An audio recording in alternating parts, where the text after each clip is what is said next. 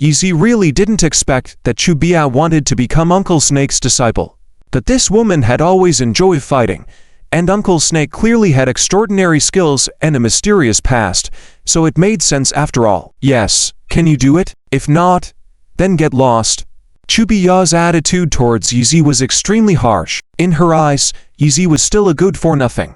If she weren't afraid of not having help when facing Su Billions later, she wouldn't bother speaking to him. If you want me to help you, you have to tell me Uncle Snake's background first. At least let me know what he likes so I can help you. Yi Zi gradually elicited information from Chu Biao. HMPH, you don't even recognize Uncle Snake. It's a wonder how you had the guts to gamble with him that night. And I don't know what luck you had, but you actually won against Uncle Snake. Chu Biao sneered at Yi Zi. However, Yi Zi had to admit that he had indeed won against Uncle Snake that night, purely based on luck. This was also the reason he was interested in Uncle Snake, curious as to why such a formidable figure was struggling at the bottom and even willingly had a finger cut off by someone. All these things combined were indeed contradictory. HMPH. Before Uncle Snake retired, he was the Ko-1 of the underground world in Huacheng, the strongest. Do you understand, Ko-1? Upon hearing this term, Yi Zi was slightly stunned. The #1 expert in the underground world of Huacheng, no wonder he was so formidable. Then why is he so down and out now? Yi Zi quickly asked. Unfortunately, before Chu Biao could respond, Su Billions and her group had come looking for trouble again. With a bang, bang, they repeatedly slammed their beer bottles on the table, causing the atmosphere to once again become tense. The few scattered customers around quickly moved away to watch the show from a safe distance. You damn bastard, daring to steal my beaufriend, Su Billions' beaufriend. I'm sick of it, but today, out of respect for Uncle Snake, I won't beat you. If you're brave enough, let's chud beer together. If you win against me, I'll give that man to you. Otherwise, you'll have to crawl under my legs and apologize. Su Billions, standing on a chair, pointed at Chu Biao provocatively. Hey, who wants to compete with you for nothing? I don't want that man of yours. Only trash would want a man like that. Dillion's sister, she's insulting you, saying you're picking up trash. Two men next to Su Billion deliberately instigated, angering Su Billion, who immediately lifted a beer bottle and smashed it towards Chu Biao's head. Fighting at this age was just like this. No complicated plot. Sometimes a fight could break out from just a single glance. In short, it was the recklessness of youth, a time when they didn't understand, yet cared about their pride. Afterwards, they might regret the foolish things they did before, but it was too early to try and reason with them as their mindset was undoubtedly like talking to a wall. Some say this is just youth. Chu Biao never expected Su Billions to suddenly attack, and in a moment of impulse, she raised her hand to block, thinking it was going to end badly this time. Even if she wasn't hit on the head, her hands might still be injured. But to everyone's surprise, just as things were on the brink, Yi Zi unexpectedly struck Su Billion's wrist with a slap, causing the beer bottle in her hand to fly out and hit the wall, splashing into a puddle. The whole room was shocked. No one expected this seemingly ordinary man to be so agile. The men who had just called him a loser were slapped in the face, and if they were to pick a fight with such a loser, they would definitely run away. The most surprised person was Chu Biao. She knew that Su Billions was also experienced in fighting, so she was well aware of how fast Yi Xiao's unexpected move was. Chu Biao finally understood. Yi Zi was indeed a man hiding extraordinary skills. That night when he fought at Chu's house, if Chu Qingwu hadn't stopped him, the whole Chu family wouldn't have been his match if they ganged up on him. In that moment, the stark contrast between Yi Xiao's image of being useless and the remarkable skills he displayed left Chu Biao extremely shocked and bewildered. Stop it! Another voice rang out, and everyone's attention shifted to Uncle Snake. No causing trouble at my place. All of you get out. Even though he had retired, Uncle Snake maintained an imposing demeanor. His shout seemed to stir up a strong whirlwind around him, making many people shudder. Truly deserving of being the former K1 of Huacheng. Indeed, even though his strength may not be what it once was, his dominance is still apparent. Someone exclaimed behind Su Billion, showing that many people were aware of Uncle Snake's past glory. However, before Su Billion and Chu Biao could settle their differences, and after Yi Zi had slapped Su Billion's wrist, Su Billions was now mad. Uncle Snake dared to drive them away. At this critical moment, Su Billion's temper flared. and regardless of consequences, she picked up a beer bottle and smashed it towards Uncle Snake. Everyone was shocked again, but even though Uncle Snake had retired, he wouldn't allow anyone to harm him. With a swift move, he tripped Sue Billions lightly to the ground.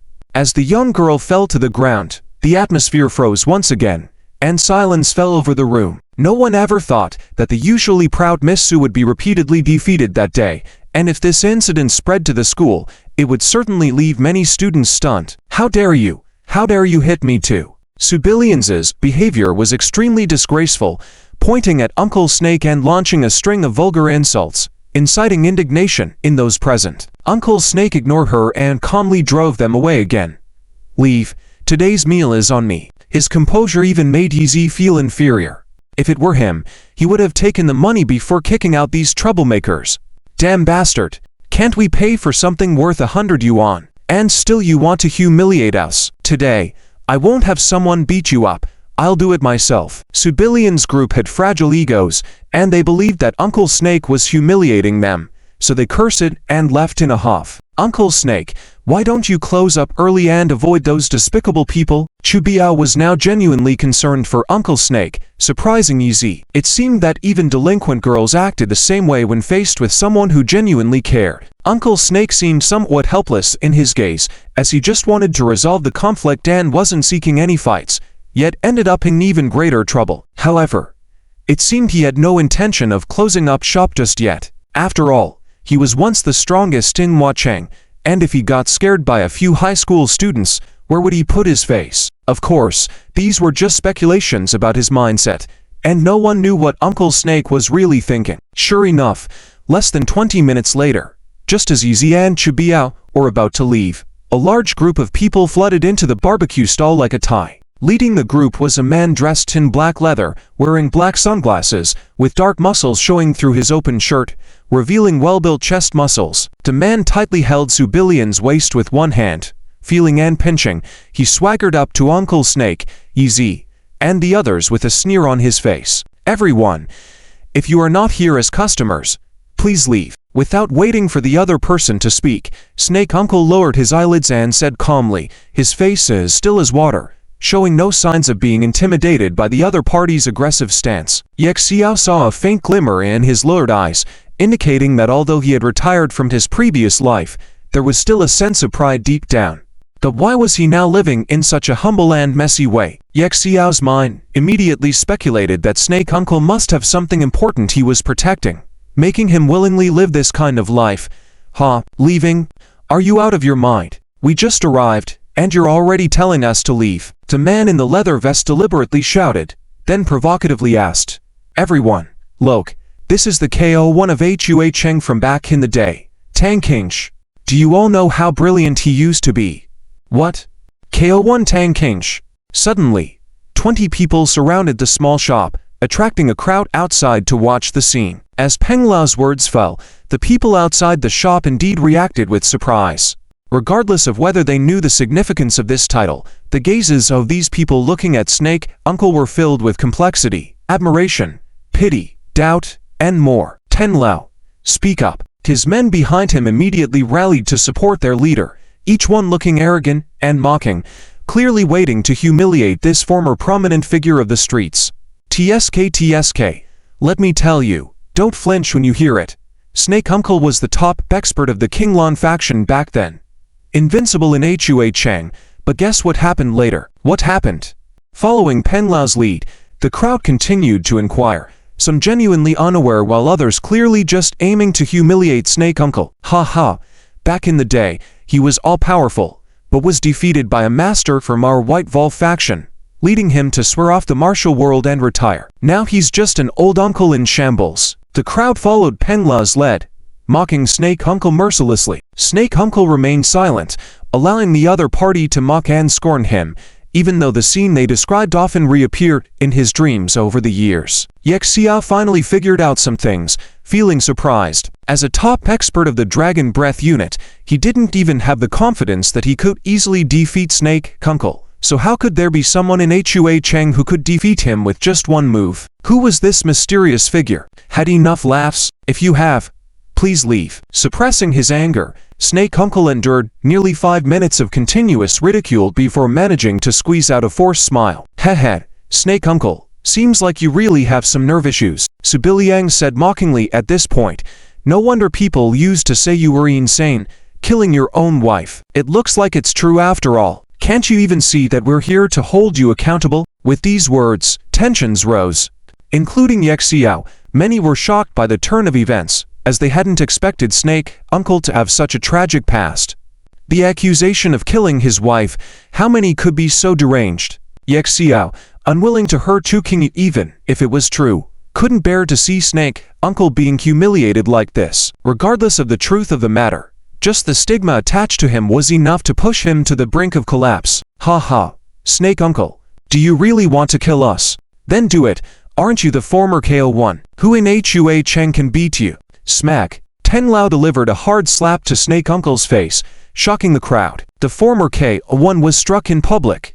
The atmosphere became tense. Many present knew that while Pen Lao was a prominent figure in the underworld, he was no match for Snake Uncle. Even Pen Lao himself knew this, daring to do such a thing only to show off in front of everyone and confirm that Snake Uncle wouldn't dare retaliate against the White Vol faction. Indeed, despite the public humiliation, despite his white-knuckled fist, Snake Uncle ultimately refrained from retaliating against the White Vol faction, forced to feign calmness and say, "Please leave, or I'll call the police." Seeing Snake Uncle in this state, the people around him sighed, some even starting to show disdain towards him. What kind of KO1 was he? Acting like a coward when faced with a challenge. Hey, call the police.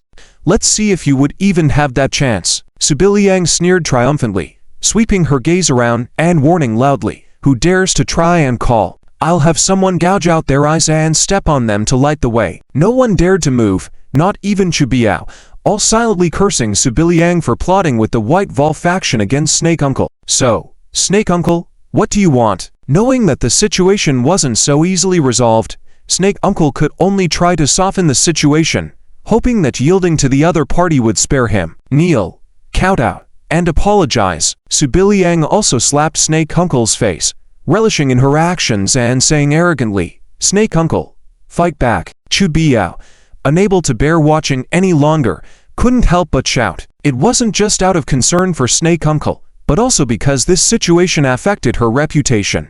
Many at school knew that she wanted to learn martial arts from Snake Uncle. If Snake Uncle were to kneel and apologize to Su Biliang, how could she face Su Biliang in the future? However, to everyone's surprise, after some consideration, Snake Uncle finally knelt down with a thud and calmly said, Su Biliang, I'm sorry for knocking you down earlier. With those words, it was as if a mountain had crumbled.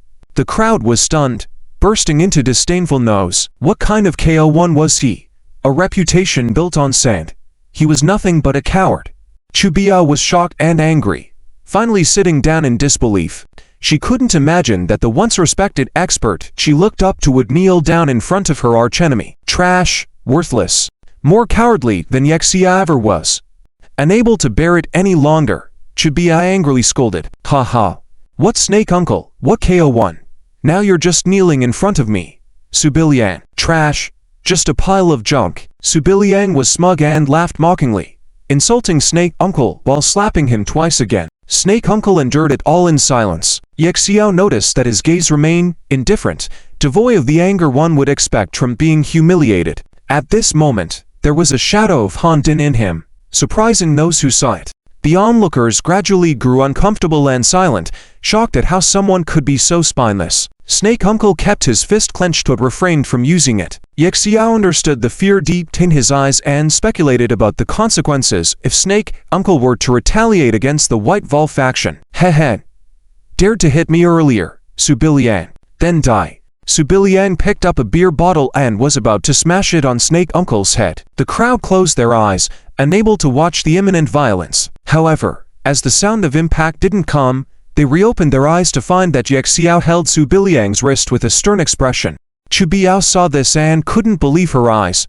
Even at this moment, Yexiao dared to stand up for Snake Uncle. You've gone too far, Yexiao said coldly, a frown on his forehead. Indeed, he couldn't stand by any longer. Having been called a coward for 3 years himself, he understood Snake Uncle's predicament. Well, a man without abilities might be called a coward due to his lack of strength. For someone capable who could easily defeat the current, arrogant person in front of him to pretend to be a coward, there must be a good reason behind it. So, Ye Xiao couldn't help but act now, his lips trembling with anger, eyes blazing like an angry lion, making Su Biliang shiver and retreat. In that moment, no one dared to move. The whole scene was silenced by Ye Xiao's gaze. Killing a person lies in the heart. Snake Uncle simply pushed you down. You hit him, and he knelt to you. Why humiliate him so much? Moreover, it was me you slapped. If you have the guts, come at me. Ye Xiao's words were domineering, his eyes full of arrogance as he walked towards Su Biliang and the 20 White Wolf faction men with no fear. The entire venue fell into a deathly silence, a shocking scene for everyone present. Who would have thought that at this moment, someone would dare to stand up for Snake Uncle? Even Snake Uncle was somewhat surprised. Chu Biao was stunned. Was this really the cowardly man who had been seeking her family's approval for 3 years? Why did he keep defying her expectations today? Hey, alright, you. The trash that came to the Chu family today. Dared to hit me earlier.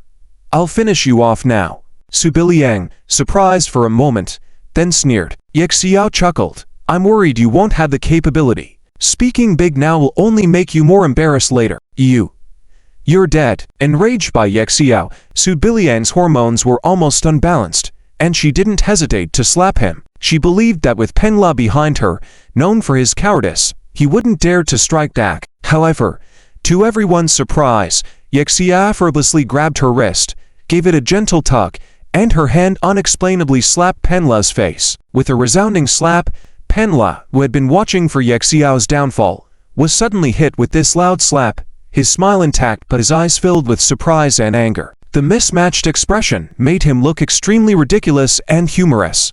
Brother Pang, I didn't mean to. Just moments ago, Su Biliang was defiant to the extreme in front of Uncle Snake, but now she appeared terrified, showing how fearful she was of Brother Pang. Chu Biao's face gradually twisted in shock, a look of disbelief on her face.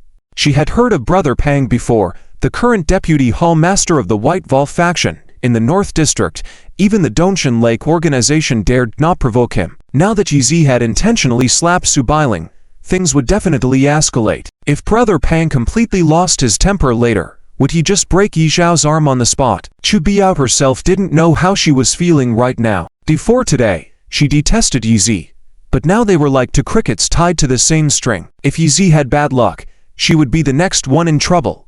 Yi Zi, you jerk, since you've shocked me, go ahead and shock me completely. Make sure you don't lose. Chu Biao silently prayed. Go away. Brother Pang was completely enraged, forcefully pushing Su Biliang away. Then he swung a punch at Yi Zi, shouting, You little brat, you're asking for death. Those who knew Brother Pang understood that although his strength was not as great as Uncle Snake's used to be, he was skilled in combat. Normally, even a few people couldn't beat him, so dealing with Chu's son-in-law was a piece of cake. Yi Zi was doomed. Just as these people were thinking this way, suddenly, there was a loud bang. No one expected that. With a heavy resounding sound, Yi Zi had acted first, kicking Brother Pang down to the ground like a frog. Due to the pain, he couldn't even make a sound for a moment, his teeth almost biting through, cold sweat instantly pouring from his forehead. Too powerful. Chu Biao was both shocked and scared, her mind in chaos, unable to find words to describe her brother-in-law's current appearance. Beast King. Yes, Chu Biao now seemed to see a king of beasts, saliva dripping from sharp teeth, chilling to the bone, as he now looked down upon a group of small animals. Even Uncle Snake couldn't help but get excited. The speed and strength Yi Zi had just displayed, even in his peak era, he might not have surpassed him. Get lost, or if you keep going you will regret it. Yi Zhao's eyes were scornful, completely disregarding these lackeys. If it weren't for fear of ruining Uncle Snake's shop, he wouldn't bother with these useless people a second longer. Regardless, he had already stunned all the spectators. He was too arrogant, too brazen. A single person daring to provoke over 20 people like this was seen as an incredibly bold act by all those present. Kill him. Unfortunately, Brother Pang's anger had already clouded his judgment. At this moment, in a fit of raging anger, he ordered his gang of thugs to attack with whatever they had in hand. Chu Biao was petrified. Although she was used to fighting at school, she had never been surrounded by so many people before. Yet now, she found herself rooting for Yizi, solely because she feared that once Yizi fell, she would be at the mercy of the ruthless Su Bailing. That despicable woman was capable of anything. Doom. In her chaotic thoughts, Yizi kicked a thug, sending him crashing into a group behind him. Smack. Yizi then struck two guys who jumped him right in the face, causing a spurt of crimson to fill the air, the scent of blood heavy. At this moment, Yizi was completely unlike his usual self, his eyes cold and merciless, his fists burning with heat, making him the most attractive man to any woman present.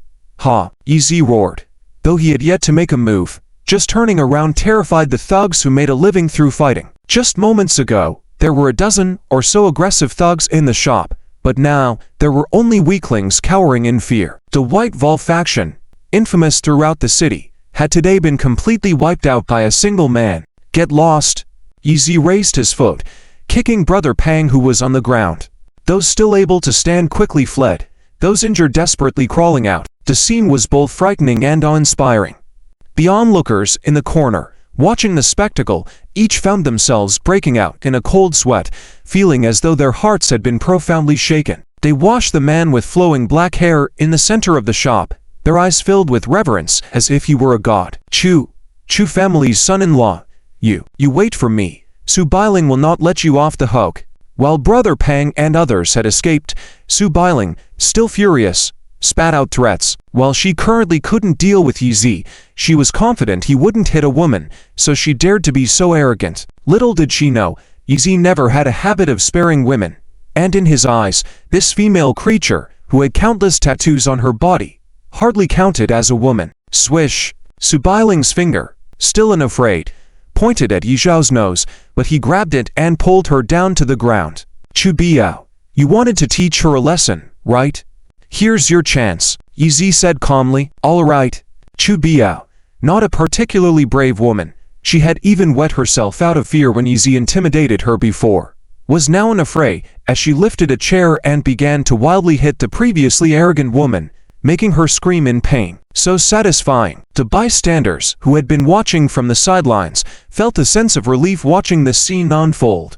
They had criticized Uncle Snake for his cowardice, but deep down, they had hoped he would break out and beat Su Bailing and the arrogant followers of the White Vol faction. Little did they know Uncle Snake wouldn't be the one to act, but instead a dashing young man had done it for him. The effect was just as satisfying. All right, everyone, time to disperse, the shop won't be open for business today. Uncle Snake silently dismissed the crowd from the shop, even ushering Chu Biao and the two ladies out. When Yizhao's turn came, he made eye contact before leaving. Snake Uncle, I trust you didn't do it. Yizi smiled faintly before turning to exit. With just this simple sentence, Uncle Snake trembled, his eyes flashing with a hint of an unspoken emotion. This man truly believed Uncle Snake hadn't killed his wife. Although there were others who believed in Uncle Snake's innocence, Yizhao's eye contact stirred something within him. Uncle Snake couldn't explain why, but felt that while others said they believed, it was merely words. Yet when Yizi said he believed, it was as though he had stood by and witnessed everything, a trust that came from the heart. Hey! Finally, just as Yizi was about to step out of the shop, Uncle Snake called out to him. When Yizi turned back, a slight curve appeared on Uncle Snake's lips. After a fight, a drink, I used to be accustomed to this. Let's have a drink. Yizi met Uncle Snake's eyes, also smiling. All right. Uncle Snake closed the shop, unconcerned about the mess inside, as he brought out two jars of his prized wine, and together they began to drink. This feeling almost resembled a scene from a martial arts movie where heroes drink together. Since Uncle Snake had retired, he hadn't shared a drink with anyone, but today he met Yizi and felt a sense of camaraderie, unable to resist inviting him to share a drink. Heroes recognize each other, and this was evident in their actions. Great wine. Just taking a sip, Yizhao's expression became exceedingly surprised. This was truly a fine wine, aged red wine. In this day and age, few people would personally brew this kind of wine. Just a single bottle made Yizi realize that Uncle Snake was truly an exceptional individual, with a backstory far from simple. Ha ha. This is a wine I brewed 18 years ago. There are still hundreds of bottles buried in the ground, but today I'm just willing to bring out to for a drink. Don't blame me for being stingy. Ha ha.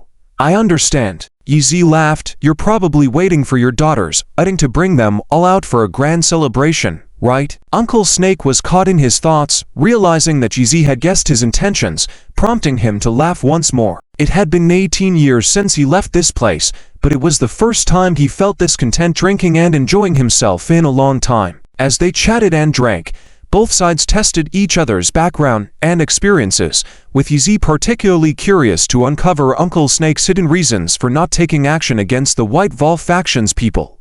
Unfortunately, both were reluctant to share anything beyond surface details about themselves, keeping their true identities and stories concealed. Yizi, your reputation precedes you. The whole city talks about you being a useless coward. But I had already suspected you were not an ordinary person. For a dragon that has lain dormant in the abyss, once it meets water, the rivers will reverse their flow. Ha ha.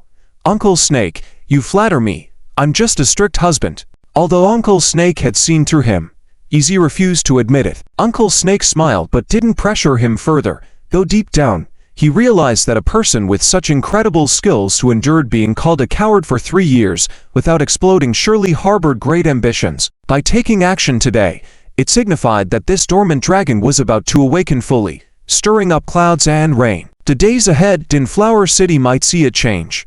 So, Uncle Snake didn't jest about warning Yizi to be wary of retaliation from the White Vol faction.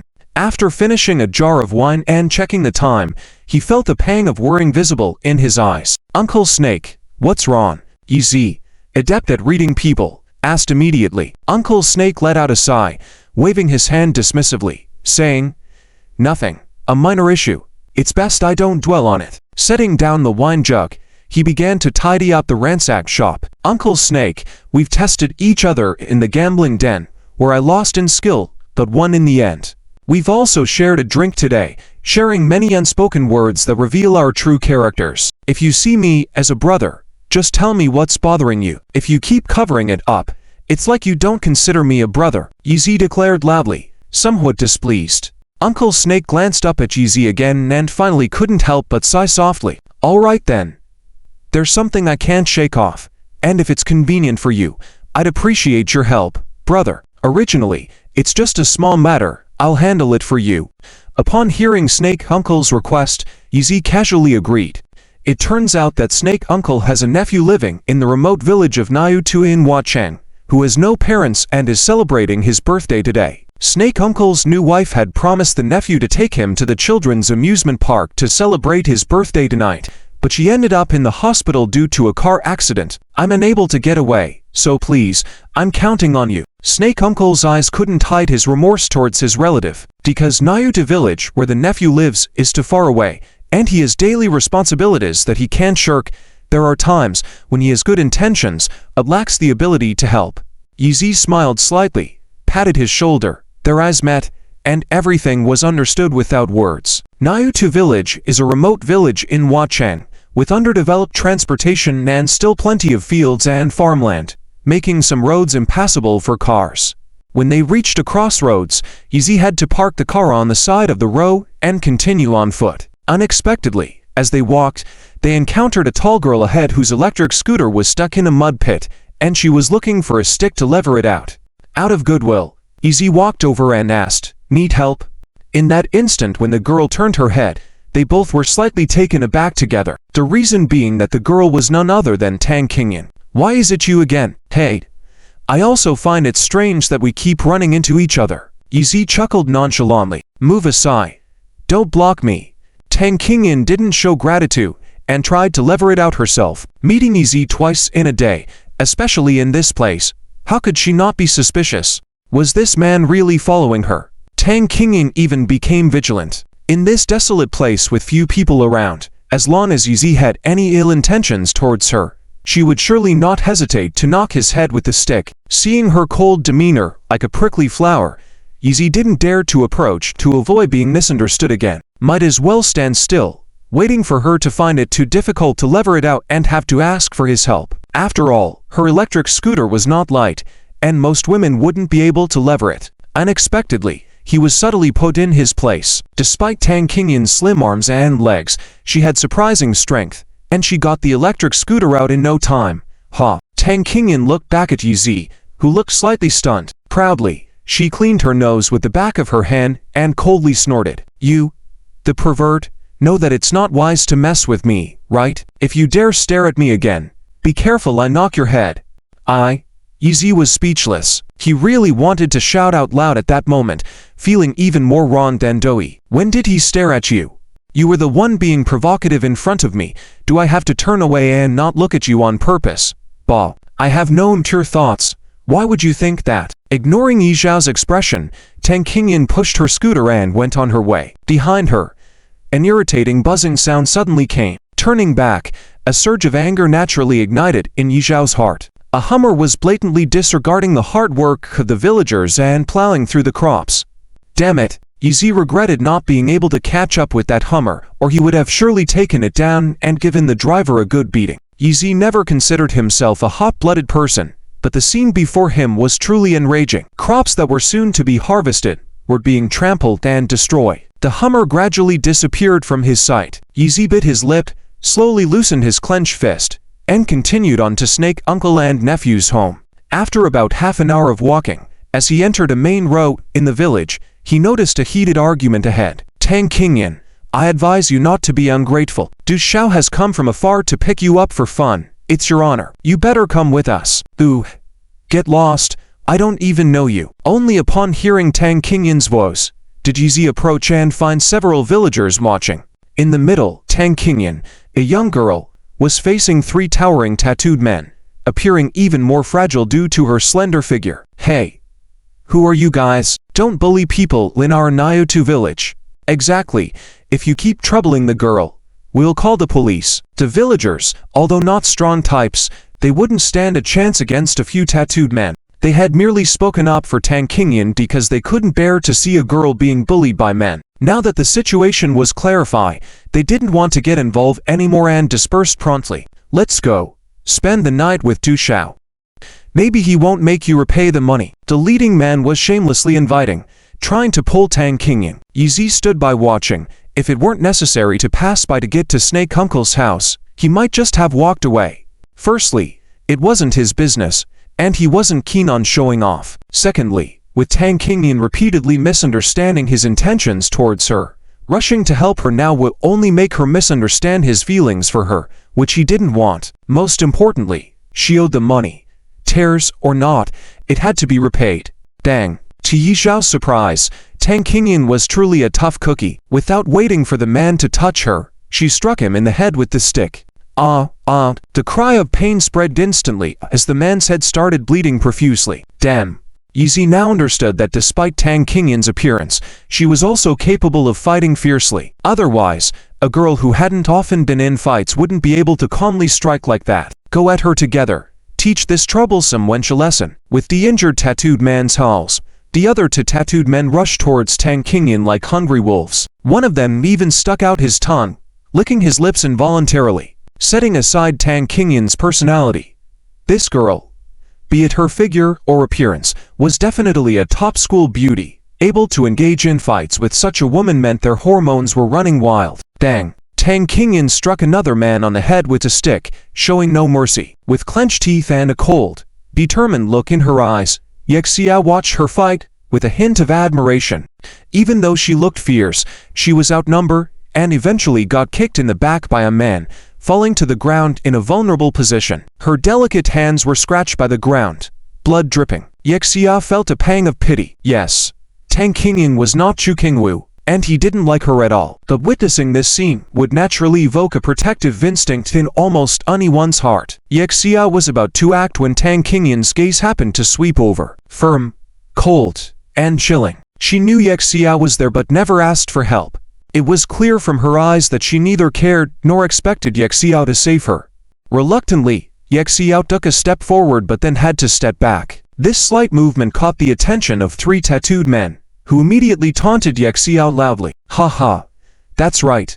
Our Du Xiao is not someone you guys can mess with. Get lost, mind your own business. This woman knows money to our Du Xiao. We'll deal with her as we please. Anyone dares to meddle, little Bo, I'll beat him until he shits himself. Yexia remained unfazed by their intimidation and just walked away. Seeing his reaction, the three men thought they had scared him and mockingly laughed at him from behind. Coward. Tang Qingyan didn't expect Yexia to intervene, but seeing him walk away like that made her look down on him even more. Even though she knew he had some interest in her and even followed her here, his behavior was a far cry from what she expected to impress her. "Kingyin, are you okay?" At that moment, a young man with a sturdy build suddenly appeared at the intersection. He looked like a villager from Naruto village with his simple attire and honest appearance. "I'm fine." Surprisingly, Tang Qingyan responded to the man's inquiry, standing up defiantly with a stone in hand after dropping her stick. Sister. Following the young man was a roughly-looking child who seemed to have lower intelligence and unclear speech. This sudden scene made Yexia pause once again. It wasn't that he wanted to get involved, but he noticed that the child who ran out behind the man was none other than Snake Uncle's nephew. Wait, isn't he calling Tang Qingyan's sister? Could it be true? Yexia had to check, so he took out his phone and looked at the photo Snake Uncle had given him. Oh my, it was indeed true. In an instant, a flood of information rushed into Yexia's mind, connecting the dots for him. So, Snake Uncle's new wife who had been in a car accident was actually Tang's elder sister-in-law. In that case, wouldn't Tang Qingyan be Snake Uncle's daughter? Biting his lip, Yexia had never thought about it before. No wonder he kept running into Tang Qingyan all the time.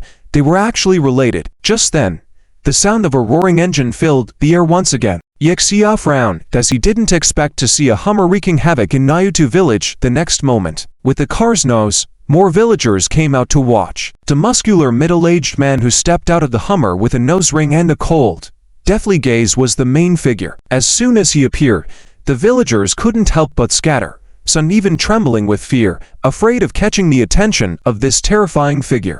Opening the car door, a young man clad in Versace stepped out, clearly the boss. Du Xiao is here. Du Xiao, that Tang Qingyan refused to come with us and even had others attack us. Yet, Du Xiao, we need you to avenge us. The three tattooed men reached the Versace-clad man in a hurry, sobbing as they complained. Slap, slap, slap. Surprisingly, Du Xiao mercilessly slapped each of them, scolding, "Who allowed you to hurt Tang Qingyan?" It was then that the three men's faces changed. They had forgotten about Du Xiao's aversion to messiness and that they had come to take Tang Qingyan to bed today. Now that they accidentally made her bleed, how could Du Xiao not be furious? Get lost. Du Xiao kicked them aside once again. Just by the looks in his eyes and his actions, Yexia could tell that Du Xiao was not only arrogant but also ruthless. If Tang Qingyan were to be taken by him today, the consequences will undoubtedly be dire. Are you there, master? Whatever you intend to do, get out of Naruto village now. I won't allow you to bully Qingyan. Two dogs roared at Du Xiao, his voice echoing like a bell. Surprisingly, Tang Qingyan, who seemed calm and aloof, didn't object to his words, indicating their unusual relationship. Boss, teach him a lesson. Yes, sir. Following Du Xiao's order, the muscular man with a neck and shoulder crack approached two dogs. The villagers felt his malice, and he gave off a terrifying aura, resembling a menacing ghost. Only Yexia, with a single glance, recognized him as a likely Muay Thai expert. Du Xiao's strength turned out to be beyond his expectations, as he easily handled the situation and emerged victorious despite getting hit with stones by two dogs a few times. Well, two dogs won. Snake Uncle's nephew cheered, seeming stuttering yet innocent and foolish. Hurry, if you dare to bully Qingyan again, I won't spare you. Two dogs clapped his hands, looking humble and jovial. At that moment, the sound of turbo engines rang out once more. Yexia furrowed his brows as unexpectedly, a Hummer, the vehicle that had destroyed Naruto village's crops earlier, made a grand entrance. With the nose, more villagers came out to watch the scene unfold. The muscular middle-aged man with a nose ring emerged from the car in a Versace outfit, apparently the real mastermind. Du Xiao is here. Du Xiao, that be ***ch Tang Qingyan refused to come with us and even sent people to attack us. Right? Du Xiao, you need to avenge us. The three tattooed men cried as they rushed up to the man in Versace. Pop, pop, pop. To everyone's surprise, Du Xiao harshly slapped each of them, exclaiming, "Who gave you permission to hurt Tang Qingyan?" It was only then that the three tattooed men's faces turned pale. They had forgotten about Du Xiao's cleanliness quirks and the fact that they were here to take Tang Qingyan with them today. Now that they had accidentally caused her harm, how could Du Xiao not be enraged? Get out of here. Du Xiao kicked them to the side once more. From his gaze and few movements, Ye Xiao could infer that Du Xiao was not only arrogant but also a heartless young master. If Tang Qingyan were to be taken, the consequences would be unthinkable. Are you the owner of these men? I don't care what you're here for, but get out of Niutu village now. I won't let you bully Qingyan. Two dogs roared again, his voice ringing like a bell. To everyone's surprise, Tang Qingyan, who seemed calm before, now looked uneasy. She was the only one present who knew Du Xiao and the man's background. She had heard that he was a martial arts expert well regarded in underground fighting, particularly by Du Haben, his father, who had bought him as a bodyguard after he had caused several deaths in the fighting ring, all under the protection of the influential Du family. While two dogs could withstand physical blows, he was no match for the skilled Du Xiao. What made things worse was to Dog's kind heart. This Du Xiao was an unforgiving criminal. Qingyan, don't worry. As long as I'm here, no one will bully you. Just as two dogs declared boldly, Du Xiao smirked and delivered a swift kick to two dogs' left waist. The speed of the move caught everyone off guard, including the villagers and Tang Qingyan, who felt her words caught stuck in her throat due to tension. The voice of the other villagers couldn't keep up with Du Xiao's swift attack. Sout, two dogs took the hit, and he was sent flying, landing hard on the ground with a resounding crash and a cloud of dust. Du Xiao's smile widened even more. Damn it, I'll kill you. Ergu suddenly jumped up from the ground, causing Lord Wei's smile to stiffen once again, his eyes filled with anger and disbelief. This boy from the mountain village seemed physically tough, but the face is the most vulnerable part of a person. He was hit head-on, yet he could still jump up immediately. Is he not giving others a chance to live? He really doesn't take the Muay Thai expert seriously. Yizi found it more and more interesting as he watched. If he could recruit Ergu and train him carefully under his command, he would definitely become a powerful warrior in the future. Taking advantage of the fact that Yi family hasn't made a move against him yet, Yizi had long planned to establish his own power. Snake Uncle was the first target he wanted to win over, and now Ergu had also become a target for recruitment. You little punk, let's see how many hits you can take from me. Lord Wei completely lost his temper. Unable to knock down a novice like Ergu with 2 kicks, he already felt humiliated. Especially since the young master was a novice himself, he must have thought that he wasn't skilled enough. And indeed, Du Xiao was nowhere near as professional as Yizi. Unable to recognize Ergu's special characteristics, thinking Lord Wei's attacks were just so-so. Dare he call himself a killer machine as a Muay Thai expert? Disgusting. Ergu, watch out for your vital points. Yizi saw Lord Wei was truly attacking, unable to resist his surprise. Unfortunately, before his warning could spread, Lord Wei's knee had already struck Ergu's abdomen heavily. Despicable. Tang Qingyan couldn't help but show shock in her eyes, her lips biting blood out of anger. This so-called Muay Thai expert actually aimed for Ergu's vital points. The men in the audience couldn't help but feel chills. Men, above all, understand that getting kicked in the groin is more painful than childbirth. Ergu's face turned purple and blue. Luckily he instinctively used his hands to cover himself, or the Li family line would have ended with him. Died? You little punk. Lord Wei's first strike landed, and he followed up with more kicks, aiming to completely disable Ergu. Ergu, you despicable villain. Stop. Tang Qingyan rushed over, and a few passionate villagers couldn't help but join in to help. Little did they know that Du Xiao's 3 tattooed henchmen immediately cooperated with Lord Wei, beating the villagers, dispersing them all. Du Xiao himself also took action, coming from a prominent family. Having practiced martial arts for several years, he suddenly lunged forward, tightly embracing Tang Qingyan with both hands, licked his lips and said, Tang Miss, where do you think you can run this time? The goddess everyone at Huacheng First High School wants to conquer, unexpectedly got conquered by me, Du Haben. In the end, hehe. In a moment, the people of Niutu village were completely defeated. Lord Wei had already knocked Ergu to the ground, standing in front of Du Xiao, serving as the only barrier, as no one in Niutu village dared to save Tang Qingyan, because they all knew that even if they all joined forces, not a single one of them could match Lord Wei. In the end, it was Snake Uncle's somewhat dim-witted nephew who burst into tears and ran out. Villain, let go of my sister, I will fight you. Zi Chao, stay back. Tang Qingyan panicked. Du Haben being one of the major families in Huacheng, he was a formidable figure, causing chaos everywhere he went. Today in this remote Niutu village, these people knew they were capable of anything. Damn it, this obviously dim-witted child simply doesn't know his place.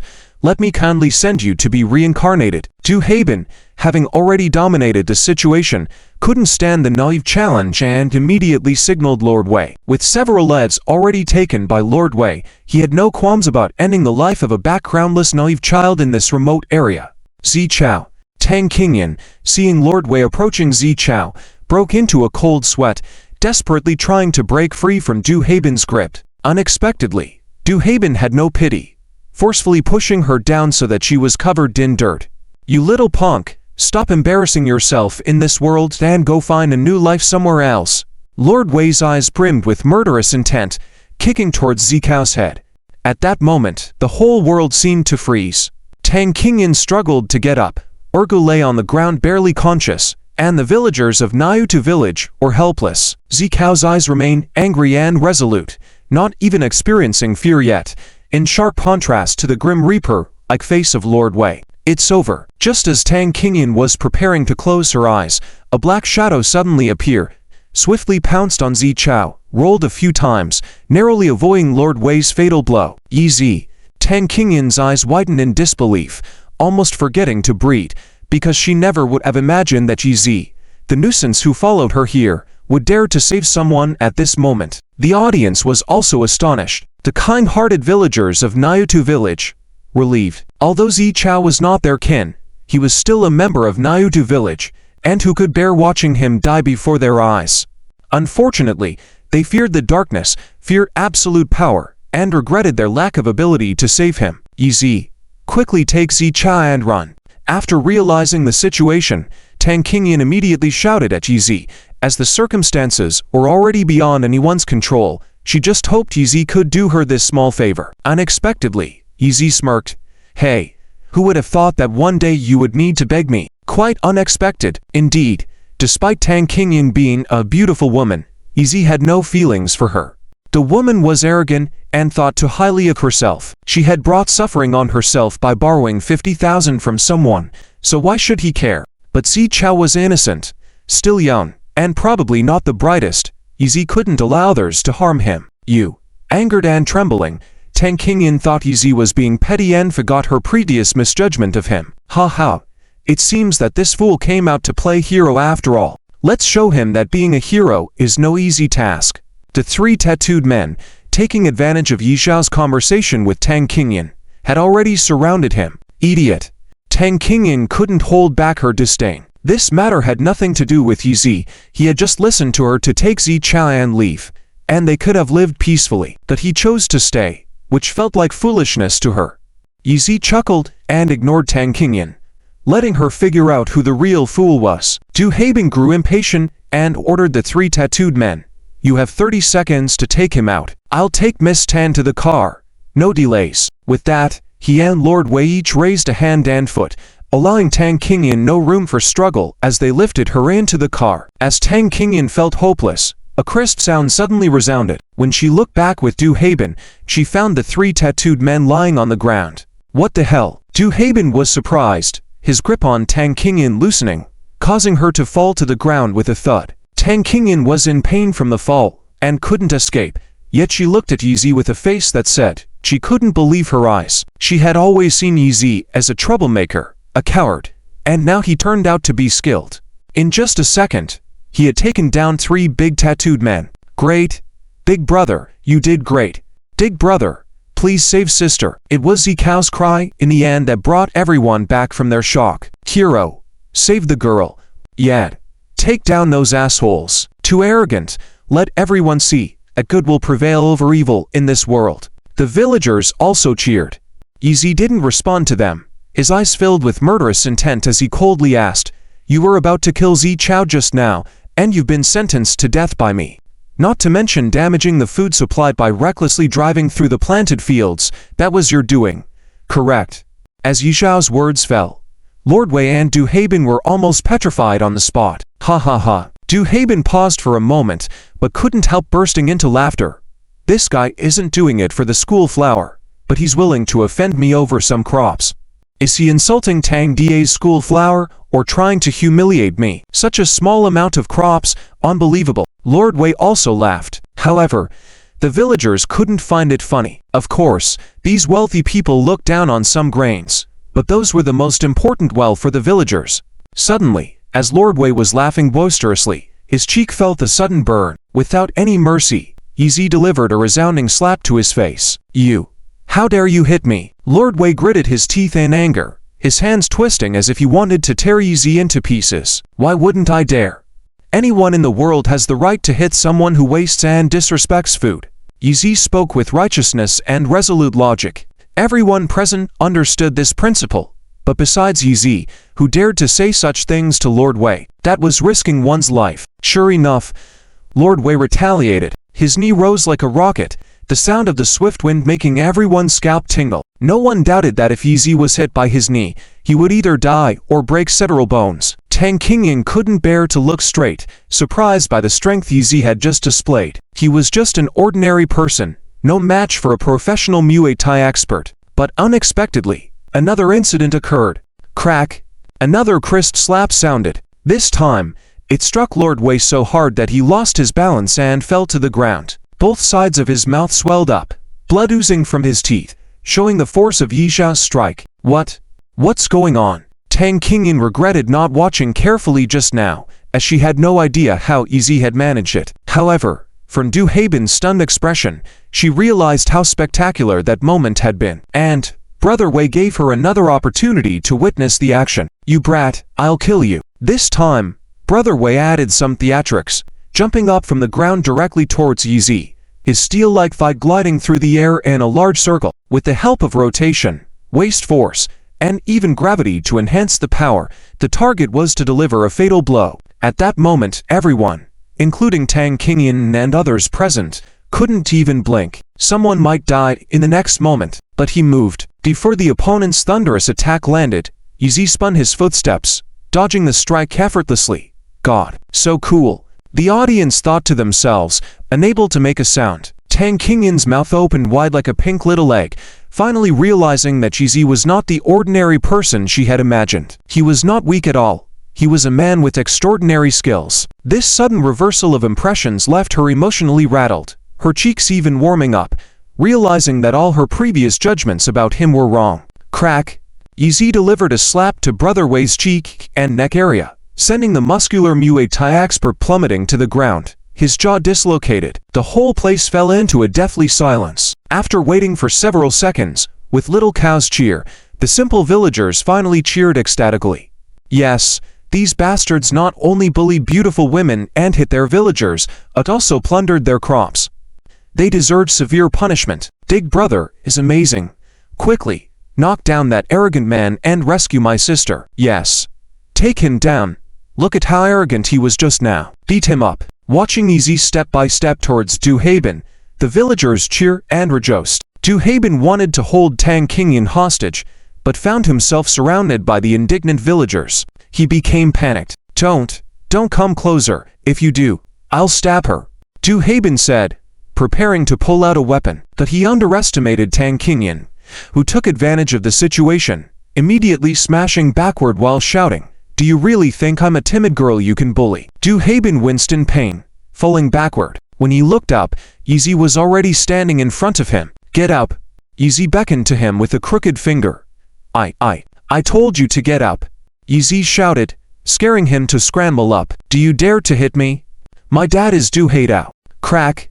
Yi Zi disregarded whether his dad was Du Haidao or Du Haidao. Wasting food was immoral. Just now, Du Haibin wanted to cause harm to others, clearly a person with a corrupt soul. "Do you really dare to hit me? You're dead." Crack! Yi Zi slapped him again, knocking out Du Haibin's front teeth. "Big Brother, don't hit me anymore. At most, I'll let you have Tang Da's school flower." Crack!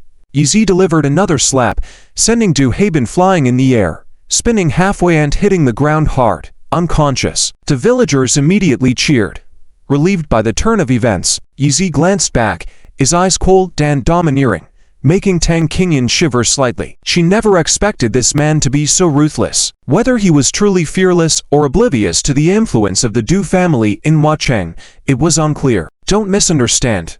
I'm not reaching out to save you, and besides, I'm already married, so I have no interest in you." Tang Tang Qingyan was surprised by Yi Zhao's explanation in front of so many people, feeling awkward and embarrassed.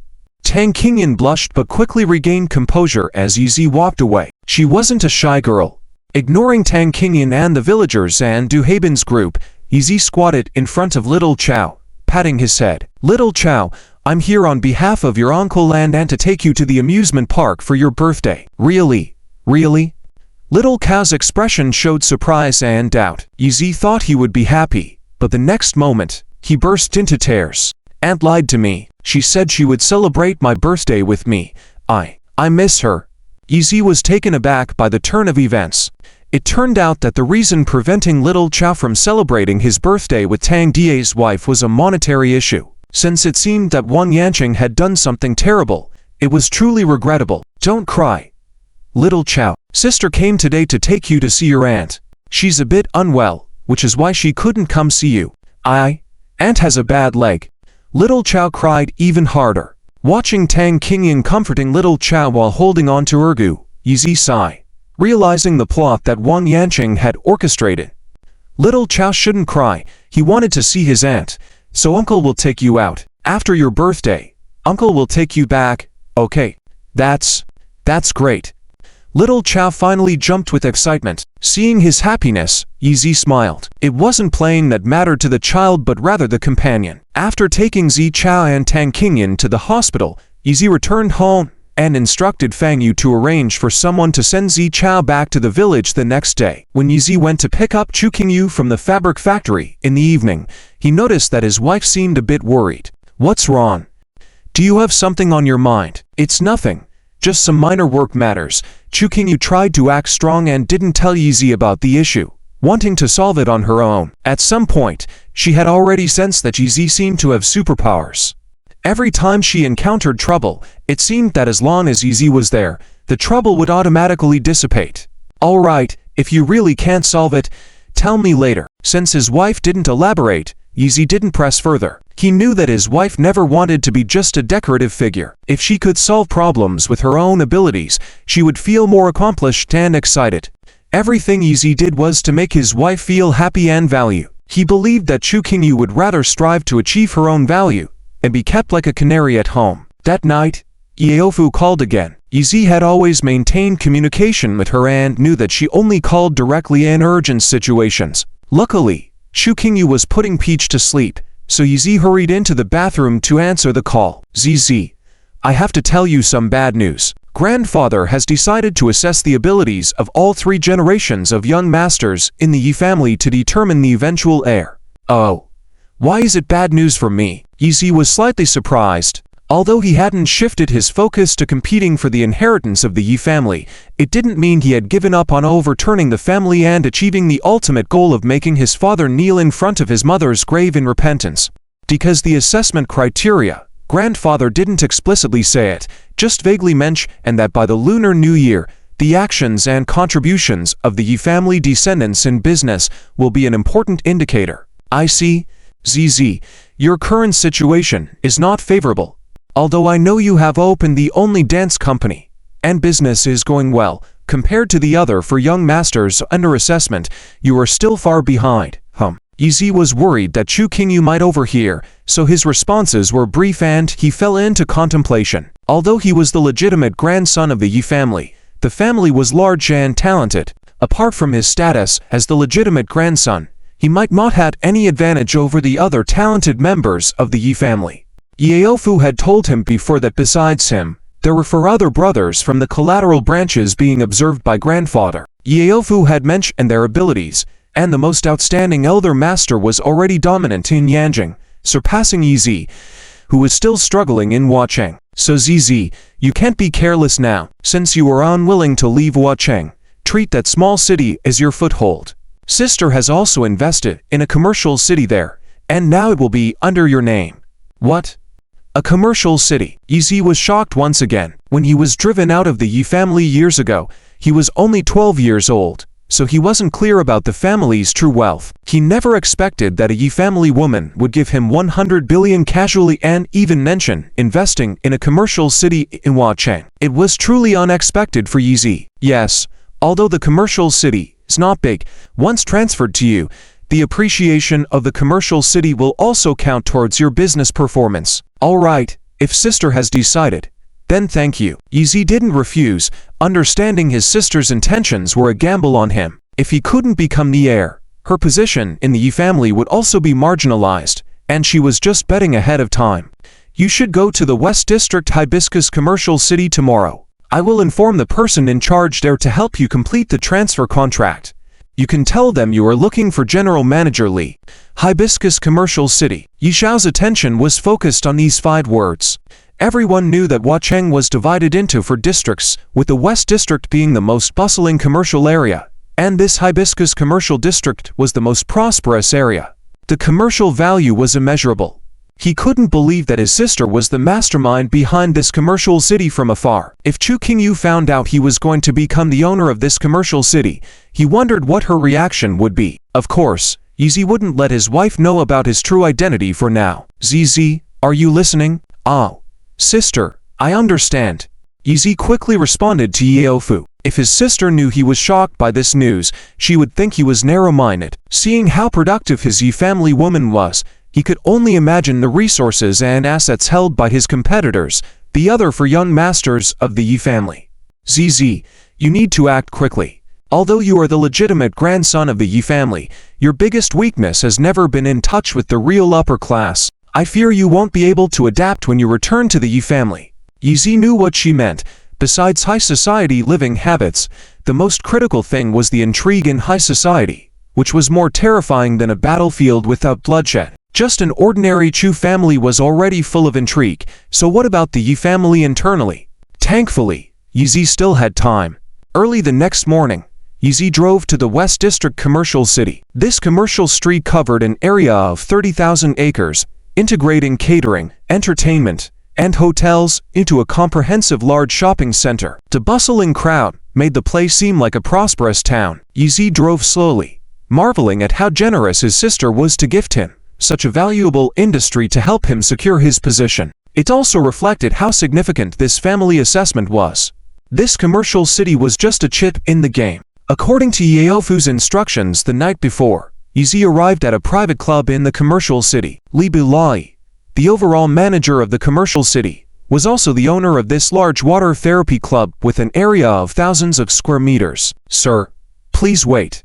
After parking his car, Yi was about to enter, but he was stopped by several beautiful hostesses wearing red cheongsams at the entrance. Do you have a reservation? Asked one of the hostesses with a professional smile. Despite their polite demeanor, their eyes conveyed a look of disdain towards Yi. They were used to seeing various people and were quick to judge someone's social status based on their attire and appearance. While admitting that Yi was good-looking, his second-hand clothing made them question his status. I'm just here to see someone. Yi could sense the disdain in the hostess's eyes, but he was used to such treatment and remained unfazed. These young hostesses seemed high in both age and appearance, hinting at the power and influence of the club owner. Who are you looking for? What's the room number? The hostess inquired with a hint of coldness. Zixiao's words made her skeptical. Seeking someone alone was unusual in a place like the water therapy club. I'm here to find Li Bilai. Yi replied calmly, regardless of what the hostesses were thinking. The hostesses began to exchange glances, some with a smirk. This guy was looking for General Manager Li. Li was not only the club owner but also the manager of the entire commercial city. Would he be easy to meet? They speculated that this man was out of his depth, perhaps just trying to blend in. However, using the excuse of finding someone and claiming it was General Manager Li was a first for them, indicating the boldness of this man. Seeing the change in the hostess's expressions, Yi inwardly sighed. This wasn't the first time he had encountered such treatment. Previously, he didn't mind, given his lowly position, but things were different now. He needed to manage his business, create his own influence, and couldn't keep dressing shabbily to avoid troubles during work. However, he couldn't reveal his true identity to the Chu family and his wife yet. Sir, an appointment is required to meet our boss. If you don't have one, please leave. Despite the disdain in the hostess's eyes, their words remained polite. Yi understood their position and decided to call his sister to inform Li Bilai about his visit. Hello, ladies, your kippah slits today aren't high enough, we can't even see your thighs. Ha ha. Just as Yi walked to the side to make a phone call to Yeofu, Suddenly a couple walked into the door. The man was dressed extravagantly, holding on to a heavily made-up woman with a seductive figure in his arms. The smile at the corner of his mouth was devilish, clearly identifying him as a wealthy playboy, likely a regular visitor to this place. The man exchanged a few words with the welcoming beauties before noticing Yi Zhao's presence, and immediately the smile on his face vanished. "Tua Xiao, didn't you say that Miao Miao Water Spa is the most high-end leisure entertainment place in the West City? Why are there people like this blocking the door? Are you trying to deceive them?" The woman in a dress as thin as a cicada's wings, upon seeing Yi Zhao's back, immediately used a sweet tone to speak. People who love to show off like this can always find someone to step on wherever they go, feeling uncomfortable without constantly highlighting their superiority. Even though the welcoming beauties didn't take issue with her words, the tone of her voice gave them the creeps. Deep down, they thought, could this woman really think of herself as Dua Xiao's true love? Little did she know that every time Dua Xiao came, he had a different woman by his side. At most, she could only last for a week as an expiry date. But no matter what they thought, both the seductive woman and Dua Xiao were esteemed guests of their spa. Kaiyu, who had been conversing with Yi Zhi all along, quickly smiled and said, "Dua Xiao, this lady, please don't misunderstand. He's not a guest of our spa, and we'll ask him to leave right away." Dua Xiao sneered, "That's good. I often come here for entertainment. Besides having a good relationship with Manager Li, I know the guests you receive have a certain level. Being able to enter here is a reflection of status and taste. You must control the entry well. If I feel that your place is low class, I may stop coming here in the future." The seductive woman in his arms, upon hearing that Dua Xiao had a good relationship with the commercial district manager, looked even more admiring, deliberately behaving coquettishly. Who didn't know the status of Manager Li in the city? It could almost compare with Jin Leifu. Seeing the seductive posture of the water snake-waisted woman, the welcoming beauties were even more displeased. They all knew Dua Xiao's extraordinary status and wished to be like the seductive woman to become his girlfriend. Even if they couldn't marry into a wealthy family later, at least they could earn a handsome severance pay. Kaiyu nodded repeatedly. "Yes, Dua Xiao will definitely control the entry well, not letting in some ignorant people." After saying that, with a stern look, she walked towards Yi Zhi. "Sir, please don't block our door. It affects our business." "But Manager Li asked me not to leave. He'll come out to greet me and bring me in," Yi Zhi explained. Just when he didn't speak, with this explanation, the welcoming beauties were stunned, then covered their mouths and started laughing. They had seen acting, but never such a great performance. Manager Li would specifically come out to greet him. That was hilarious. "Ha ha, you're good at pretending, aren't you?" Dua Xiao couldn't help but laugh and ridicule. "I've been here at least 20 times, and Manager Li has never come out to greet me. What kind of status do you have? He's coming out to greet you." "Dua Xiao, don't take it seriously. He's probably just a white-collar worker. Our water spa is very famous, filled with beautiful women inside, and sometimes these idiots come to make trouble." Kaiyu quickly pulled Dua Xiao to the side. At this moment, the water snake-waisted woman also saw Yi Zhao's face and couldn't help but exclaim, "Yi Zhi, how come it's you again?" Yi Zhi also looked up and couldn't help but smile. It turned out to be the day when he refused to apologize to his wife and ended up losing his job, Deng Baobao. That day, she offended Chu Qingwu, and Yi Zhi instructed Jin Leifu to blacklist her, so she couldn't find a job in the city. Unexpectedly, this situation had actually stirred up Deng Baobao's potential in a certain aspect, and after leaving Jinfu Building, she finally decided to broaden her horizons. By chance, she met the lustful Dua Xiao in the nightclub, and finally used her body and special means to capture his heart. Now she successfully became his girlfriend.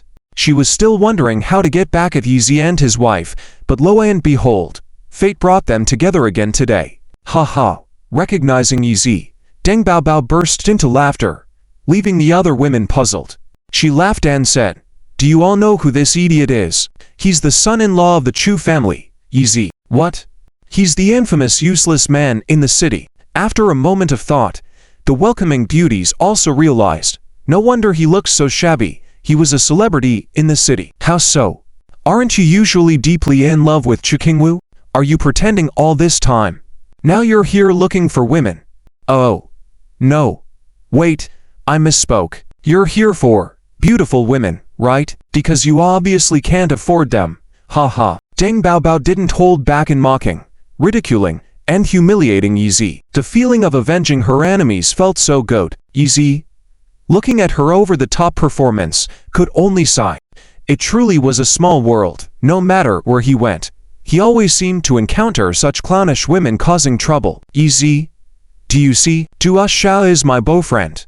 He's a young master of the four major families in the city, a status that you can never compare to. Deng Baobao praised Duo Xiao, obviously making the man feel proud. This was one of the reasons he liked her.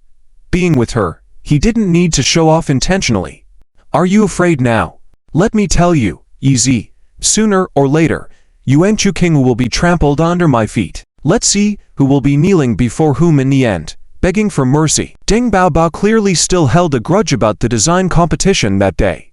She considered herself a superior woman. That day, watching Pang Liyuan and Liu Dongmei repent in front of Chu Qingwu, she herself had almost been forced to kneel and beg for forgiveness, and the incident had become a shadow in her heart. She had been dreaming of reversing that situation, making Chu Qingwu, who often acted aloof, kneel and beg for forgiveness before her. Now that she had hooked up with Duo Xiao, she felt the chance would come eventually. For example, now, she could start by dealing with Yi Zi. Alright, this idiot must be scared stiff. Call the security guards out, and let them beat this troublemaker up. Despite Deng Baobao's triumphant and mocking manner in front of Yi Zi, he simply ignored her, making her feel bored and powerless. Finally, she gave orders to the welcoming team, including Caillou. Caillou looked at Duo Xiao. Duo Xiao glared, shouting, "Why aren't you doing what my girlfriend said?" Yes. Caillou had no choice. Let alone that Duo Xiao was an important guest of their water spa. Even as the young master of the four major families, those women didn't dare to offend him. Fortunately, Zhao Yunshan, the captain of the security team at the water spa, saw the commotion and happened to be walking by with a few guards. Fight him, but I have one request. When I come out, I want to see him kneeling on the ground before me. Deng Baobao was feeling ecstatic at the moment, feeling accomplished and determined to show Yi Zi who had the upper hand. I'll make you. Yi Zi, who abuses power and relies on others, see who truly holds the power. You're just a driver for Jin Leifu, while I'm Duo Xiao's legitimate girlfriend. Can you really compete with me? Thinking this, Deng Baobao led Duo Xiao inside, while walking confidently. Captain Zhao, carry out my girlfriend's instructions. Don't worry, Xiao.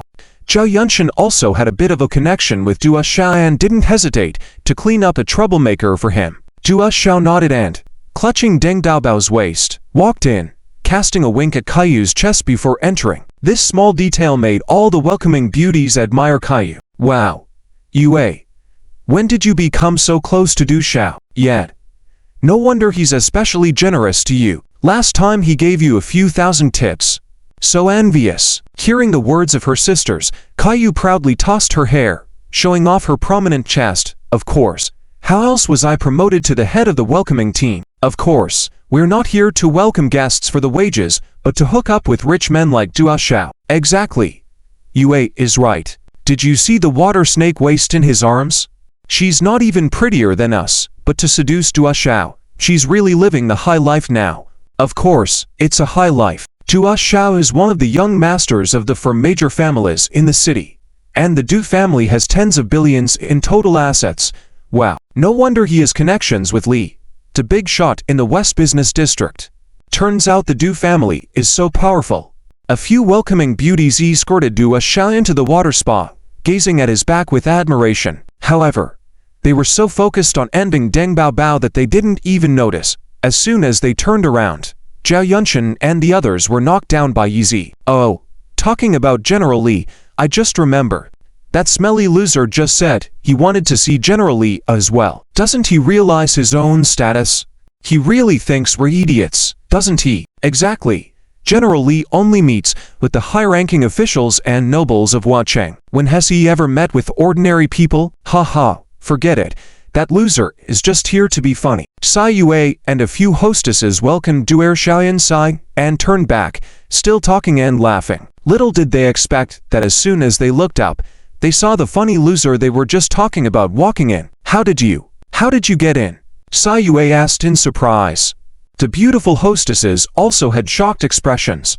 They knew the strength of Captain Zhao Chuanyun very well. In the past, when there was trouble at the Spa City, he had single-handedly driven away the troublemaker. Today, he even brought his men, so why hadn't he chased away this idiot and let him swagger in? They were all stunned, but Yi Zi remained calm and nonchalantly shrugged. Of course, I walked in. Should I have flown in instead? The hostesses immediately looked outside and were shocked to see that Zhao Chuanyun and several security guards were all lying on the ground. How did this happen? Sai Yue and the others were in a panic. As they turned back to the aquarium, they were even more surprised to see a handsomely dressed man hastily running out, followed by the management staff of the Spa City. The scene was truly shocking. The lead man was naturally the general manager of the West District Commercial City and also the owner of the Spa City, Li Bilai. Seeing the boss and the big shots of the Spa City coming out, rushing towards the idiotic man, Sai Yue and the female hostesses had vivid expressions. Their mouths were agape, eyes wide open, eyebrows almost reaching their hairlines. What was going on? Why were the bosses so flustered? Looking at their expressions, could it be that the mayor of Huacheng had arrived? No. Even if the mayor of Huacheng had come, they believed the bosses wouldn't be so panicked. Just as Du Ershao emerged from the corridor at the commotion, he heard the commotion and turned back out. Seeing Li Bilai and his entourage walking out in such a grand manner, he was also shocked and quickly asked respectfully, "Uncle Li, who are you here to welcome?" Initially, his words had a bit of a fantasy that Li Bilai was there to greet him, but it was unlikely. In the spacious lobby, it seemed that he held the highest status. Deng Baobao also had the same expectation. If a big shot like Li Bilai personally welcomed Du Ershao, she could also benefit. However, the fantasy was destined to be shattered. Li Bilai didn't even spare a glance and rudely pushed aside him and Deng Baobao, walking straight to Yi Zi. "Hey, you." Deng Baobao couldn't stand it and was about to curse out loud, but was quickly silenced by Du Ershao. She knew better than to incur the boss's wrath. "Are you Yi Zi?" Li Bilai asked respectfully, bowing to Yi Zi. The whole room was stunned. The beautiful hostesses stood as if petrified by Sun Wukong's magic. Deng Baobao was even more shocked, as if struck by lightning. How was this possible? Wasn't it rumored that Li Bilai's position in Huacheng was equivalent to Jin Leifu's? Yet Yi Zi was just a driver for Jin Leifu. How could Li Bilai push them aside to greet such a nobody like Yi Zi? A hallucination? Yes. It must be a hallucination. Yes, I am. Yi Zi nodded. I apologize for being late in welcoming you. I hope our Spa City hasn't offended you. Ha! Yi Zi sneered. Your hostesses and security guards did try to cause trouble for me, but they failed. What? Li Bilai's face turned ashen. His position in Huacheng today was all thanks to becoming the general manager of the West District Commercial City, in charge of managing the city's order. However, this commercial city belonged to the Yi family of Yanjing. His men actually offended the boss. With a quick glance, Li Bilai made all 6 beautiful hostesses tremble like chaff. Du Ershao's eyelids also twitched violently, unable to understand why General Li was so terrified of this country bumpkin. Why, forget it. General Li, I came here to deal with official matters. Since I have nothing else to do, let's not make things difficult for your subordinates. Yi Zi waved his hand. He had a clear understanding of human nature. The hostesses had just followed Du Ershao's orders. Under different circumstances, they would likely have done the same to curry favor. The hostesses were touched by Yi Zhao's unexpected defense of them, and felt a hint of joy. He must have been attracted to their beauty. All right, Mr. Yi. Miss Yi has already authorized me to prepare the transfer contract for the internal succession. Once you sign it, the entire commercial city will be yours. What? Li Bilai's words almost scared the 6 hostesses to death. The whole commercial city belonged to this loser. He was the one behind the scenes of the commercial city. At this moment, Zhao Chuanyun and the others finally got up, witnessing this scene. They had come to apologize, saying they hadn't stopped the troublemaker, but now they were ashen-faced. They had always been curious about the boss of the commercial city, and now that he had appeared, they had nearly driven him away. They were well aware that Li Bilai's position and wealth were all thanks to the boss who appreciated him, allowing him to manage the commercial city, gradually amassing wealth and contacts to open the Spa City. If the boss got angry, wouldn't he be back to nothing in a flash? So regardless of whether the boss asked or not, Zhao Chuanyun quickly explained, General Li, Just now it was Duer Shao and his girlfriend who wanted us to beat up Yizi. Li Bilai immediately glared at Duer Shao fiercely. Duer Shao was shocked and finally understood. Uncle Li, are you sure you're not mistaken? This loser was said to be just a poor son-in-law from the Chu family. How could he be the owner of this commercial city? Smack. Li Bilai, frustrated, slapped Duer Shao.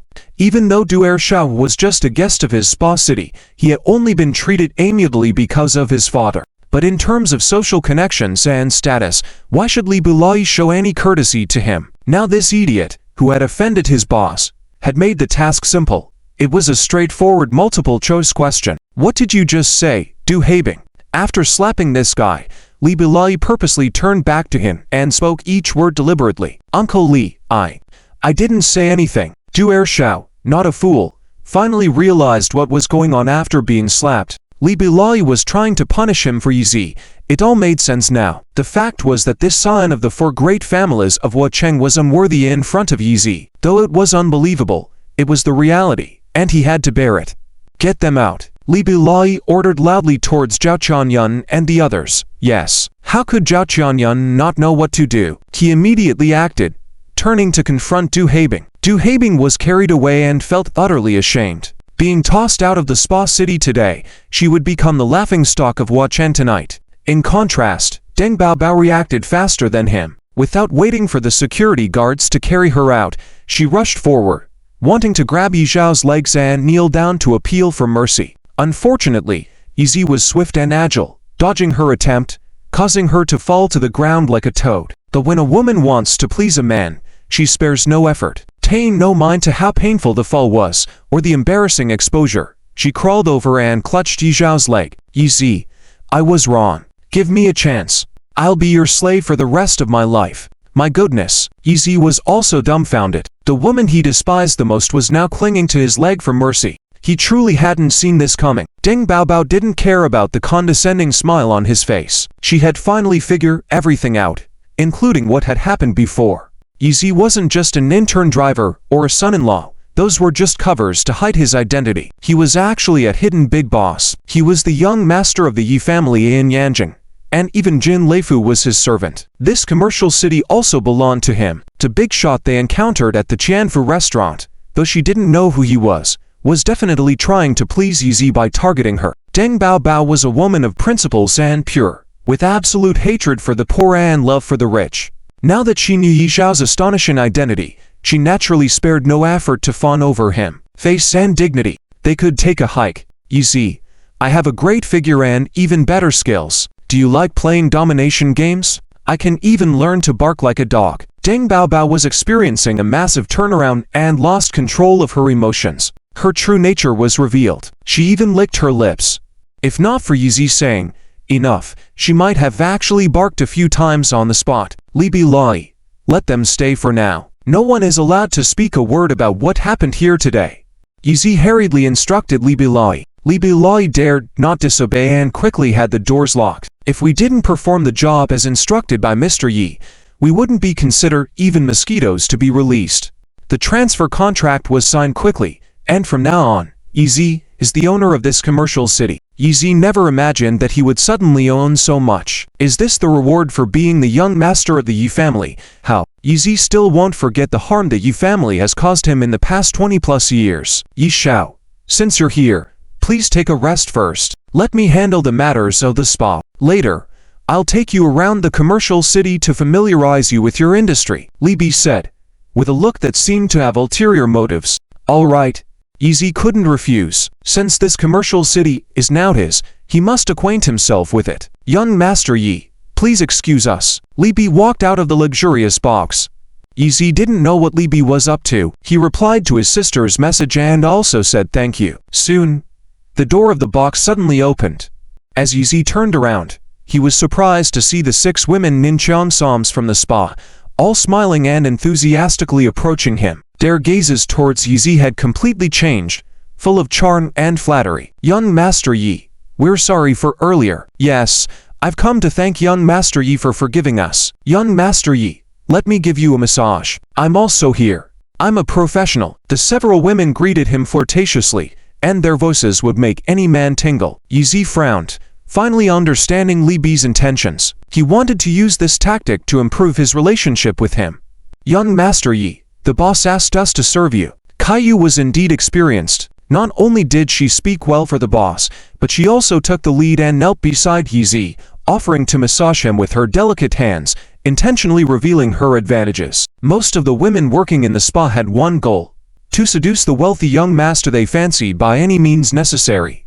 Even if they couldn't marry into a wealthy family, they would still try to make money. Yizi was undoubtedly the perfect wealthy man in their eyes, young and fit, and most importantly, he was the owner of the entire commercial city. They knew he was incredibly wealthy. "Leave. I don't need any of you to serve me.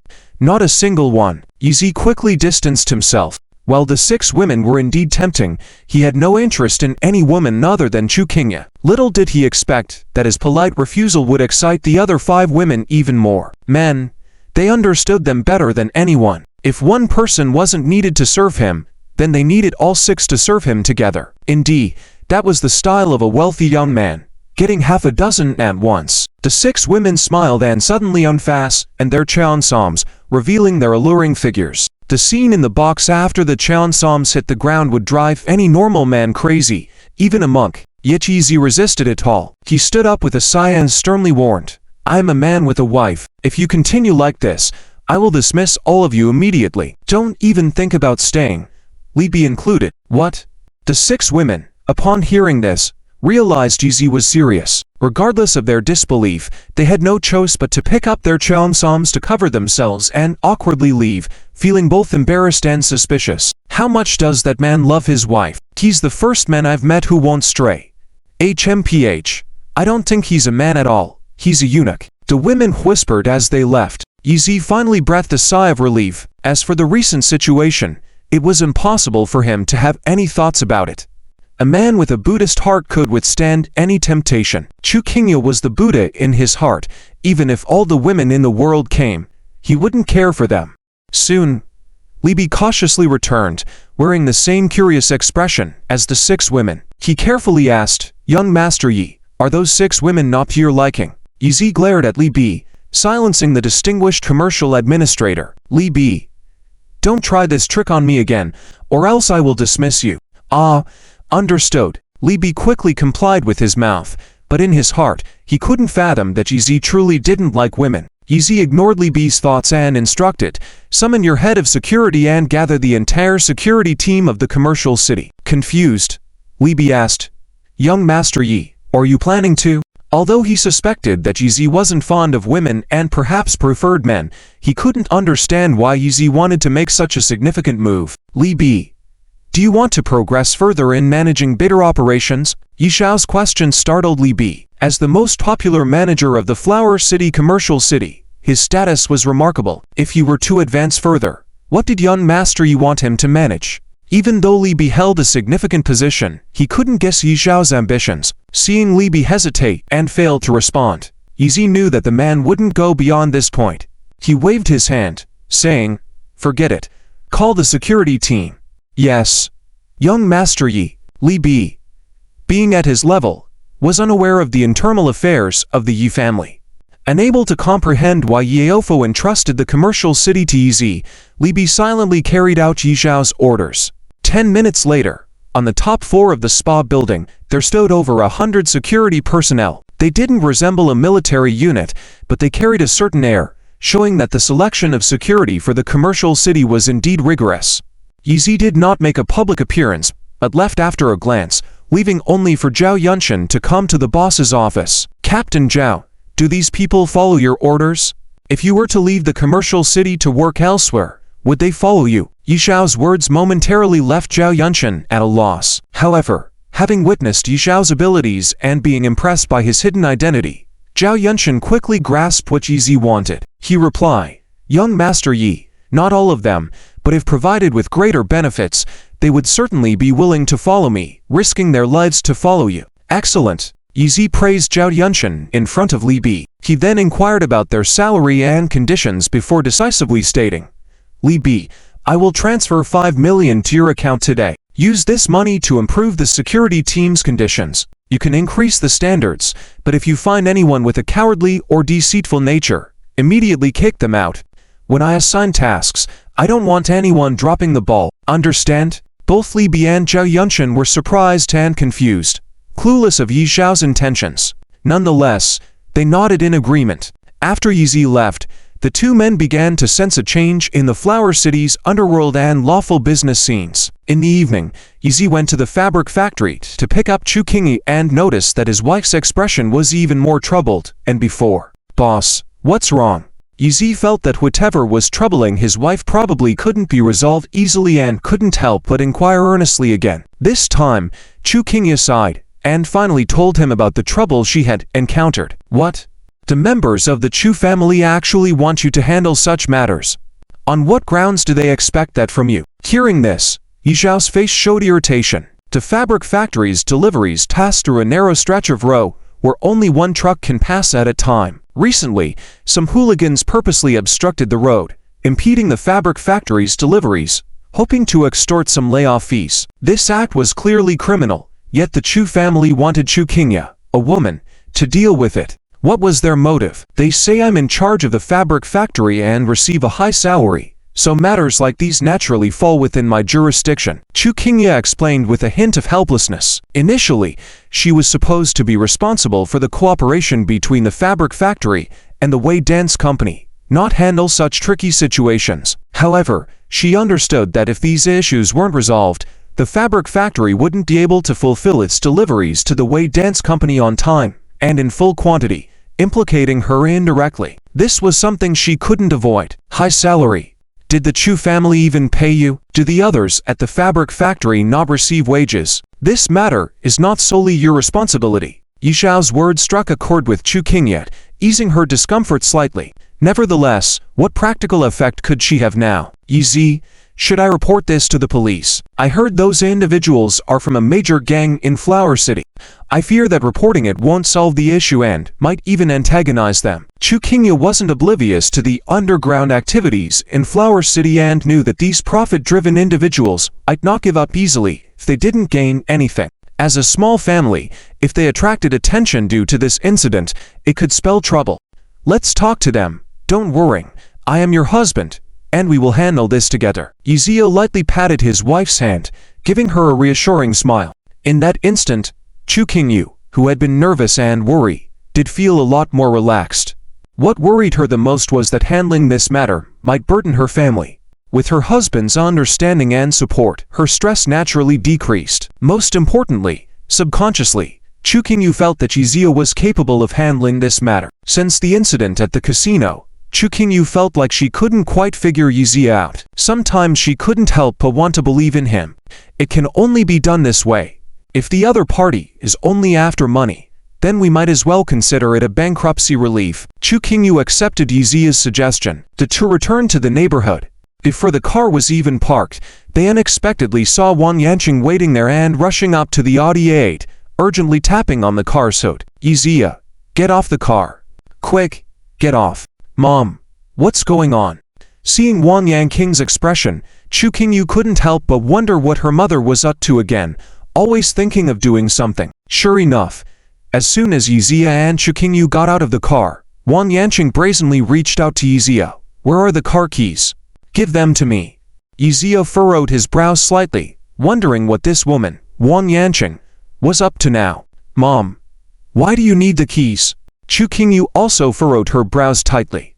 "Of course, I want to drive. Why should he be the only one to use the car purchased with our family's money?" Wang Yanqing retorted sharply. "Mom, the 300,000 used to buy the car was won by Yi Zi at the casino. What does it have to do with us?" "Qingyi, are you being silly?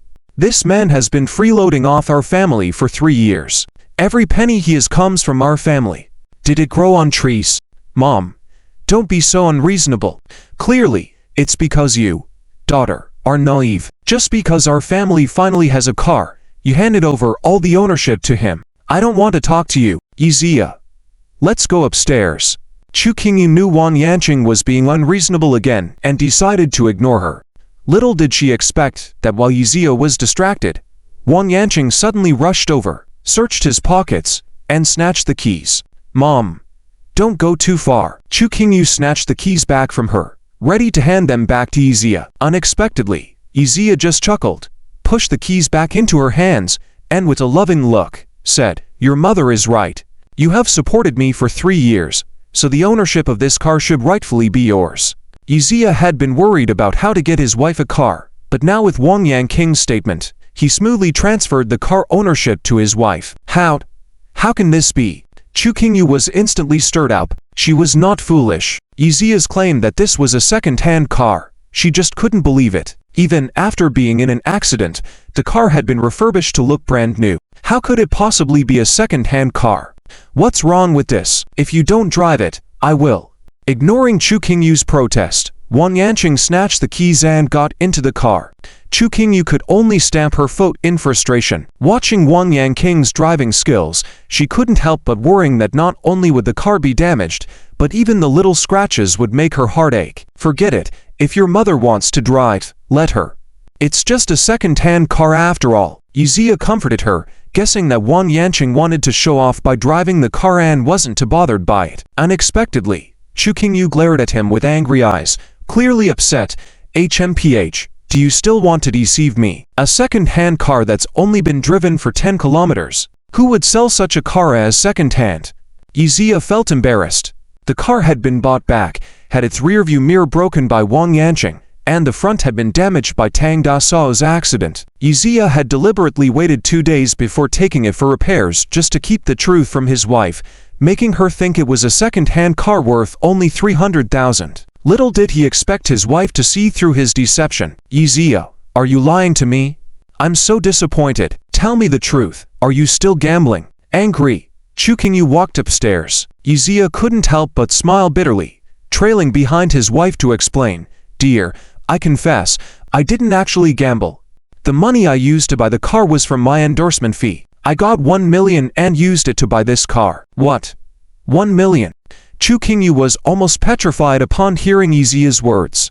A car worth 1 million was being taken out for a joyride by her mother at night. However, Wang Yanqing was completely unaware and continued to believe it was a 300,000 second-hand car bought by Izia. She was driving it to a seafood restaurant. Just as Chu Qingyu feared, on the way there, she had already bumped the car twice, causing the front to chip off some paint. It's been so many years since I've driven. I've become rusty. Wang Yanqing muttered to herself as she entered the seafood restaurant. Thinking about returning the car to Izia temporarily and getting it back after he fixed it, she felt that a few scratches were nothing to worry about. After all, it was just a second-hand car. Yanqing, you finally arrived. Please take a seat.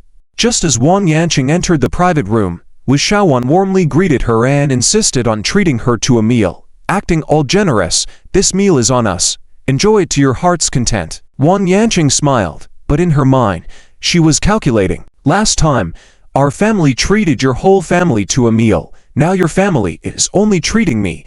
That's unfair. If I had known, even if I didn't invite Izia and Tadao, I should have at least called Qingyu to come." Wang Yanqing was still being stingy about these matters, only to realize as she approached the table that her second brother had actually brought both of their parents to the restaurant, and even their oldest brother, who had retired early and was staying at home, had come. "Dad, Mom, Shay, why are you all here?" Although Wang Yanqing was fierce on the outside, deep down she was quite fearful of her father, who had always been patriarchal. The moment she spoke, her father Wang Sanhua immediately turned dark. "What? Can't we come to a restaurant?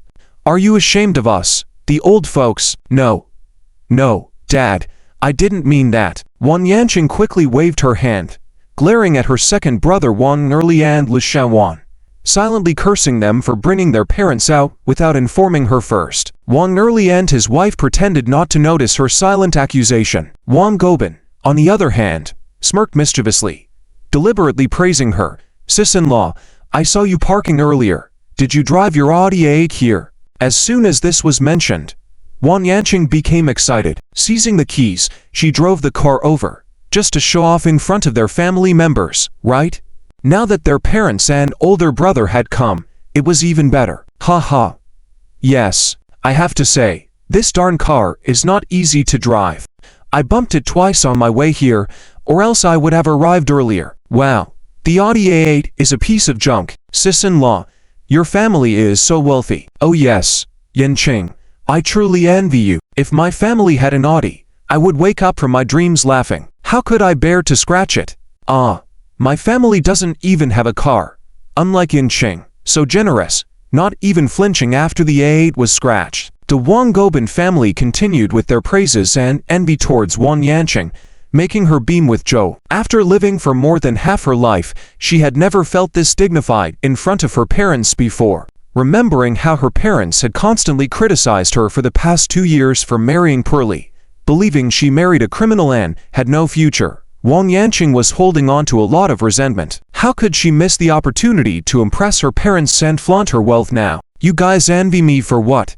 I'm not that capable. I just gave birth to a good daughter. She not only earns $1 million a year now, but also filially respects me. Isn't this car a gift from her? Ha! Once the car was presented as a gift from Chu Qingyu, the Wang Gobin family's eyes lit up. Today, their whole family had brought out the 2 elderly parents, wanting them to pressure on Yanqing into sharing her newfound wealth with the family, right? Now, this car instantly became the target of their plans. And just like that, it became their top priority. Wang Gobin stood up with a grin and walked over to Wang Yanqing, offering to massage her shoulders. Sis-in-law, I've never driven such a good car in my life. Why not let me take it for a spin?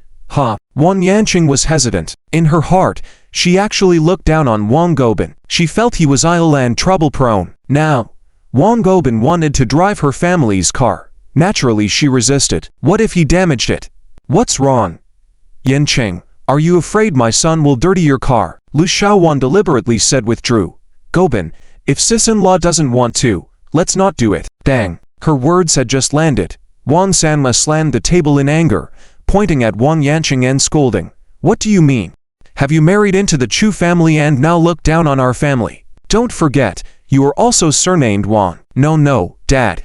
I didn't mean that. Wang Yanqing quickly shook her head, glaring at her second brother Wang Erli and Lu Xiaowan, silently cursing them for bringing their parents out without informing her first. Wang Erli and Lu Xiaowan pretended not to notice her angry eyes. Wang Gobin, on the other hand, slyly smirked, suggesting, Sis, I've never driven such a good car in my life. Why not let me take it for a spin? Ah, almighty, I've longed for an Audi, you know. If we had one at home, I'd smile even in my dreams. How could I bear any scratches?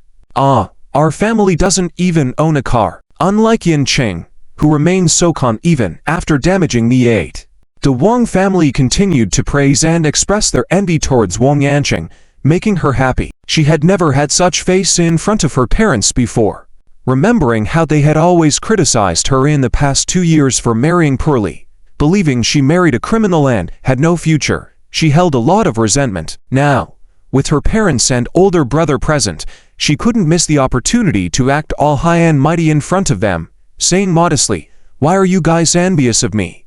I have no special skills, just a good daughter. She not only earns $1 million a year now but also respects me. Isn't this car a gift from her to me? As soon as the car was mentioned as a gift from Chu Qingyu, the Wang family's eyes lit up. This family had brought out both elderly parents today, hoping to pressure Wang Yanqing into sharing her wealth with them. Now, the car instantly became a topic for their plans and was now their top priority. Wang Gobin smiled and stood up, going to Wang Yanqing and offering to massage her shoulders. Sister-in-law, I've never driven such a good car in my life. Let me take it for a spin. Ha! Wang Yanqing was in a dilemma. Deep down, she actually looked down on Wang Gobin, considering him lazy and trouble-prone. But now, with him suggesting to drive her family's car, she naturally resisted. What if he damages it? Dad, I didn't say anything. Wang Yanqing finally experienced the oppression that daughters often face, and shouted on the spot. Wang Sanwa still snorted coldly, looking at her disdainfully. Wang Yanqing, I know what you're thinking. You've always been sharp-tongued, unkind since you were young. Now that you have some ability, do you feel like we're losing face in our family? Dad, what are you saying? Am I that kind of person? Wang Yanqing yelled. Even if she really was, she wouldn't admit it in front of everyone. Alright, if you're not like that, then let someone from the Wang family drive the car. Why are you hesitating? Wang Sanwa didn't know that Wang Gobin's family brought him to dinner to try to take Wang Yanqing's car. He was just putting on a show. This old-fashioned man who favored sons over daughters used to think that Wang Yanqing was unlucky when she wasn't doing well. Now that she's successful, what's wrong with helping some people from the Wang family? He never expected her to be so sharp-tongued and unkind, refusing to let her grandson drive the car. Dang. Wang Yanqing couldn't bear this moral pressure and slammed the car keys on the table. Gobin, take it. Little aunt is not that petty. Ha ha. Thanks, little aunt. Wang Gobin took the keys and happily left the scene. Wang Erli's couple started praising Wang Yanli again, saying she had a wealthy destiny, was kind-hearted, and even now that she's become wealthy, she still remembers to take care of her family. Wang Yanqing was thrilled. She even buried a bill. What she cherished most in her life was to show off in front of relatives and friends. Now she was being worshipped and praised by her family, and she felt very important. Not only that, she boasted in front of Wang Sanhua, "Dad, Mom, you should come to the city more often from now on. Every time you come, I will treat you to a meal. I want to show filial piety to you." Oh, Yanqing has really grown up now. Wang Sanhua's couple naturally couldn't stop smiling. Yes, Mom and Dad, even though your two sons are just doing okay, you are fortunate to have a daughter like Yanqing. Wang Erli intentionally belittled himself, just to elevate Wang Yanqing and make her feel proud, so that Dad would insist she give something good to the family. Indeed, when Wang Sanhua heard Wang Erli say that, he scolded his two sons for their lack of ambition and pressured Wang Yanqing. Yanqing, now that you're living comfortably, as the family, you can't be lax. All right.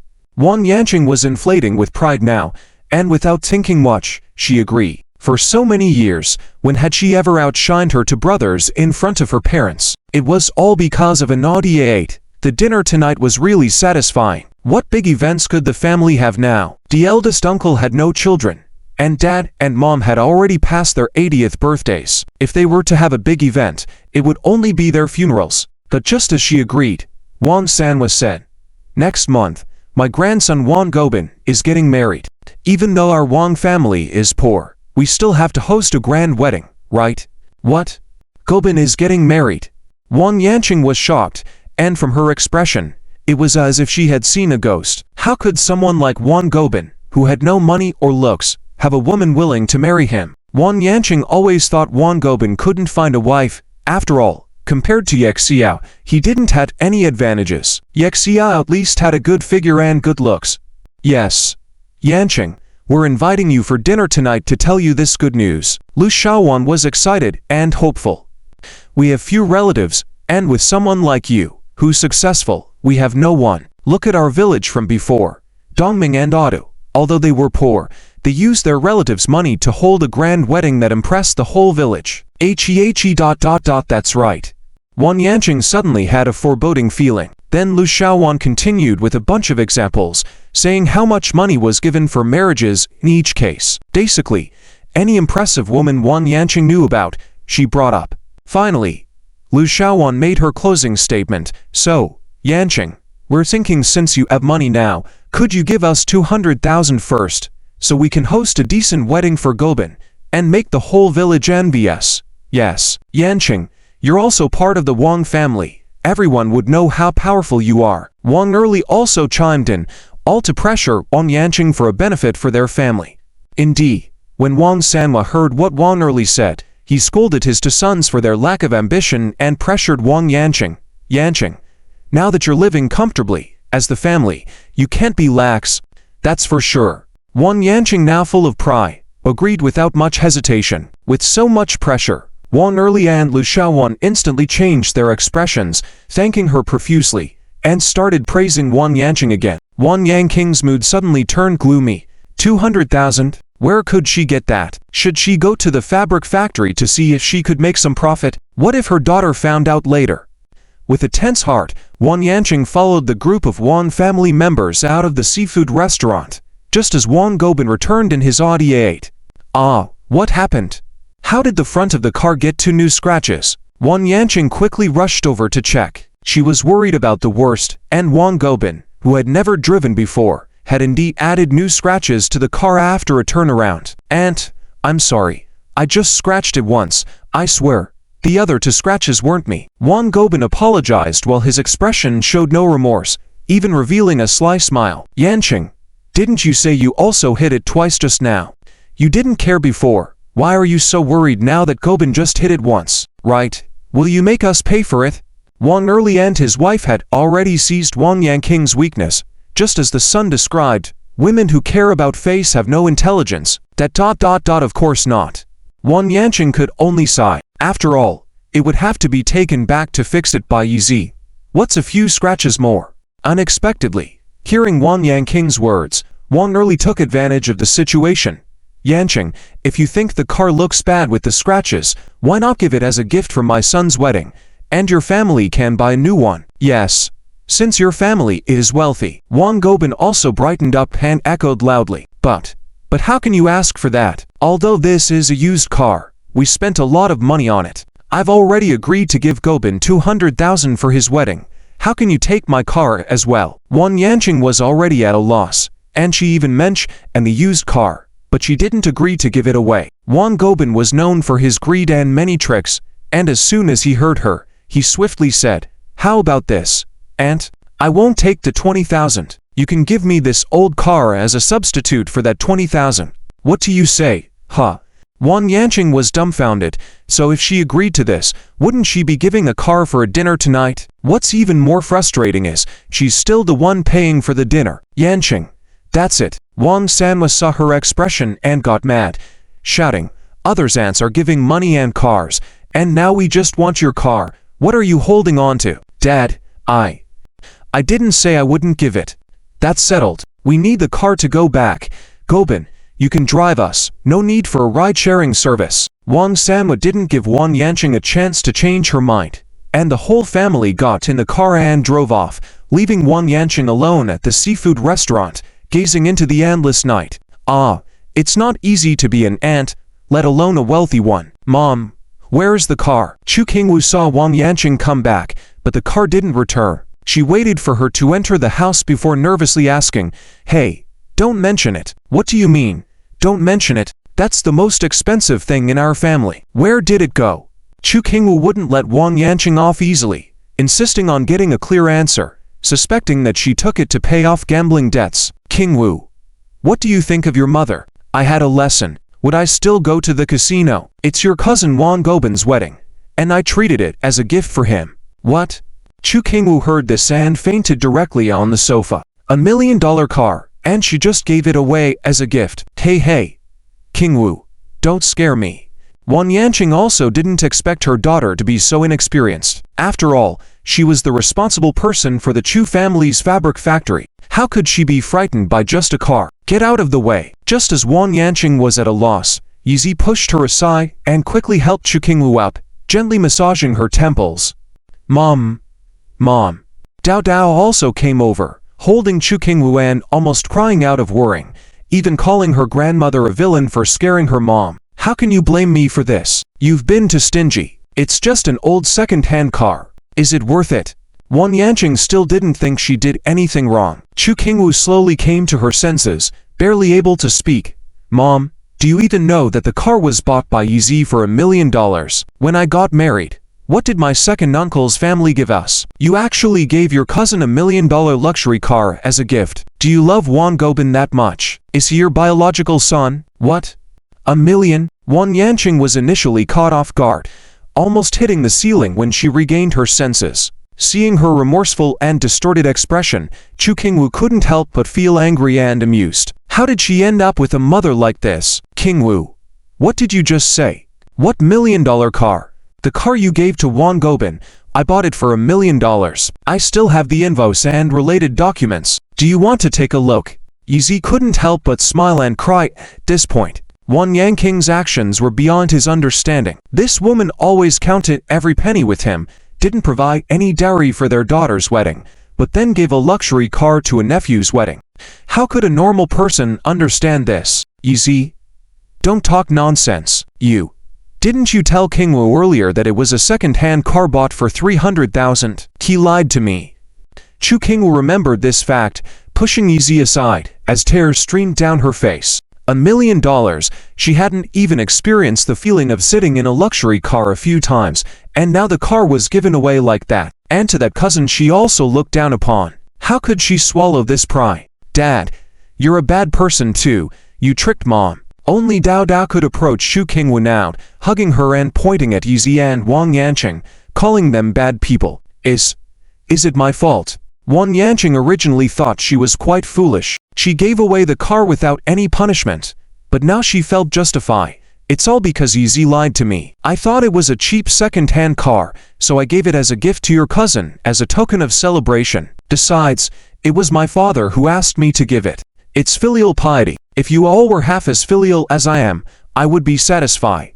After uttering these words shamelessly, Wang Yanqing hastily went to her room, thinking the matter was settled. Although Yizi thought Wang Yanqing was acting like a fool, he didn't speak a word because he was more concerned about what Chu Qingwu said. She called herself a fraudster. Qingwu, I'm sorry, I didn't mean to deceive you. But don't be too upset about the car. It'll come back sooner or later. Ha ha, come back. What kind of person do you think my cousin is? Can things that he gets his hands on come back? It can. Don't you remember the incident with the 300,000? Chu Bia gave it back to us voluntarily. Yizi mentioned this, finally giving Chu Qingwu some hope. She coldly sighed. Starting tonight, you'll sleep in the living room. You're not allowed into the bedroom until the car returns. Yizi felt it was unfair. Wang Yanqing gave away the car she bought with no punishment, but here he was, about to face the harshest punishment for a harmless lie. How unjust. Unfortunately, Dao Dao wasn't on his side either, making a face at him. Daddy, you need to reform and be an honest child, or mom will punish you. All right. Yizi smiled helplessly. The news of Wang Yanqing's gift of an Audi spread throughout the Chu family within 2 days, sparking discussions within the family. Hehe. Wang Yanqing is quite rich. She can even gift an Audi A8 to her parental family. I'm curious, where did she get all that money? Of course, it's from becoming the head of the fabric factory through her daughter, using all kinds of tricks to profit from the Chu family. The Chu family is quite cunning. I never knew they had such a talent. Such conversations were said to reach the grandmother's ears, who chose to turn a blind eye. Even if there was evidence that Wang Yanqing was profiting from the fabric factory, she couldn't kick her out at that moment. Forget it. Let's not talk about it. As long as they don't go too far, I won't pursue it. These words left the Chu family momentarily breathless, waiting for the grandmother to retire to her room before unleashing their anger. Chu Qing had been listening to the family discussions with a grim expression and had yet to say a word. Others could wait, but not him. If he allowed Chu Qingwu to continue to act recklessly at the fabric factory, his position would be further marginalized. That night, he quietly left the Chu family. An hour later, Chu Qing walked into the Imperial nightclub. This was one of the White Wolf faction's strongholds, and the head of the security team, Yuan Dabiao, was known for his greed and lust. Soon, Chu Qing and Yuan Dabiao were sitting together. Ha ha, Chu Qing, you're quite a scoundrel. After understanding Chu Qing's purpose, Yuan Dabiao couldn't help but curse. I thought you came to me about the fabric factory shipments, but you're here to give me money to cause trouble. Chu Qing smirked. Da Bao. There's something you may not know. My sister Chu Qingwu used to be a famous school beauty in Huacheng. She had dozens, if not hundreds, of suitors. Even many young masters wanted to be at her beck and call. I've heard about it, but she's already married. Pa. Yuan Dabiao disdainfully spat, clearly having some knowledge of Chu Qingwu and even having some fantasies. But upon learning she was married to a useless man, any thoughts he had vanished instantly. Da Bao, you may not know this. Although Chu Qingwu has been married to Yizi for 3 years, the two have never had a real husband-wife relationship. Who knows if this woman, really? This news made Yuan Dabiao itch with desire, provoking him to grab the woman beside him aggressively. Chu Qing, with a sly look, insinuated something without saying it, making Yuan Dabiao somewhat fearful of such a person. Hehe, Chu Qing, I've also heard about you, and I heard your elder brother Chu Qinhai's death might have something to do with you. Hearing Yuan Dabiao's words, Chu Qing only smiled ambiguously, not intending to shift the focus onto this topic. All right, Chu Qing, considering you've given me money and caused trouble, I'll consider you a friend. If you have any troubles in the future, feel free to find me. After saying this, Yuan Dabiao and Chu Qing clinked glasses and began to fondle the women next to them. Da Bao, since you consider me a friend, I have a request. Go ahead. If Chu Qingwu comes tomorrow, I guess she won't escape your amorous advances. I wonder if you'd be willing to let everyone in Huacheng witness your performance after, for a grand drama. Upon hearing Chu Qing's words, Yuan Dabiao marveled at the ruthlessness of this man. TSK, as a big brother, you are really concerned about your sister's major life events. Rest assured, for a woman that many young gentlemen couldn't get their hands on, which man can resist, it's an honor. I don't mind showing off my dominance after conquering her. Let every man in Huacheng envy me, ha ha. I'm looking forward to watching your dominance, Da Bao. Chu Qing and Yuan Dabiao continued to drink heartily, leaving the Imperial nightclub at 11 o'clock that night. Chu Family Fabric Factory. During the day, the management team held a meeting to discuss how to deal with the thugs who were extorting money on the road. Afraid of offending the White Vol faction and not having peace in the future, everyone decided to first try the method of bankruptcy to ward off disaster. As for who would negotiate with those people, Chu Qingyu was elected without any suspense. Not only did the other party specifically request to meet with her, she had already decided to negotiate with them to understand their intentions in order to completely solve the problem. Qingyu, whether our fabric factory can deliver goods depends on you. Come on, leader. The Chu family members encouraged Chu Qingyu with fake expressions. Even Chu Qing, who usually behaved differently, publicly stated that whoever could solve this problem was qualified to be in charge of the fabric factory. After the meeting, Chu Qingyu gritted her teeth and reluctantly tried. When she walked out of the fabric factory, Yizi was waiting for her outside, and they went to the Imperial nightclub together. Chu Biao had known about this matter early on. Being involved in the underworld, she knew very well who Dabiao was. Tonight, encouraged by Chu Yingku, the two of them arrived at the Imperial nightclub early. Seeing Chu Qingyu accompanied by Yizi, they dared to negotiate with Dabiao of the White Vol faction, making Chu Yingku sneer. Chu Qingyu, you are really going all out to gain a position in the Chu family. HMPH, no matter how hard you try, you won't be able to gain a position in the Chu family. When I marry into the Liu family, you will realize that all your efforts were in vain. Chu Qingyu, you can never compare to me.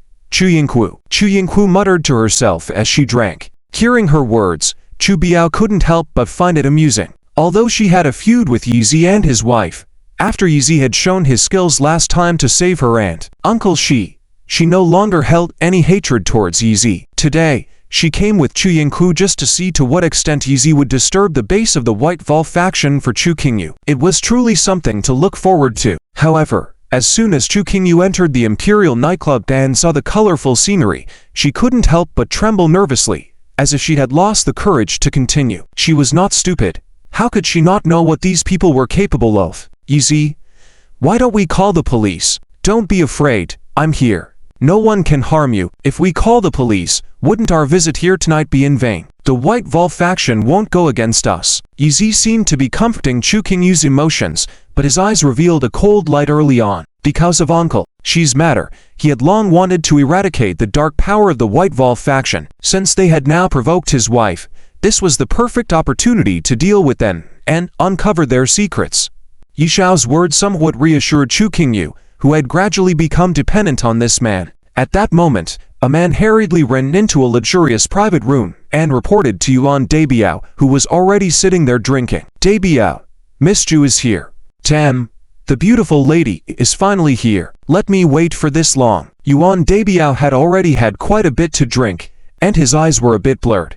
He had spent the whole day collecting photos of Chu Qingyu. He found that this woman was indeed naturally beautiful. It's no wonder she had been the school beauty from elementary school to university. Thinking that he would soon be able to ride her like a horse, his eyes shone with lust, fully confirming that humans evolved from animals. Dabiao, Miss Zhu is accompanied by a man. Should we let him in? A man? Yuan Dabiao paused, then smiled even more. Let him in. I want to see what kind of man she brought with her. Yes. After his subordinate nodded and left, Chu Qingyu quickly entered the room. Yuan Dabiao was originally lusting after Chu Qingyu, and seeing her in person made him stand up directly, not bothering to hide his desire for this woman. Had Chu Qingyu lie? Chu Qingyu was extraordinarily beautiful, tall, and with legs that were long and white, making any man go crazy at the sight. Then he glanced at Yizi, and Yuan Dabiao furrowed his brow. Miss Zhu, who is he? He is Yizi, my husband. After Chu Qingyu finished speaking, she deliberately held Yizi gently, fantasizing that this would dispel any man's lust for her. However, as soon as she spoke, everyone in the room showed mocking gazes. Ha ha. Turns out he's the famous useless husband of Flower City. Didn't expect him to look quite decent, but he's still a guy who is nothing but a parasite. Hey, are you the last eunuch in Long Kingdom? I heard you've been married for 3 years and haven't even produced an egg with your wife. Are you impotent? Yuan Dabiao deliberately used the most insulting words to provoke Yi Zi, wanting to anger him, beat him up, and then take away his wife in front of him. But Yi Zi had been subjected to abuse since he was young. What kind of insults hadn't he heard? Trying to provoke him with a few words was just too naive. You're Yuan Dabiao, right? We're here to resolve matters. If you deliberately make things difficult for us, I don't mind dealing with you. With Yi Zhao's words, the mocking laughter abruptly stopped. Unbelievable. The useless man retaliated, and it was different from what they had imagined. Chu Qingyu was startled, wondering why Yi Zi was speaking like this. If he angered Dabiao, they would be in trouble. Provoked by a recognized useless coward, Yuan Dabiao immediately smashed the glass in his hand, and his subordinates surrounded Yi Zi and Chu Qingyu. Dabiao, this garbage dares to talk to you like that. Let me handle him. Yes. Dabiao, I've been a professional at dealing with garbage for 30 years. You all step aside. I can deal with this weakling with just one punch. No need to fight over it. Chu Qingyu, who had never seen such a situation before, held onto Yi Zhao's arm tightly as the people clenched their fists and brandished their clubs. Don't be afraid. I'm here. Yi Zi remained calm and comforted his wife. Though Chu Qingyu was a strong woman and not good at fighting, after nodding her head, she still coldly said, Dabiao, I am here representing Chu Family Fabric Factory to negotiate with you. We are not here to fight. Yuan Dabiao then waved his hand, signaling for his subordinates to calm down, but still lecherously eyed Chu Qingyu and gradually revealed a lascivious smile. Negotiate, eh? All right, but I only like beautiful women who undress and lay on a big bed or talk while bathing in the bathroom. His words were extremely lewd. In his view, since Chu Qingyu was here today, there was no possibility of leaving unscathed. And as for Yi Zi, just a spectator to him, the more aggressive he spoke, the more he would enjoy taking his wife in front of him later. Chu Qingyu bit her lip, enduring the other party's lewd words, and said, You're from the White Val faction, right? Blocking our supply route on purpose for money. How much do you want? After hearing her words, Yuan Dabiao casually lit a cigarette, blew smoke towards Yi Zi and Chu Qingyu, and appeared arrogant and despicable. Ha ha. Since Miss Chu is so generous, just give us 30 million. If we accept the money, not only will we not block your shipments, we might even help you clear the way. What? 30 million. Chu Qingyu immediately understood that the other party did not care about money at all. Asking for such an amount meant that money couldn't solve the problem. Being a strong-willed woman, she was initially fearful, and she came in, but now, seeing the other party being unreasonable, she became angry instead. Dabiao, if you insist on playing tough, then we'll have to call the police. Let's see what you stand to gain. She thought her threat would be effective, but instead of working, Yuan Dabiao provocatively threw a mobile phone at her.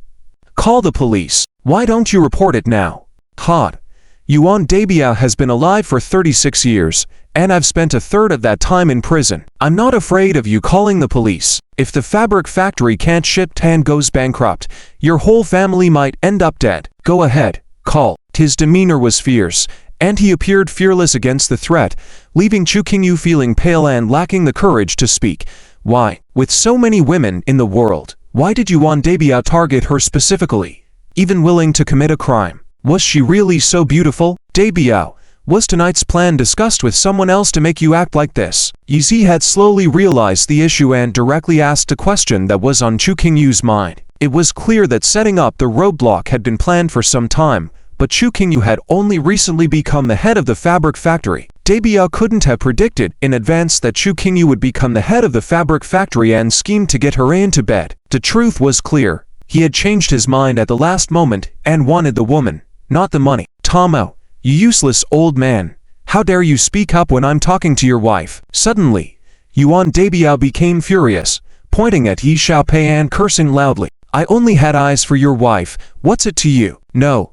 You had planned this. Yi Xiaopei, who had studied psychology in the Dragon Breath Forces, saw that Yuan Dabiao was suddenly losing his temper and knew that his words had hit a nerve. prompting such a reaction. Tie them up first. Yuan Dabia subconsciously feared being exposed, losing all patience and ready to act. A dozen men around slowly closed in, some holding knives and iron chains, their smiles turning more menacing. Don't be afraid, I'm here. Yi Xiaopei embraced Chu Qingyu with one hand, his face still calm, but realizing his wife's trembling body out of fear. For any normal person, this situation would be terrifying, but Chu Qingyu was able to remain calm, showing remarkable composure. Ha ha. Miss Chu, a beauty like you, I haven't had the pleasure in my 36 years of living. Tonight I'm going to unlock 36 positions to make up for lost time. Yuan Dabia swaggered over, boldly reaching out to touch Chu Qingyu's face. In his eyes, at this point, this couple had no choice but to accept their fate.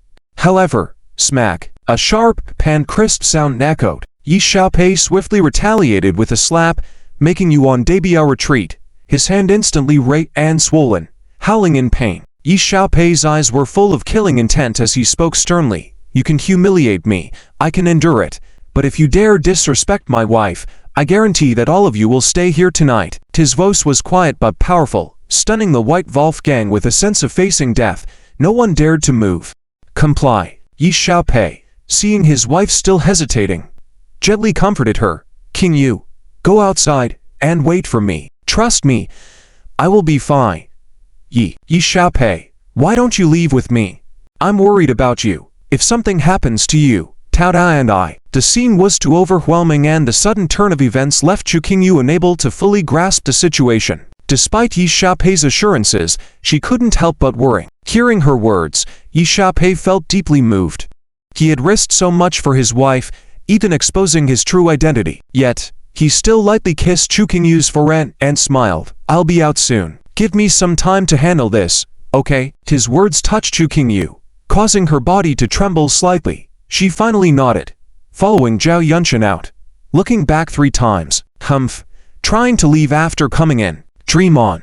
Catch him. Only now did Yuan Dabiao come to his senses and shouted loudly. As soon as he finished speaking, a pale-faced, dark-eyed bald man suddenly leapt towards Chu Qingyu from out of nowhere, wielding a machete, forcing everyone to make way. Mrs. Yi, get down. Zhao Yunshan was taken aback and quickly pushed Chu Qingyu to his men, engaging in combat with a man called Ghost 7. Yi Xiaopei, Chu Qingyu exclaimed, still forcefully escorted away by Zhao Yunshan's men. Swish. Even though Zhao Yunshan had some martial arts skills and agility, he was still wounded by Ghost 7's knife in no time at all, feeling intense pain all over. Hehe.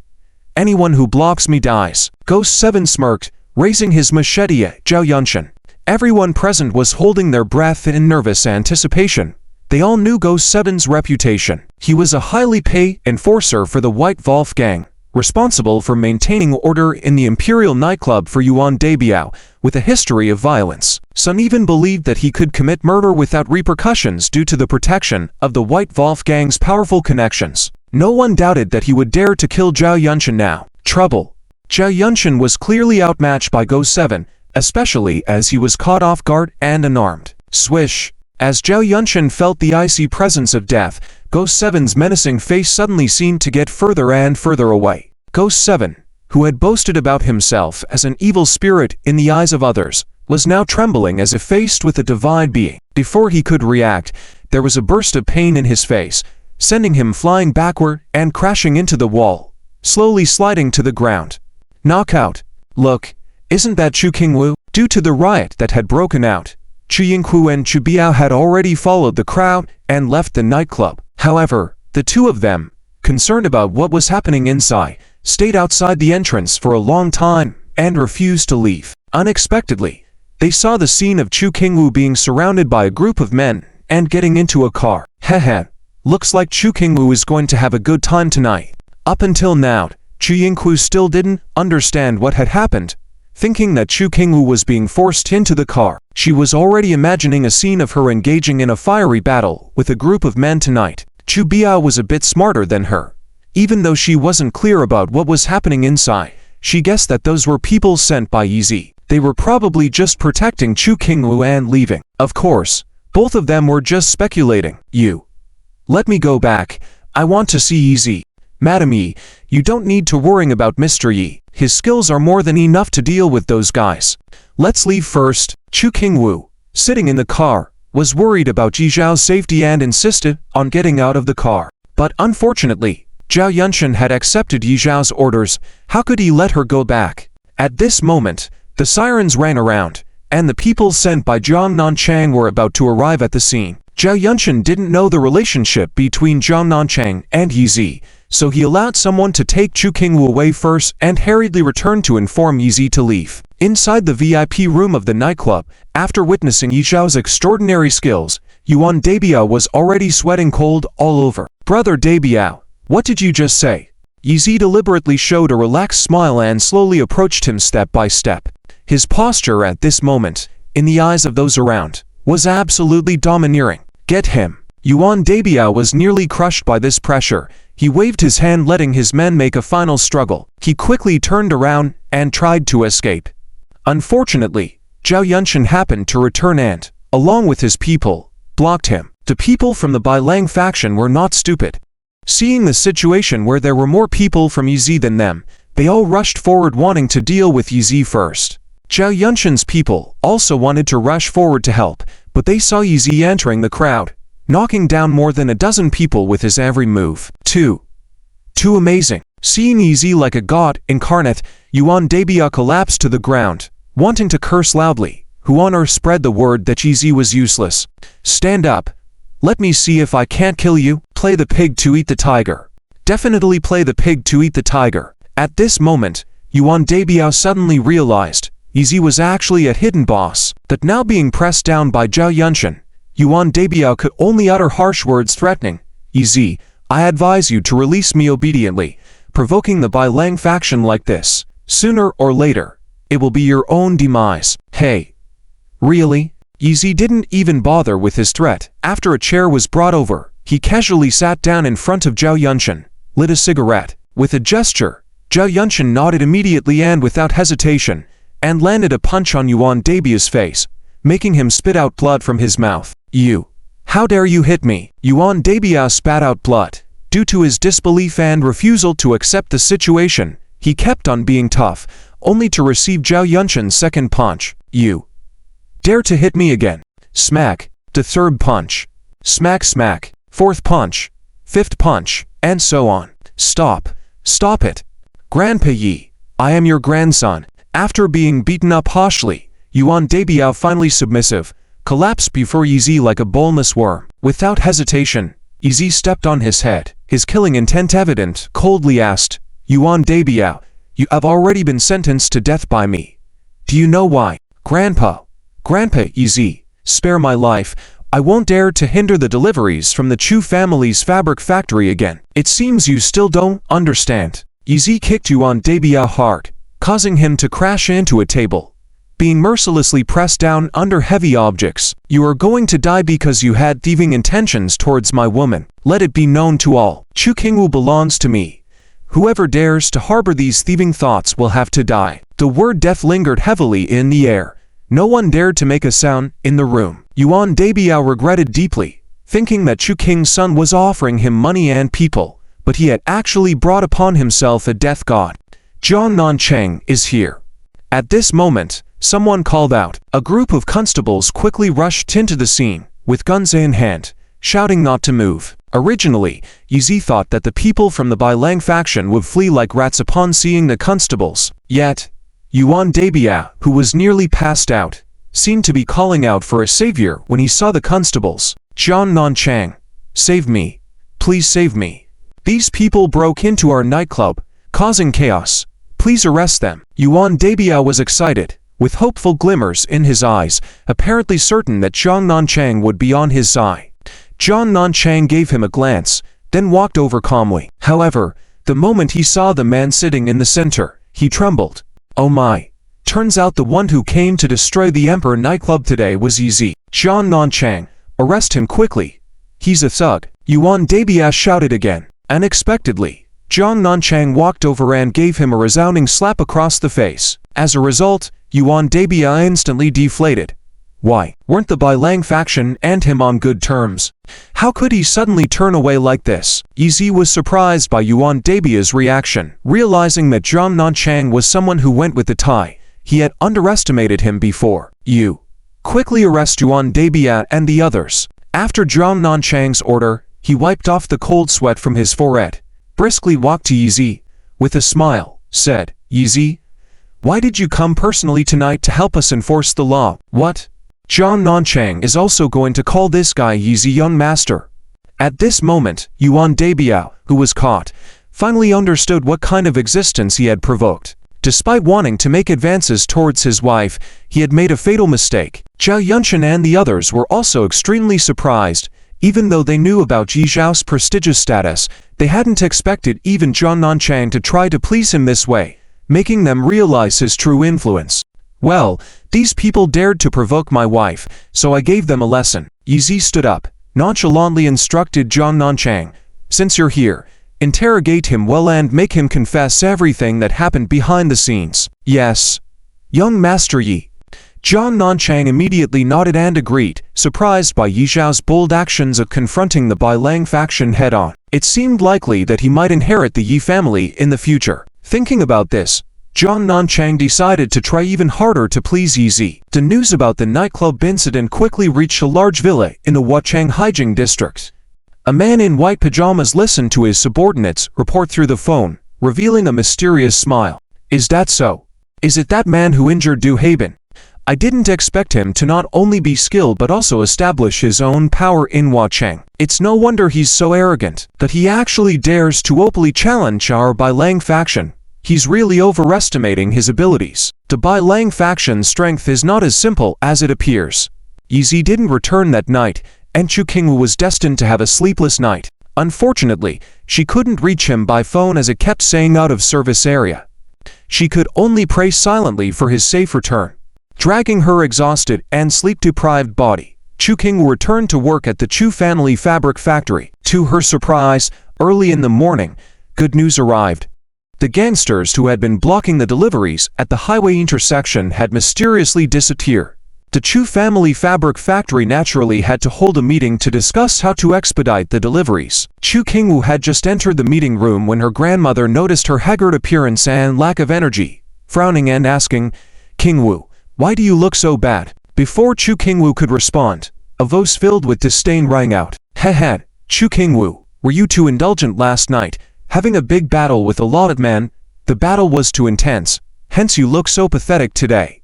Chu Qingwu looked up to see that it was Chu Jai, an external relative of the Chu family. She was the daughter of Chu King's brother, only 24 years old, but due to her relationship with Chu Jiangwo, she had been working at the fabric factory for 2 years and was now in charge of the fabric factory's production process. Chu Qingwu and her had a distant relationship, only knowing that she had a close relationship with Chu Yingku, but she had never offended her. So hearing her openly slander in front of everyone like this, anger flared between her brows. Liang Maifeng, what did you say?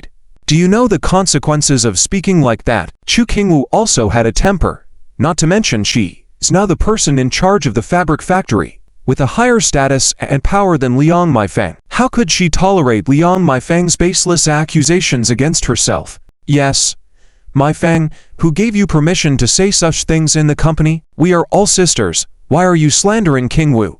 Many women from the Chu family spoke up for Chu Qingwu. Of course, they were not genuinely defending Chu Qingwu, but now that Chu Qingwu had the upper hand, they couldn't treat her the same as before. Most importantly, they were also women, who understood how important reputation is for women.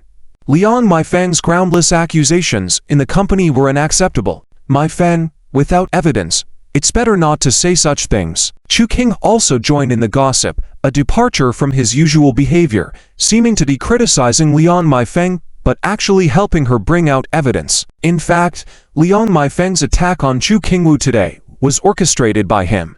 Originally, Chu Qing intended for Chu Biao to handle this matter, as she was smarter than Liang Maifeng. However, for some reason, this unruly girl unexpectedly refused. Chu Qing thought she might be too busy to come to the fabric factory today, but to his surprise, she showed up and sat calmly on the side watching the drama unfold. With no other choice, Chu King found his cousin Liang Meifeng to play the role of the antagonist.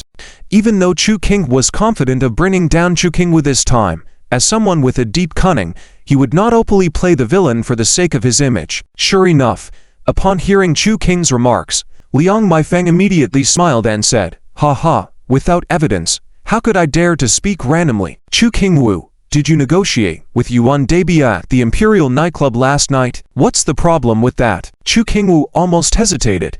Everyone knows that I represented the Chu family fabric factory to negotiate with the White Wolf gang last night. Yes, who doesn't know about this? If it weren't for King Wu, could we have delivered today? Do we need a meeting for this? King Wu is indeed a hero of our fabric factory. Listening to many relatives speaking up for her, Chu King's confidence grew stronger, and she stared at Liang Meifeng, as if demanding a satisfactory explanation from her. "Meifeng, get to the point when you speak. Don't beat around the bush. Everyone's time is limited." At this point, even Grandma couldn't stand it anymore and scolded Liang Meifeng loudly. She didn't want Liang Meifeng to stop talking, but subconsciously felt that what happened last night might not be simple. Liang Mei hadn't hit the nail on the head yet. Liang Meifeng glanced at Chu King, received a reassuring look from him, and confidently continued to tease the crowd. Liang Meifeng started with objective facts, combined with logical reasoning, which made many people present believe her. Although their expressions seemed eager, they still questioned Liang Meifeng, asking for concrete evidence. Everyone was actually trying to tell Liang Meifeng to quickly reveal the truth. At this moment, Chu King's phone suddenly made a sound, indicating a video message coming in, which surprisingly was from Yuan Debia. Good. Chu King finally felt relieved. In fact, he had been keeping an eye on what happened last night, including the incident where a group of people rushed into the Imperial nightclub later. However, due to the restrictions imposed by local law enforcement, he lost track of the situation. He had been messaging and calling Yuan Debia all day, but had not received any responses, making him worried that something had gone wrong. Now, upon receiving the video named Exciting Video, he knew Yuan Debia had taken care of Chu King Wu. No wonder Chu King Wu looked so worn out today. With this revelation, Chu King no longer needed to tolerate Chu King Wu's arrogant behavior towards him. Liang Meifeng glanced at Chu King again, received confirmation from him, and confidently continued his performance. "Ha ha. Evidence? Of course, I have it. But everyone, please be patient. Let me confront this shameless woman first. She might confess on her own." Chu King Wu, do you dare?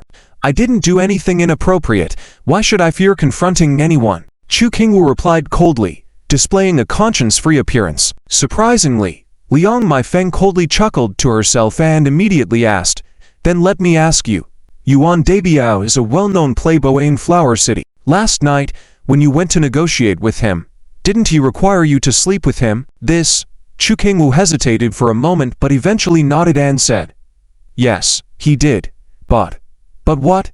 Don't tell me you're going to say that if you didn't agree, he graciously respected your wishes and let you leave. He did try to stop me, but, haha, that's it, he didn't let you go. Then had 5 or 6 men force you into a car, and then you were assaulted by them last night, right?" Liang Meifeng tried to trap Chu King Wu step by step, not letting her explain herself properly, and proceeded to present her conjectures as established facts. Of course, these tactics were taught to her by Chu King beforehand, and now they were proving effective, causing an uproar among the attendees. It looks like the truth is finally revealed. Yuan Debiao is a notorious figure in Flower City.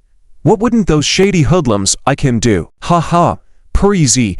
It seems like he also went with Chu King Wu last night, watching his wife being taken advantage of. Clap. Listening to everyone's discussions, Grandma finally lost her temper once again, not caring about hurting her hand, hitting the table fiercely. "Chu King Wu, what did you do last night? Hurry up and confess to me." "Grandma, I didn't. Last night, Yizi asked me to leave first, and I did." As soon as Chu King Wu finished speaking, she felt despair in her heart. Last night, Yizi had called over hundreds of people with just a word and even escorted her from the Imperial nightclub. Who would believe such a story if she told them? And yet, that was the reality. Feeling the mocking gazes from everyone in the room, Chu King Wu became inexplicably nervous. She wondered what trick Chu King was about to play. Beep.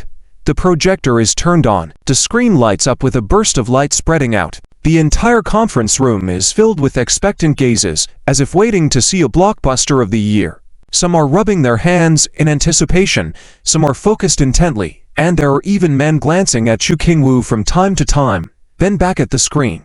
A live love action movie happening right there in the room feels different. It's unclear who had the heart to create the opening, which even has a prelude, telling the story of a woman battling multiple men. Wow, this is even more intriguing. Isn't this too perverted? One woman against many men. Heh. If the opening is this captivating, the main feature must be even more exciting, right? Many people are saying watching this kind of thing in a meeting room is not appropriate, yet their eyes are glued to the screen, as if ready to defend their ancestors if someone dares to stop them. Suddenly, the screen shows numerous men and an absolute goddess. What the heck is this? Someone exclaimed upon seeing the scene. Purple dragon, don't blind your eyes. Ice river, don't think about your mom anymore. Music starts playing, and the whole room feels as if thunder just struck. Everyone is stunned. Can you imagine that scene? A large group of people waiting to watch a steamy love action movie, expecting to handle a corrupt business leader seriously, but end up with the opening theme song from Saint Seiya, in a bootleg version of the original. Sheesh, was that supposed to be a story of a goddess and multiple men battling fiercely? A man shouted out loud, not caring who was present or who Chu King was. Chu King, we are all so serious and you show us Saint Seiya. Can you face us? Feeling the intense stares of the men wanting to kill him 1,000 times over. Even Chu King, as cunning as he was, couldn't help but panic. Chu King-woo couldn't help but chuckle. In her mind, Chu King was an unfathomable schemer, but today he turned out to be quite playful. The sudden and strong contrast in his character caught her off guard. This might just be the opening act. Don't worry. Chu King was sweating profusely, thinking Yuan Dabiao might have made a mistake, but luckily, he noticed the video had a length of 60 minutes and quickly fast-forwarded. Oh my! What is this now? Seeing the long-awaited steamy scene finally appearing on the screen, everyone quieted down and focused intently. Ha. Told you not to worry. The best part always comes at the end. Chu King finally breathed a sigh of relief upon seeing the scene, realizing Yuan Dabiao did indeed come through with the film. But why did everyone's gaze feel off? Why were they all looking at him like that? Why aren't they looking at the screen? Chu King was confused for a moment, but as he looked closely at the screen, his expression suddenly changed. Oh my goodness, that wasn't a steamy scene with Chu King-woo. It was a scene of him and a woman from the night at the Dynasty nightclub. Chu King, explain clearly to me, what have you done behind my back? Huruosi exploded in rage, looking like she wanted to strangle Chu King. Chu King, you hypocrite, always acting reputable in public. Like a saint, I can't believe you would stoop to this low. I will fight you to the end. Huruosi, listen to me, I was clearly set up.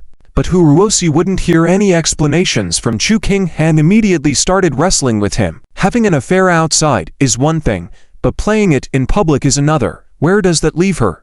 Huruosi.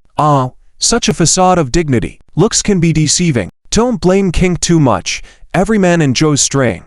Even though many people accused Chu King of being dishonest, there were some who spoke up for him. Bam! Another thunderous slam on the table. Grandma was thoroughly enraged. A serious family political drama turned into a farce comedy. How infuriating is that? Huruosi. Chu King, stop it. What's gotten into you both? What's happened to your decorum? Grandma got too worked up, stood up, scolded a few words, and almost fainted. Chu Jiangwo and Chu Jianjun quickly rushed to assist her, scolding Chu King on one hand, and instructing someone to turn off the video on the other. Wait, what now? However, Chu Bia stopped the person planning to turn off the video because the scene had changed on the screen, now showing the conversation between Chu King and Yuan Dabiao that night. TSK, as an older brother, you sure care a lot about your little sister's important life events. Don't worry, those women who are out of reach for so many can be conquered by any man. It's an honor.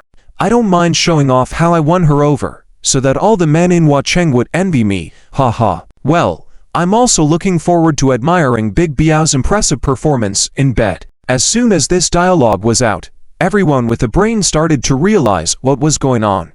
It turned out that all the things that happened that day were orchestrated by Chu King behind the scenes. But unfortunately, he did not anticipate that Yuan Debia wouldn't send the video of him conquering Chu Qingwu, but instead the surveillance video from the night at the Dynasty nightclub. Chu King, explain what this is about. Chu Qingwu's eyes welled up with tears of injustice. She pointed at Chu King. For the sake of the cloth factory's shipment, I took a risk negotiating with Yuan Debiao, but you were trying to sabotage me behind my back, trying to ruin my reputation and my life in this world. You have a vicious heart. How have I, Chu Qingwu, offended you? Chu King's face turned pale in an instant, as he realized everyone's ruthless gazes fixed on him. Thinking it was a meeting to punish Chu Qingwu severely, he never expected it would turn into a trial for himself. Heh, what a disgrace to the family. Chu Bia played a bystander role today, reveling in the drama. She sensed something was amiss from the videos, beginning and had a vague idea of what was happening. Surely it was Yuzia, who manipulated all this behind the scenes, maybe even controlling Yuan Debia. Chu King believed himself to be high in intelligence, yet he failed to see the trap set for him. And now he had unwittingly walked right into it. However, Yuzia was devious and cunning, unveiling the truth through Chu King. Even if he tried to explain, it would be futile. King, how could you do such a thing?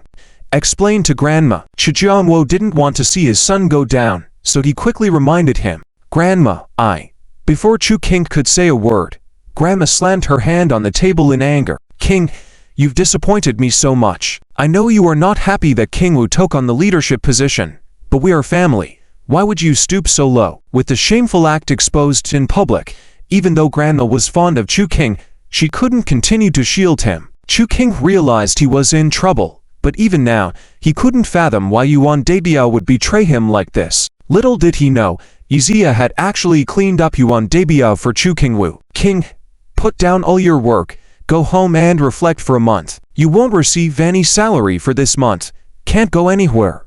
Only when you have an epiphany can you come back. Grandma, I understand. Chu King pretended to be despondent, internally pleased to have received lenient punishment knowing Grandma still wanted him to be the family heir.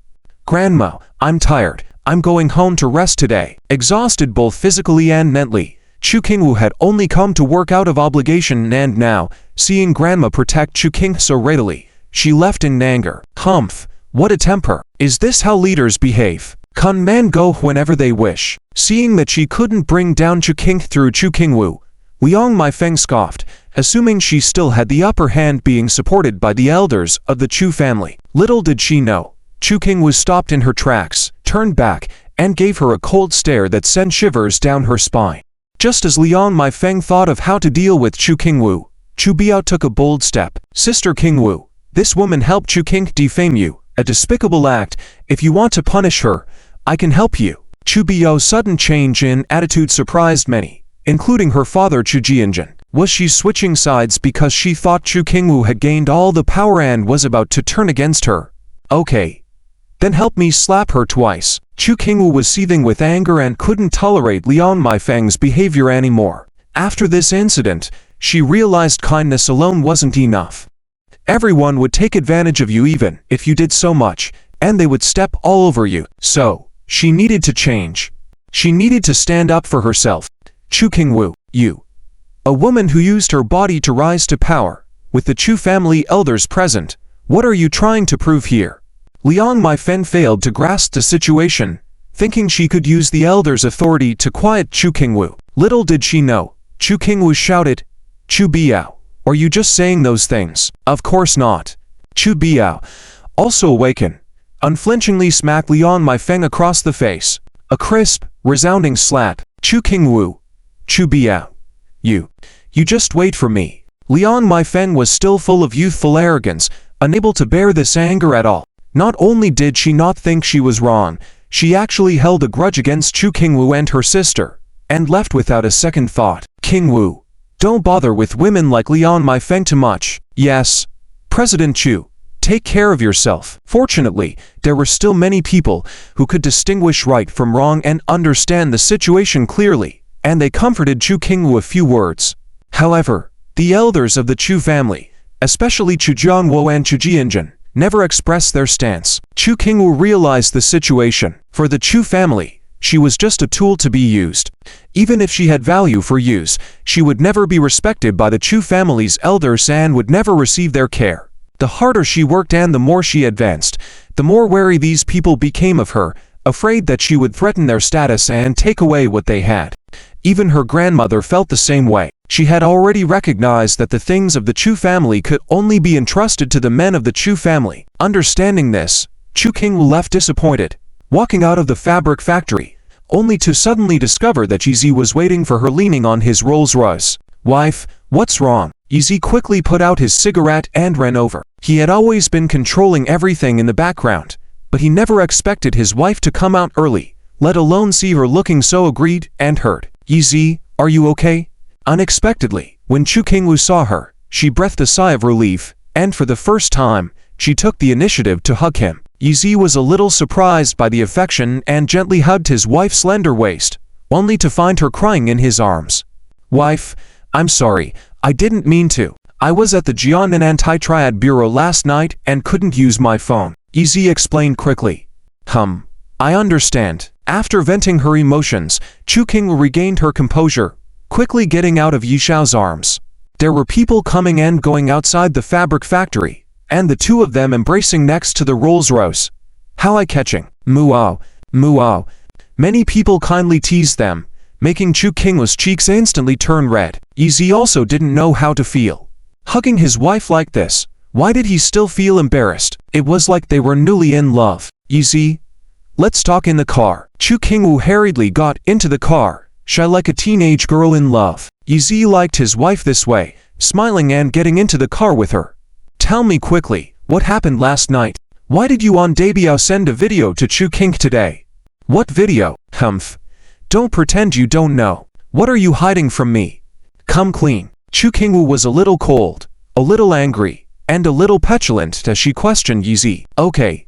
Yizi knew that if he didn't explain clearly, his wife wouldn't let it go, so he quickly began talking about the events at the Jiangnan Bureau. He also made up a story about Zhao Yunchen being his elementary school classmate and how he knew people at the Jiangnan Bureau, intentionally contacting them to raid the Imperial Club last night. As for Yuan Dabia's situation, he claimed that he had been caught and confessed everything under Zhao Yunchen's pressure. Yizi thought that by saying this, his wife wouldn't believe it and would ask for more details. To his surprise, when he turned back around, he saw his wife leaning on the Rolls-Royce asleep. "Wife, I'm sorry. I won't let you tire yourself out and worrying like this again in the future. In fact, I am the heir of the Yi family, with endless wealth." Yizi took the opportunity of his wife being asleep to quietly confide in her about his identity. Afterwards, he gently placed Chu Qingwu in the back seat of the Rolls-Royce, kissed her hair strands lightly, and happily drove back home. 2 days later, Tang Dama was finally discharged from the hospital, and Yizi came to visit her again. "Mr. Yi, thank you so much. Here is the remaining 2,211 yuan from the discharge. Take it back." "Tang Dama, why be so polite with me?" "Because my mother-in-law caused you to break your leg and delayed your work. Keep this money. If it's not enough, I'll give you more." "Ah, that's enough. How can this be?" Tang Dama insisted on returning 2,000 yuan to Yizi, but he didn't accept it, so she reluctantly took it and thanked Yizi 1,000 times, saying that being able to marry Chu Qingwu was a blessing due to having a good man like him. "Tang Dama, let me take you home." Yizi helped Tang Dama to the parking lot. Originally, Tang Dama was planning to take a rideshare with Yizi since they lived in the same neighborhood, but when she saw the car Yizi was driving, she adamantly refused. Why? Because it was a Rolls-Royce.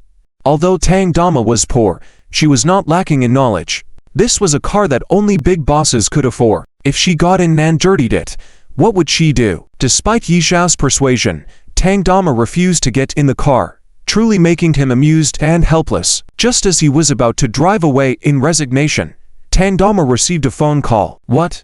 Why can't Agu go to 3rd middle school? Wasn't it said that the school doesn't require grades?" "Oh, okay. I'll bring my household registration and relevant materials to see." After hanging up the phone, Tang Dama looked at Yizi somewhat embarrassed and explained, "Mr. Yi, I really didn't mean to ride your luxurious car. It's just, all right, get in the car." Yizi couldn't help but chuckle, completely defeated by Tang Dama's honesty and simplicity. And without waiting for her to finish her explanation, he pushed her into the car. On the way, Yizi not only inquired about her relationship with Snake Uncle, but also clarified why she was currently troubled. It turned out that Tang Dama was also a resident of Nyutu village, Agu's birth mother, who had been widowed early on. Tang Qingyan was Snake Uncle's daughter, and the four of them were a complex blended family, also taking in the orphan Zichao. After marrying Snake Uncle, Tang Dama came to the city to work to earn money, living in the community with Tang Qingyan, while Li Agu stayed in Nyutu village to do farm work and take care of Zichao. Wanting to ensure her son had a better future, Tang Dama had been working hard and saving money, hoping to get her son into a high school in the city. Today, Tang Qingyan had accompanied Li Agu to handle the transfer and enrollment procedures, only to be rejected. The school gave a bunch of reasons, but in the end, they simply refused, saying they did not accept. Ha ha, beautiful lady, do you need to transfer here to study? The middle-aged man suddenly appraised Tang Qingyan, and when he saw her wearing denim shorts, revealing her snow-white long legs, he couldn't help but drool. This girl, although she looked fierce and had a tombow short haircut, her figure and features were impeccable. Put away your dirty thoughts. Your son is almost the same age as us. Have some shame. Tang Qingyan, who was overly sensitive, immediately understood his intentions with just a glimpse of his lecherous look. Did he think he could play around with women just because he had some spare change? Tang Qingyan, I am a woman you will never get. Without waiting for the middle-aged man to retort, Tang Qingyan disdainfully rebuked him. HMPH. Clueless fool, you and your kind continue playing with mud in the countryside. Read a book or something. In the future, when you can't find a job, you'll just sell yourself for a few $100. The middle-aged man also lashed out with harsh words. All right, sir. There's no need to argue with kids.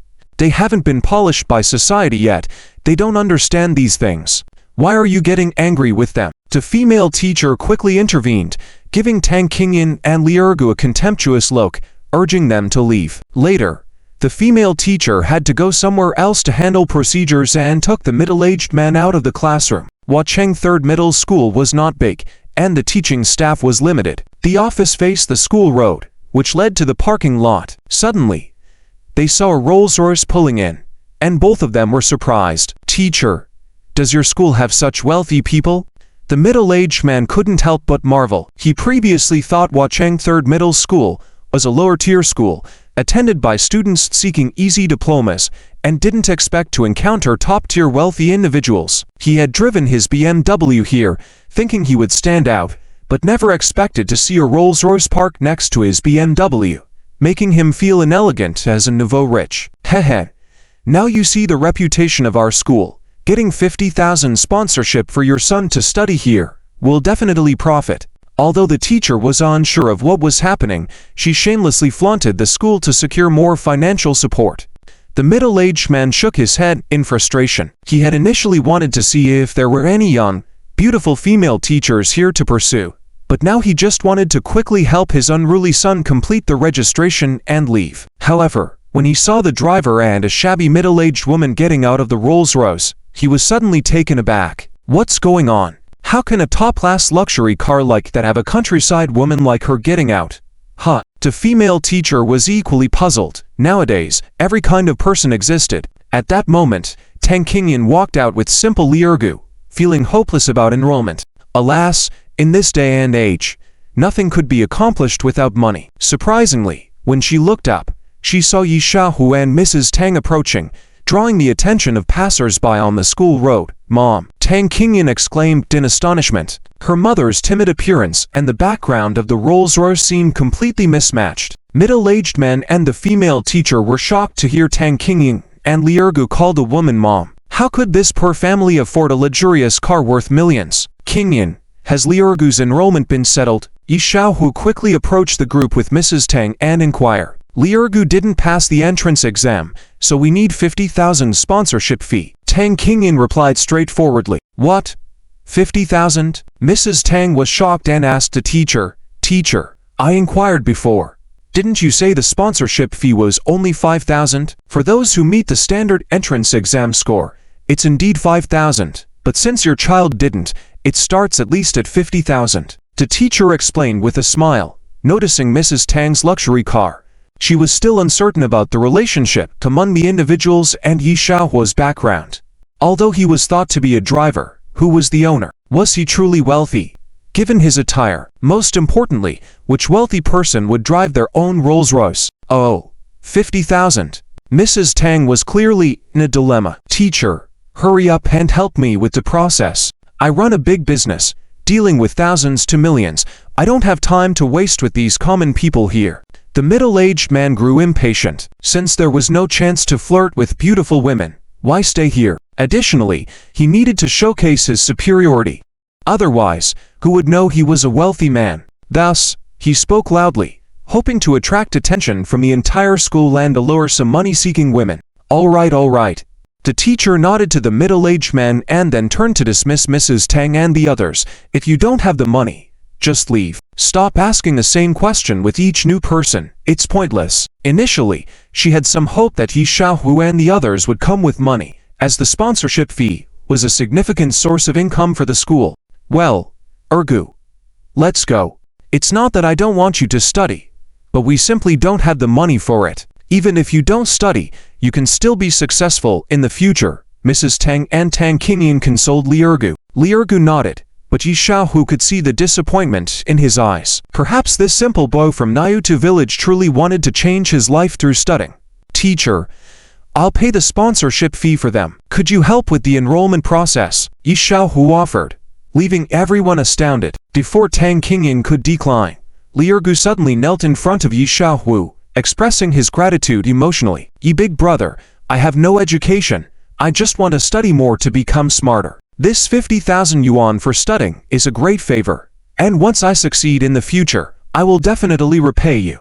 Ergu, get up quickly. You're embarrassing yourself. Tang Qingyan immediately scolded Li Ergu. However, Li Ergu didn't feel ashamed and continued, wiping his tears and nose. Yi big brother is helping me with my education. It's a favor that cannot be repaid. He will be my elder brother from now on. What's wrong with me kneeling to my big brother? All right, get up quickly. Yi Xiaohu realized that Li Ergu was genuinely grateful, not just a money grubber, and promptly helped him stand up. Surprisingly, despite his appearance, Li Ergu was quite heavy, resembling a large water buffalo, and Yi Xiaohu had to exert some effort to lift him up. Enough with the rural melodrama, it's sickening. Before Mrs. Tang could thank Yi Xiaohu, the middle-aged man nearby couldn't bear it and started cursing. It's just 50,000 yuan, and yet you cry and make a fuss. You poor bastards have no dignity or backbone. Why are you wasting my time here? Damn it. The middle-aged man's vulgar verbal abuse instantly destroyed the joy of Mrs. Tang and her family in resolving Li Ergu's enrollment issue. Yi Xiaohu, with a stern expression, decided not to confront the man right now, assuming he was in a rush. He didn't want to keep the teacher and others there, so he didn't bother with him for the time being. The group soon sorted out the necessary procedures, but a middle-aged man resembling a principal suddenly burst into the office and said to the female teacher, "Oh, Teacher Wu, we only have one spot left. You can't enroll 2 additional students. What's the problem with adding one more position?" Unaware of the situation, the teacher replied. However, the principal whispered to her, explaining the consequences if they were caught illegally accepting high sponsorship fees. Though his voice was low, Yi Xiaohu overheard, causing him to reconsider Li Ergu attending that school and instead consider having Jin Leifu help arrange for Li Ergu to study at better school. Suddenly, the middle-aged man banged on the table in frustration and scolded fiercely, "Enough with the bickering. Give one spot to my son. Those poor people without connections or influential families destined to remain at the bottom don't need to take up precious spots." A blatant insult. Li Ergu was already educationally disadvantaged and lacked confidence. The man's words further undermined his self-esteem. "What do you mean?" Tang Qingyan wasn't one to be trifled with. Tired of enduring the aggression of the nouveau rich, she immediately retorted, "Learning is meant to change one's destiny. It's your son, who only knows how to play and doesn't study diligently, who shouldn't be taking up valuable space, right?" Proud and disdainful, Tang Qingyan, besides being the school's beauty queen, was also a top student who despised students causing trouble at school just because their family was wealthy. "All right, so you want to challenge me? I'll offer 100,000 in sponsorship, and my son will secure that spot. What do you think of that?" The nouveau rich man arrogantly looked down on Tang Qingyan and her companions. "You, Tang Qingyan was truly angered by him. HMPH, it's because most wealthy people are like you. That's why there's so much turmoil in society. Hehe, I have money. What's it to you? The more Tang Qingyan fumed, the more arrogant and superior the middle-aged man became, immediately arranging for the teacher to quickly send over the degree and admission notice. The headmaster and teachers were naturally overjoyed selling a degree for 100,000. They couldn't wait to auction off all the normal degrees in the school. On the other hand, Tang's family of 3 felt hopeless. Both mother and daughter knew Yi Xiaoxiao was just the boss's driver. Even if they had money, they couldn't compare to the parvenus. Moreover, they weren't related at all, so how could they feel comfortable accepting his money? Nevertheless, Yi Xiaoxiao's voice rang out at this moment. I'll offer 150,000 to arrange the degree for Li Ergu. What? 150,000? Heavens! The headmaster and teachers looked at Yi Xiaoxiao with admiration. Who would have thought he was a hidden tycoon? The parvenu man was left speechless. Oh, who would have thought that trying to buy a spot in a third-rate high school could lead to such a confrontation? Mr. Yi, how can this be? 50,000 was already plenty. We can't afford 150,000. Tang's wife immediately expressed her concern. No need to pay back. Consider it my support to Ergu for his studies. Besides, he already calls me big brother. It's only right for big brother to support his little brother. Yi Xiaoxiao waved his hand nonchalantly. 150,000 was chump change for him. Besides, he couldn't stand the arrogance of the parvenu, and Tang Qingyan was right. Having his son study alongside such a person would be a disaster for other students. 150,000. Considered it a good deed for the students at the third high school. All right, I'll arrange the degree for Li Ergu immediately. The teacher was the type to be money-minded, and earning this additional amount would surely lead to a substantial reward from the principal, making them all happy. Damn it, I'll offer 200,000. Want to continue the bidding, you pretentious driver? Going around showing off in your boss's car. Will your boss fire you if he finds out? The parvenu man was beyond furious, spewing out words in a fit of emotions. Seeing him so agitated, the female teacher and headmaster, on the other hand, no longer rushed, their eyes glittering as they looked at Yi Xiaoxiao, hoping he would continue. Come on, keep raising. Even better if you raise it to 1 million. Little did they expect, Yi Xiaoxiao just smiled with meaning.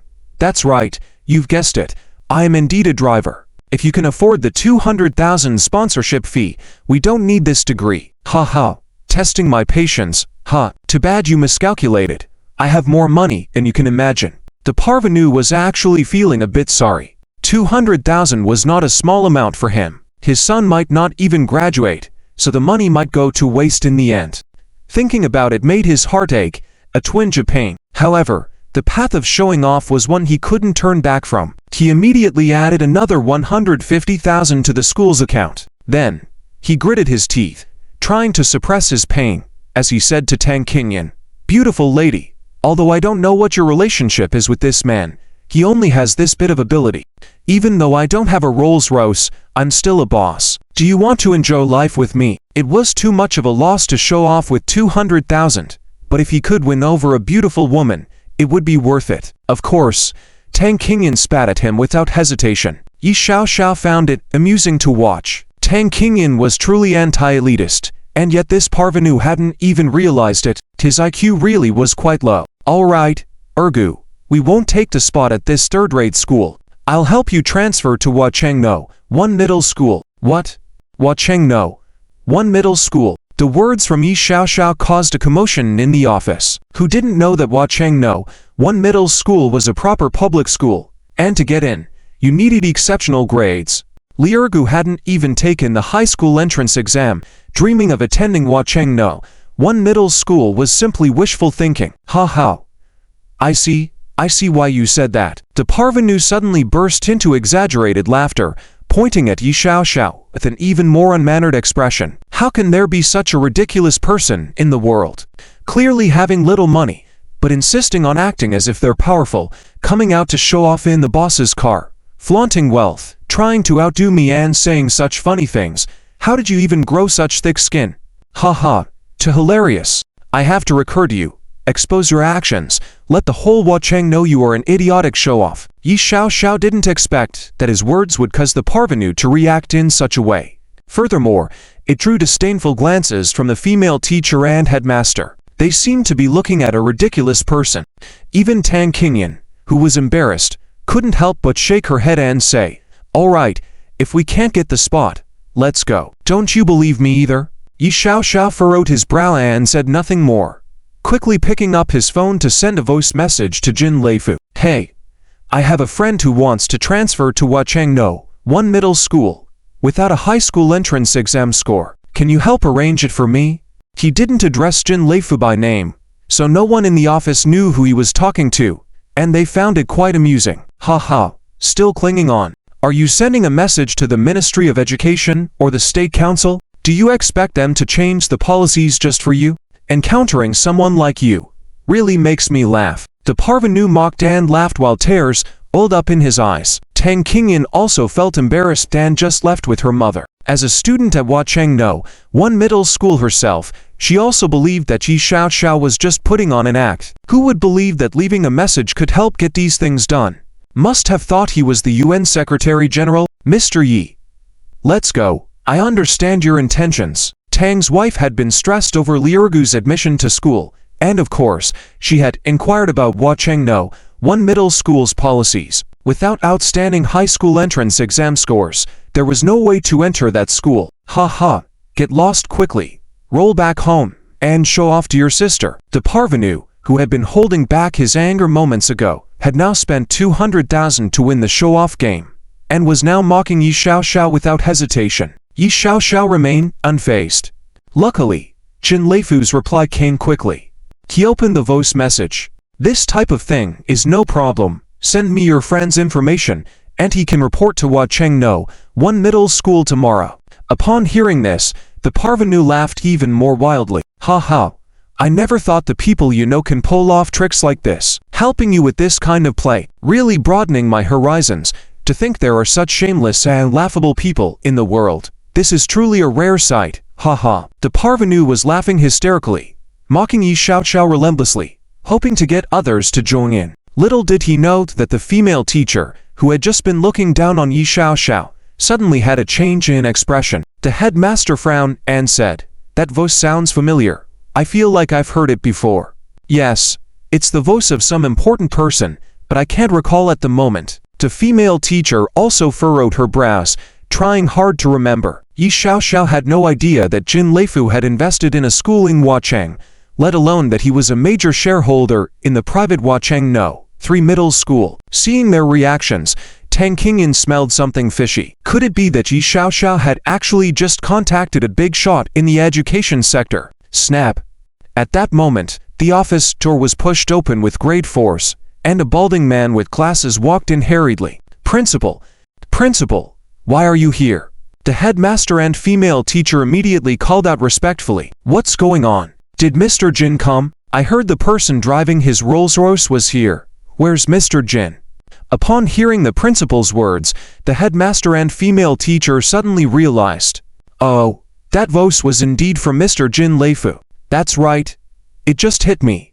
It was him." The expressions of the headmaster and female teacher changed instantly, gazing at Yi Xiaoxiao with extreme shock, treating him like a high mountain to look up to. This was because they had just heard Mr. Jin agreeing not only to help with the admission procedures for Huachengno, one middle school, but also calling him young master. The female teacher was always someone who valued money and power, and she immediately bowed to Yi Xiaoxiao, saying loudly, "Young master, I didn't know about your relationship with Mr. Jin, otherwise, we would have helped your friend with the admission process earlier. Let me handle it right away." The parvenu was frozen on the spot, his mouth that had just been wide open laughing, now unable to close. This guy can even give orders to Jin Leifu. What kind of background does he have? Thinking about how Jin Leifu was one of the top businessmen in Huacheng, with total assets in the billions, he suddenly felt weak in the knees, realizing whom he had been competing with. "No need. This school has a bad atmosphere. Ergu can't study here. Let's go." It was only now that Yi Xiaoxiao called for Tang Qingyan and her family to leave, ignoring all attempts by the principal and others to persuade them to stay. At this moment, Even Tan Qingyan couldn't doubt that Yi Xiaoxiao truly had the ability to arrange for Li Ergu to study at Huacheng No, one middle school. She never expected this man not only took care of her mother, solved her own problems with Du Haben, but now also helped Li Ergu solve the enrollment issue. He truly was a benefactor to her family. Remembering her previous misunderstanding of Yi Xiaoxiao and the words she had said to him, Tan Qingyan felt oddly embarrassed and couldn't help but blush. Until Yi Zi left, the parvenu's expression was like he had eaten crap. Just a moment ago, he was feeling pretty pleased with himself for showing off, but now he felt like spending 200,000 to buy a third-rate high school degree was as stupid as it gets. Especially now that he understood, Yi Zi must have been deliberately playing with him just now. Even though someone was willing to help him with admission for free, he refused. Why did he shout 15 if he didn't want the degree anymore? Since he doesn't want the degree anymore, can you return 150,000 to me? The parvenu said to the principal and to others. But the three just looked at him like he was an idiot. Finally, it was the female teacher who replied, "You can give up the degree, but the sponsorship money cannot be returned." This made the parvenu so angry that he felt like he was going to spit 3 liters of blood at them in the office. Speaking of Yi Zi, the matter of Li Ergu entering Huacheng No, one middle school, had been handled by Jin Leifu, so it was a matter of course. To conceal his identity, he intentionally said he had paid 50,000 as a sponsorship fee. Jin Leifu called him Young Master, but they had heard wrong. It was his nickname, Ziyi Late Night Snack. However, after interacting with Li Ergu today, he felt that this mountain village boy had a very unique physique, as if his body was made of steel. If someone specifically taught him martial arts, he would definitely become a powerful nuclear weapon in the future. Back in the community, Yi Zi found a brand new Ford Edge parked downstairs, a car worth about 200,000. Feeling slightly puzzled, he didn't pay it much attention and went upstairs. Only upon entering the house did he discover that the Wang Gobin family had come to visit, with Wang Yanqing and Chu Qingwu in the living room. "Ha, your husband is back. Let me ask him directly again." Upon seeing Yi Zi, Wang Gobin's demeanor suddenly changed. He approached as if seeing the god of wealth, smiling broadly. Yi Zi didn't like the look of smug satisfaction on his face and waited to see what he had to say. "Hey, Yi Zi, where did you buy that used Audi? I'll buy it for 300,000 each, as many as you have." Wang Gobin spoke like a boss, his tone full of arrogance. Unfortunately, everyone present knew that this guy was just a freeloader, living idly with no real work. It was impossible for him to come up with 300,000, let alone buy anything. It seemed that having a little money in his pocket had made his head swell. Yi Zi let him go on, keeping a slight smile and glancing at his wife. Chu Qingwu seemed depressed and resigned, not even wanting to speak. Wang Yanqing, on the other hand, looked annoyed and almost like she wanted to kill him. "Cousin, did you sell our Audi?" Yi Zi guessed correctly without any suspense. "Ha. What do you mean our Audi? That was a wedding gift from my little sister, but I did sell it indeed. And guess what? I spent a little money refurbishing it and sold it for 500,000. I have to say, I'm a business genius. Genius, my foot." Hearing his words, Yi Zi really wanted to give this braggart a slap. He had bought back the car for 1 million and hadn't driven it for a few days, and this guy sold it for 500,000, definitely a steal for someone. And yet here he was, acting all smug and clever. Chu Qingwu gave Yi Zi another look but focused her glare on her mother. Feeling aggrieved, she was at a loss for words. Well, now that the car had been given away by mom, and cousin had sold it, what could she do? Was being angry of any use? Could the car come back by itself? Even if she wanted it back, it would be impossible, and she might end up being ridiculed and mocked by cousin's family instead. Chu Qingwu felt deeply aggrieved watching Wang Gobin show off, but Yi Xiao's heart ached for her. Still, he remembered his promise to his wife, which was to make the Audi return by itself. With Wang Gobin having sold the car, it was even better. He instructed Li to go buy it back. As for the 500,000 in Wang Gobin's hands, he would figure out a way to get it back. After all, someone like Wang Gobin had very little intelligence. "Cousin, the car is no longer with us for now. Since you sold it and made tens of thousands, why not treat us to a meal?" Yi Zi smiled slightly at Wang Gobin. Family ties meant there was no need to make things awkward. Otherwise, people would look down on them, thinking they were being stingy. That's only fair. We came to visit today and thought we'd invite your family for a meal. Wang Gobin's words brought a slight sense of relief to Chu Qingwu. It seemed that Wang Gobin wasn't all bad. After all, he made some money selling the car Mon gave, and now he wanted to treat the family to a meal. We've already booked a room at the Imperial Hotel tonight. Not only will my girlfriend's family come, but even Grandpa and Grandma will be there. Let's set out right now, Wang Gobin declared loudly. Initially pleased to hear they were going to have a meal at the Imperial Hotel, Wang Yanqing's face fell when she realized Grandpa and Grandma were coming too. Did this mean she would have to foot the bill again? Annoyed, she quickly waved her hand, saying, I won't go. I'm busy tonight, so you go ahead. She understood Wang Gobin's true intentions. It was another attempt to squeeze money out of them. How ruthless. Observing Wang Yanqing's fluctuating emotions, Chu Qingwu couldn't understand the situation. Frowning, she asked, Mom, who are we meeting tonight? It's rare for second uncle's family and Grandpa and Grandma to come. Let's go eat with them. Chuckling, Wang Yanqing accepted, unaware that the bill would likely fall to her. Lu Xianwan, sensing hesitation, eagerly joined in. Yes, Yanqing, since we don't have plans, let's have a meal together. It will help us see if Wang Gobin's girlfriend is reliable and let her know that our Wang family also has wealthy relatives like you. Wang Yanqing's embarrassment was apparent as her face twitched continually. Eventually, she looked at Yizi before replying to Lu Xianwan. Fine, let's have a meal together. Thinking the bill would ultimately fall on Yizhao's shoulders, Wang Yanqing felt less uncomfortable. It was as if Yizhao's money grew on trees and wasn't their own. Ha ha. It's about time. Let's go now. Wang Gobin knew Wang Yanqing was very concerned about appearances and knew she wouldn't refuse her mother. Both families went downstairs. Tao Tao had no idea about the adult conversations, so upon hearing they were going out to eat, she was thrilled. Yay! Big shrimp to eat, and juice to drink.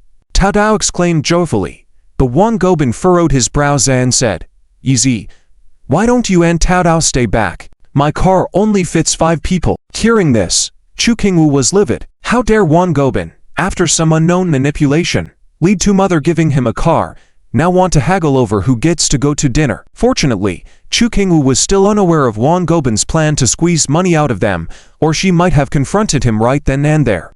Well, I won't go either. Mom, you go with them. Chu Qingwu also had a stubborn streak, and if cousin didn't want both of them to go, she wouldn't go either. Seeing cousin's family's attitude, she lost her appetite. Ah, Qingwu, how can you not go?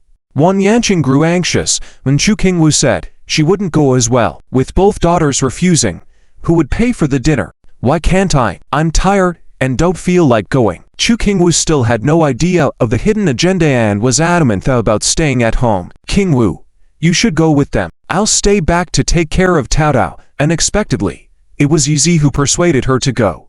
Of course, he was still thinking of how to get the shameless Wang Gobin to return the 500,000, so he needed to know his exact whereabouts. They were headed to the Imperial Hotel tonight, which was like walking into a trap. Didn't they know it was Jin Leifu's territory? All right, then. Chu Qingwu sighed softly and agreed. Ha ha. Let's go. Wang Gobin was now extremely pleased with a mysterious aura surrounding their departure, especially Wang Erli and Lu Xianwan, who thought Wang Yanqing had not changed a bit over the decades. She still loved showing off and couldn't swallow her pride, making it seem like they were doing very well, but it was for the best. For whom else could they fleece? Chuckling, Xiaogu, this is my girlfriend, Fang Jiru. Wow, such a charming girl. In the Emperor's Hotel's private room, Wang Yanqing saw Wang Gobin's girlfriend and couldn't believe her eyes. With his nephew's appearance and abilities, he managed to charm such a good-looking girl. It made her feel like a pig finding a treasure. Chu Qingwu also shared the same view. However, she knew Wang Gobin's true nature. Although he lacked education, he was cunning and deceiving. Tricking naive girls should not be too difficult for him. In fact, that was the case with Fang Jiru. She was a simple girl from the countryside who came to the city to work. At 23 years old, she was considered a leftover woman in her village, pressured by her family to get married. Unable to withstand the pressure, after several introductions by a matchmaker, she finally chose a boyfriend. Men who need to find a wife are usually not of good character, so in comparison, Wang Gobin didn't seem too bad. This man could talk smoothly, pretend to be honest, and most importantly, find ways to make Fang Jiru happy, even convincing her that he had a car and a house. Upon hearing about the car and house, Fang Jiru's parents were satisfied. As if afraid their daughter wouldn't find a husband, they agreed to the proposal. Little did they know, Wang Gobin's house was just an economy house under his father's name. As for the car, apart from managing to persuade Wang Yanqing, he only had a 28-inch Phoenix brand bicycle. In reality, Fang Jiru and Wang Gobin had been dating for less than 2 months, and being traditional, she limited their physical contact to holding hands and hugs. Of course, Wang Gobin wanted more, but he pretended to agree to wait until after marriage for intimacy. Get married soon. Then, won't this woman have to yield to his demands? Ah, so this is the niece responsible for the fabric factory. She's so beautiful and talented. Yes, you also look very elegant and generous. Fang Jiru's parents complimented Chu Qingyu, making her happy. Wang Yanqing felt proud thinking that her tactics worked perfectly in front of the relatives. Otherwise, how could they willingly offer their possessions? All right, the food is served. Let's toast. Cheers to the enduring love between the Wang and Fang families. We also wish my niece, Chu Qingyu, a successful rise and the support of her maternal family. The grand feast began, and everyone was very delighted. Of course, Chu Qingyu thought her cousin was treating her. The more expensive the meal, the happier she felt, thinking her cousin was compensating her family. However, Wang Gobin's family had already arranged for Wang Yanqing to foot the bill, so they made costly orders, almost depleting what they brought. Fang Jiru's family, rural people, had never experienced such a high-class dinner. They thought city people ate very skillfully and regarded Wang Gobin as reliable, despite his unattractive appearance, as he seemed honest and wealthy. As the alcohol flowed, everyone became merry, even discussing a wedding date, set for the 17th of next month. Upon hearing this, Chu Qingyu felt a pang of pain but did not say anything. Under the influence of alcohol, Wang Gobin's true colors emerged as he shamelessly embraced Fang Jiru. Surprised, Fang Jiru blushed but didn't resist much due to their family's pressure. Wang Gobin's advances continue, attempting to grope her bottom. Startled, Fang Jiru stood up, making an excuse to rush to the restroom and flee the situation. Gobin, have some manners. How can you act this way in public towards Jiru? Lu Xiaowan scolded her son insincerely, but deep down, she believed Fang Jiru was being too dramatic and would pay the consequences once married. Mom, I understand. I drank too much. Wang Gobin apologized insincerely to Fang Jiru's parents, uncles and aunts. I promise not to behave like that again. It's okay. You young people do your own things. We don't interfere much. Fang's parents replied with a smile and waved it off. With their assurance, Wang Gobin felt relieved and left the room to urinate. Now excited from the alcohol, he sought female company, thinking Fang Jiru was his future wife. So what's wrong with a kiss or some affection when she comes out of the restroom? Unbeknownst to him, as he approached the restroom, he unexpectedly saw a stunning woman, clad in a silvered dress, exuding an angelic radiance. Her flawless figure was sexy yet not vulgar, driving all men crazy. Sir, you seem drunk. Do you need me to call for assistance? Wang Gobin fixated on the gorgeous woman before him, but as he got closer, she made that remark. This sparked a flame in Wang Gobin, who eagerly lunged towards the woman. Help, someone. The beautiful woman dodged Wang Gobin's grasp, who only managed to touch her arm, feeling as smooth as Dove chocolate. Hey, beauty, your skin is so soft. Let me touch you again. Wang Gobin's lustful demeanor surfaced. Just as he lunged again, Fang Jiru's voice exclaimed, Wang Gobin, what are you doing? Suddenly sobered, Wang Gobin panicked. Had Fang Jiru seen his behavior earlier? Eager to divert attention, he replied, Jiru, this woman seduced me. How? I seduced you? Why don't you look in the mirror? Besides having thick skin, what else do you have? The beautiful woman retorted, looking disdainfully at Wang Gobin. Angered, he continued, you women, intentionally enticing me and soliciting customers. Wang Gobin's tone twisted.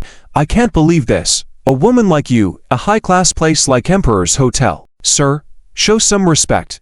I only wanted to help you back to your private room. The beautiful woman's eyes turned cold. Nonetheless, Wang Gobin continued scornfully, respect. You women here are trying to earn respect. Who would have thought he described a renowned courtesan of Huacheng? But his mouth was full of blood, preventing him from speaking. Swiftly, a man grabbed him and hoisted him up. As Wang Gobin turned his head, he was horrified. Oh no! Where did these large and fierce individuals come from? Each one looked menacing with strong muscles and tattoos, unmistakably no ordinary man. You dare insult Our Lady Ji Wuyu. You must want to die. Slapped twice, Wang Gobin was left on the ground, covered in blood. Even his mother had trouble recognizing him. What's happening? Why are you attacking my son? Wang Erli and Lu Shaowan rushed over, ready to fight. However, upon seeing a dozen burly men behind the woman, they hesitated. Your son was disrespectful, taking advantage of Our Lady Ji Wuyu's kindness and then insulting her. We should have killed him on the spot for such audacity. What? Lady Ji Wuyu's kindness? Are you from the Qinglong sect? Being locals, Wang Erli had heard of the Qinglong sect and their influence. His son had, indeed, crossed the line, mocking and offending the irresistible Ji Wuyu. She was the famed top courtesan of Huacheng that countless elites desired. This incident wouldn't be easily resolved. Wang Erli and Lu Shaowan wanted to defend their son, but Feng Zhiru unexpectedly burst in and revealed everything she had seen. I never expected Wang Gobin to be this kind of man. He has disappointed me so much. After Feng Zhiru finished speaking, she stomped in anger, determined to cut ties with such a man. Now the truth is revealed, right? Miss Ji Wuyu is so graceful. How can her reputation be insulted? Today, if you don't compensate Miss Ji Wuyu with 100,000, don't even think about leaving here in one piece. What? Upon hearing the leader's words, Wang Erli and Lu Shaowan turned pale. Wang Erli's face went white. Even his parents were terrified, wondering how their son, who was about to get married, could get involved in such an ugly incident. This is embarrassing and shameful. Mister, are you kidding me? We don't have 100,000 to compensate you. Wang Erli trembled, completely losing any sense of dignity as a man. HMPH. Kidding? Don't you know who I am? I am Fei, the esteemed head of the North District of the Qinglong sect. Do you think I have time to joke with you losers? Fei finished arrogantly, and his men behind him brandished weapons, even kicking Wang Gobin, who was playing dead, frightening Wang Erli and his wife so much that they didn't even dare to look after their son and hurriedly retreated. Chu Qingwu, aren't you in charge of the Chu family's fabric factory? Can't you say something in our defense? Lu Shaowan, feeling helpless, tried to push Chu Qingwu forward. Chu Qingwu wasn't so foolish. Seeing Wang Gobin taking advantage in her own home and now being beaten like this, she felt a sense of righteous satisfaction. Besides, it was Wang Gobin who brought this upon himself, so why should she involve herself in such a mess? Fei overheard their conversation and laughed heartily on the spot. What does the Chu family amount to? Just a second-rate family. Even if their ancestors came, I wouldn't show them any respect. Wang Erli swallowed hard. His last ray of hope had disappeared as Fei said, "This scoundrel is your creation. Apologize to me, and I might consider reducing the amount you owe. Otherwise, I will make you pay." As Fei pointed at Wang Erli and his wife, a sinister smile spread across his face. Wang Erli trembled with fear, but mustered all his courage when addressing Chu Qingwu. Chu Qingwu, I am your uncle. Are you really going to stand by and do nothing?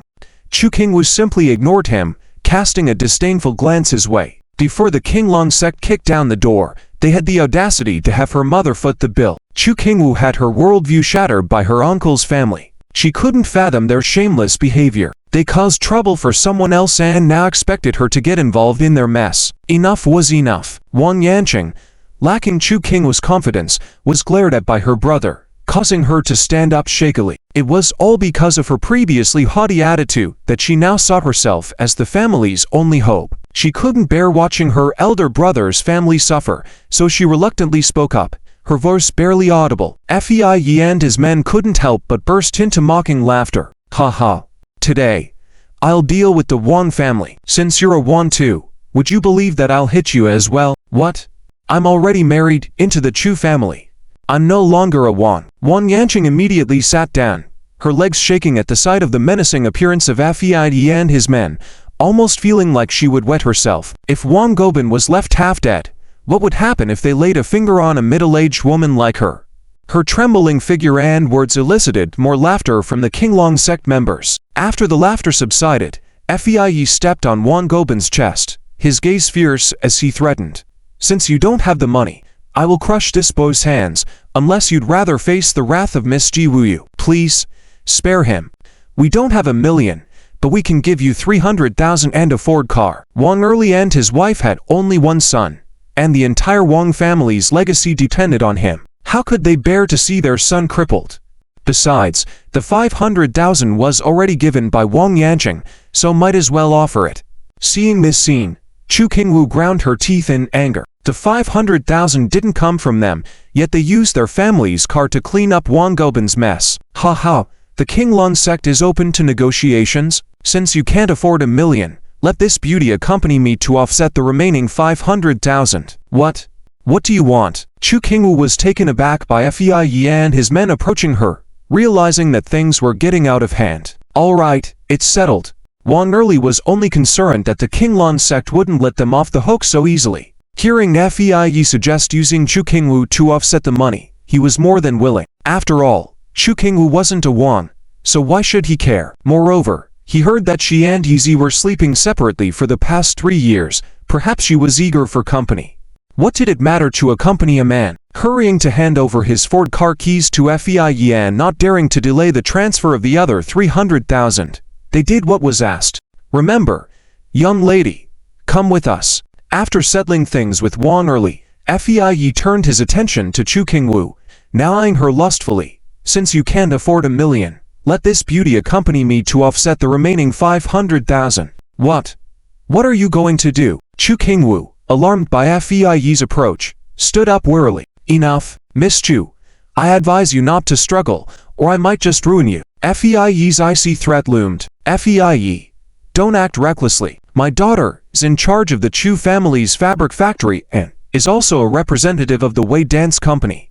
If you harm her, it won't end well. Wang Yanqing, despite her trembling legs, stood up to protect her daughter. Wei Dance. Fei Yi's tone turned cold as he took Chu Qingwu's warning into consideration, albeit reluctantly. Just then, Wang Gobin, who had been playing dead on the ground all this while, suddenly stood up and ran off. Sensing trouble, Fei Yi cursed and chased after him with his men. What do we do now? Qingwu, why don't you call your grandma? She values you so much. Maybe she can help you. Wang Yanqing, anxious, suggested. Mom, you're being too naive. Chu Qingwu recalled how the elders had behaved in the meeting room, realizing they never considered her family, but merely used them as tools. Asking her grandma for help now would be a pipe dream. What should we do? My daughter, quickly called Director Jin. He will surely help.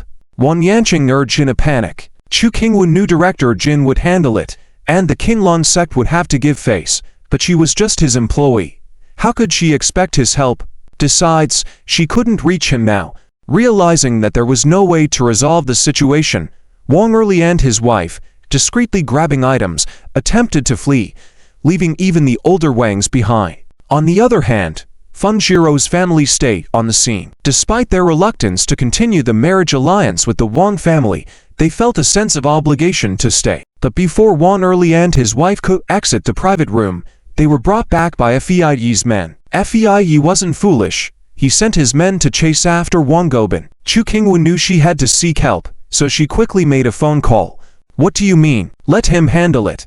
Who else could I call? He's the only one who can help me now. Who is he exactly? My husband. Yizi. What? Yizi.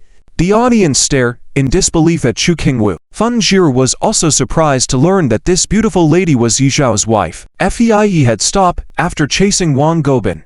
Everyone was surprised at this turn of events. Feng Jiro also felt a glimmer of hope as she realized that Yizi might come to the rescue. Yizi had shown his dominance when buying a car at the Audi dealer last time, giving off an air of power and authority. While she thought there was a chance, others couldn't believe Chu Qingwu's confidence in Yizi rescuing her in this situation. Yexiao, where are you? Playing at home with Tao Tao. What's up? Something happened here. Come quickly.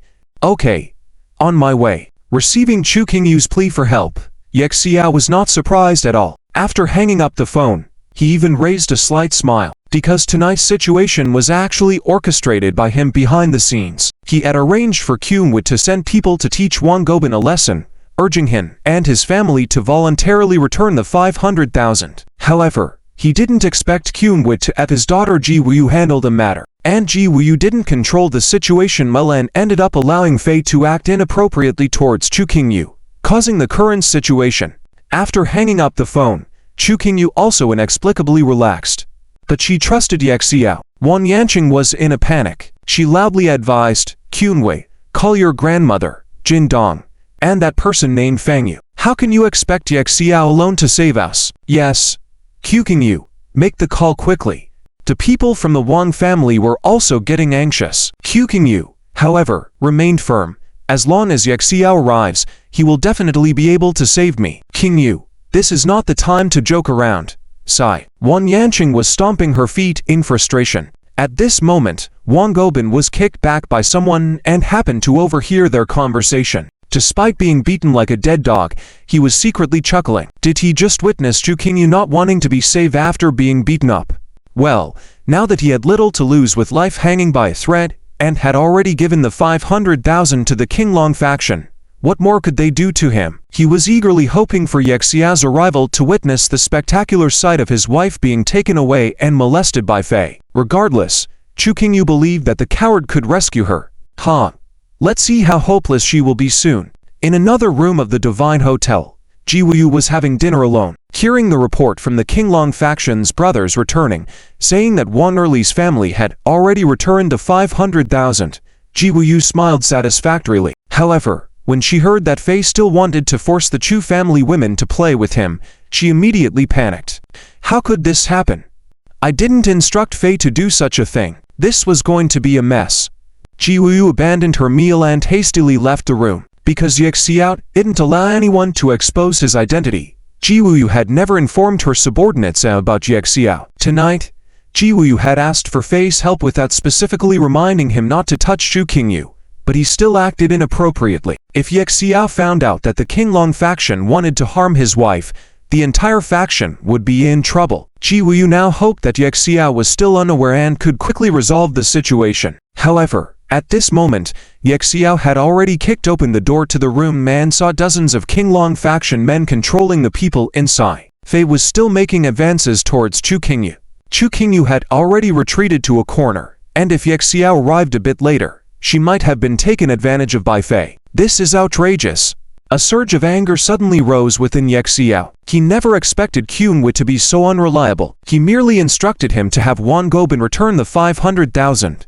But he dared to pull this stunt. Chu Qingyu was Ye Xiao's red line. He couldn't let anyone, let alone another man, touch her. They must now pay a heavy price for his actions. Hey, who do you think you are? Fei was just a hall master of the Qinglong faction, completely unaware of Ye Xiao's identity. Seeing him burst in, Fei attempted to intimidate him. Get out right now, or you'll regret meddling in our affairs. Ye Xiao clenched his fist, his face dark with anger, resembling an enraged lion. Ye Xiao, please save me. Taking advantage of Fei's distraction, Chu Qingyu quickly ran towards Ye Xiao, tears in her eyes. Luckily, Ye Xiao arrived just in time, or the consequences would have been unimaginable. Unexpectedly, as Fei saw his prey trying to flee, he immediately kicked the chair under Chu Qingyu's feet, hitting her back. Ah! Chu Qingyu screamed in pain, falling to the ground, her knees numb, and her back throbbing in agony. Ye Xiao rushed over, his eyes wide with fury. He lifted Chu Qingyu with one hand, his whole being ignited with anger. He never thought the situation would escalate like this. Ye Xiao had believed that he could cooperate happily with the Qinglong faction, but it seemed that things had turned sour. Blaming them for not handling the situation properly, not only did they almost humiliate his wife, but now she was injured. Ye Xiao was not going to let them get away without paying a bloody price. Capture them. Fei, still insistent, ordered his men to act. The people from the Wang family and Feng family were trembling with fear. What shocked them even more was Ye Xiao unhesitatingly holding Chu Qingyu in one arm, picking up a chair and smashing it over the head of a Qinglong faction member. But that wasn't all. With a swift kick, he sent another man flying, who crashed into a few others. In an instant, no one dared to make a move. The atmosphere froze in the room. The mighty Qinglong faction members had all tailed, never expecting a super-skilled fighter to appear. Wang Yanqing was stunned. She had known Ye Xiao had military experience, but never imagined he would display such strength here. The Wang family was left speechless, especially Wang Gobin, who had always mocked Yexia as a weakling, even in his dreams never imagining he could fight so fiercely. If they had provoked him before, the consequences would have been unthinkable. Ji Wuyu finally arrived with more Qinglong faction brothers. Fortunately, the room was spacious enough because the group was large. Miss Wuyu, this guy dared to attack our Qinglong faction. Shut up, Fei. Unaware of the trouble he had caused due to his advances, attempted to argue with Ji Wuyu, but her response was a resounding slap across his face. Fei's face instantly swelled up. The onlookers were dumbfounded once again. Yexiao's gaze turned cold. Ji Wuyu was indeed no ordinary person. No wonder she had Qingyi's favor. She turned out to be a martial arts expert. Get down on your knees and apologize to Mr. Yexiao, ordered by Ji Wuyu, her voice stern and resolute, clearly not joking. The members of the Qinglong faction were amazed at this command. Fei, still trying to resist, shouted in excitement, but Ji Wuyu swiftly kicked his knees from behind, forcing him to kneel before Yexiao. Everyone gasped. Fei, who was just ruling the situation a moment ago, was now humbled before Yexiao. However, Ji Wuyu went even further. She ordered everyone who just participated should kneel down and apologize to Mr. Yexiao. This shocked the members of the Wang and Fang families even more. What had Yexiao done to deserve such treatment? Just because he was skilled and ferocious in a fight, should the mighty Qinglong faction fear him this much? Miss Chu, I'm sorry. Madam Yexiao, forgive us. The members of the Qinglong faction apologized in various ways. Though their words differed, the impact was incredibly strong, leaving the people from the Wang family in a state of shock. They had always thought Chu Qingyu had married a deadbeat who burdened her. Who would have guessed her husband was this capable? You should be apologizing to my wife, not me. Yexiao roared in anger, his fury still aflame. How could this all be resolved so easily? His wife was nearly humiliated and now injured. Yexiao would not rest until the other party paid the price in blood. Miss Chu, I'm sorry. Madam Yexiao, we were wrong. The members of the Qinglong faction reiterated their apologies unevenly. At this moment, Chu Qingyu couldn't sort out her emotions. While angry, she was unexpectedly being treated like a queen in front of her relatives, giving her a sense of pride. Especially seeing Wang Erli and Wang Gobin, the men who had never valued her, now looking at her in astonishment, mouths hanging wide open, she felt a wave of triumph. Look at all of you who always thought I married a deadbeat. Look at all of you who used to sneer at Yexiao. Now, look at your faces, swollen from the beating you've taken. If apologies work, why do we need the police? Everyone originally thought that the Qinglong sect had already shown such a humble attitude in begging for mercy, and Yi Zibai had also put on enough of a show, so the matter should have been settled. However, Yi Xiao's anger had not subsided at all, his gaze firm as he looked at Ji Wuyu. Cripple face hands, or else you Qinglong sect can wait for Jianan to come and sweep you out of the black market. Ruthless, domineering. Yi Xiao's tone left no room for negotiation. Ji Wuyu's beautiful eyes trembled with urgency, while the men of the Qinglong sect immediately raised their voices. This is going too far. Fei flirted with your wife and already kneeled down to apologize. Exactly. Who is this kid, relying on Miss Ji Wuyu's face to think he can trample over our Qinglong sect? Stand up and take him out. The men of the Qinglong sect were fiery men, and if it weren't for Ji Wuyu being the goddaughter of Qingyi, as well as a beautiful and strong martial artist, they wouldn't have been so submissive to her discipline. Shut up. Ji Wuyu's stern voice quieted the members of the Qinglong sect. Although silent, their eyes were filled with hatred towards Yi Zi. If you won't do it, then I'll do it myself. Yi Zi didn't bother to negotiate with them. His wife's knees were still swollen, her back in a worse state. How could that be resolved with a mere apology? Mr. Yi. Ji Wuyu hesitated, but Yi Zi had already taken action, so quick that it was unbelievable. With a step forward, he pulled and twisted, causing Fei to fall to the ground. Snap, snap. Without batting an eye, Yi Zi stomped on his two arms lying on the ground, like a demon in human form. With Fei's screams of pain, his arms were directly broken by the stomp. A shocking sight. Fang Jiruo's heart pounded as she watched. What a cold-blooded man. What a tyrant. Such dominance was suffocating. Wife, let's go. Yi Zi ignored the stunned onlookers and immediately supported Chu Qingyu as they left. There were no more important matters than the injuries to his wife. Only after Yi Zi and Qingyu left the private room did Wang Yanqing react and slip away. Even now, she hadn't fully grasped what had just happened.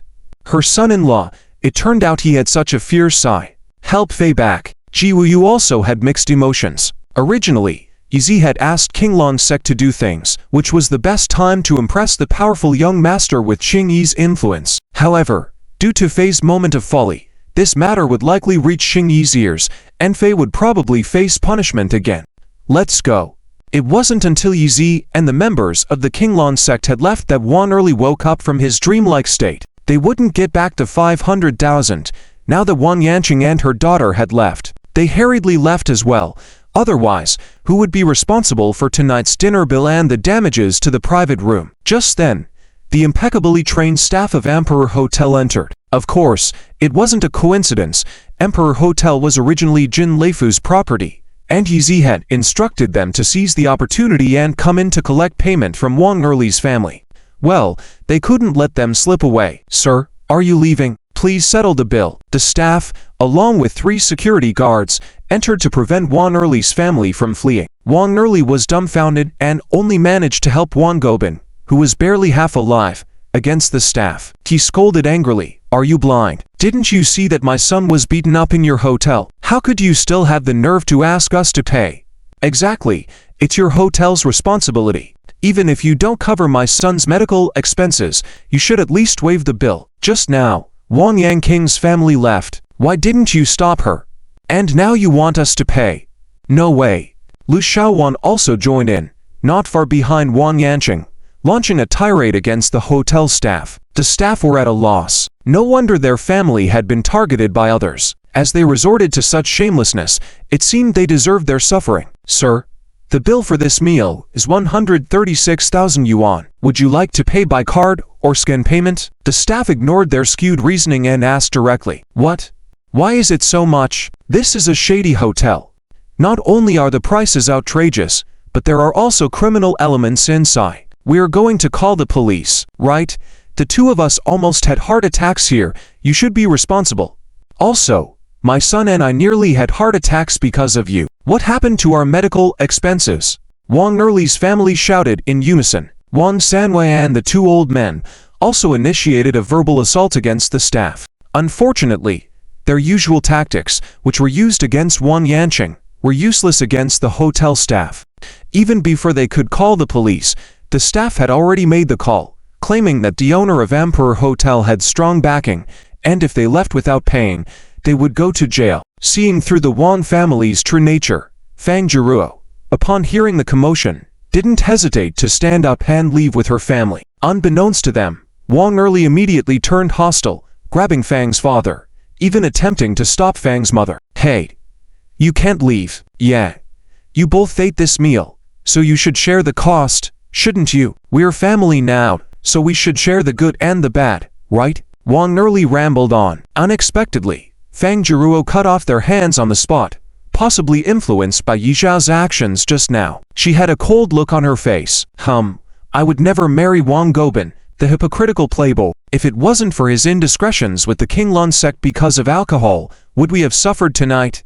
Fang is right. Now that you've lost your money and your car, should Fang still marry your son and suffer? While Fang's mother and father were honest people, they were not fools. The Wang family's lack of money and car was one thing, but the main issue was that the Wang family had no good people among them. They couldn't send their daughter into the fire. Taking advantage of the moment when the Wang family was confused, Fang Jiruo's family quickly slipped away, and even the hotel security didn't stop them. This left the Wang family completely flustered. Early, call Wang Yanqing and ask her to come back and pay the bill for us. Wang Sanmo quickly commanded. Wang Erli nodded in agreement, but no matter how many times they tried to call, Wang Yanqing's phone was off. She wasn't a fool. She had already calculated how much this meal would cost tonight. Since she hadn't agreed to pay beforehand, now that she had managed to escape, why would she come back to pay? As for Yizi, after leaving the hotel, he immediately took Chu Qingyu to the hospital for examination and treatment. Luckily, her injuries were only superficial, and she would recover in a few days. Wife, be careful. Let me help you. Yizi waited in the outpatient department, eagerly awaiting Chu Qingyu's return.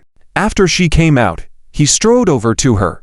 After walking out of the hospital, someone on behalf of the Qinglong sect approached them and handed over a check for 300,000 yuan. Chu Qingyu was dumbfounded. Mr. Yi.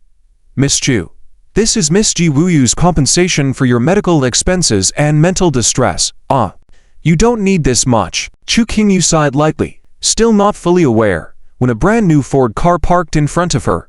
The people from the Qinglong sect didn't care whether she accepted or not. They forcibly handed the check and the key to the Ford car to Yi. After apologizing to Chu Qingyu again, they turned and left. Wife, since the Qinglong sect has kindly apologized, you should accept it. Yi smiled and handed the key to Chu Qingyu. Much to his surprise, Chu Qingyu glared at him fiercely, resisting his attempt to hand over the key with a resolute look. Yi, tell me quickly, what else are you hiding from me? Yi was momentarily stunned. The fearless Yi family son was not afraid of anything, except for his wife's anger. Are you going to keep pretending not to know, or are you going to treat me like a fool? Chu Qingyu chastised loudly. You still haven't clarified the incident at the Imperial Club last time. Now, you're staging such a shocking scene today. Yi, it seems like you've hidden yourself well. When did you join these sects? How many subordinates do you have? When did even the Qinglong sect start fearing you? Even though it was nighttime, the hospital entrance had quite a few people around, and Chu Qingyu's raised voice attracted their attention. Feeling a mix of shock and anticipation, she stared at Yi. He seemed like a completely different person in that moment. In any case, sooner or later, I have to let my wife know my true identity. Although by revealing it so early, it will be difficult to surprise her in the future, at least I don't have to hide it from her anymore or find ways to deceive her. Yi also felt relieved. Who would have thought that as soon as he finished speaking, someone next to him loudly shouted, Ziqian, I don't want to lie to you anymore. Actually, I am the richest person in the world, worth billions. Half the earth belongs to our family. If you follow me in the future, you will definitely live luxuriously, enjoying all the wealth and prosperity. Damn it, this is a shameless, blatant copycat. And daring to boast so boldly in front of the authentic version. Is there such a Dragon Kingdom style? Yi looked over and saw a fat guy borrowing his words, showing off to a beautiful woman. Faced with Yi Zhao's disdainful gaze, the fat guy not only did not feel embarrassed but even pushed his glasses and looked defiantly, as if saying, What? You can only use these means to fool your wife. I can't act cool in front of women. Before Yi could settle the score with him, he was shocked to hear another man on the other side loudly confessing to his girlfriend, Mai Mei, marry me. I am actually the son of the king of the universe. The earth also belongs to our family. In addition, we have several other planets. As long as you marry me, you will be the ruler of those planets, and we will travel through the stars every day. Oh my God. Yi understood that he had unintentionally let those around him hear what he said. It seemed that these people didn't even believe the punctuation marks he used, each of them deliberately imitating and mocking him. HMPH, Yi, if you don't explain yourself to me today, don't even think about sleeping in our room. Chu Qingyu also felt the most mocking gaze. Blushing, she pushed Yi away and hurriedly walked towards the car. She was thinking to herself how foolish she was, almost believing Yi Zhao's nonsense just now. With his character, could he really be the heir of the Dragon Kingdom's top family? Would the heir of a prestigious family sell goods on the roadside? If he was really a multimillionaire, would he have been a lazy mess for 3 years as a son-in-law to the Chu family? After being scolded for 3 years as a useless person, others might still have a glimmer of doubt, but unfortunately, Chu Qingyu had spent 3 years enduring tough times with him. If Yi really was a wealthy heir, he probably would not have lasted this long without revealing any signs. Therefore, she simply did not believe it. Hey, honey. Watching Chu Qingyu actually think he was lying and drive the Ford away in anger, Yi smiled helplessly. But after being honest, he felt much lighter in mood. It was even better if his wife didn't believe him. He would have more opportunities to surprise her in the future, making her go from not believing to reluctantly not believing. That would be more fun. On the other side, the fat guy was also dumped by the woman, stomping away. Yi didn't have a chance to settle the score with the fat guy, but instead, the fat guy came over and scolded him. Damn it, your trick was too bad. Failing to pick up women and getting called brainless, you better compensate me for a girlfriend. Dig brother, if you fail to pick up women, buy a mirror and find the reason on yourself. Yi, feeling good now, lit a cigarette and pointed to the other side, saying, Look at them. The guy who claimed the universe belongs to him is successful at picking up girls. Therefore, sweet talk is important, but appearance is also a significant indicator. What? WTF? Are you calling me ugly? The fat guy became even angrier, puffing out his belly and shouting, "It's just that I'm not obviously handsome. I am the international advertising director of Kingshan. I rely on strength and talent root." Faft. Yizi gave him a look of understanding, turned around, and walked away. He couldn't even boast properly. Did he really think Yizi didn't know the international advertising director of Kingshan, Qin Ruhan? On a Saturday morning, Yizi was making a heartfelt breakfast for his wife and Tao Tao in the kitchen. Unexpectedly, Chu Qingwu suddenly walked to the kitchen door, casually tied up her hair, and hurriedly said, "Yizi, I forgot to tell you last night, I still have to go to the fabric factory to deal with business today. No time to have breakfast at home." "Oh, okay. I'll pack it for you."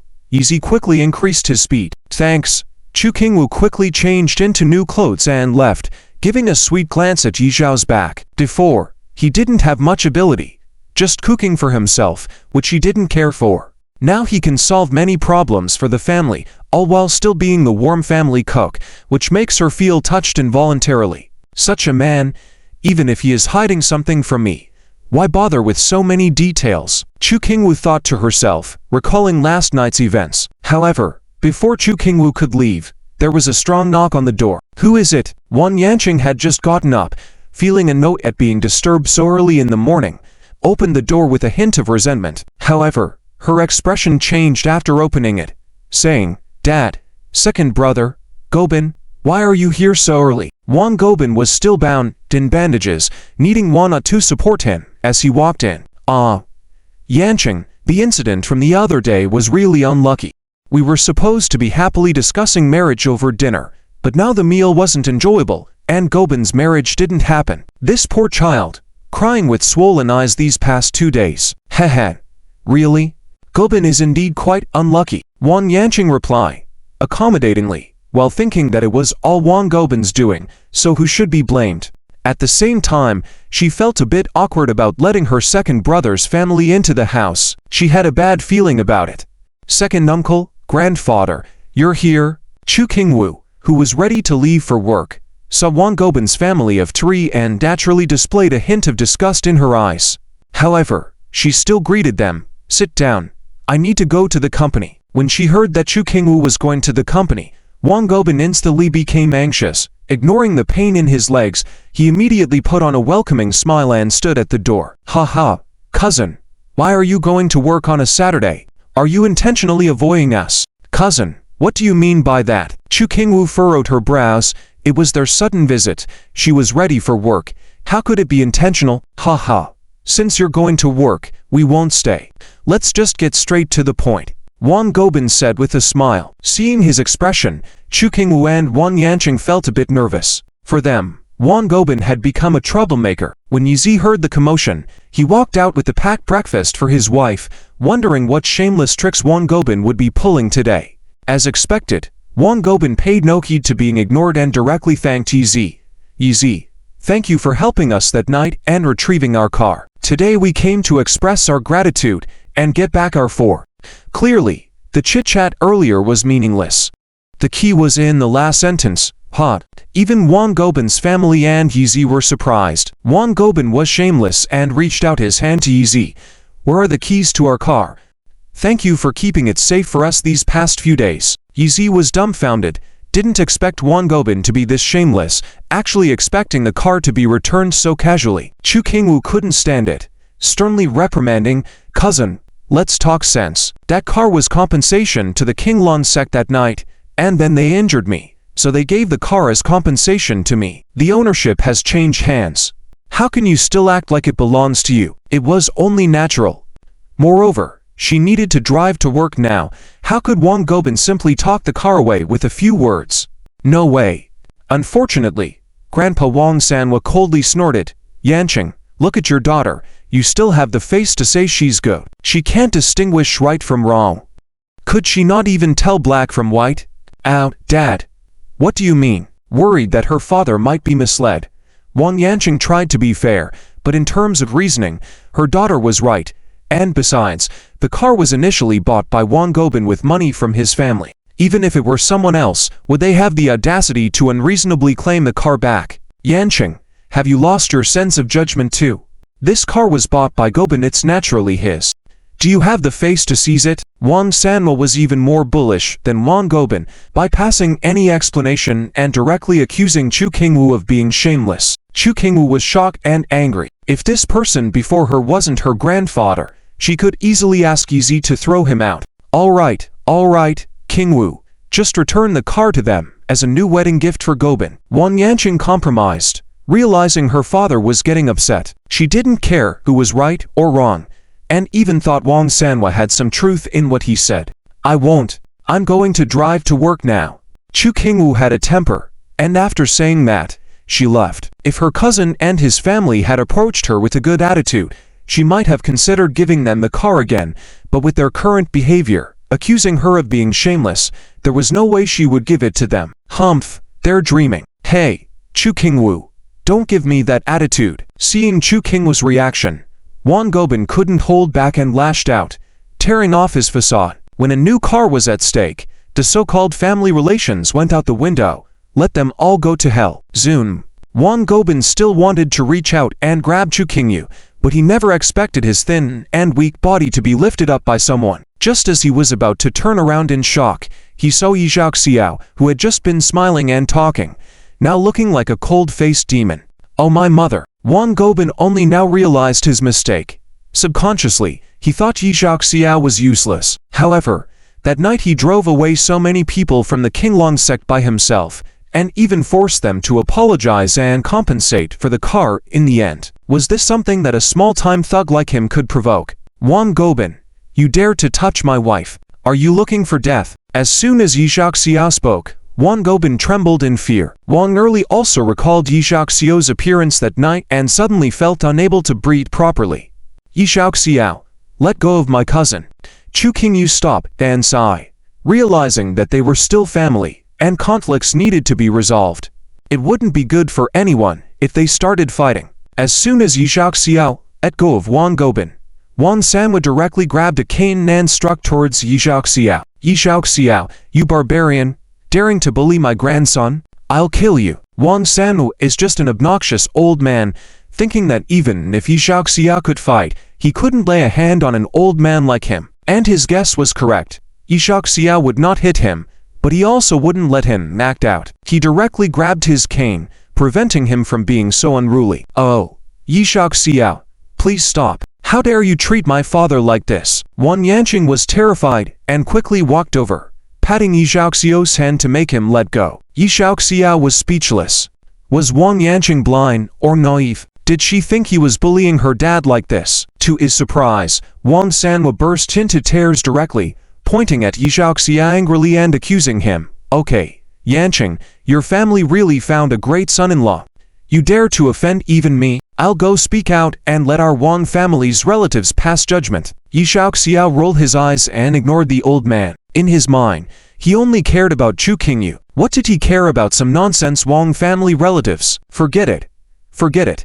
You can have the car back. Consider it as our family giving you a gift for your future wedding. Chu Qingyu couldn't help but give the keys back to Wang Gobin, swallowing her grievances. With her grandfather causing a scene in their house, if word got out, how could she face her in-laws in the future? On top of that, while they were convinced the car belonged to them, Chu Qingyu didn't feel secure driving it, fearing that they would come causing trouble all the time. It was better to just give it back to them and end this situation. After all, Yi Xiao had taken 300,000 that night. They could buy another second-hand car easily. With the keys falling to the ground, Wang Gobin rushed to grab them as if he were grabbing a piece of gold. He got up with a grin, disregarding his pain all over. Thank you, Qingyu. Wang Erli still wanted to keep his dignity and show face, so now that the car was returned, he felt it was appropriate to say thank you. Of course, he also aimed to ease the atmosphere a bit. He then took out the receipt from the Emperor's hotel that night and handed it to Wang Yanqing. What? Wang Yanqing was stunned, even though she already knew what it was. Yanqing, this is the receipt from that dinner that night, totaling 150,000. Please pay us back now. Wang Erli purposely spoke slowly and calmly, with a hint of a smile. The dinner was 138,000. He added another 12,000 for Wang Gobin's medical expenses to make it a round number. Anyway, Wang Yanqing's family was rich. It was only fair that she paid for it. Thdh this. Wang Yanqing looked at Yi Xiaoxiao and Chu Qingyu, then glanced at Wang Sanhua, who was glaring at her. She didn't know what to say for a moment. Yanqing, are your promises meaningless? Or have you just been ignoring me? Are you going to pay for this meal or not? Wang Sanhua pressured Wang Yanqing again. Watching the scene unfold, Chu Qingyu exploded in anger. It was their family who had hosted the dinner for their in-laws. Why should her mom bear the burden? And now they were actually presenting the bill for reimbursement. Chu Qingyu suddenly felt her world collapsing. However, no matter how painful or unwilling she felt, even if it meant her heart bled, she didn't dare refuse. After all, she had made a promise. And who can be audacious in front of her real father? She could play cheekiness in front of anyone but her dad. Qingyu, maybe for this dinner bill.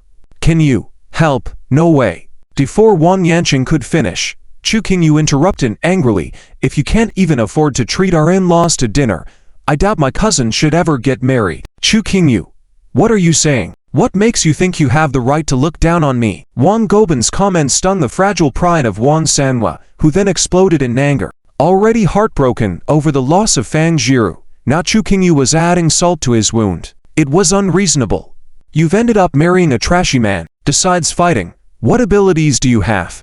Moreover, what are you pretending in front of us? Did you really think we believed your $1 million salary lie? If you can earn so much money, why are you all living in this small house? And now you don't even have a car. Your whole family just fakes prosperity. When it comes to footing the bill, you push and shove, acting all hypocritical. Your real character is revealed just by the cost of a dinner. Wang Gobin's words were vulgar and degrading, but they hit the sore spots of Wang Yanqing and Chu Qingyu. They wanted to show off in front of their relatives, but now their in-laws were looking down on them, especially Wang Yanqing, as Wang Gobin's words reflected her real situation. Her face visibly turned red. Yi Xiaoxiao wanted to speak up for his wife, but Chu Qingyu, unusually agitated, not only refused to take any offense, but also couldn't bring herself to utter the obscene remarks Wang Gobin did. She was just angry with herself, seeing the triumphant and arrogant attitude of the Wang family, making her wife feel so humiliated. Yi Xiaoxiao couldn't let them leave like this. As he lightly flicked a small pebble, it hit Wang Gobin's leg just as he was walking down the stairs. The shameless rascal yelped and promptly rolled away, leaving the scene. Chu Qingyu saw Wang Gobin fall and, excited by the sight, gave a slight shake of her head. Wang Yanqing, their family after all. You shouldn't have done this. Let's go down and see if they got hurt. Sigh. I'm going to work. Chu Qingyu coldly walked downstairs, paying no attention to Wang Yanqing. She didn't want such relatives who only cared about face and benefits. After giving them to cars, they still insulted her. It was infuriating. Wang Yanqing quickly followed downstairs. Yi Xiaoxiao was surprised. Despite Wang Yanqing's behavior, she still had decency towards her in-laws. Flesh and blood relationships did matter. She remembered how her audiate was taken by her family last time, so it made sense. At that moment, his phone rang. It was Li Bilai calling. Young Master Yi, good morning. I've delivered the Audi you asked me to buy to your place. Please come down to inspect it. Just give it to my wife. Say I spent 200,000 and bought a second-hand car. Yi Xiaoxiao instructed, satisfaction evident in his smile. Li Bilai's timing was perfect. He had promised his wife that he would return with the car, and returning with an R8 worth over $2 million definitely wasn't part of the plan. Damn, how am I going to explain this to my wife? Ah, what bad luck. How did I fall even just walking down the stairs? It must be because the place Chu Qingyu lives in has such bad vibes. Wang Gobin walked down the stairs with the help of his father, still muttering bad things about Chu Qingyu. Chu Qingyu was on her way to work and followed behind them all the way down, hearing every word, almost unable to resist slapping Wang Gobin again. They all fell and got hurt, and he still had the nerve to slander her. How despicable! Little did they expect, as the five of them descended to the ground floor one after another, each of them stood dumbstruck on the spot, all because of a brand new Audi R8 slowly driving towards them. Wow! This is a real show of wealth. This car must be at least $2 million, right? Shh, you don't understand. Don't speak randomly, it will be embarrassing. This car looks like it's been fully upgraded and modified, Probably costs at least $4 million. The 3 generations of men from the Wang family were eagerly discussing. Wang Yanqing and Chu Qingwu were also impressed, as the car not only was eye-catching but very feminine in its modifications, completely irresistible to both of them. Ha ha, Chu Qingwu, see the difference now. This is truly a wealthy person. Your family can't compete. Exactly. With a beat-up A8 still trying to compare with us. How petty. If you're really capable, your family should get a car like this, then we'll acknowledge your wealth. The Wang family didn't forget to mock Chu Qingwu, seeing her look down on them with such little money. Chu Qingwu didn't bother to talk to them. She realized that these 3 men in front of her were simply perverted. They acted as if this car costing millions belonged to them, and even used it to look down on her, which was ridiculous. Just as she was thinking of leaving, the door of the R8 opened, and Li Bilo approached her with a smile on his face, surprising her. Not only was Chu Qingwu surprised, but the Wang family members standing behind also couldn't believe their eyes. What was happening? Did this big boss know Chu Qingwu? Hey! Li Bilo, don't come over, Yi Shaoxi shouted as he rushed down, waving his hands at Li Bilo, wanting to send this troublemaker away. But Li Bilo, hearing his call, misunderstood and thought Yi Shaoxi was worried he wouldn't recognize his wife, so he let her pass by his side. Hurriedly, he gave Yi Shaoxi an okay gesture, steps ahead to stop Chu Qingwu. Seeing this, Yi Shaoxi could only shake his head, regretting letting Li Bilo interfere with the situation. However, Li Bilo, misunderstanding the situation, thought he had done a good thing by helping create the surprise for Yi Shaoxi. Before long, Chu Qingwu was left speechless, looking at Yi Shaoxi with a stern expression, asking for explanations. Yi Shaoxi regretted allowing Li Bilo to approach her, annoyed by the turn of events. Seeing this, the Wang family members were now staring at Yi Shaoxi with different eyes, wondering how much wealth he actually had in his pocket. Seeing Yi Shaoxi's expression, Li Bilo quickly handed the keys to Chu Qingwu, hoping to quickly seal the deal and leave. This made Wang Yanqing proud, as she laughed and teased her family for underestimating their potential. However, when Li Bilo handed the keys to Chu Qingwu, everyone relaxed, accepting that her family would never be able to afford such a luxury car. Wang Yanqing was disappointed but relieved it was a mistake. Noticing Yi Shaoxi's slightly confused expression, Li Bilo then confirmed Chu Qingwu's identity, mentioning that the car was a gift from Yi Shaoxi. Appalled by this turn of events, Chu Qingwu soon realized there had been a mix-up, as her family could never afford an R8. But Li Bilo insisted it was indeed a gift. Despite the initial shock, Wang Wang's trio found solace in the fact that they were right, that Chu Qingwu's family couldn't afford such extravagance. Chu Qingwu, tapping into her softer side, allowed them to take one last ride in the luxurious car to the hospital. Left alone with Yi Shaoxi, Chu Qingwu's stern expression became demanding. Yi Shaoxi, explain to me clearly. What's the deal with this car? The one who is supposed to come will come after all. Luckily, Yizi had plenty of time to prepare the perfect excuse on the way. The car belongs to Mr. Jin. What? Mr. Jin's? Chu Qingwu was indeed surprised. The car Mr. Jin bought. Why was it sent to our house? That was a gift for his lover, but he was afraid other women would find out, so he decided to twist the truth and asked me to deliver it. Mr. Jin is actually like that. Chu Qingwu felt slightly disappointed. Then she frowned. Yizi, who are you trying to fool? I heard Mr. Jin is not even married. Exactly. Because he's not married, he has to hide. You know, rich people like him attract attention wherever they go. It wouldn't be good if it's known how many women he has, so even giving gifts to his lovers has to be done in secret. Really? Chu Qingwu half believed. If you don't believe me, ask Mr. Jin.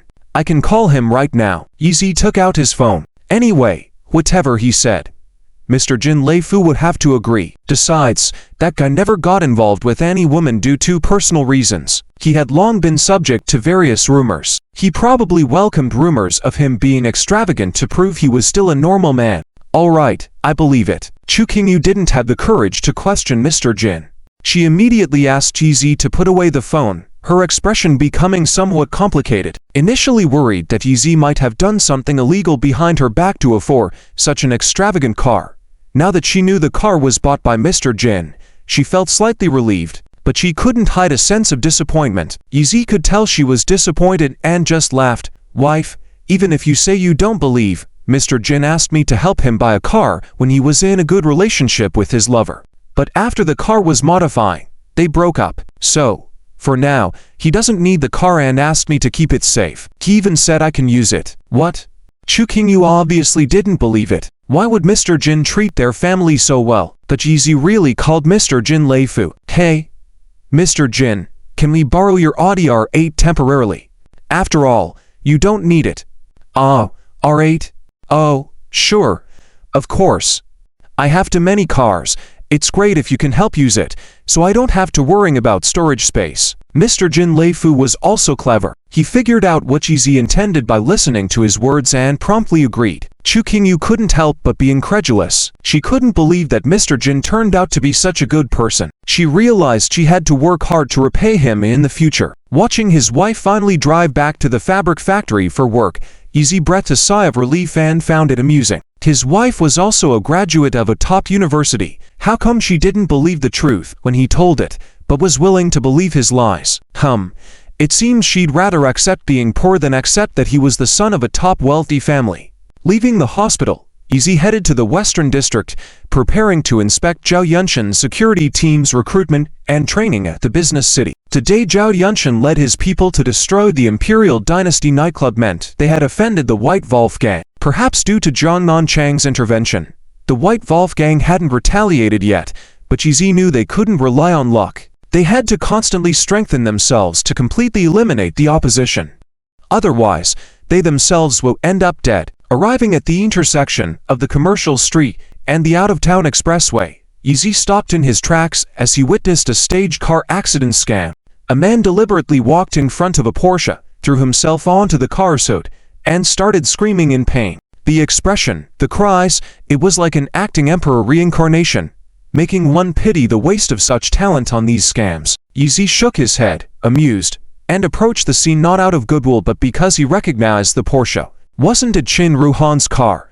Odd. My leg is broken. You're responsible for this. You have to compensate me. The man suffered on the ground and rolled around. When no one was looking, a smirk appeared on his face. Soon, many onlookers gathered. It was the exact moment when traffic lights changed from green to red, and many people witnessed what happened. The Porsche's door opened, and an elegant beauty stepped out, removing her sunglasses with an exasperated expression. It was Qin Ruhan. She was in a hurry to leave. Yet why did this have to happen now? It was truly exasperating. All right, stop pretending. You want to scam for money, right? How much do you want? Qin Ruhan was a successful person herself. If the man just wanted a few hundred yuan, she would give it as if she were tipping a street performer, impressed with their acting skills. Little did she know that as soon as she spoke, for men emerged from the surroundings, each more agitated than the last. Hey! How dare you speak like that? Hitting my brother, then accusing him of scamming money. Exactly. I saw you break my brother's leg, and you still talk like that. This is a matter of morality. What we hate the most is women like you, flaunting your wealth to humiliate others. Today, you won't get away with it. Hearing those words, Qin Ruhan's fair forehead creased, visibly frustrated. She hadn't expected to encounter professional scammers. She knew they had pre-planned everything, but she hadn't recognized one of the men. The Yizi, who was farther away, did. Wasn't it Huan Zhao, who had previously tried to pursue her wife? Yizi furrowed his brow. It seemed this scam was no simple matter. In fact, their last encounter had ended with Qin Ruhan publicly humiliated Huan Zhao into kneeling to him. Huan Zhao found it a severe disgrace, but as Qin Ruhan was highly regarded by Jin Lei Fu, his influence was even greater. Huan Zhao had to bear the humiliation internally. But a couple of days ago, he found out that Qin Ruhan had voluntarily quit her position as the director of Kingsheng International. Investigating further, he had discovered that she planned to leave Flower City today. So, he had prepared to frame and scam her today.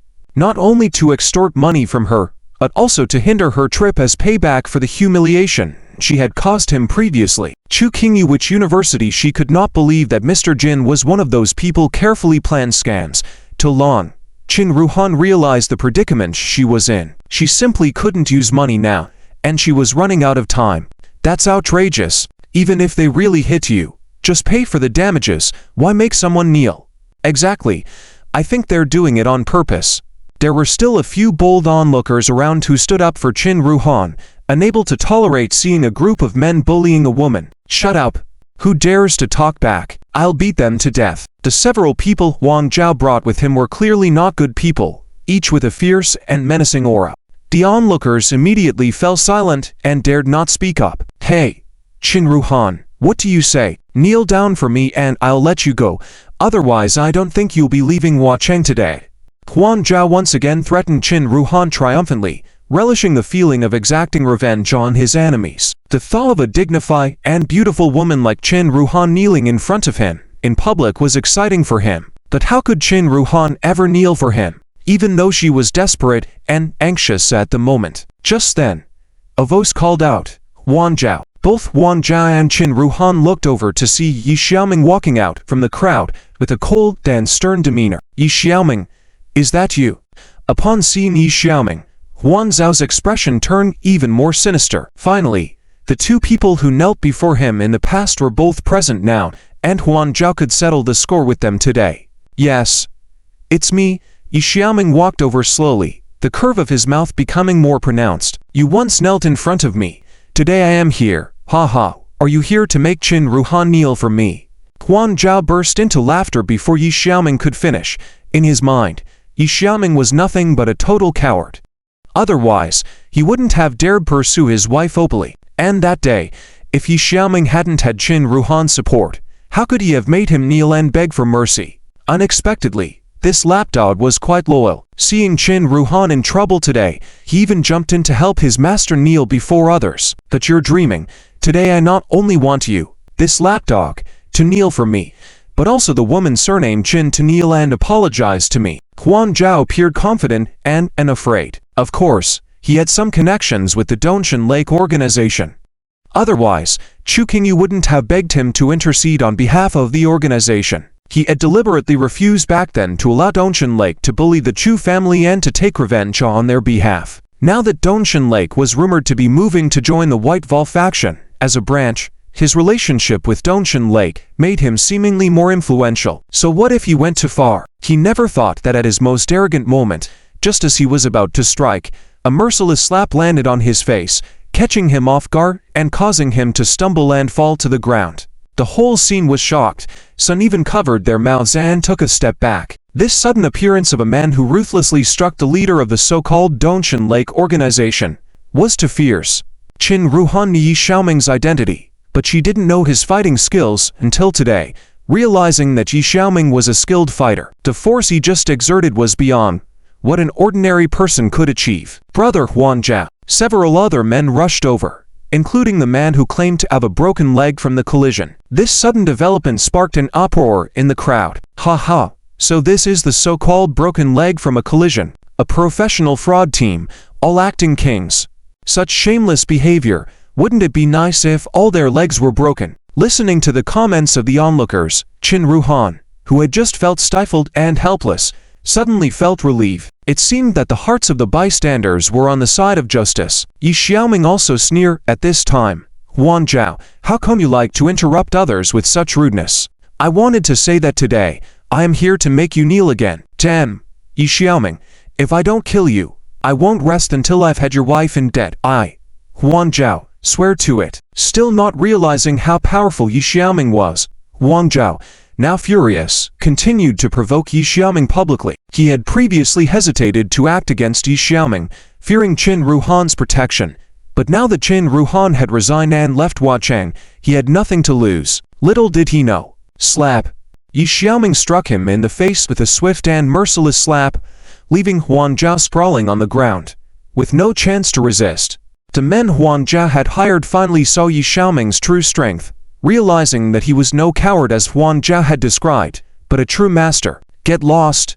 Yi Xiaoming showed no mercy as he kicked down several men who rushed towards him. Huang Zhao, still unaware of his impending fate, pointed at Yi Xiaoming and cursed, "Yi Xiaoming, you wait, I will have my father step in, and I will make you pay on all levels, black and white." Furious at Huang Zhao's repeated threats and unquenched desire for Chu Qingyu, Yi Xiaoming's rage flared up. "Damn it!" Yi Xiaoming clenched his fist, turned to Qin Ruhan, and asked her to hand him the car keys. "Yi Xiaoming, What are you going to do? He wanted to fake an accident, right? He wanted compensation for the broken leg, right? I'll grant him his wish. Yi Xiaoming's anger soared, feeling like a tyrant. Hearing his words, the onlookers were once again stunned. Was there someone so wild among them, planning to publicly break the leg of the arrogant man who staged the accident? Yi Xiaoming, do you dare? Do you know the consequences of doing so? Huan Zhao was sweating with fear, but still dared to challenge Yi Xiaoming. Haha, you're just talking. Right now, there are so many people here, do you dare to deliberately collide with me and try it? Crack! Before Huan Zhao could finish speaking, Yi Xiaoming kicked him to the ground, causing him to scream in pain and paralysis. Yi Xiaoming, the keys. Qin Ruhan, with a determined look in her eyes, handed the Porsche keys to him. This may have been a significant gesture for others, but for a man with Yi Xiaoming's background, it was insignificant. Besides, Wang Zhao was just too despicable, and Qin Ruhan wanted him to learn a harsh lesson. Qin Ruhan followed Yi Xiaoming into the car. The Porsche roared to life and set off. As Huan Zhao lifted his head, he was frightened to the point of urinating, still shouting, Yi Xiaoming, you won't dare. You absolutely won't. I will. Ah. As the Porsche sped past, Huang Zhao let out a miserable cry, tears of agony and despair flowing as he lay sprawled in the middle of the road. Everyone present was shocked, including the three men who had been hiding on the side with Huan Zhao. The Porsche reversed and the window rolled down. Yi Xiaoming stuck his head out, pointing 3 fingers up with a cold and stern look. You have 3 seconds to crawl away, or I won't guarantee your other leg. Ruthless, too ruthless. Some onlookers were still unsure why Yi Xiaoming was so furious, while some savvy individuals knew exactly why. Realizing that Huan Zhao had attempted to lay hands on someone else's wife, and it served him right to have all his legs broken. 3, 2, 1. As the Porsche revved up once again, Huan Zhao, despite the pain from his broken leg, screamed in madness and scrambled to his feet, with blood and urine trailing behind him. Phew! The Porsche sped past him again, leaving him bawling in tears. Miss Qin, if you're in a hurry, go ahead. I'll consider this 100,000 cash as borrowed from me. After the car had passed, Yi Xiaoming opened the door to step out. Wait, Upon hearing Qin Ruhan's low call, Yi Xiaoming turned around. Will you come back to Yanjing in the future? Qin Ruhan asked with a hopeful look. Perhaps I will. All right, I'll wait for you, Qin Ruhan said with a meaningful look before driving away. Yi Xiaoming couldn't quite grasp the meaning behind her words, but he had a sense that she might be in some trouble. Otherwise, why would she hurriedly leave Huacheng? If that was the case, could it be that the fat man he encountered that day was truly the new advertising director? Yi Xiaoming, mark my words, I won't rest until my father deals with you. Huan Zhao lay in the middle of the road, causing a traffic disruption, as more and more people gathered to witness the scene. Despite his threats, no one sympathized with Huan Zhao. Everyone knew what had happened. These scammers' blackmail scheme had backfired, and their arrogant declarations, coercion tactics, demands for kneeling, and threats against someone's wife only served to justify the consequences. Lighting a cigarette, Yi Xiaoming took a puff, then walked over to Huan Zhao. Though Huan Zhao had earlier appeared fierce and sinister, at the sight of Yi Xiaoming approaching, he immediately scrambled backward like a scared cur, his face filled with terror. He feared that Yi Xiaoming would end his life. Yes, this man would definitely dare to. Crack! Yi Xiaoming pulled out a wad of cash and slapped it across Huan Zhao's face, then spat a mouthful of smoke at him before coldly saying, All right, I'll wait for you to come after me. Take this money, see a doctor, and get some nutrition. With that, he turned and walked away. The onlookers marveled at the audacity, openly breaking someone's leg, then tossing money at them. Did the fraudster want tens of thousands for medical expenses and nutrition? Well, they'll reward him. Yi Xiaoming, you wait for me. I will definitely have my father intervene and make you pay on both sides of the law. Huan Zhao continued to spew threats while groveling and picking up the money like a dog. Despite appearing tough, 100,000 yuan was still a considerable sum for Huan Zhao. Unfortunately, he was too dull to realize that he had provoked someone he couldn't handle. The residential area behind the commercial district in the northern district has a relatively hidden martial arts school. The exterior is very plain, with no prominent sign, but the campus area is quite large. This is the main gathering place for the Dongshan Lake community. Brother 2, someone wants to see you. Wan Shan was still training in the martial arts school, and a subordinate suddenly interrupted and spoke. The Dongshan Lake community is not a major force in Huacheng, without strict hierarchy. Before Wan Shan could respond to the visitor, a middle-aged man wheeled his son in a wheelchair into the room. It was Huan Jia and his father Huan Li. As soon as they met, Huan Li walked over, tightly grasping Wan Shan's hand, tearfully pleading, "Ah Shan, you must avenge my son. His legs were crippled by someone." Wan Shan was interrupted while training and was already unhappy, and seeing Huan Li in such a pitiful state further disgusted him. However, Huan Li was a former schoolmate of his father, so he tried to save face and asked with a furrowed brow, "Uncle Huan, what happened?" With this question, Huan Zhao shouted, "Brother Shan, avenge my son," and began to express his pain as well. Wan Shan detested grown men playing the victim, but he still patiently listened to their exaggerated story.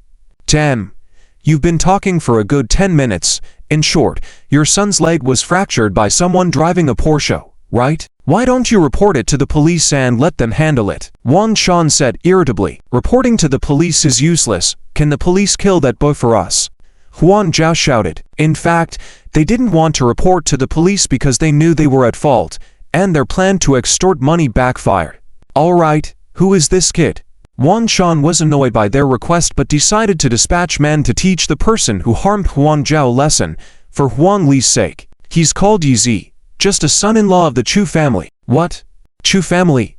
Upon hearing the name Chu family, Wan Shan stood up. Didn't Jian and Chan just warn them not to provoke the Chu family, or else their community would be destroyed? Now, the Huan family actually wanted him to deal with the Chu family.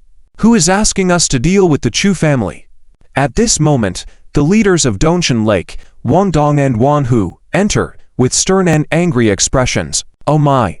Huan Li and Sun were startled, as both of them seemed to want to kill us. Suddenly, Huan Zhao had to bear with them and explain the situation, completely ignoring the change in their expressions. "Brother Wang Dong, you must help us seek justice." After saying this, Huan Zhao even offered Wang Dong 30,000 yuan, hoping for his cooperation. Although 30,000 yuan was not much, for an organization like Dongshan Lake, it was a substantial amount of money, right? Unexpectedly, Wan Hu suddenly burst into laughter and scorned. "What the heck? I heard someone in the West District tried to extort but got beaten up instead. Turns out, it's you. Get the hell out of here. I have no respect for someone like you. Forget it. Son, Dad will find a way for you to get close to the White Wolf sect. With their help, you will surely be avenged." Huan Li had only one son, Huan Zhao, and now that his son was harmed, he was willing to do anything to seek revenge. Yizi, on the other hand, didn't care at all about Huan Zhao. After returning home, he ignored the matter altogether. "Oh, great. Antang is finally leaving our community, so I won't have to see her annoying face. And some people don't even care about their own mother-in-law and keep giving money to others." Wan Yanqing intentionally said this when Yizi was present. Yizi ignored her, but was curious about why Antang and her daughter suddenly moved out. However, Chu Qingwu couldn't stand Wan Yanqing's comments and retorted on behalf of Yizi. "Mom, Yizi sold the phone and the Audi A8 he bought for you. How else do you want him to show his filial piety? HMPH. Are you both annoying? Always bringing up the past. I don't want to talk to you." Wan Yanqing replied as she went into her room. "Mom, could you be reasonable?" Chu Qingwu hated Wang Yanqing's behavior, but she always did that. At this moment, Yizi received a call from Antang. It turned out that the house next door was not theirs. They rented it only to make it easier for Tang Qingyan to attend high school. The lease expired yesterday, so they decided not to rent it anymore. Tang Qingyan and Li Agu went to live at the school, while Antang went back to Nayutu village to save on rent and to save up 50,000 yuan to pay back Yizi. This was all their plan, and Yizi had no idea, as it might have caused internal injuries. Initially, he asked Jin Leifu to help get Li Agu into Huacheng First High School, saying he sponsored 50,000 yuan, without mentioning that it needed to be repaid by Antang's family.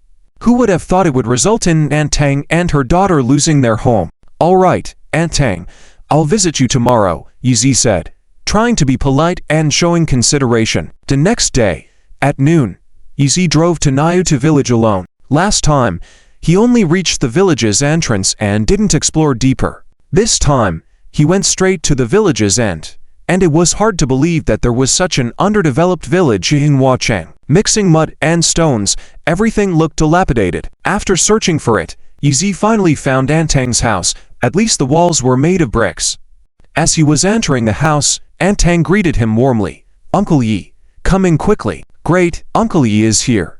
Antang and Zichao welcomed Yizi, and the tiny house was laid out opally. After finding out that Lia Gu was still adjusting to campus life and hadn't returned to Niutu village, Yizi could see Tang Qingyan in the kitchen, vigorously cooking. In the battle, she seemed to be at odds with the food in the pot, and Yizi couldn't help but frown. "Your daughter can cook." "Oh, Qingyan is usually busy studying and rarely cooks. Today, to thank Uncle Yi, she insisted on cooking." Was this a reward or revenge? Yizi frowned again, as he didn't want to leave with a hungry stomach later. "Hey, you came." Tang Qingyan, still struggling with the cooking, glanced at Yizi and said casually, "Wait outside.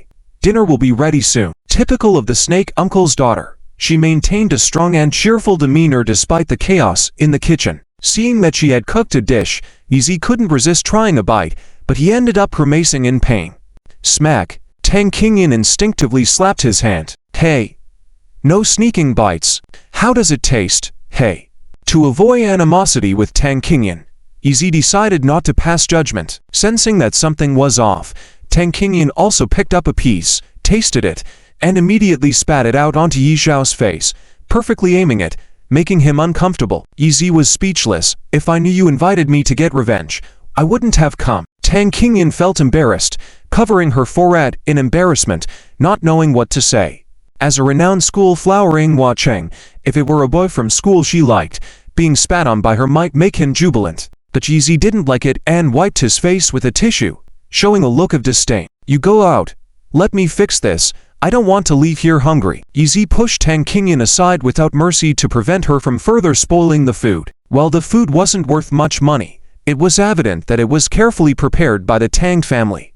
HMPH. Such arrogance. "I don't believe you can cook better than me." Tang Qingyan was naturally angry. Despite her usual facade of maturity and pride, she was still a teenage girl at heart. Yi Xiao had helped her family numerous times, and she genuinely wanted to repay him. As for how to repay him, she had seen plenty of romantic dramas where the female lead repaid the man by cooking for him. Unfortunately, she underestimated the power of her dark cooking. Even her secret admirer couldn't stomach it, let alone Yi Xiao. Hearing her words, Yi Xiao just chuckled it off. He had been the family's cook for many years, and if he couldn't cook better than Tang Qingyan, he might as well crash into a tofu and die. Yi Xiao skillfully wielded the shovel, tossed the wok, seasoned accurately, with movements as graceful as a painting. Tang Qingyan was stunned, never expecting this guy not only dealt with ruffians well, but also rocked the oil pan. He was indeed a good man, and his wife had struck gold. "Qingyan, did you see that?" Tang's sister-in-law could not help but pull Tang Qingyan out and whispered, "If you can marry a man who is competent in public and in the kitchen, can afford fancy cars, and is capable of standing up to gangsters, I'll be content." "Mom, what are you saying? I'm not marrying this man." Tang Qingyan was flustered for a moment, not knowing what she said, her cheeks turning pink as if water dripped from them. Yi Xiao clearly heard the conversation between the mother and daughter, but he only had Chu Qingwu, a woman in his heart. He never thought there would be any sparks with other women. Time for dinner. Yi Xiao quickly finished cooking. As soon as the dishes were served, little Chow couldn't resist sneaking a bite and exclaimed, "Wow, it's so delicious." Tang's sister-in-law also tasted it and sincerely admired. Simply a delicacy.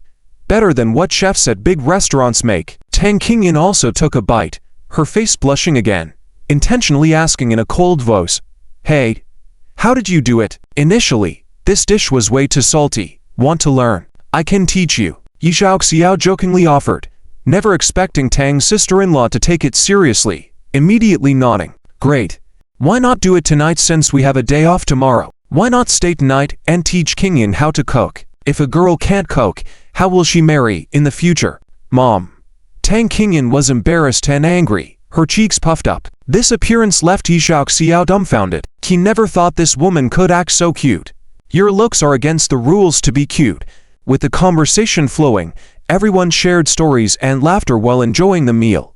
Yi Xiaoxiao, who lacked family warmth since childhood, enjoyed this simple and warm feeling. He felt that despite being poor, Tang's family was happy and harmonious. Before long, there was another visitor at Tang's house, a man in his early 20s, dressed in fashionable brand clothes, completely contrasting the simplicity of the villagers in Niutou village. He entered with a smile, but his expression changed abruptly when he saw Yi Xiaoxiao next to Tang Qingyan. Qingyan, who is he? Chu Wufu, why are you here? His name is Yi Xiaoxiao, my friend, Tang Qingyan replied coldly, even a bit irritated. Your friend? Chu Wufu scrutinized Yi Xiaoxiao coldly, dressed plainly with no luxury brands. What could this man do? So he sneered, Qingyan, there are many liars out there. You can't be too trusting of people. This attitude immediately irked Tang Qingyan and her mother. What kind of emotional intelligence was that? How did he speak like that? Yi Xiaoxiao felt even more displeased, purposely smiling. That's right, I'm a liar. Tang's sister-in-law, are you willing to be deceived by me? Huh. Tang's sister-in-law was stunned. How could she not know that Yi Xiaoxiao was deliberately provoking Chu Wufu? She played along. If you want to deceive me for a lifetime. Chu Wufu was dumbfounded, crestfallen. He was also from Niutou village and considered one of the wealthiest, even 2 years senior to Tang Qingyan. The first time he saw her, he expressed his liking and promised to marry her. Unfortunately, Tang Qingyan never took him seriously. When Tang Qingyan was in trouble before, Chu Wufu was nowhere to be found. She lost respect for him, the man who claimed to like her.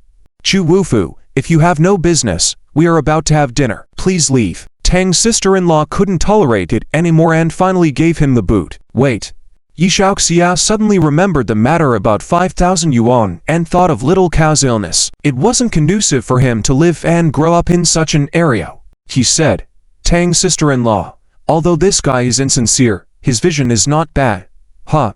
My vision isn't bad. Chu Wufu's intelligence was indeed questionable as he didn't get Yi Xiaoxiao's meaning. Tang Qingyan couldn't help but chuckle. She didn't expect Yi Xiaoxiao to be quite humorous, praising someone else's vision, or was he talking about his own appearance? Tang's sister-in-law, you owe me 50,000.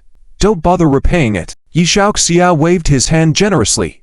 Then you can continue renting in the community and be my neighbor. What? 50,000? Chu Wufu was dumbfounded. He never imagined Yi Xiaoxiao and 50,000 to the Tang family and didn't want it back. Even if it were the Zhu family, they might not be as generous. This unexpected turn left Chu Wufu speechless. Tang's sister-in-law, you owe that 50,000, and I've repaid it for you. You won't have to carry that debt anymore. Concentrate on your studies. With a grand gesture, Yi Xiaoxiao said, now you owe me if I repay it for you. For Li Ergu's sponsorship, Yi Xiaoxiao let it slide, but for the money Tang Qingyan borrowed, if he repaid for her, she had to pay him back. Whatever, if you are willing to owe me money, I'm more than willing to lend you another 50,000. Then you can buy a house outside, so your family no longer has to live in the village. What?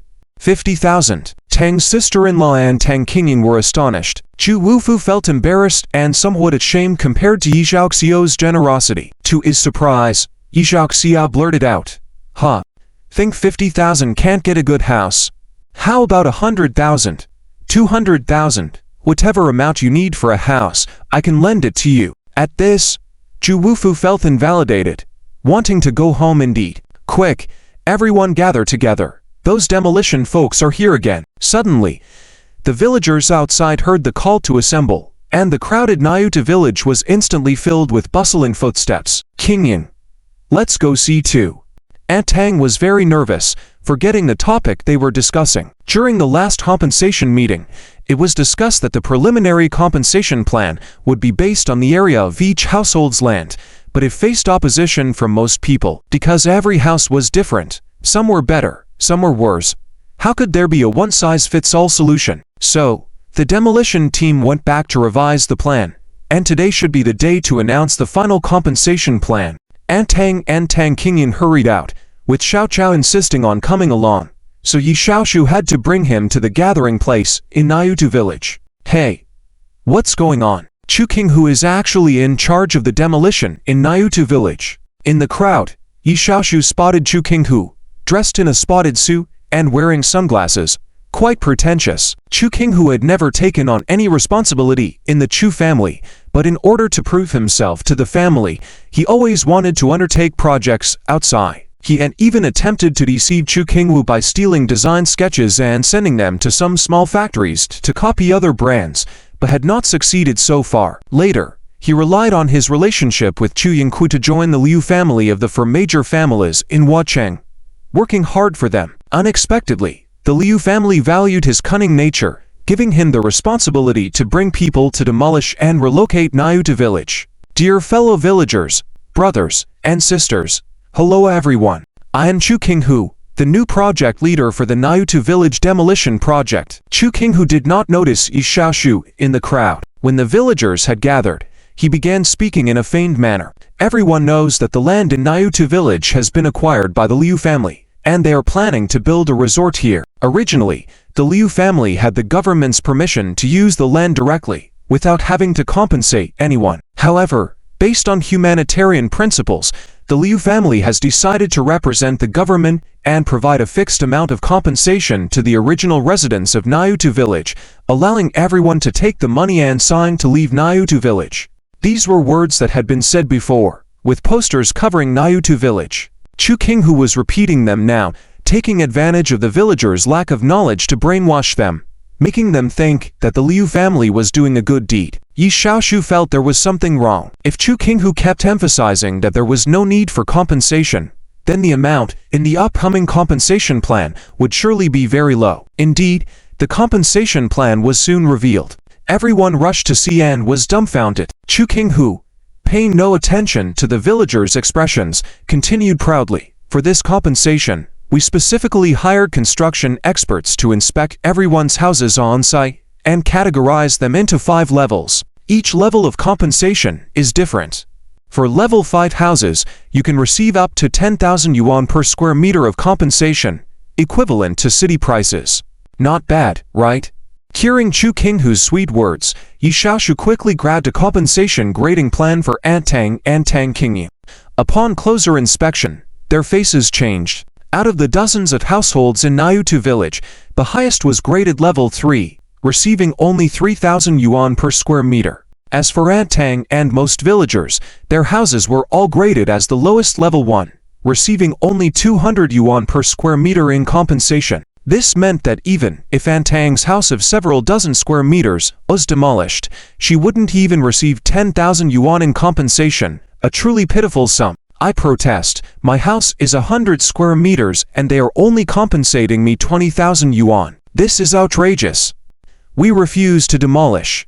The villagers of Niutu village began to riot, showing a strong determination to resist. While others would become wealthy after the demolition, they would turn into homeless wanderers. Where was the fairness in that? They no longer believed the brainwashing words of the demolition team, and were getting ready to resist. Chu Qinghu had anticipated this reaction from the villagers, so he remained calm. With a command, heavy machinery such as bulldozers and road rollers began to rumble from all directions. The restless crowd suddenly quieted down, revealing fearful expressions. Doom! A deafening sound suddenly rang out, frightening everyone to shudder. The villagers never would have expected that the demolition team, right in front of them, would forcefully demolish a nearby house on the vacant land. Ah, my house, you animals, why are you forcefully demolishing my house? A woman screamed in despair, her crying child still in her arms. Behind her was her elderly mother-in-law, both poor women rushing towards Chu Qinghu, desperate to confront the ruthless actions. With one shovel, her house would be gone. Where would her family stay tonight? How would they survive in the future? Animals, I'll fight you. The elderly mother-in-law rushed forward, tearing at Chu Qinghu's clothes. Unexpectedly, this inhumane man pushed the old woman to the ground and ruthlessly kicked her. Seeing this, Yi Shaoshu was filled with anger rising within him. He couldn't bear to see it anymore. Before he could act, the passionate villagers of Niutu village had already surrounded Chu Qinghu and his men, making it impossible for them to move, protecting little Chow to watch. What's the matter? You want to rebel? You don't want to take compensation? Chu Qinghu, undaunted, turned the tables and threatened the villagers. With a loud roar, many hulking men emerged from all directions, armed with knives, forks, and clubs, and began to beat the villagers. Instantly, The square echoed with screams and wails, as the villagers who had thought of rebellion were suppressed. Even some were left blooded. While the villagers outnumbered the thugs, most were elderly, and women and children, and were no match for these brutish, armed ruffians. Ha ha, you bunch of cowards think you can resist when the time comes. Do you want to resist even the compensation? Seeing such a scene, Chu Qinghu chuckled. Feeling accomplished, following his orders, they began to beat down on the helpless villagers. Yi Shaoshu thought of them as despicable and heartless criminals. When seeing the scene, Aunt Tang felt relieved. Even though Yi Shaoshu's words were harsh, there was some truth to them, as Chu Qinghu's band of thugs was no different from bandits.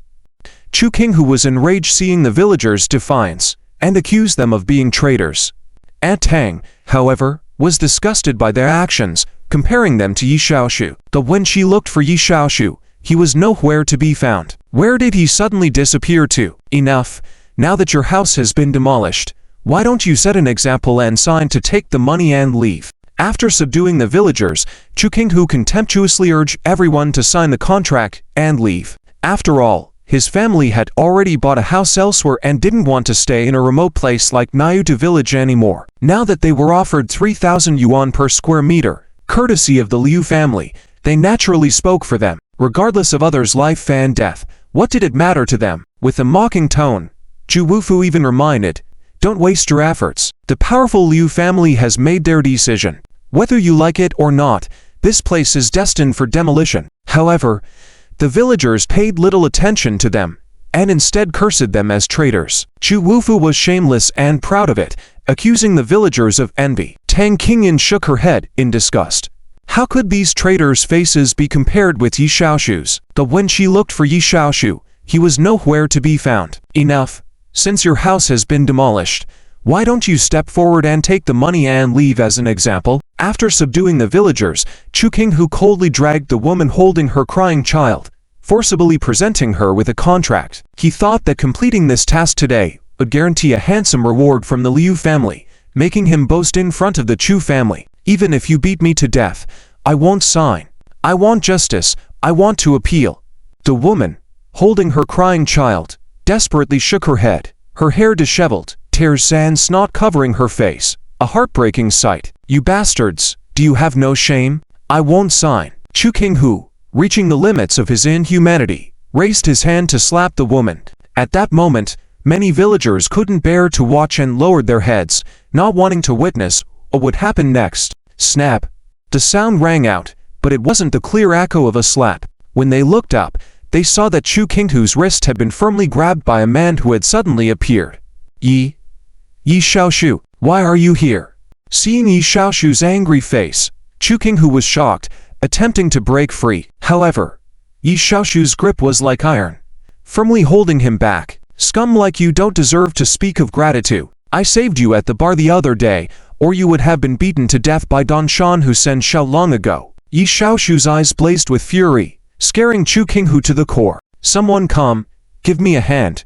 MP, you scoundrel, forcing me to uphold justice. Yi Shaoshu kicked Chu Qinghu in the stomach without hesitation. Chu Qinghu flew into the air like a toad, landing with a thud, writhing in pain. You scum, oppressing the villagers, forcefully demolishing their houses, not even sparing the elderly, women, and children, and then expecting others to be grateful to you. Yi Shaoshu spat at Chu Qinghu, angrily stating, I should have killed you, scum, but for the sake of the Chu family, I spared you. Shouldn't you be grateful that I spared your sorry life? Well said. This scum deserves to be dealt with in this way. The villagers finally breathed a sigh of relief, pointing and cursing at the fallen Chu Qinghu. Tang Qingyan felt a sense of relief too, understanding that while Yi Shaoshu's words were brash, they were still justified, just as Chu Qinghu's logic of banditry. Chu Qinghu, his eyes bloodshot with rage, finally managed to squeeze out a sentence to the ruffians under his command, urging them, what are you waiting for? Beat him to death. The ruffians around were just scared by Yi Shao's momentum. After hearing Chu Qinghu's command, they quickly pounced up. Stop all of you. Unexpectedly, someone suddenly shouted from the crowd, followed by a big man with plaster bandages still around his hand walking out. It turned out to be the Flying Lord of the Qinglong sect. Although he didn't know how Yi appeared in such a place, The Flying Lord now knew his power. Even the Lord Qing and Miss Ji Wu had to treat him respectfully. How could he let the Qinglong sect brothers offend him? Mr. Yi, why are you here?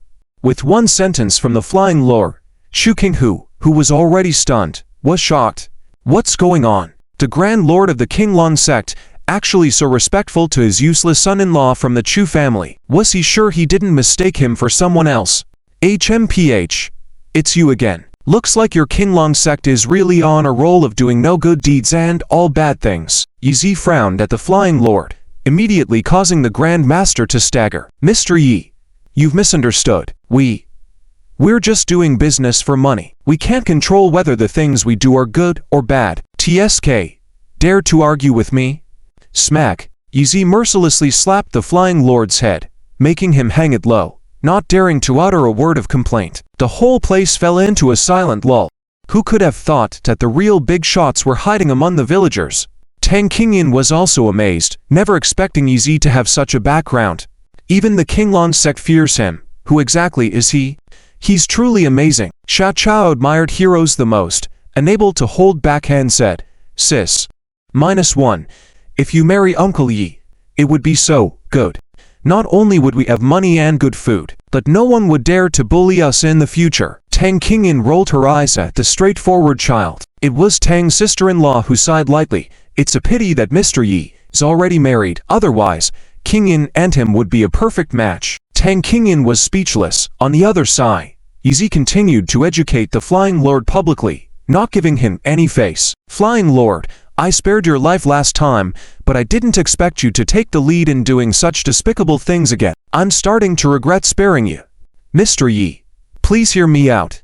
The Flying Lord trembled in fear. We Qinglong sect only took money from the Liu family to do things for them. We didn't expect their demolition officer to be so heartless. No need to say more. Get lost. If your Qinglong sect dares to act recklessly again, I will uproot you all. Yi Zi waved his hand, and the Flying Lord quickly frightened lead his group to the side. Seeing this scene, the people of Nyuta village were even more in awe of Yi Zi, as the sect they couldn't afford to provoke was easily intimidated by this man with just a few words. Tang Qingyan looked at Yi Zi, feeling curious about him due to the shock. Even her Uncle Snake, at his peak, couldn't make the members of the Qinglong sect so fearful. What exactly is Yi Zhao's background? Chu Qinghu could only be more incredulous than Tang Qingyan, never expecting that the mighty Qinglong sect, one of the top sects in the city, would turn against him and become Yi Zhao's people in an instant. How could this useless person have such influence? Chu Qinghu wanted to shout to the heavens, "Why? Are you pretending to be dead? Get up!"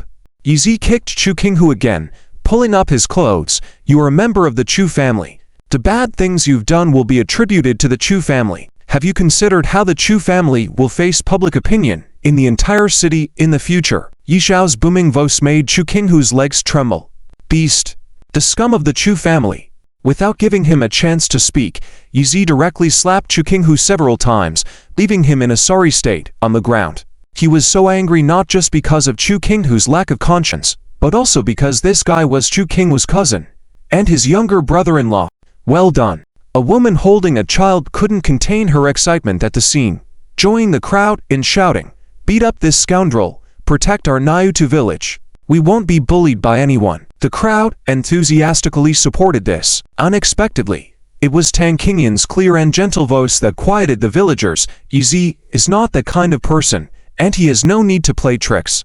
If they try to forcefully demolish our houses now, can we stop them? It was a fact. Unless they wanted to die, those heavy machines would simply crush their poor houses. What could they do against the powerful force of the city? Everyone, I'm not here to persuade you to agree to the demolition. On the contrary, I'm here to fight for benefits for you. Yi Zi spoke to the villagers, almost like an angel. Then suddenly, he became like a devil, kicking Chu Qinghu in the abdomen, demanding, "Have you shown your gratitude yet?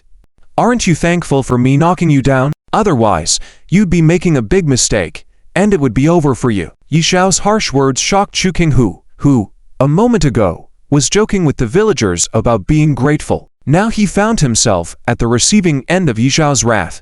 Feeling crushed, Yi Zi had a point about him being a stumbling block. If not for Yi Zi, this scoundrel would have had his great achievements, gaining recognition from the Liu family, and achieving fame and fortune. Who would dare to look down on the Chu family then? Who could say he's a wastrel?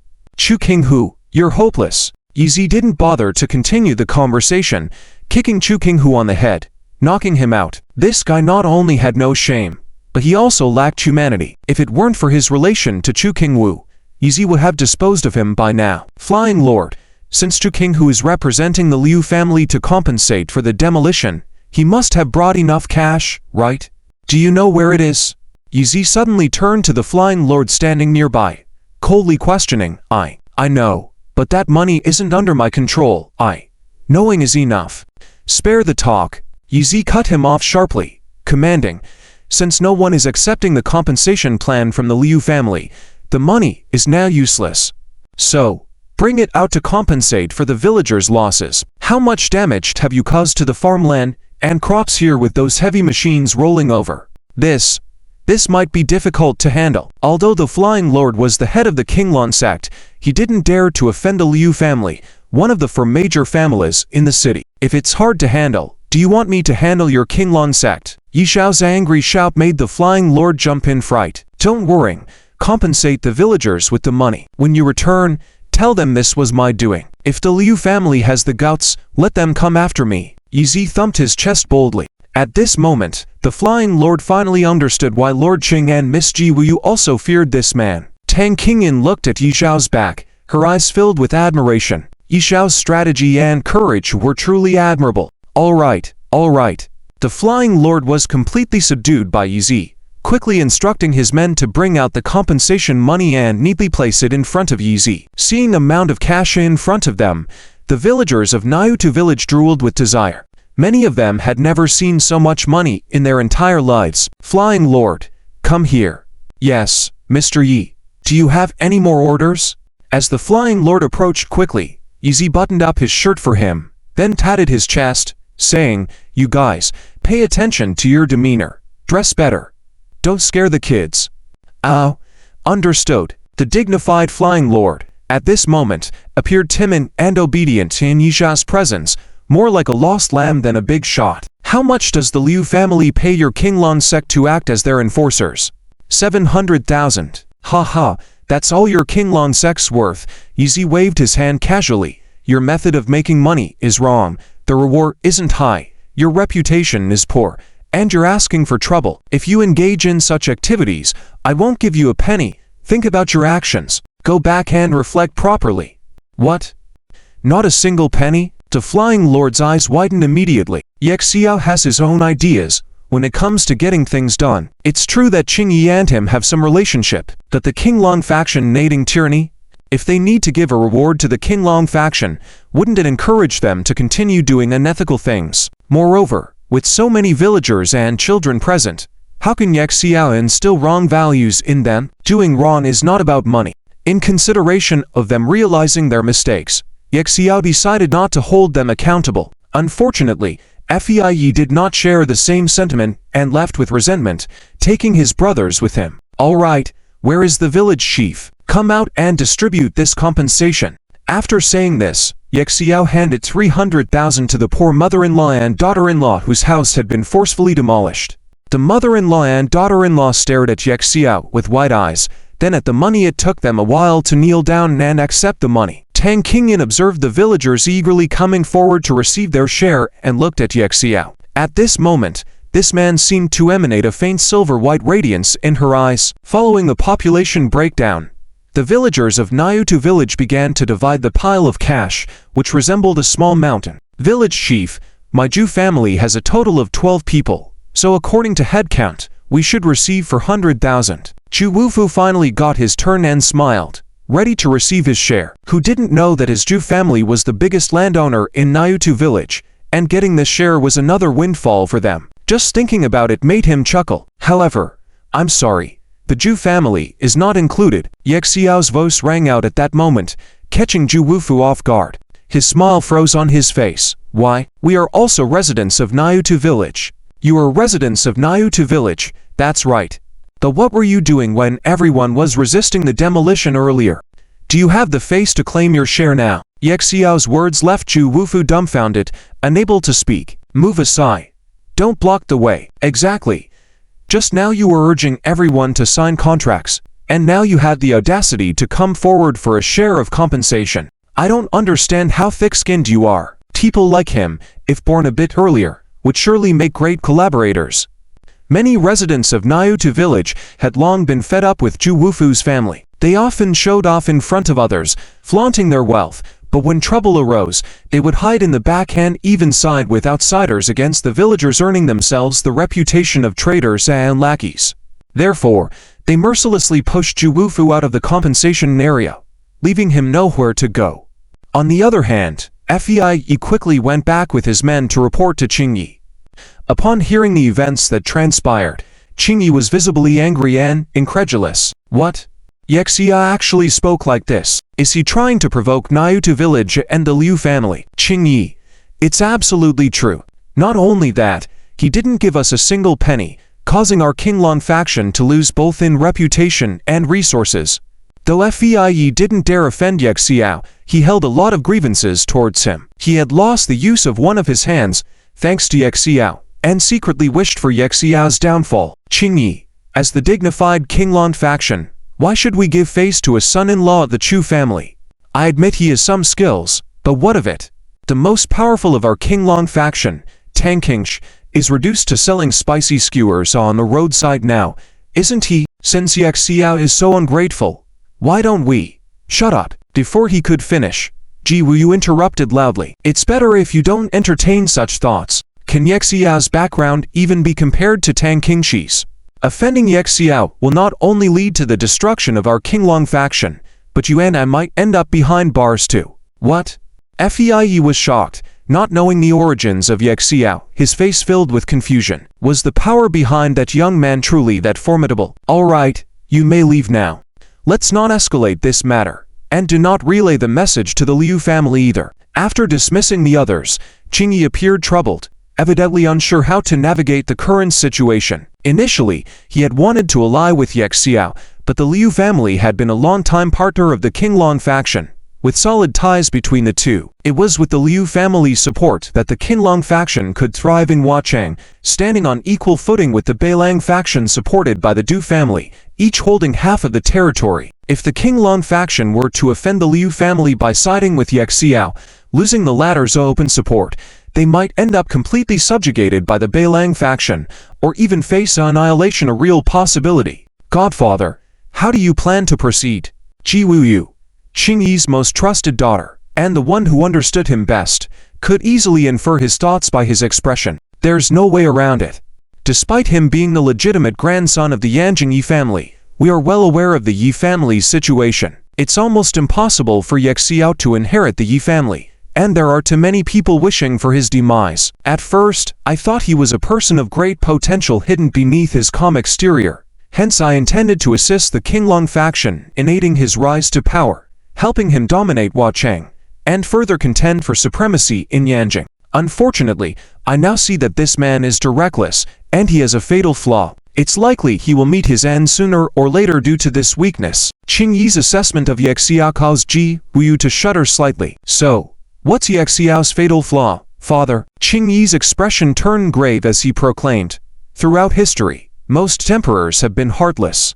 Only those who disown their relatives and exhibit cold ruthlessness can achieve domination. Yexiao is too audacious and compassionate, going to great lengths to help villagers he has no relation to. It's this very flaw that will inevitably lead to his untimely demise.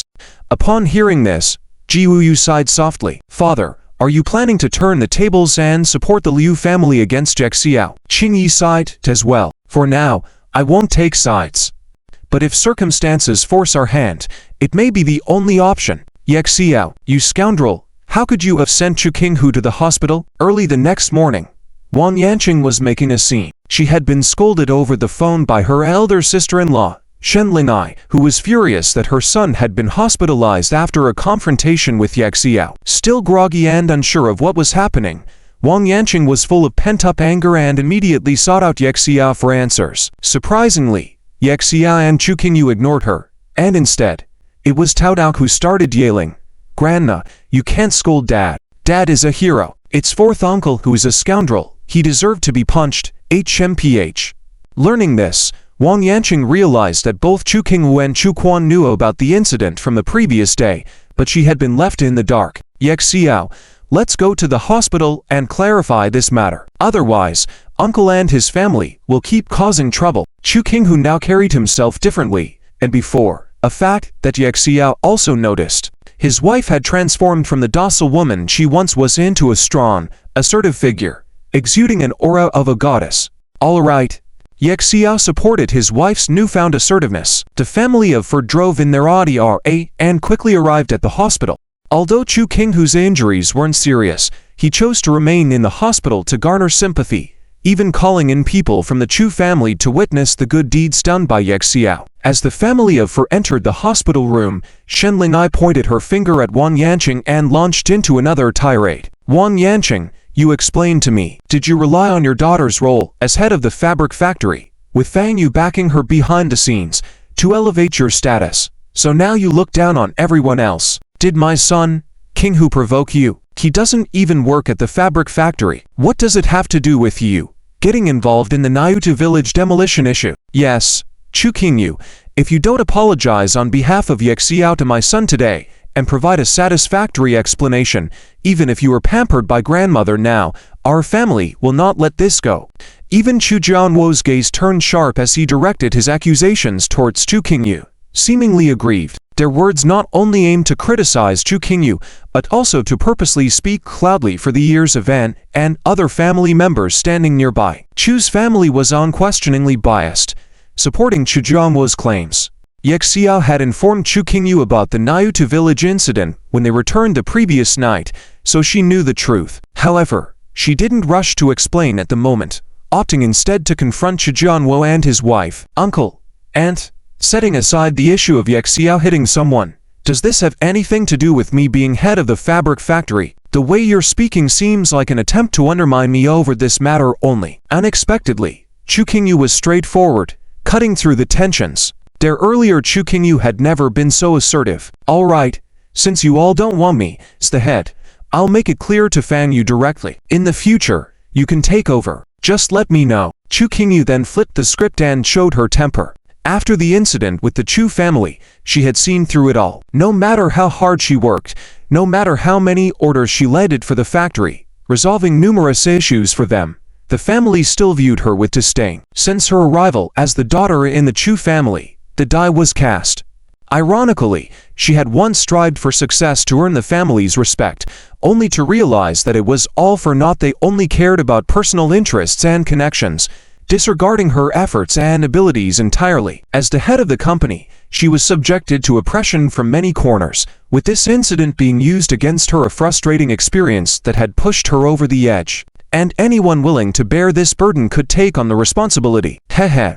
Look at how amazing they are, using Fang Yu to suppress our Chu family. Indeed, they consider themselves the Chu family's superstar. Without her, our Chu family wouldn't last. The King Han Qinghu brothers are also hopeless. Now that the Chu family has no men to support it, will Chu Qinghu be able to frolic freely? Many of the Chu family's female members still sided with the Chu Jianwo family, as they believed that eventually the Chu family would be controlled by them. If Chu Qinghu doesn't want to work, she doesn't have to. What does the success of the Chu family's fabric factory have to do with them anyway? They're just laborers. Besides, doesn't the Chu family have a controlling stake in an aluminum factory too? Even if the fabric factory goes bankrupt, will they starve? Shut up. To everyone's surprise, it was Grandma who spoke up at this moment. Although her voice was not loud, it startled the women present. Unexpectedly, Grandma's attitude was supportive of Chu Qingwu. All right, Qingwu, since you are in charge now, you can't act like a child. Grandma advised Chu Qingwu while symbolically scolding Chu Jianwo and his wife. The current situation is that Yizi has hit Chu Qing. Why are you taking it out on Qingwu? Really? Seeing this situation, how could the Chu family not understand? It seems Grandma really cherishes Chu Qingwu. What these women don't know is that although Grandma favors male over female, when Grandpa handed over the Chu family business to her, she hoped to expand it. Chu Qingwu now holds the unique resource of Mia in her hands, causing the fabric factory's business to double in less than a month. With such sweet success, why would she ever go back to the way things were? Watching this scene unfold, Yizi couldn't help but smile. His planning had not been in vain. Finally, his wife could now act willfully in front of the Chu family members, a true symbol of her status. Even Wang Yanqing was pleasantly surprised. This was incredible.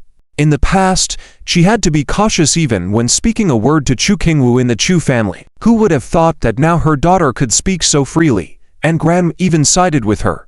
What did this mean? It meant that her daughter truly had become the lead in the Chu family. Grandma, it's not that I'm being childish, but Uncle and Aunt's intentions are too obvious. As the person in charge, what's the point of me being so weak? It feels like I shamelessly stole something from them. If that's the case, I might as well give everything back to you. Chu Qingwu had been holding back this anger for too long.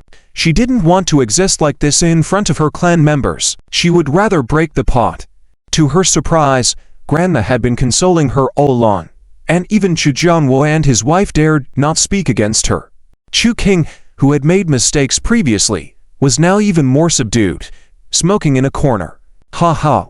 Wang Yanqing couldn't help but laugh. This felt fantastic. Watching those who had always given her family a hard time now unable to speak out against her daughter, she felt even more satisfied than drinking a cold Sprite on a scorching hot day.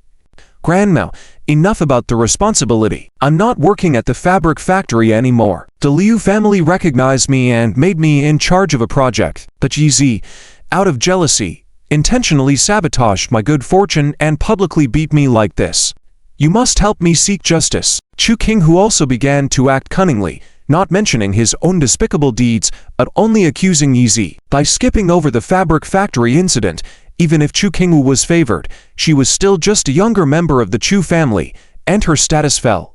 Hence, the Chu family's elders scolded them one after another. This time, they disregarded their work identities and adopted a more aggressive tone, returning the humiliation directed at Chu Qingwu and Yi Zi back to them. Yi Zi hadn't expected Chu Qingwu to become so cunning. Furthermore, he didn't expect Chu Qingwu to defend him boldly. Chu Qingwu, have some dignity. Why did Yi Zi hit you? Wasn't it because you did something so despicable? Chu Qingwu's forceful words surprised everyone in the hospital room, and all eyes turned to Chu Qingwu. No. Nonsense. Sister-in-law is spouting nonsense. Chu Qingwu, looking slightly panicked, denied the accusations. Since nobody knew about yesterday's events, he continued to deny the truth, even though his eyes betrayed a hint of slyness. Seeing his expression, the Chu family members understood the truth. In the past, they would have supported Chu Qingwu, helping to twist the facts in his favor. However, now they didn't dare. Qingwu, you've disappointed Grandma. Who would have thought that for personal gain,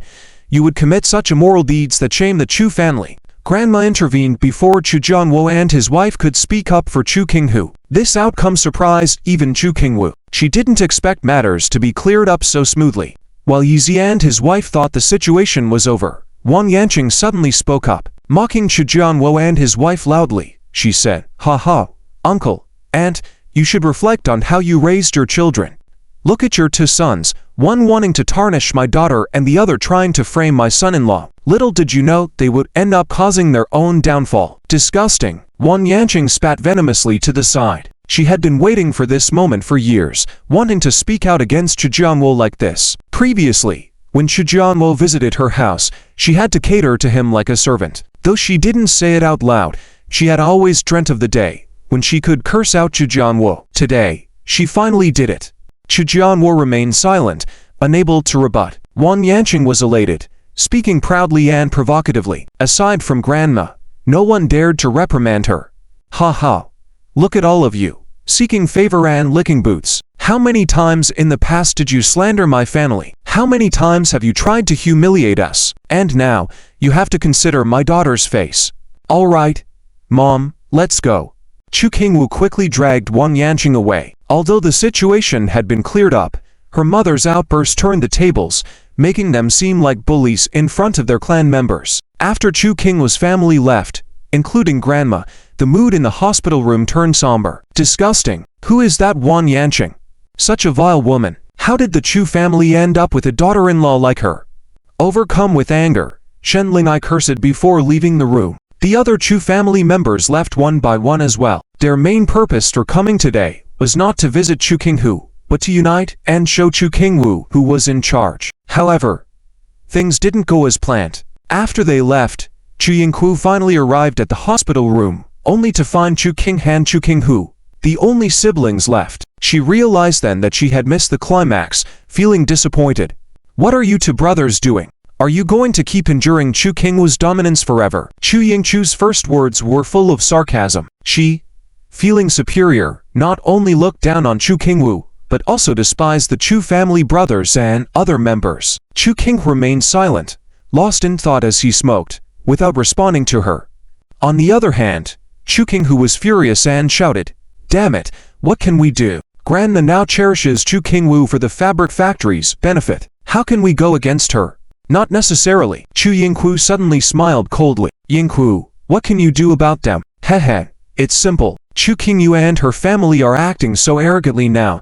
Isn't it because they are favored? When heaven wants to destroy a person, it must first make them go crazy. Big brother Chu Qinghai used to have all the favor in the world, but in the end, he died in a car accident." "Chu Yinghu, what do you mean?" Chu Qing immediately stubbed out his cigarette and, finally unable to resist, responded to Chu Yinghu. This was because the gazes of the two people in the room were fixed on him. "Heh, Chu Qing, why are you so nervous? No one said that Chu Qinghai's car accident had anything to do with you," Chu Yinghu intentionally explained. In fact, many people suspected Chu Qinghu of being the culprit behind Chu Qinghai's car accident. After all, back then, Chu Qinghai was not only the eldest son of the Chu family but also recognized as a genius. Everyone hoped that the Chu family's businesses would flourish under his leadership. Even Chu Qinghu never had the intention of competing with his older brother. The only person who always hid in the shadows, watching Chu Qinghai shine brightly, was Chu Qing. Although the primary culprit of the accident fled and has not been arrested to this day, and the truth behind the accident remains obscure, the people in the Chu family are not blind. Many people knew that this strange car accident must have been orchestrated by someone. And the prime suspect? Could it be Chu Qing himself? Forget it. Let's not talk about that matter. The main topic now is Chu Qinghu. As long as there is someone in the Chu family more prestigious than her, who would pay attention to their impoverished family. Chu Yinghu redirected the conversation. "Hey, easier said than done?" Chu Qing couldn't help but chuckle. Both he and his brother have now been labeled with that reputations by their family members. In the short term, they couldn't make a move. And even if Chu Qinghu gains more favor now, Chu Qing doesn't believe she can take away his inheritance and family business. After all, she's just a woman. Currently, she has some utility value. Grandma spoils her, so he has no choice but to endure it. Eventually, this woman will still be kicked out by the Chu family. What do you mean it's not easy? Don't forget, the Chu family still has me, right? Hey. Here he goes again. Chu Yinghu was showing off her superiority. But this time, the target was her Chu brothers. Once I marry into the Liu family, even if Chu Qinghu gains more power in the Chu family, how could she still compare to me, the noblewoman of the Liu family? And didn't the Chu family receive a near billion dowry? Once that super-rich young master appears, the Chu family will have another extremely prestigious woman. By then, would Chu Qinghu still flaunt herself? If that gift is for me. Heh. Chu Yinghu was getting excited, unable to contain herself. Damn. Chu Yinghu, I see through you now. You are just trying to show off in front of us. Unlike Chu Qing's deep thoughts, Chu Qinghu immediately began scolding. Of course not. That's why you have a pig's brain. Chu Yinghu quickly restrained her smile, taunting Chu Qinghu before continuing. With Chu Qinghu's current status, besides being the head of the company, her weak, disabled husband is now fine. His legs are normal again. He can work properly. So she's not as successful in her marriage, right? What if Yi becomes disabled again, or reverts back to being a useless person? The more capable Chu Qinghu becomes, the more it shows that her marriage is a failure, right? Then, will she still be as arrogant as she is now? Good point. Chu Qinghu immediately clapped his hands. Chu Qing also raised his head slightly. If it weren't for Yi, Chu Qinghu's reputation would have been tarnished by Yuan Da Bao. Now, she has become a well-known despicable person in Huacheng. How could she still be so arrogant? Also, 17 days from now is my wedding with Liu Heda. At that time, I will enjoy the blessings of all relatives and friends. Then I will mention how Chu Qinghu didn't have a wedding and married a disabled person back then. How embarrassing will she be? And if during the wedding, that wealthy young master suddenly appears, jointly striking Chu Qinghu with me, what do you think? She will be utterly embarrassed and unable to show her face, right? Hehe. Chu Yingku continued to speak rapidly, finally bursting into laughter at the thought. Click. Unexpectedly, at that moment, the door of the ward was opened again. Yizi walked in carrying Tao Dao, capturing Chu Yingchu's distorted and insane expression. Chu Yingchu's smile froze on her face when she saw Yizi and her daughter. We were just discussing things behind your back. How dare you barge in at this moment? Even more awkwardly, Yizi smiled at her. Yingku, just a reminder, my legs are fine now. You don't want people to break my legs again, do you? After saying that, he picked up the Tao Dao had dropped on the ground and turned to leave. Tao Dao even made a funny face at Chu Yingku before leaving, saying, Aunt Yingku, you look like a witch just now. Huh, a witch? Chu Yingku was speechless for a moment, and after Tao Dao and Yizi left, she pointed a finger and shouted, Your mother is the witch, your father is the cripple.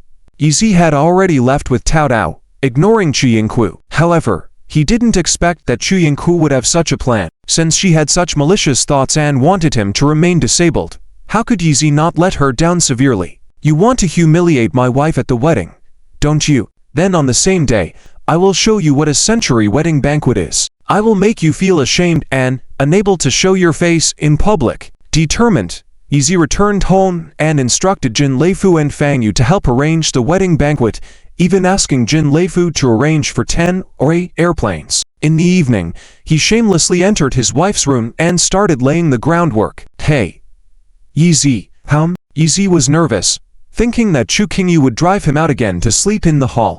Luckily, she didn't. Chu Qingyu just looked slightly troubled as she said, That ADR8, why don't you return it to Director Jing quickly? I dare not let the people of the Chu family see it, otherwise, they will surely accuse me of embezzling money at the company, and I won't be able to explain it. Okay. Yizi immediately nodded. His wife believed the excuses he made up, but if she kept saying it to outsiders, no one would believe it. Wife, who are your best friends? Why are you suddenly asking this? It's nothing. I almost got another endorsement fee, so I'm thinking of organizing an event and inviting your best friends to attend. To surprise his wife, Yizi pulled another lie to find out this information about Chu Qingyu, and of course, to make them all witnesses at the wedding on the 17th. My best friend is Shen Yu, but I haven't seen your ads and posters. How come another endorsement fee is coming? Chu Qingyu lightly furrowed her brows. Heh, it's just coming soon. Yizi casually brushed it off, still planning to inquire about Chu Qingyu's information from Shen Yu. When the time comes, he would find a way to secretly invite all of her friends, classmates, and colleagues to attend the wedding and give his wife a big surprise. The next day, Yizi went to Jinfu Building, casually made an excuse to ask Shen Yu to have dinner after work. Unexpectedly, Shen Yu spoke with a meaningful arc in her tone. Yizi, today is our class reunion party. Qingyu didn't come to make plans with me, so why are you asking me out instead? Oh, what a coincidence. Yizi was slightly stunned. Yes. So why don't you come with me? Shen Yu warmly invited. Last time, the way Yizi swore for Chu Qingyu was still vivid in her memory. The subsequent events actually paralleled what Yizi had vowed, so Shen Yu was quite curious about Yizi. This man seemed not as simple as he appeared on the surface. Unfortunately, Yizi declined. He didn't want to get involved in other people's class reunion parties. After all, there was still half a month until September 17th, so there was no rush. To his surprise, as soon as he walked out of the company door, Yizi met Tia. The straightforward beauty looked at the time and asked, Yizhe, do you have time? Can you give me a ride? Since the last time they went to Qianfu restaurant, Tiaqian's relationship with Yizi had become quite good. She often hitched a ride in Yizhao's car. Of course, get in the car. Yizi gestured, and Tiaqia walked over. Wow, Yizhe, when did you change your car again? It's so cool. Tiaqia saw Yizhao's upgraded and modified version of the Audi R8. Her eyes brightened. Even though she wasn't a vain woman, walking towards this car and feeling the envy from those around, she felt great. However, she didn't really study cars normally and had no idea how much Yizhao's car was worth. She just thought it looked cool and must be very expensive. Yizi also didn't know how to explain why he changed cars, so he simply smiled, then changed the subject. Where are you going? To Fuxan Hotel. Thank you. Tia said, and got into the car, realizing that the interior of this car was even more upscale. Though she knew Yi Xiao's status was extraordinary, she had never felt that Yi Zi had the air of a superior person. But now seeing him driving this car, she felt the noble and elegant vibe radiating from him. According to the navigation, Yi Zi dropped Tia Jia off at Fixang Hotel. Although it was not as luxurious as the Emperor or Tianfu Hotel, it had its charm. Yi Zhi, thank you. Upon reaching her destination, out of politeness, Yi Zi saw Tia Jia off the car. After Tia Jia expressed her sweet gratitude, she walked in alone. Yi Zi glanced at the hotel, finding its architectural style quite unique, and then prepared to get back in the car and leave. Who would have thought that a security guard at the hotel entrance, upon seeing the luxury car worth over $1 million, hurriedly ran over. Sir, let me park your car for you. Clearly, he mistook Yi Zi for a guest coming to eat at the hotel. Yexia hadn't responded yet, but the security guard unexpectedly smiled obsequiously, warmly took the keys from his hand, and cheerfully helped him park the car. Hey, your hat fell off. The security guard left in a hurry and actually dropped the hat on the ground. Out of kindness, Yexia helped pick up the hat for him. Unexpectedly, as soon as he turned around, he ran into a strange woman. Yexia was about to walk past the woman, but then he heard her loudly exclaim, "Wow, isn't this Yexia? What are you doing here?" Yexia turned around with a look of puzzlement because he didn't recognize the woman before him, who was dressed provocatively but seemed safe. The woman's name was Yuli Xian. She was a classmate of Chu Qingwu, so Yexia didn't know her, but she knew Yexia was Chu Qingwu's useless husband. She was known for only looking up and not down, trying to hook up with rich men, looking down on poor men with her materialistic eyes. Seeing Yexia at that moment, her eyes were full of disdain. Standing next to her was a woman who could be considered beautiful named Song Bai. She not only showed disdain towards Yexia, but also with a hint of disgust and jealousy. Just because whenever Chu Qingwu was around studying, her beauty would always be ignored by men. May I ask who you are? Yexia could clearly understand the looks of the two women, so he couldn't help but ask. Hehe, we are Chu Qingwu's classmates. We are here for a small gathering tonight. You won't tell us that you're here with Chu Qingwu tonight, right? Yuli Shi said with a mocking tone. Before Yexia could reply, Song Bai coldly chuckled. HMPH. How is that possible? When did that woman Chu Qingwu ever have the face to attend a class reunion after marriage? Let alone bringing her useless husband out to embarrass themselves. Look at the security guard hat he has in his hand. It's definitely from here. A security guard here earns just a few thousand a month. How shameful. Huh. Yexia was a bit surprised. He didn't expect that helping someone pick up their hat would result in such disdain. At the same time, there was a pang in his heart. If he hadn't met these two women, he wouldn't have known that after marrying him, his wife was so despised by classmates. It's a good thing, he thought, that when they hold a grand wedding banquet, it will also be an opportunity to put these people who look down on his wife in their place. Hehe, Song Bai, you're right. I just didn't expect that Chu Qingwu's useless husband could still find a job.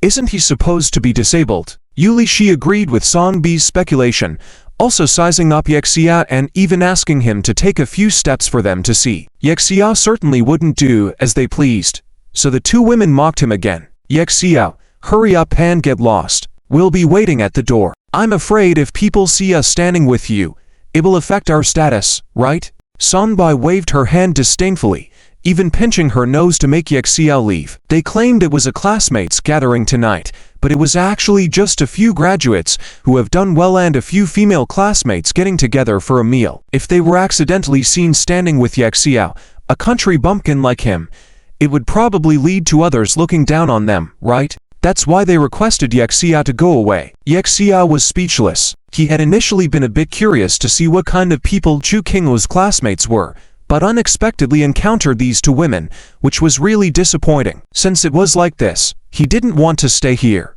However, to his dismay, the car had just been taken away by the security guard, so he couldn't leave now. Hey, I told you to get lost.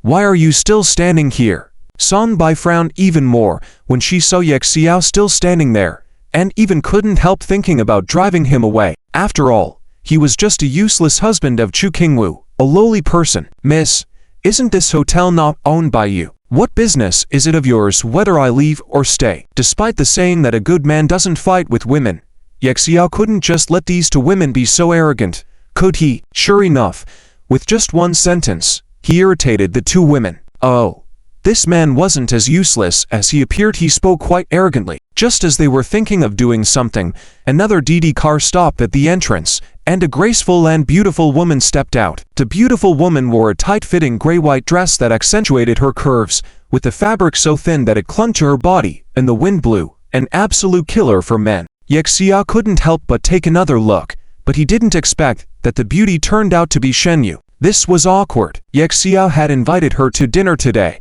and there might have been a misunderstanding, but meeting her here now, and having such direct eye contact, Ye Xiao feared she might misunderstand his intentions towards her. Sonbai.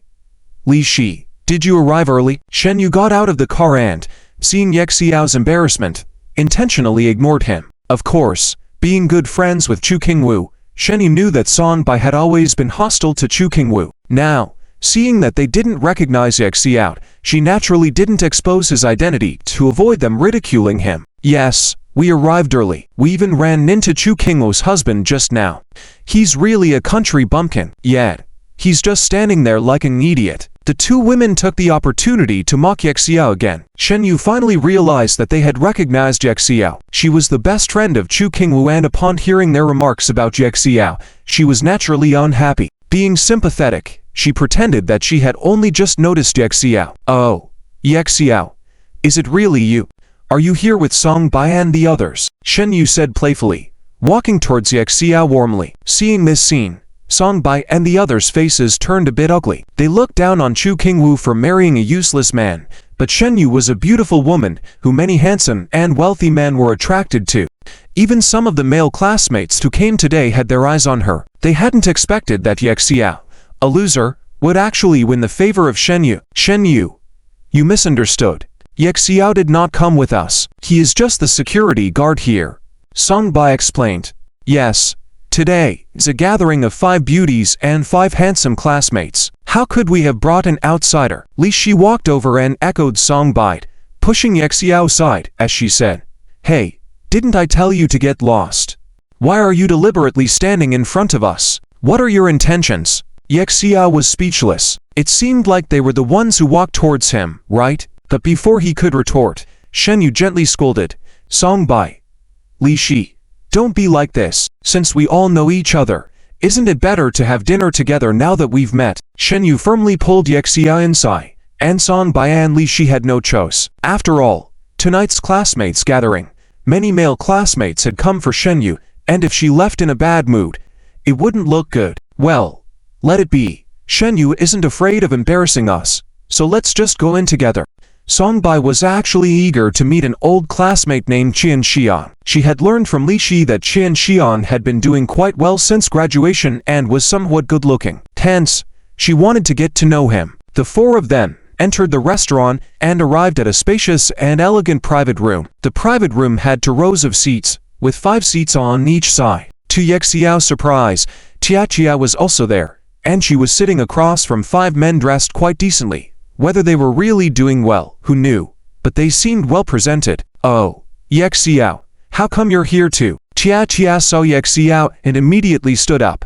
Her eyes noticeably brightened. She wasn't from the same year as Shen Yu, but she was Shen Yu's junior. Today, she had been called to make up the numbers, so she wasn't familiar with the other men and was considering whether to leave halfway. But now seeing Ye Xiao, she was naturally happy. Humph, he's just here for a free meal. Before Ye Xiao could answer, Sonbai, who had just entered, immediately answered for him with a cold snort. Without a doubt, the men in front of them immediately showed disdain and disgust towards Ye Xiao. Today, with 5 men and 5 women, everyone could be paired up perfectly. Now that an extra man had arrived, it was unbalanced, so they were naturally displeased. If he was just here for a free meal, then let it be. Ye Xiao didn't bother to explain further. This way, he could eat without paying and let these people who like to show off handle it on their own. It seemed like Chu Qingwu's classmates were quite materialistic. No wonder his wife, after being married for 3 years, never attended various gatherings, big or small. Qian Xian was among the men sitting across. dressed in a British-style suit and deliberately displaying his Gucci belt to let people know that his entire outfit costs at least 6 digits. Seeing Shen Yu walking in, Qian Xian quickly stood up and walked over to where she was. Ha. With the 3 beautiful ladies here, the whole world is filled with fragrance. Qian Xian had a secret crush on Shen Yu when they were studying. Now that his crush was right in front of him, he wanted to take the opportunity. Shen Yu, you look even more alluring than when you were studying, just like a fragrant and sweet flower. Qian Xian complimented Shen Yu, thinking he would receive similar flattery in return. However, Shen Yu directly pulled Yexia to her side, smiled, and introduced, Qian Xiao, this is Yexiao, also my colleague. We happened to run into each other today, so I invited him. You don't mind, do you? How could Qian Xian not mind? He already started harboring the intention of kicking Yexia out with a fork and knife. They weren't as sensitive as women, and just hearing a name made them think that he was Chu Qingluo's husband and perhaps Shen Yu's suitor. Ha. Since everyone's here, let's do this together. Since Shen Yu made the suggestion, Qian Xian had to nod even if she didn't like it. Easy.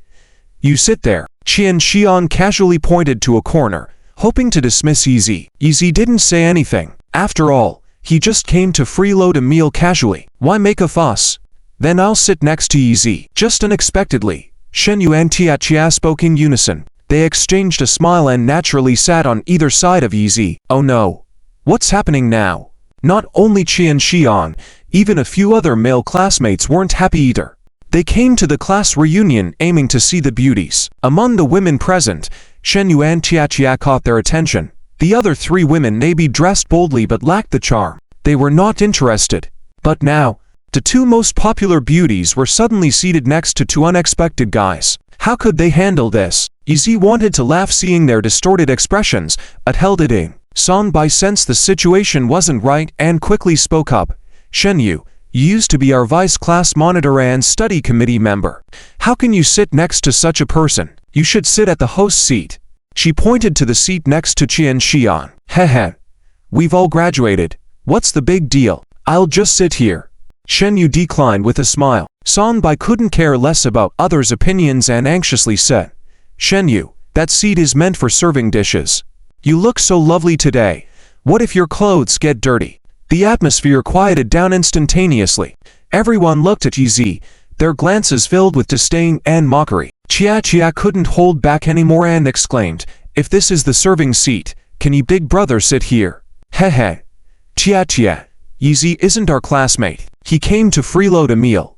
What's wrong with him sitting there? Sonbai played with her nails as though it was natural. Shen Yu and Tianxia both looked at Easy. Easy shrugged, indicating it didn't matter, hinting he'd experienced such treatment numerous times in the past 3 years and was used to it. Hey, Shen Yu, please come over quickly. Sonbai, eager to flirt with Qian Xian, pulled Shen Yu without hesitation and sat next to the other side of Qian Xian. Shen Yu had no choice but to sit down. At that moment, a male classmate noticed there was an empty seat beside Shen Yu and quickly walked over to occupy it.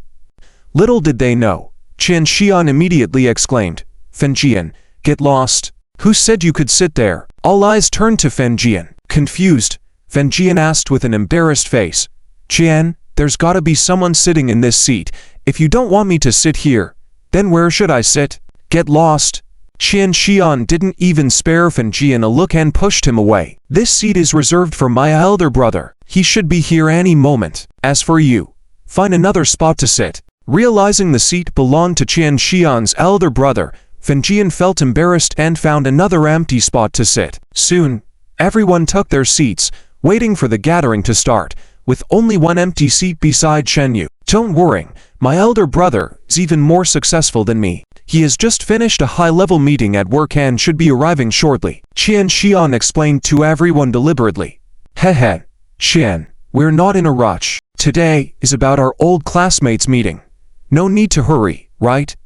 Sonbai was eager to flatter Qian Xian and followed his lead. Yet, no rush. Qian, let your brother take his time. After a crucial meeting, he can't rush over. Exactly. Let's chat and have some drinks while we wait. Why don't we talk about our current jobs first? Everyone chattered. It didn't take long before the private room's door pushed open, and a man dressed in a Valentino shirt walked in. looking dashing from head to toe, the image of a successful person. Let me introduce you to him. This is my elder brother, Qian Guan. He's the deputy general manager of Sony Group. Qian Xiang excitedly stood up and introduced his brother with grandeur. Applause filled the room instantly. Song Bai and Yu Li were particularly enthusiastic in their applause. After all, Sony Group was among the top 500 globally, and being a deputy general manager was quite respectable. His annual salary was probably in the millions. Come, sit here, brother. Qian Xiang gestured at the seat next to Shen Yu. Unbeknownst to him, Qian Guan had already taken a liking to Shen Yu. Duty. You must be my brother's classmate, Shen Yu, right? Qian Guan immediately struck up a conversation with Shen Yu as soon as he sat down, leaving Qian Xiang in dismay, realizing his elder brother seemed interested in his longtime crush. Hello, Qian. I'm Shen Yu. Fortunately, Shen Yu didn't seem interested in Qian Guan, responding indifferently. Yi, observing on the side, became curious about Shen Yu. Given Qian Guan's good standing, she apparently didn't catch his eye. It seemed she had high standards. At this point, Song Bai, seeking to flatter Qian Xiang, tried to match Shen Yu and Qian Guan, filling the pauses with conversations. Unfortunately, despite Song Bai's efforts to spark interactions, Shen Yu remained polite and didn't show much interest. Frustrated, Qian Guan noticed Shen Yu's gaze seemed fixed on Yi. This infuriated him. Even though he was angered, he suddenly forced a smile at Yi. Haha, who's this? Little brother, I haven't met you before. Why don't you introduce yourself? Seizing the moment, Song Bai quickly introduced Yi to Qian Guan. He's Yi, Chu Qingwu's husband. Since Chu Qingwu was too embarrassed to come, he shamelessly came to freeload a meal. What? He's Chu Qingwu's husband. Haha. Famous names are all the same. He's a coward. No wonder there's such a loser here. Now that we know your identity, it makes sense. The surrounding male classmates burst into laughter. Reveling in her success, Song Bai mocked Chu Qingwu by humiliating her husband. Qian Guan's face darkened upon hearing this. This was frustrating. A sudden opportunist had stolen the attention of the most sought-after beauty. Besides, he was a married man. If a group of so-called successful individuals couldn't surpass someone like that, what face did they have? Well, even if you're poor, you shouldn't be short-sighted. Our corporate culture at Sony Group is about effort rather than taking shortcuts and exploiting loopholes. Say, if your wife's classmates aren't here, why are you here? Trying to maintain composure, Qian Guan lightly criticized Yi while showing off his eloquence. TSK, Qian Big Brother truly lives up to his position in Sony Group. He speaks with such grace. Indeed, the culture of the top 500 global companies is top-notch. The crowd instantly praised him. Overall, Qian Guan held the highest status among those there, and for some, even his fart smelled sweet. However, Yi countered provocatively, playing the fool.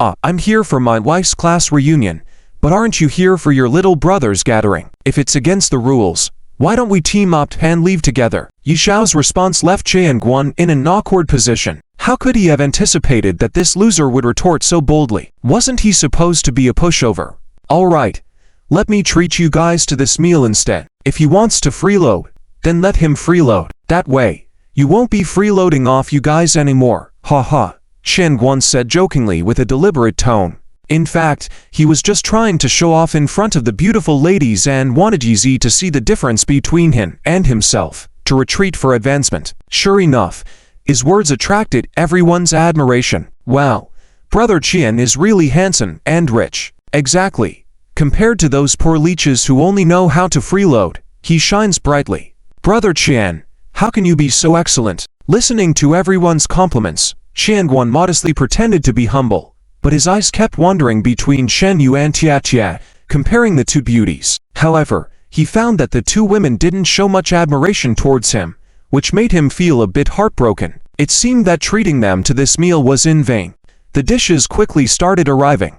Although the quality was not as high as that of Qianfu restaurant, it was still good. Moreover, for hygiene purposes, the specialty of this restaurant was that each person's dish was served separately, even though the same dishes were served to each person individually. Wow!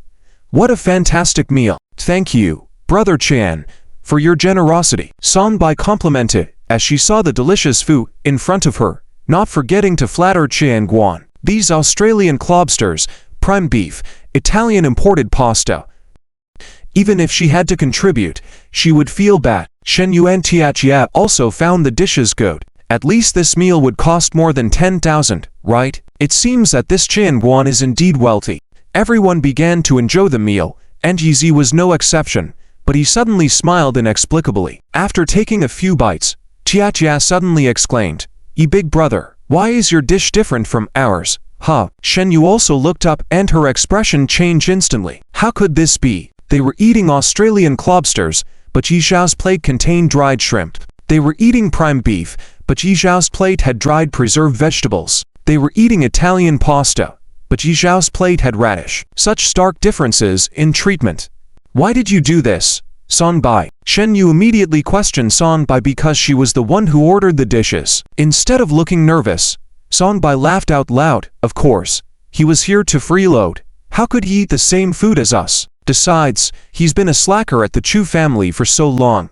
Probably used to eating these things, right? I'm afraid someone like him can't handle good food. With emphasis on the last sentence, she intentionally humiliated Yizi. Yet, Yizi didn't seem to feel embarrassed at all. Indeed, over the past 3 years, he had probably eaten numerous such meals and had grown accustomed to it. Whether it's a big lobster or small shrimp, they are all shrimp. There isn't a distinction of high or low quality, right? Yizi said calmly and continued eating with a carefree expression, angering Song Bai. She intended to embarrass him, but ended up embarrassing herself. Seeing Yizi eating with a hint of literary elegance and pride, Shen Yu couldn't help but glance at him in a new light. No wonder Chu Qingwu insisted on being with this man. He seemed more real compared to those pretentious men, giving a sense of reliability. Yizi, let me taste your dried shrimp. Try this Australian lobster as well. Big brother, try my prime beef. Shen Yu and Tianjia suddenly handed their dishes to Yizi. Shen Yu was more graceful and spoke with empathy, while Tianjia was straightforward and had a cute tone. At that moment, everyone in the room was astonished. The men were envious and jealous. Those were the dishes the two goddesses had eaten. And now Yizi, by eating them, was indirectly kissing both of them, right? The women also found it unbelievable. How could Yizi, a loser, have the attention of two goddesses simultaneously? Song Bai was especially despondent. She wanted to prank Yizi and humiliate him severely, but she ended up giving him such a fortune. Seeing the reactions of Song Bai and the others, Yizi felt quite pleased and unabashedly began exchanging food with others. The atmosphere at that moment was peculiar and bizarre. Seeing this, Qian Xiang intentionally said, By the way, brother, didn't you just set off? How did you arrive so quickly? Is your BMW really that fast? Upon hearing the words BMW, Song Bai, Yu Li, and the other women's eyes lit up. That was a luxury car starting at 400,000. They actually knew that these so-called successful classmates might not be as wealthy as they appear. For instance, Qian Xian only drove a 200,000 guanzhou. As for the other men, some seemingly didn't even drive themselves. Perhaps they were just dressing up to impress girls. That's why their attention had not been on other men. They didn't think they were qualified enough. Hey, why mention that lousy car? I've already spent tens of thousands to upgrade to a 6 Series. I actually arrived early, but parking at this hotel was difficult, costing me quite some time. Qian Guan casually waved his hand, looking smug when he mentioned this. In reality, his claim of being the deputy general of the Sunni group was actually just a department assistant manager. His annual salary of tens of millions was also just a boast, to make women willingly spread their legs in front of him. In fact, his actual annual income was around $1 million. Even buying the 80,000 BMW 6, he had to save for 2 years. Wow, brother Qian drives a BMW 6 Series. Sure enough, impressive. A BMW 6, starting at nearly $1 million, right?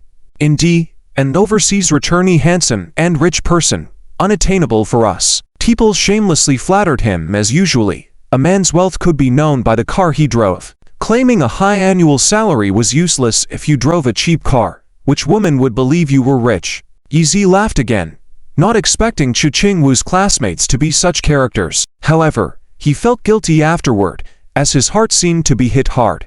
Nevertheless, these figures created a false impression, making his wife afraid to attend any classmates' reunions for 3 years. Next time, Yizi decided that no matter what, he would persuade his wife to attend and let her confront it squarely. Shen Yu, haven't you heard before? Many women are willing to crying a BMW car. It's not because they are so sad, it's because the BMW seats are so comfortable, with heating systems, that they feel so comfortable until they cry. At this moment, Songbai intentionally mentioned it to Shen Yu with a clear purpose of matchmaking her with Qian Guan. If she and Qian Guan got along well, then Qian Xian would have to pick on her, right? Upon hearing Songbai's words, Qian Guan naturally became even more proud. Yes, for a man under 30 like him, driving a nearly million-worth luxury car, he was definitely a model of a young and promising man. Shen Yu should be impressed by him now, right? Just as Qian Guan was basking in the flattery, Yizi suddenly interjected, doesn't the hotel have security to help with parking? Why do you still have to park yourself, Qian Guan? Honestly, Yizi was just curious and asked casually. He only joined Chu Qingwu's classmates gathering because a security guard had cheerfully offered to park his car. Unexpectedly, this simple question made the atmosphere in the entire private room suddenly quiet. Qian Guan's complexion turned ugly. Initially irritated by Yizi, to freeloader, now, hearing him speak like this, he couldn't suppress his anger any longer. Where's the grace he was pretending to have? Non-existent. Poor Bo. What do you know? Do you think this is a cheap hotel where the security will park your car as soon as you arrive? Qian Guan retorted, and other men began mocking as well. Ha ha, he must be here for the first time, so he doesn't know the customs here. Poor Bo, let me tell you, a luxury car that costs less than $1 million, an upscale hotel like this wouldn't even look at you. Exactly. Although BMW 6 is already luxurious, it's not up to the hotel's standard to fawn over you. Besides, Brother Qian's car is new, so him parking himself is also reasonable. Everyone exaggerated the exclusivity of the hotel to avoid offending Qian Guan, looking rather ridiculous in their expressions. Really, this bumpkin is troublesome. Ha ha. Let's not blame him. After all, he hasn't seen the world. Several women also joined in the mockery of Yizi. Even Songbai and Yu Li thought he was a hotel security guard. Yizi found these people more and more amusing, directly stating that Qian Guan's BMW 6 was inadequate for the hotel's valet service, not worthy of him. There was no need to despise him. Yet, Yizi endured without deliberately flaunting his car to shame these people. Not that he was pretending to be low-key, but rather felt it wasn't worth showing off a few million ADR8. The meal was quickly finished, but this was only the first half of the classmates gathering. Alright, let's continue the second half at the bar. Drink, dance, and I'll treat everyone. Where would you like to go? Feel free to suggest. Qian Guan stood up again, proudly clapping his hands to gather everyone around. Great. We have 10 people, exactly 5 cars, 1 male and 1 female pairing. Songbai wanted to get Qian Xiang's attention and promptly stood up to suggest. Obviously, she didn't even consider Yizi as she completely ignored him, treating him as though he were invisible, not bothering to ask if he wanted to join. After all, he wasn't their classmate. Never mind, I don't like drinking, and I can't dance either. I won't participate in the second half. As everyone started to stand up, Shen Yu suddenly refused to join, then glanced at Yizi. She was well aware that Yizi wasn't included in the plans of everyone else, so leaving with him would be perfect. Just as she declined, Songbai called out, Shen Yu, did you not drive here? It's late. A beautiful lady like you shouldn't take the risk of a car ride alone. How about we have fun in the second half, and then let Brother Qian drive his BMW 6 to send you home? Isn't that better? It's okay. Yizi needs to go back too, right? Let's carpool.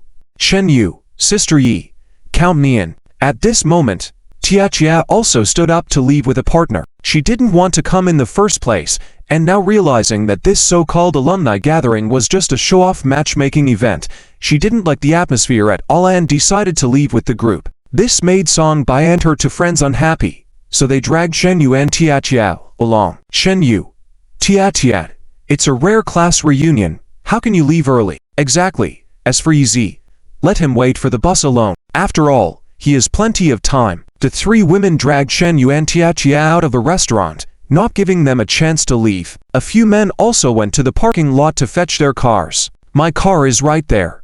The BMW 6 was particularly eye-catching, but what stood out even more was another car covered with a black car cover behind it, so Qian naturally found it first. Wow. Brother Qian, the BMW 6 is impressive. It's easy to spot and find your car. Of course, it took us a while to find our car. Even when finding a car, the onlookers didn't forget to flatter. Qian felt proud and turned back to the women with a smile, making what he thought was the coolest gesture. Ladies, when I reverse my car out, those of you who want to ride along, feel free to hop in. Okay. Sonbai and her friends screamed on the spot, impatiently waiting to get into the luxurious car and take some envy-worthy photos to share with friends. Brother Qian, be careful in reversing. The space behind seems tight. Haha, don't worry. Brother Qian's BMW is tough. If there's not enough space, I'll just push the car aside. After all, look at how low quality that car cover is. It's probably an ordinary car. Sonbai continued to praise. Qian, feeling highly self-assured, didn't think much and proceeded to back up the car. Backing up. Oh my. Did I really hit something? Qian quickly popped his head out to inspect the car behind, seeing how shabby the car cover was, probably hiding just a beat-up vehicle, so he dismissed it. He even purposely shouted, "It's so annoying dealing with people who lack manners.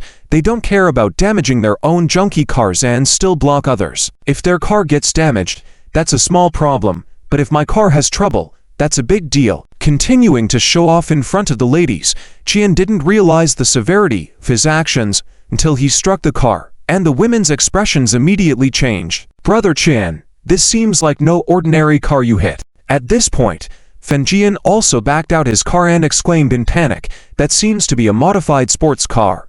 Ah, it looks like an Audi R8. Sonbai also shouted, "Indeed. What a stylish car." Ulixi also gasped.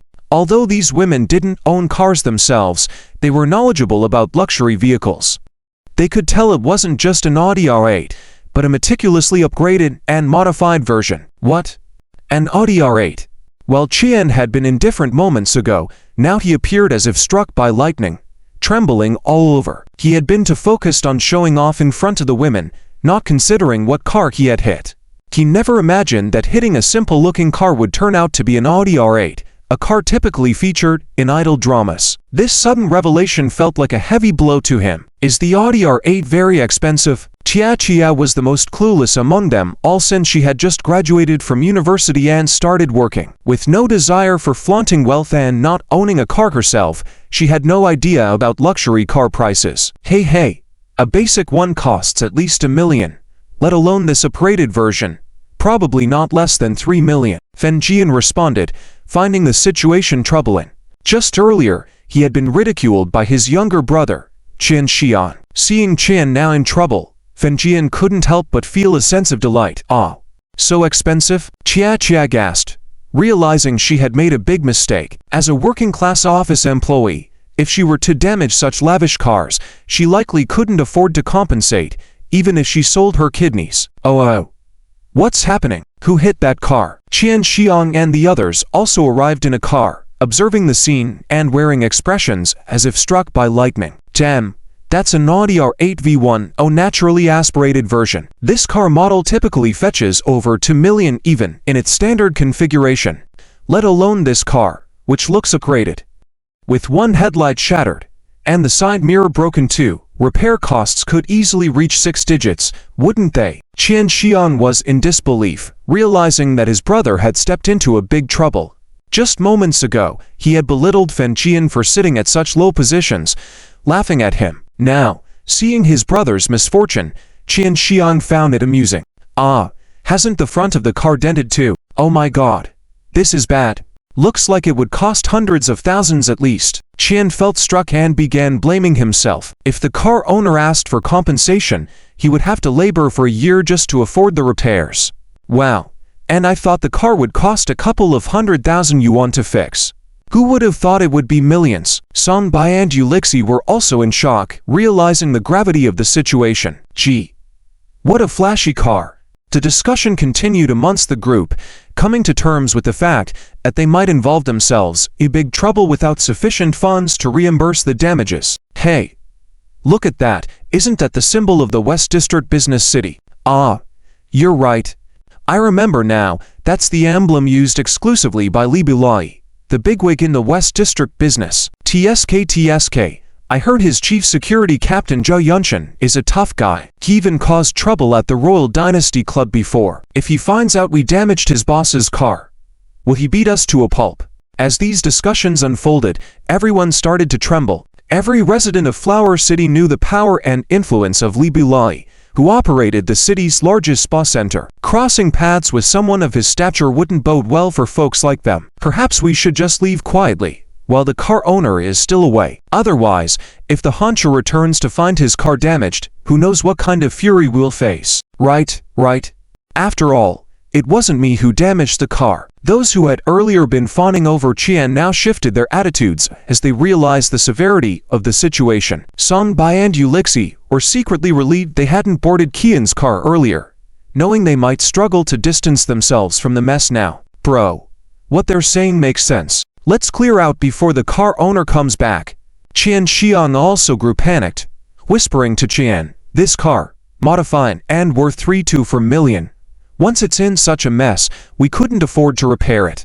Of course, Qian knew that, despite his proclaimed million yuan annual income, he only earned hundreds of thousands realistically. With no expenses for half a year, he wouldn't be able to foot the bill for repairs. Damn it, today's been awful. Qian Zhe, you hit someone else's luxury car. Do you think you can get away with it? Song Bai was just trying to flatter Qian Guan. But now things are different. Look at him panicking and flustered. Does he still look like a successful person? He must be a phony rich person. So, she immediately changed her tune and pointed at a surveillance camera in the parking lot, saying, the surveillance camera is right there. You can't escape after hitting someone important's car. Qian Guan, being spoken to like this, was completely at a loss, not knowing whether to stay or go.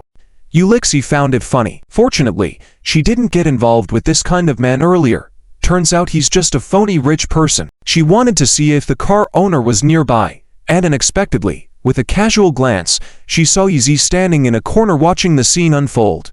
Yizi never liked classmates like Chu Qingyu, finding them all worldly and hypocritical. Now, seeing Qian Guan panic after hitting his car, he found it even funnier. Since they wanted to scare themselves, he let them be. However, when Ulixi saw him, she suddenly became lively. Hey, Yizi, why aren't you taking the bus? Are you enjoying watching from the sidelines, thinking that Qian Guan just disrespected you and now you're thrilled? Why is your mind so dark and damp? What a guy. Clearly, she was the one finding amusement in the situation, but now it was being blamed on Yizi. Of course, Yizi had no way to leave. His car was still here. He just wanted to come to retrieve his car and leave, never expecting to be disdained by others. Li Bila walked over, took out 5 yuan and handed it to Yizi. Here, take a bus. You don't need to thank me, and stop gloating here. Qian Zhe is already having a bad day. Heh. Her eyes and words were clearly meant to shame Yizi intentionally and tease Qian Guan. After all, Qian Guan had been so arrogant just now, and now that he was in trouble, his true colors were revealed. It was amusing for Song Bai to see him embarrassed, taking a roundabout way to mock him. Yizi, how narrow-minded can you be as a grown man? Qian Zhe at least treated you to a meal. How can you delight in his misfortune like this? Exactly, hiding in a corner and smiling smugly. How can there be such a terrible man in this world? Others also joined Song Bai and Ulixi in mocking him. These people, just as described by Ulixi, had dark and damp hearts. Fine. I'm leaving then. Yizi handed the money back to Song Bai and couldn't be bothered to explain. After all, he didn't even like this crappy car Libby sent him, so let Qian Guan and the others continue to hang around here aimlessly. However, as soon as he turned around, Qian Guan and the others started cursing at him. This scumbag has no loyalty at all, making connections only when it's beneficial, and now that trouble has arisen, he's leaving alone. Yad, so despicable. Listening to this, Yizi was also fed up. How dark were these people's hearts? Regardless of whether he stayed or left, he would be slandered and vilified by them, right? F***K. Even the Buddha would be angered by these petty people. Unexpectedly, some classmates who usually stayed out of trouble saw Yizi wanting to leave and started speaking up. Since he's leaving, let's go too. Let's go. This gathering is pointless. Seeing the expressions of these people, Qian really wanted to curse them out. Unfortunately, at this moment, Sonbai stood with her arms folded, standing nobly and shouting, "Go ahead, all of you leave. I'll stay here and wait for the car owner to come so that I can apologize on Qianji's behalf." The people were stunned by Sonbai's words. When did this woman become so saintly? Of course, she wasn't really like this, but by putting on this act, not only could she please Qian, but she could also showcase her radiance eye. After all, in the end, it would be Qian, not her, who had to pay. Most importantly, a woman like Sonbai always had a hidden agenda to seduce rich men. Who was Li Bila? He was a big shot in the west district of Huacheng, a genuinely wealthy person. When Li Bila arrived, she could then say a few words on behalf of Qian, cleverly make some physical contact with him, imply something with her eyes, and bet that she could pique his interest. With her appearance, Sonbai had always been blindly confident, and now she was getting a bit excited just by imagining it. "Easy, I'll leave with you." At this point, Shen Yu couldn't stand the atmosphere anymore, striding over to Yizi and pulling his hand to leave. Yes, while Yizi could endure, she couldn't. Yizi hadn't said or done anything, yet he was harshly mocked by a group of people. These people were so ridiculous, she didn't even want to acknowledge knowing them. "Hey, Shen Yu, don't go. Wait for us to sort things out before we continue with the rest of the event." Seeing Shen Yu really about to leave, Sonbai hurriedly shouted, "Not going." Without turning back, Shen Yu, overwhelmed by sympathy, walked away hand in hand with her best friend's husband. Seeing this, Tia was quite puzzled and stood there dumbfounded. Wasn't this Karyi big brothers? Why wasn't he saying anything? Was he really about to leave with Shen Yu, abandoning the car? Just as Yizi was about to be dragged away by Shen Yu, the parking attendant who had helped park the car rushed over with sweat on his forehead. "Tam, who the hell is blind? They actually hit the Audi R8. Upon seeing the scene, the parking attendant immediately shouted in anger. He had deliberately covered the car with a cover to remind everyone how precious the car was and not to touch it. But now, someone had actually hit the luxury car. At that moment, the parking attendant was solely focused on the Audi R8, not even noticing Yizi, whom Shen Yu was pulling towards the door. "Sorry, I didn't mean it." Qian apologized tearfully. "Tam, are you blind? Is apologizing enough? Why do we need the police? When the big shot driver arrives later, you'll have to sort it out on your own." The parking attendant was definitely angry. He had parked the car for Yizi, and now it was damaged. What if the owner asked him what happened? Right now, he was just verbally scolding, considering that he didn't call his security brothers to beat up this fool. Qian was already lucky. "None of you can run. Stand over there. Men on the left, women on the right, stand still. I'm calling the police." The parking attendant pointed at the group of people, visibly angry. Now that the incident had occurred, he had to do his job, control the scene, and prevent anyone from fleeing the scene. "These two are with us as well." Sonbai, who had been reluctant to team up with Yizi, now mischievously pointed to his figure, proudly acknowledging his association with them. The parking attendant immediately looked towards the door and, oh, there really were two people trying to escape.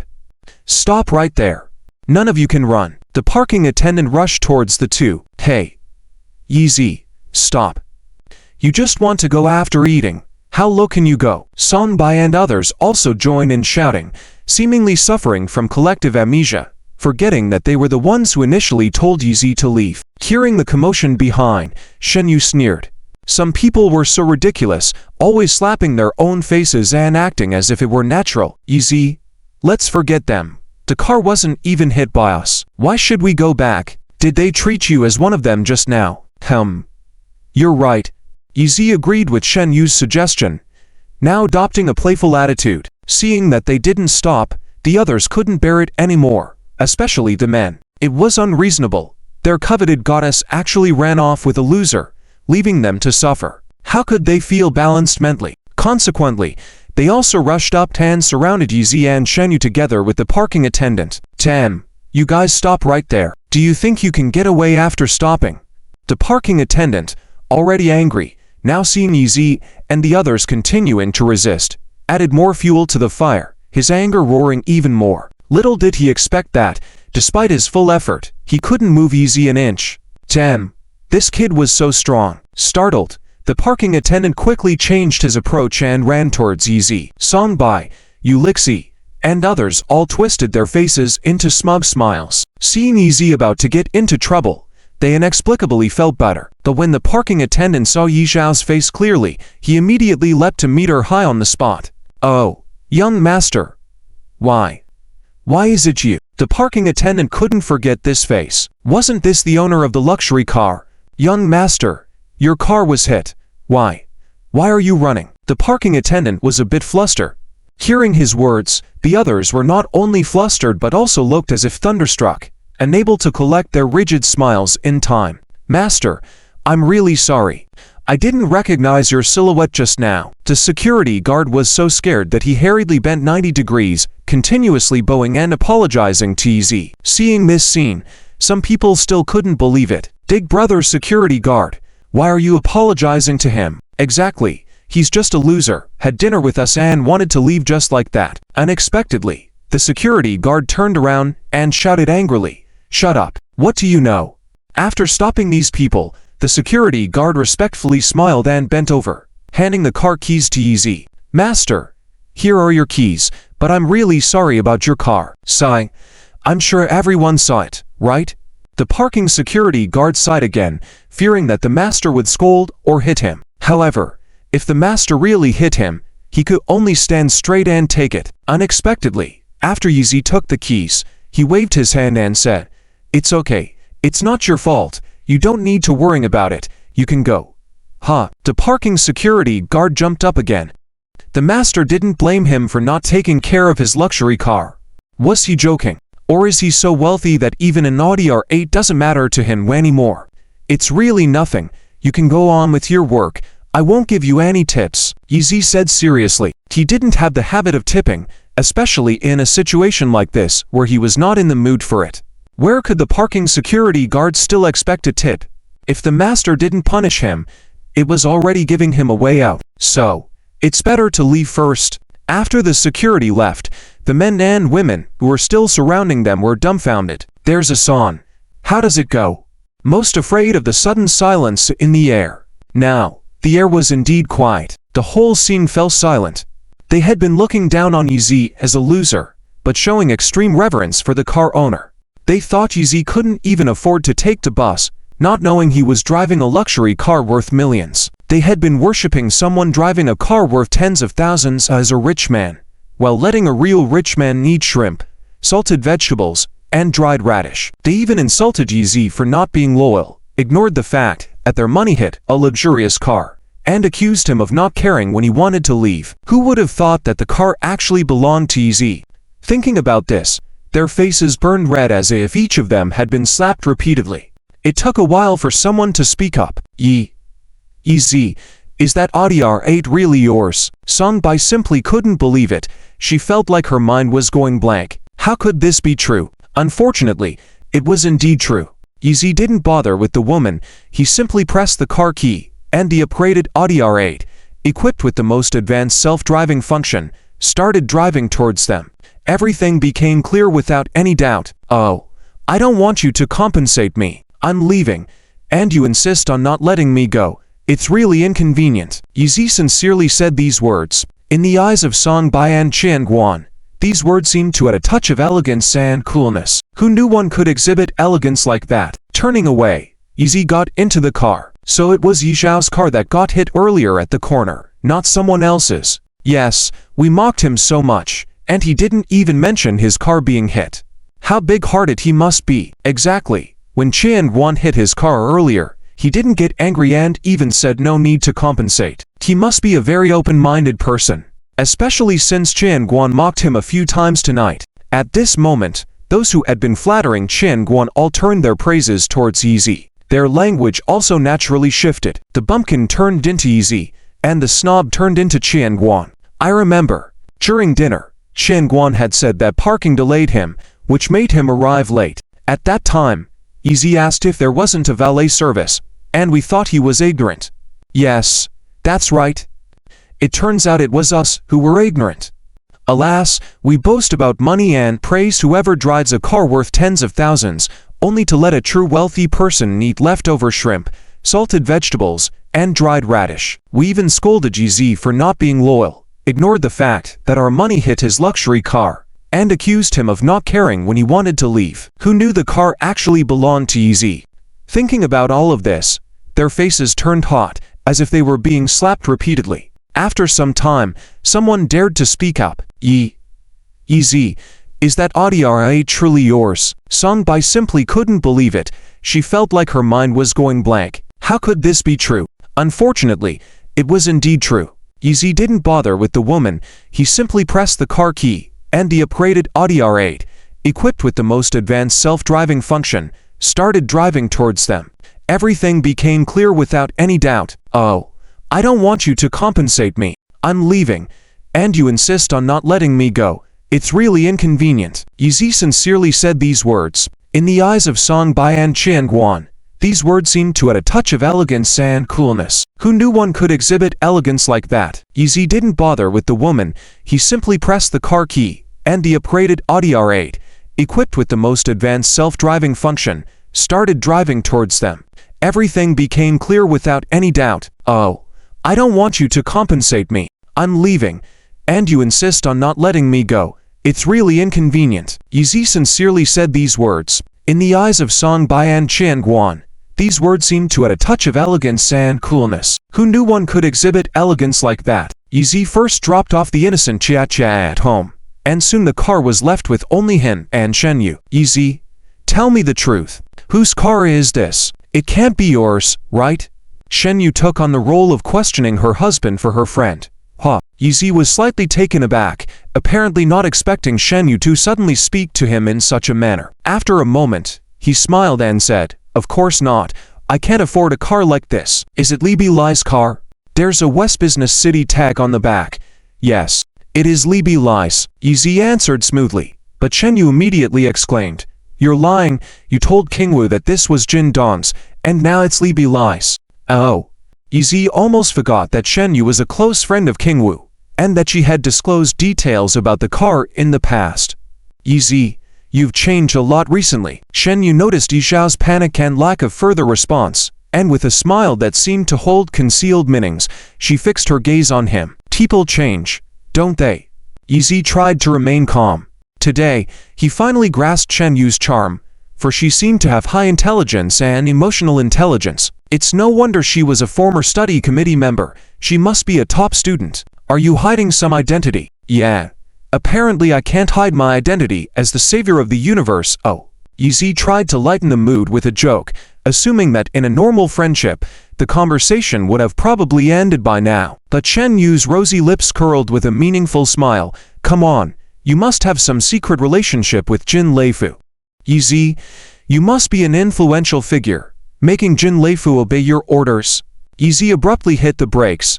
Turning to look at Shenyu's expression, her confident gaze didn't seem like mere speculation. Yizi never dreamed that after all this time, he had managed to keep his true identity hidden from everyone, including his wife, only to have it guessed by a woman he hadn't known very well. Or perhaps someone at Jinfu Building had finally leaked what had happened in the fitting room that day. "That's right, I'm the legitimate grandson of the wealthy Yi family." Yizi didn't care about the truth. He directly told Shenyu the truth.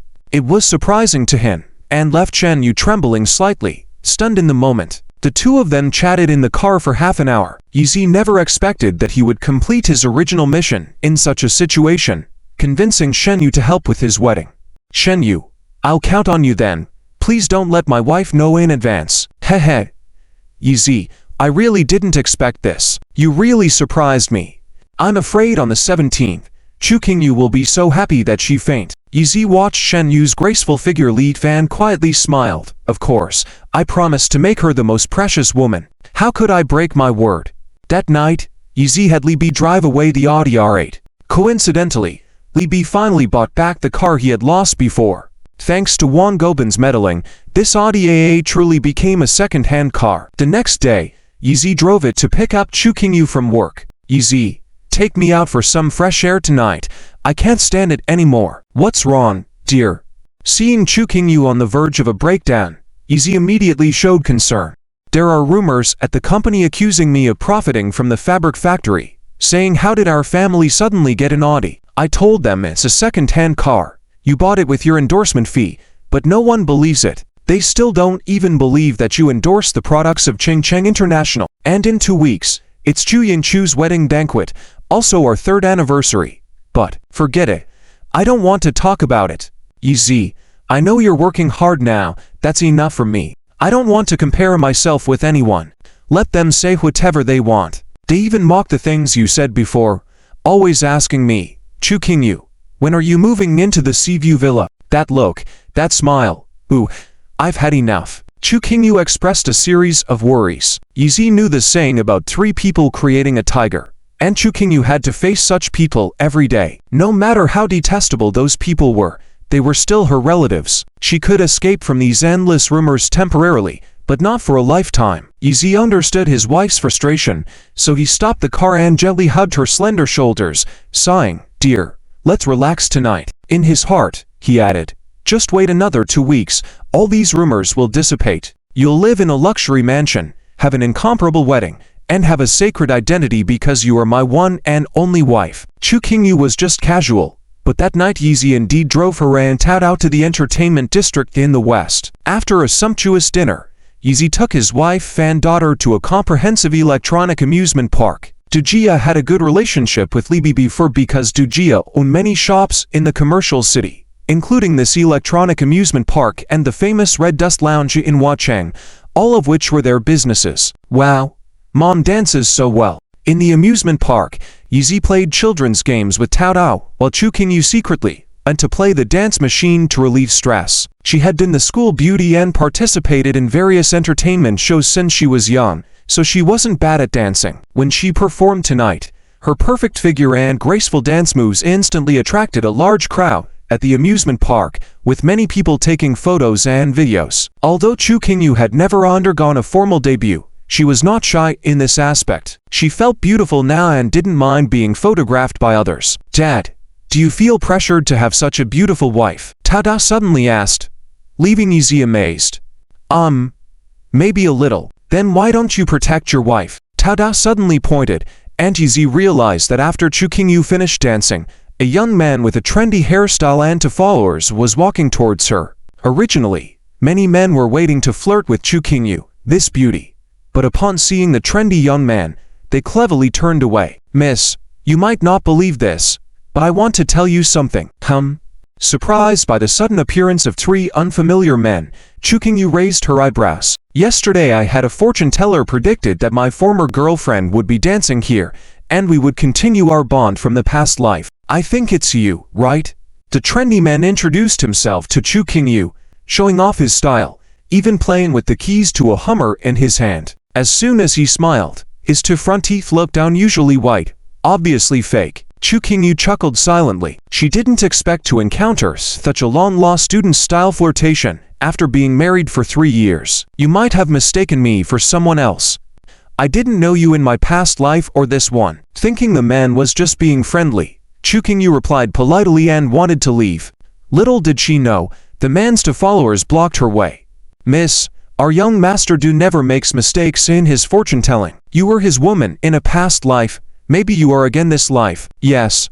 Women who believe in young Master Du's predictions are all prosperous now. Don't you want to be rich?" The 2 followers resorted to threatening and tempting. Chu Qingyu frowned slightly, realizing she was dealing with arrogant rich kids.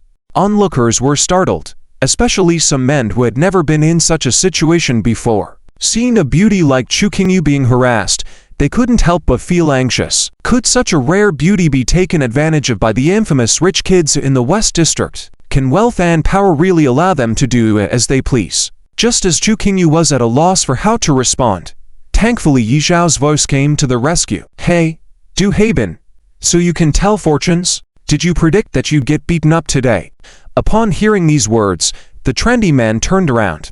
Upon seeing Yizi, he instinctively took a step back and then gritted his teeth, still not accustomed to his fake front teeth. Onlookers were surprised by Du Haben's reaction. The notorious young boss of the West seemed a bit afraid of this seemingly unremarkable man. "Pratt, it's you again. What's it got to do with you that I flirt with girls?" Du Haben spoke harshly. After being beaten up by Yizi last time, he had thought about revenge, but even the boss didn't measure up to this guy. What else could he do? What was even more detestable was that when his father found out about it, he didn't plan to use the White Wolfgang's influence to help him out, instead warning him not to mess with Yi Zi. So he had no choice but to bear with it, until now. Of course, it's related.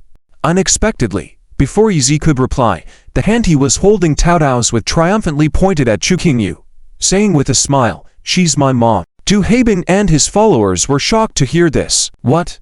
This beautiful woman was already married, and she had such a big daughter. Then, Cao Dao pointed at Yi Zi, proudly saying, "And he's my dad. You guys are trying to hit on his woman." Chu Qingyu's cheeks instantly turned red.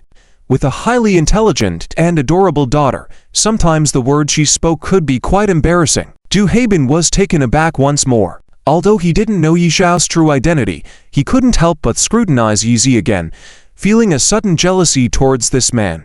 How could a man like him marry such a beautiful goddess? Ooh, so you're a married woman. Look at your age and having a daughter this big, you must have been pregnant before marriage, right? Although Du Haibin couldn't do anything to Yi Zi, he refused to believe that this guy would dare to cause trouble in the West District. Unable to have Chu Qingyu, he decided to humiliate her, hoping to provoke anger and discomfort in Yi Zi. Sure enough, Yi Xiao's eyes instantly flared up, a terrifying expression on his face.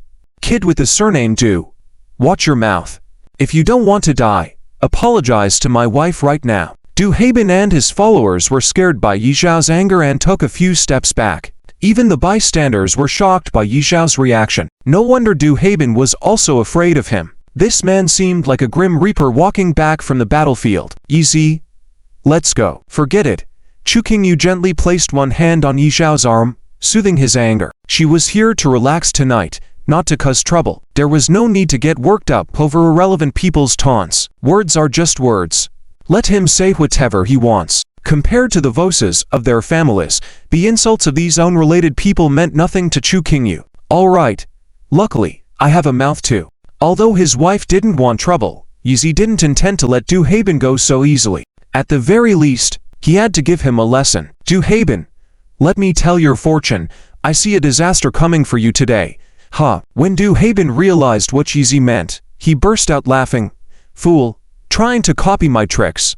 Too bad they work for hitting on girls, but using them to scare men. You're just a joke. Little did he know that as soon as he finished speaking and turned to leave, he suddenly stumbled without warning, falling onto a machine, instantly breaking his head and bleeding. The whole place was stunned, with even many people looking terrified. No one knew what had happened.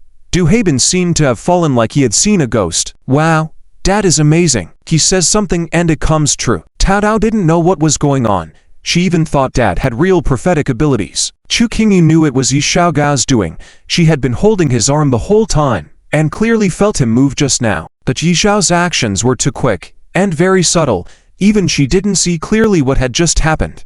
Oh my. Du Xiao, you really took a bad fall. How did you manage to fall so miserably? The two followers didn't know what had happened, so they hurried over to help Du Haibin up. It's you. It's you who did it. It's you who made me stumble. Du Haibin didn't believe in ghosts. He had clearly felt his knee joint was bumped just now, even though he didn't see what happened. He was certain Yi Zi was behind it. Hey, even you don't believe in fortune-telling, yet you have the guts to bring it up to flirt with girls. Yi Zi couldn't care less, shaking his head and leaving with his lovely wife Fan Cute child. TSK tilde Cao Dao even made a face, Du Haibin before leaving, mocking him. You can match my dad in picking up girls, and you definitely can match my dad in fortune-telling. Du Haibin was so angry that steam was coming out of his ears. Under the support of his followers, he returned to the Red Dust Leisure Club, dying to seek revenge. The surrounding onlookers started gossiping immediately. Many even speculated that Yi Zi was a sorcerer. How else could he be so accurate in his words?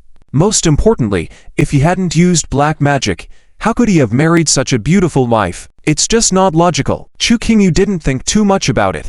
She played with Cao Dao for a while and eventually they arrived at the Red Dust Leisure Club to rest. Dad, I want ice cream. Yi Zi, why don't you take Cao Dao to buy ice cream? I'll go get some wine. Although Chu Qingyu looked like a fairy, she was just an ordinary woman tangled in the mortal world. Tonight she was here to relax, and suddenly she wanted to have a little romantic time with Yizi. But when she realized her intention, she blushed uncontrollably. It was a thought she hadn't had in the past 3 years. Could it be that she had actually fallen in love with Yizi? On the other hand, Yizi didn't think as much. After all, his wife was already an adult. What's the harm in having a drink? Meanwhile, in a seaside villa, a middle-aged man in pajamas, holding two girls in his arms, was already aware of the trouble his son Duhaben had gotten into. Reluctantly, he pushed aside the 2 girls beside him, picked up his phone and repeatedly watched the surveillance footage of the amusement park. Hey, Yizi, you're quite skilled. Hiding in Huacheng for 3 years, doing things discreetly, even pretending to be a coward. Is it because you didn't want to alert those people in Yanjing? Are you planning to secretly establish your own power, catch Huacheng off guard, and by the time those people in Yanjing notice you and want to take action, it's already too late? Since you've repeatedly bullied the White Wolf sect and our Du family, I want to see how big your guts really are. The man knocked on the table, still pondering how to find a way for his son to reclaim his pride. On the other side, inside the Red Dust Leisure Club owned by Duhaben, he was shouting and being arrogant. After all, he had never been bullied by the same person twice before. What's even more frustrating was being publicly humiliated, and he couldn't do anything about it. For Duhaben, who had always enjoyed tormenting others at school, this was simply a great humiliation. Young master, it looks like you've been wronged. Do you need me to help you vent? At this moment, a muscular man wearing a tank top and tight pants entered Duhaben's private room, his styled hair emanating a hint of a gay vibe. Long Donqiang, it's you. Duhaben saw the man in tight pants and was instantly delighted. This expert was a trusted aide by his father's side. He hadn't expected him to appear before him tonight. It seems there's hope for revenge on Yizi. So, do you think the men who bullied you were these guys? Long Dongqian listened to Duhaben's words and casually opened the surveillance of the Red Dust Cloud, where the image inside was of Yizhao's family of 3. Didn't expect them to walk into a trap. Long bro, I heard drugging is your specialty. Could you help me? Duhaben smirked, whispering in his ear, excited and oblivious to why Long Dongqian knew about Yizhao's matters. No problem, this is my expertise. Long Dongqian readily agreed, wearing a gentle smile as he left. Inside the leisure club, Yizi and his family had played for a while and were considering heading back. Tao Dao was already asleep on a lounge chair. Sir, can you help me with something? I can't move. A beautiful woman dressed in a blue skirt uniform suddenly approached Yizi, her voice pleading pitifully. At her feet were 2 large boxes of alcohol. Yizi furrowed his brow slightly, and then glanced at Chu Qingyu. Yizi, please help her. Without thinking much, Chu Qingyu immediately ordered. All right, I'll help you. Can I get a discount on tonight's bill for helping you? Yizi joked casually with the uniformed woman. As usual, he was like a caring man at home, even though their family was not as financially tight as before. I can't give discounts, but I can buy you a drink. Then I'll pass, we've had enough to drink. Yizi casually said and proceeded to move the 2 boxes of alcohol into the storage room. Chu Qingyu also prepared to pick up Tao Dao, waiting for Yizi to return before heading home. At that moment, a fit man with a soft face and an artist-like smile appeared in front of her. Miss, I never expected you to be a great bartender. That's impressive. The man praised Chu Qingyu at the first word, leaving her slightly embarrassed. Oh, I really don't know how to make cocktails. How is that possible? The drinks you ordered were a perfect mix resembling the Deep Blue Sea cocktail. Really? Chu Qingyu was also curious. Could she have accidentally stumbled upon the perfect cocktail formula with her random orders? The man then casually took out a glass stick, used the leftover alcohol from Chu Qingyu's drink, and effortlessly mixed a crystal-clear blue cocktail, almost like magic. Indeed. Seeing this romantic cocktail, Chu Qingyu was also surprised, her small mouth slightly agape. Miss, cheers to you. The man magically split the glass into 2 and raised a toast with Chu Qingyu. Wow. Under normal circumstances, Chu Qingyu wouldn't toast with a stranger, but tonight, Yizi was also present, and the man's skill was just too cool. Besides, seeing him dressed as a bartender from the Red Dust Club, she didn't want to come off as rude and obliged with the toast. Just as she finished the drink, Chu Qingyu collapsed on the table, unconscious. With your curly eyelashes, just like Sleeping Beauty. No wonder Du Xiao likes you so much. even though you're already a wife. The bartender was none other than Long Dongjiang, quite famous in the Red Dust Leisure Club, with decent popularity. Everyone knew he was gay, so when they saw him carrying away Chu Qingyu, they didn't suspect anything, assuming it was just another drunk female customer he was helping home. Ha ha. I'm going to have a great time tonight. Watching the surveillance feed from his room, Du Haben, seeing Long Dongjiang handling Chu Qingyu, was thrilled at the thought of his happy night. He couldn't help but imagine how miserable Yizi would be once he discovered his wife missing, and how he would cause chaos in the club. Let's see if that woman can handle Yizi.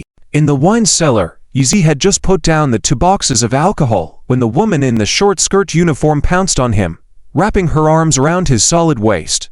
Wow, big brother, you're so amazing. I've never seen anyone carry 2 boxes of alcohol for such a long distance without gasping for breath. Come, as a reward, let me kiss you, the woman excitedly said, lifting her toes, pressing her chest against Yizhao's body, and leaning in for a fiery red lips kiss. Her name was Ma Chan, the most beautiful and seductive barmaid at the Red Dust Club, and every day there were countless men who wanted to get into her bed. So she firmly believed that under such seduction, no man in the world could resist her. She was already thinking that the next second, Yizi would pull her back by her waist, and then, when no one was around, steal a kiss behind his wife's back. Little did she know, her red lips only met Yizhao's palm. The next moment, Yizi coldly pushed her away, a hint of disgust evident in his eyes. Yes, even she realized it. Yizhao's expression wasn't an act, he truly found her red lips repulsive. Why was this happening? Why did he have the right to dislike her? Ma Chan was deeply hurt. In her 23 years, she had never been so humiliated before by anyone. If Yizi was like Long Dongjiang, if his orientation was the issue, she could understand. But he was a normal man with a wife and daughter. What did that mean? It meant that in his eyes, she truly had no feminine appeal. This blow to her was too much. Yizi didn't know Ma Chan's motives, and he didn't even care to ask her. He simply turned around and prepared to leave. His wife and daughter were still waiting for him at the club. His grandmiss, Ma Chan, is said to be the most enchanting woman in the Red Dust Leisure Pavilion, who can't even seduce a man. Du Haben kept watching the surveillance throughout the venue. The original plan was for Long Dongjiang to make Chu Qingyu faint, but she made Yizi faint instead. Unexpectedly, she invited Yizi for a drink, but he rejected her offer without hesitation. Just when she tried to seduce him, she was coldly pushed away. This woman was simply unappealing in front of Yizi. Stop. Ma Chan was a bit angry and shouted at Yizi. As soon as Yizi turned his head slightly, she tore open her own top, revealing a captivating scene that would drive a man crazy. Yizi frowned more deeply. What did this woman want to do? Hypocrite. Stop pretending. Turn around now, and I will serve you wholeheartedly tonight. Make you ecstatic. How about it? With her task at hand, Ma Chan was about to broaden her horizons. Though her eyes showed anger, her fingers gestured seductively, enticing men. Ridiculous. Yizi responded mercilessly with just 2 words before leaving again, feeling a sense of unease. Indeed, before he even stepped out of the wine cellar, he heard Ma Chan scream from behind. Help! Someone is molesting me. Doom. The people around seemed prepared, promptly surrounding the entrance to the wine cellar upon her cry. It's him. Took the opportunity to help me carry in the wine. Wanted to forcibly kiss me, even touched me. Sob. Ma Chan cried, and the men surrounding them, unaware of the truth, instantly became furious, rolling up their sleeves as if ready to restrain Yizi. Ma Chan was a popular figure at the Red Dust Leisure Pavilion, now disheveled, torn clothes. Could her words be false? Don't believe her nonsense, and don't meddle in others' affairs. Get lost. Yizi frowned, his eyes glaring coldly, not only dismissive but showing no interest in explaining either, as he pushed through the crowd to leave. Unexpectedly, more and more people began to surround him. Ha ha, Ma Chan is quite impressive, using this trick. Shouldn't it be arranged by Long Dongjiang? It looks like Yizi will have a tough time escaping. Seeing this scene, Du Haben felt reassured. As long as these people could detain Yizi for 10 minutes, he would have enough time to shake in front of Chu Qingyu's body. Young master, the drug I administered would keep that woman unconscious for an hour. You can do as you please. Long Dongjiang placed Chu Qingyu back down, then elegantly departed, puzzled by why men would like women. So beautiful. Du Haben. looking at the unconscious Chu Qingwu up close, realized he was feeling excitement. Aside from her flawless appearance, the fact that she was his greatest enemy's wife added a thrilling tension, almost causing his heart to burst out. Du Haibin raised his hand, placing it on Chu Qingwu's collar. This woman, untouched by a man for 3 years of marriage, her eyes closed peacefully, unaware of her situation. So thrilling, before even touching Chu Qingwu's body. Just by touching her clothes and sensing her scent, Du Haibin found his hands trembling and his body tensing up. Just then, a sobbing sound from behind startled him. "Mom. Dad." It turned out Peach had woken up.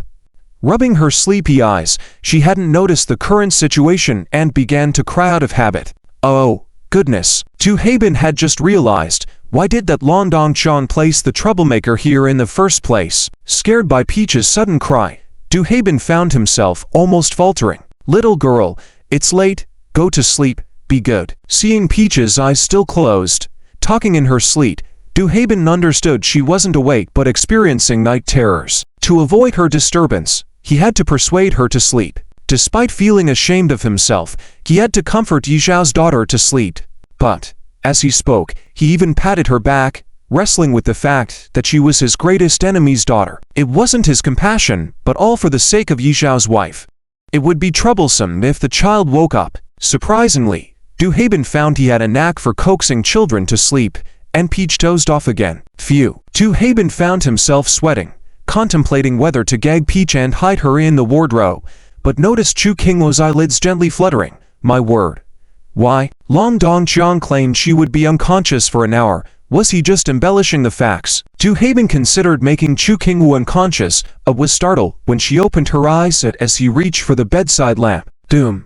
There wasn't any nose in the room, but Du Haibin's mind exploded as he saw Chu Qingwu's gaze, causing him to freeze in place. Ha ha, she's asleep, yet those people didn't even turn off the lamp. Where's their decency? Du Haibin said to himself, feeling guilty, then quietly slipped out.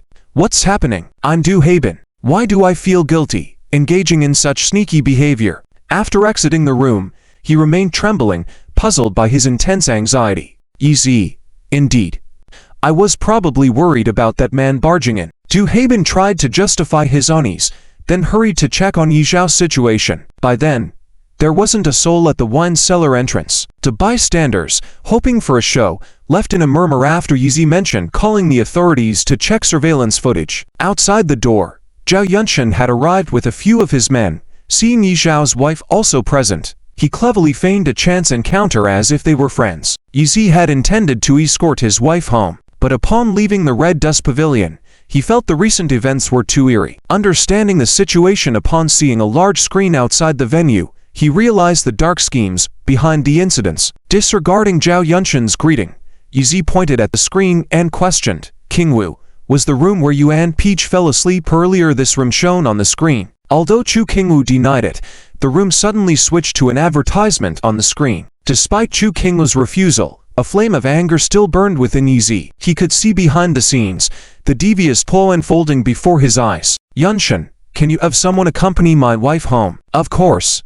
Zhao Yunshan promptly arranged for two security guards from the business city to escort Chu Qingwu and her daughter home. Sensing something amiss, Chu Qingwu couldn't help but furrow her brows. Feeling uneasy, she suspected Yi Zhao's lingering presence might lead to trouble. It's nothing. Someone just turned off the table lamp for you, so I have to go back and thank them, right? Yi Zhao Xiao deliberately gave Chu Qingwu a reassuring smile. Chu Qingwu's heart was beating fast at this moment. Shen Yu is a top student, and as her best friend, Chu Qingwu is not stupid. She actually knew long ago that Yi Zhao Xiao was hiding many things from her, and even guessed what identity he was hiding. Although she didn't believe Yi Zhao Xiao was the young master of the first wealthy family, she also knew that Yi Zhao Xiao was not as simple as he appeared on the surface. The numerous luxury cars passing by, along with the recent strange incidents, were enough to prove this. She didn't dig deeper to find out Yi Zhao Xiao's identity, not because she was foolish, but because she was smart. Because she knew that there were some things men couldn't let women know. A certain level of space between husband and wife is needed to keep the marriage fresh and lasting. As long as she confirmed that Yi Zhao Xiao truly loved her and wouldn't betray her, Chu Qingwu thought everything else was insignificant. All right, be careful then, Chu Qingwu replied, and then left. Yi Xiaoxiao looked at his wife's retreating figure with a doting look in his eyes, but as she left, his expression gradually turned cold. Zhao Yunshan, who is the owner of the Red Dust Leisure Inn? Yi Xiao, it's from the Du family. Zhao Yunshan's answer confirmed what Yi Xiaoxiao already suspected in his mind. His wife wasn't just unable to hold her liquor, but rather had been drugged by someone. If she hadn't woken up just now, Yi Xiaoxiao couldn't even imagine what the person who turned off the lamp would have done. As for that Ma Chong, she was definitely sent to delay him on purpose. Fortunately, he rejected her offer for a drink. Otherwise, tonight would have ended with either him and another woman or his wife with another man in a sensational video broadcast live on the big screen in front of the Red Dust Leisure Inn. The more Yi Xiaoxiao thought about it, the angrier he became, exuding a dark devilish aura. Even Zhao Yunshan next to him felt the bone-chilling cold. Yi Xiao, the Du family, is a powerful conglomerate associated with the White Vol faction. Our overall strength at the moment is still inferior to theirs, so it's not wise to engage in an all-out confrontation, Zhao Yunshan cautioned. Yi Xiaoxiao did not respond, clenching his fists tightly. Clang! Suddenly, someone smashed the liquid crystal display screen at the Red Dust Leisure Inn. A liquid crystal screen worth tens of thousands of dollars was shattered by a cheap pair of shoes, a fact that enraged both humans and gods alike. Not to mention the fact that the Red Dust Leisure Inn was an upscale and lively entertainment venue. So, when Yi Xiaoxiao smashed the screen at the entrance, it immediately drew a large crowd of onlookers and even some people pointing and whispering about him. Some said, "That man is too fierce." Others said, "Is he a crazy guy with a violent tendency but decent looks?" However, most men couldn't help but sarcastically refer to Yi Xiaoxiao as a lunatic after seeing their women's expressions of admiration towards him. "Yunshan, go inside and smash whatever you can lay your hands on. Warn them not to provoke me, Yi Xiaoxiao, anymore. This is their final warning." Yi Xiaoxiao handed a gold card to Zhao Yunshan, his expression angry yet indifferent, exuding an air of arrogance. It's not that Yi Xiaoxiao didn't want to seek revenge, but the timing wasn't right. He was still recruiting and amassing troops and didn't have the immediate ability to uproot the White Vol faction and the Du family. Additionally, he lacked a general who could lead the charge into the Leisure Inn, capturing the person surnamed Du and the androgynous fellow. Clearly, Zhao Yunshan lacked the skill and courage for such a feat, leaving Yi Xiaoxiao to use him for intimidation. Most importantly, Zhao Yunshan's warning had merit. Yi Xiaoxiao was concerned about the safety and normal lives of Chu Qingwu and Dao Dao in the future. He didn't want to escalate the conflict prematurely and risk their well-being. He could only resort to a strategy of intimidation. When the time was right, he would deliver a fatal blow to his enemies. You see, this is the legendary case of a bright person not pretending to be dark, right? That handsome guy is so cool. I want to be friends with him. Some wild-looking young women, dressed in a particularly raucous manner, admired the fiery, aloof, and wealthy man that Yi Xiaoxiao was. Of course, wealth was the most crucial factor. If Yi Xiaoxiao hadn't taken out his gold car after smashing the screen, perhaps they wouldn't have been as smitten. They knew that it was illegal to cause a scene in someone else's shop, so they had brought money with them in advance. After smashing the screen, they would let the owner know they had money, indirectly showing off how cool their personalities were, as if to say, "I can break your shop, so I can break you." It must be said, this was a display of sophistication and depth. Through the simple act of smashing the display screen and sending someone in to offer money, Yi Xiaoxiao showcased his demeanor in full. He's the epitome of showing off. Many people sighed in secret. Yi Xiaoxiao paid no mind to the stares around him. He didn't think he was showing off at the moment. Instead, he felt that he was acting weak, short-handed, and could only do so much for now. "This time, my wife and daughter suffered no losses. I'll give you all a warning. If Qingwu and Dao Dao face any mishaps, I, Yi Xiaoxiao, will eliminate you." Surname Du. Yi Xiaoxiao made a silent resolve, his eyes becoming deep and intense. At this moment, even when someone approached to be friends with him, he paid them no heed, smoking a cigarette alone, waiting for Zhao Yunshan to finish doing his work. Honk! A sudden and continuous sound of car horn snapped Yi Xiaoxiao back to reality. As he, along with others, turned their heads toward the source of the bright lights, the intense glare stabbed at his eyes, forcing him to quickly shield them with his hand. "Hey, you country bumpkin, why did you smash this display screen? Don't you know I need it tonight?" A fiery woman stepped down from her crimson Ferrari sports car, around 20 years old, exuding an imposing aura as she scolded Yi Xiao. She was dressed trendy, wearing a pink backless tight-fitting top and jeans that had a few large holes, which she awkwardly covered with the pocket fabric. Despite being of dragon country descent, she sported golden wavy hair, her fingers and toes colored to shine brightly under the night lights. The woman wasn't a classic beauty, but she was a fashionable and spicy girl. Yet Yi Xiao's first impression of her was quite negative, seeing her as a midnight female ghost. "Hey, don't you know I need this display screen to showcase my car tonight? Why did you break it? Are you crazy?" The woman scolded fiercely, even coming forward and grabbing Yi Xiao's collar. Yi Xiao didn't bother to explain, merely coldly asking, "What did you want to show with your car?" "Huh." The woman paused briefly, then grew even angrier. "Of course, I was showing off my luxury car.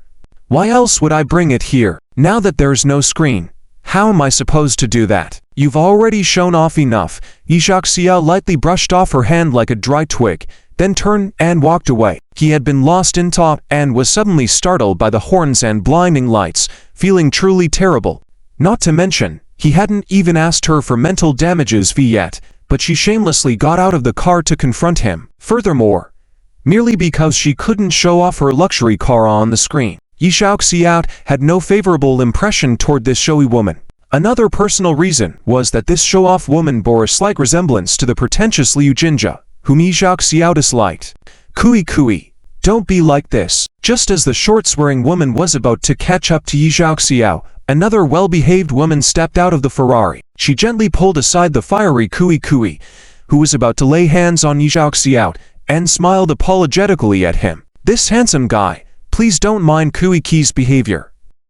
She's a little princess at home, so her temper is a bit fiery." The mild-mannered woman not only had a good attitude, but was also pleasing to the eye, with curled eyelashes and large watery eyes that seemed as transparent as glass. While her petite facial features weren't perfect, they harmonized well together, creating a pleasant sight that was never tiring to behold.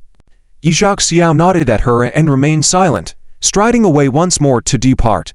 She, why are you apologizing for me? It's clearly this bumpkin's fault. He should roll back to his place. Does he think this nightclub is his home?" Kui's words remained harsh. The crowd that was already excited now saw three extraordinary men and women entangled in a dispute, stirring up an even bigger commotion. Kui, I think there must be a reason why he smashed the screen. Besides, if you wanted to show off your Ferrari, you didn't necessarily need to use that big screen. Just driving around is impressive enough, isn't it? She spoke the truth. Being close friends with Kui, she understood her temperament very well. This woman always had a princess-like arrogance, always aiming to be the most eye-catching wherever she went. She purposely wanted to challenge this handsome guy, clearly wanting to prove that she was cooler and more extravagant than the man who smashed the display screen. "Humph, you go away. In front of this lady, who gave you the right to act?" Kui was infuriated by the first provocation she had experienced in her 19 years, and suddenly flared up in anger. "Who said I? Kui, I am not a princess. I'm the little princess of the Flower City. Did you not see my Ferrari behind me? It's a global limited edition, unattainable even with money. This symbolizes status. You, a lowly person, kneel before this lady quickly." "Yes."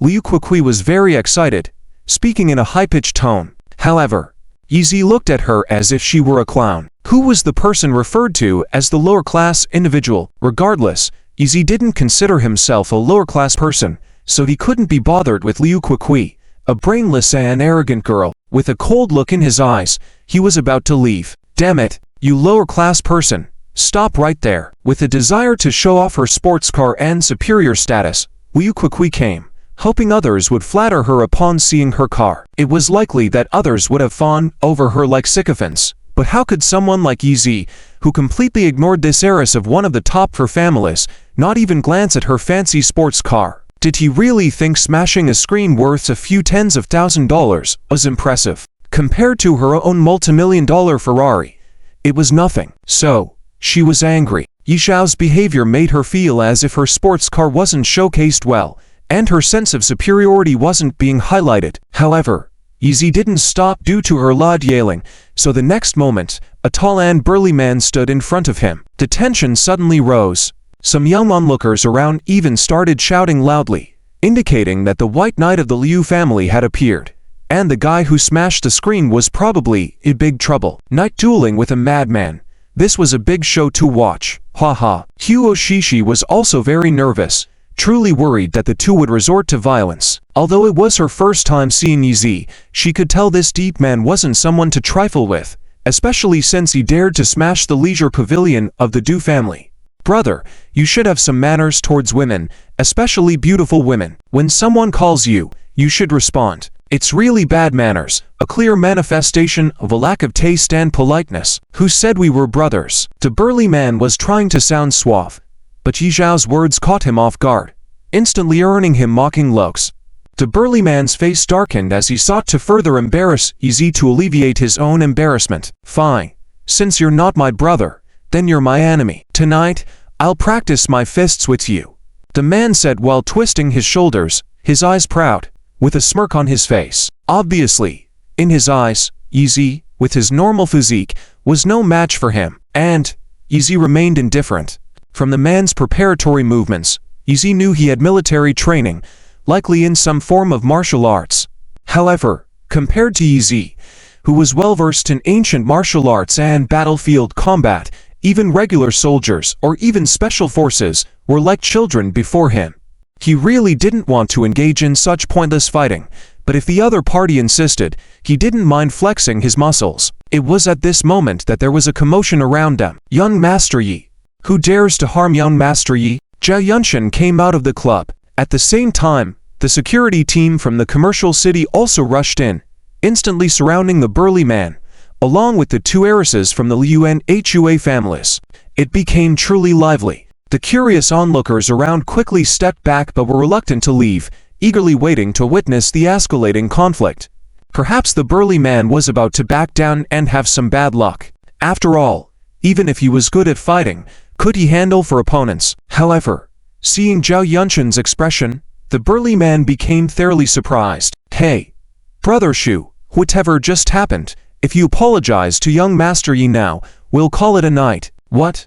Shu was extremely surprised, anger flashing in his eyes, finding it hard to believe as he asked back, Zhao Yunshan, have you lost your memory? I'm from the Yi Si Shu family. You may not give me face, but if you don't give face to the young ladies from the Liu and Hua families, would you dare not to? In the past, if someone had used the names of the Hua and Liu families to pressure Zhao Yunshan, he might have bowed down, but now was different. Standing in front of him was the young master of the Yi family. Compared to the top families in Yanjing, the other so-called elite families were insignificant. Seeing Zhao Yunshan's expression, not only did Shu understand, but even Liu Kukui threatened angrily. Shu Dan is not only from the Yi Si Shu family, but also the vice hall master of the White Wolf sect. Dare you touch him? Hearing this, Yi Zhao's eyes narrowed. Initially, he didn't want to care about these aristocratic children, but now, with the involvement of the White Wolf sect, he wouldn't tolerate it. Zhao Yunshan, if Shu's surname wants to spar, you do it for me. Yi Zi gave the command. Zhao Yunshan was now his #1 general. If he couldn't even handle a vice hall master, what use would he be? However, Yi Zhao's words prompted Shu Dan to burst into laughter. You must be kidding, Yi. Do you think I want to spar with you? Well, maybe, but you are no match for me. Since Zhao Yunshan wants to stand in for you, I don't mind educating him either. Arrogant and provocative in speech and demeanor, Zhao Yunshan couldn't help but clench his teeth lightly. Earlier, he was a bit cowardly at Yi Zhao's command, but now, he had no hesitation. Come on. Zhao Yunshan also took a fighting stance, prepared to see how capable Shu Dan really was. Huo. Shu Dan's fist came swiftly, without the need for theatrics. His fist was fast, powerful, and deadly. Shu Dan was a combat-oriented military fighting expert, aiming for a single lethal strike. Zhao Yunshan was caught off guard. Even though he managed to block for a moment, his whole body was pushed back, almost falling to the ground. Ha ha. Zhao Yunshan, you are no match for me. As Shu Dan's advantage became evident with a single punch, he became even more triumphant. Yi Zi was somewhat disappointed. While Shu Dan had some skills, he was not a master, not even comparable to Wei Yi. And now, Zhao Yunshan was not his match. How could he be trusted with important tasks in the future? Unexpectedly, a large group arrived in a grand manner and stood face to face with Zhao Yunshan's group. They were members of the White Wolf sect. Shudong was also surprised. His hands had merely clashed with Zhao Yunshan by chance today, so why did the White Wolf sect suddenly show up? However, Shudong was not a scheming person, and now he was bragging even more. Zhao Yunshan, can you all still stand up to me?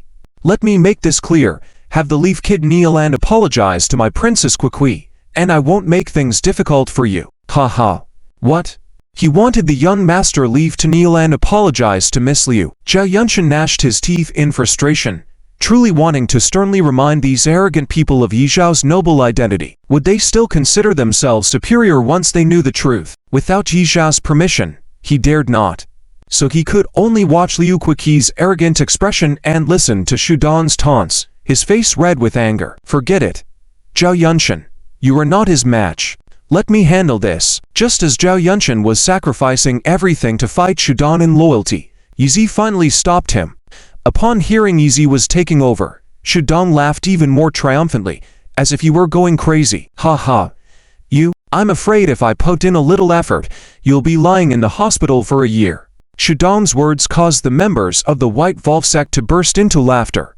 The onlookers found it amusing and pitied Yi Zi, thinking he had heard the other side's demand for him to kneel, felt humiliated, and decided to fight back. Liu Kuqi even ordered loudly, Shudong, if you want to be a qualified knight for me, make him kneel and beg for mercy in front of me. Tuo Shishi, however, always felt that Yi Zi wasn't an ordinary person, especially at this moment, when he could calmly light a cigarette and take a slow drag. Stop the nonsense. Surname, I will make you kneel after my second punch knocks you down. Now, what will you do? With Yi Zhao's words, a collective gasp echoed throughout the venue. Insane. Too crazy.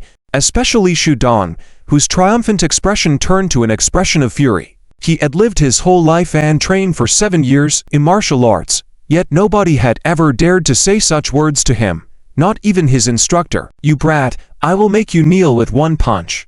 See how arrogant you can be then. Shudong had lost all patience, ready to replace all his talk with a single punch.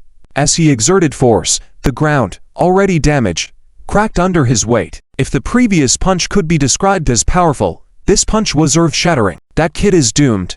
At that moment, almost everyone held their breath, internally concluding that. Unexpectedly, Yi Zi casually flicked his cigarette, and his figure suddenly disappeared in front of Shudong. What?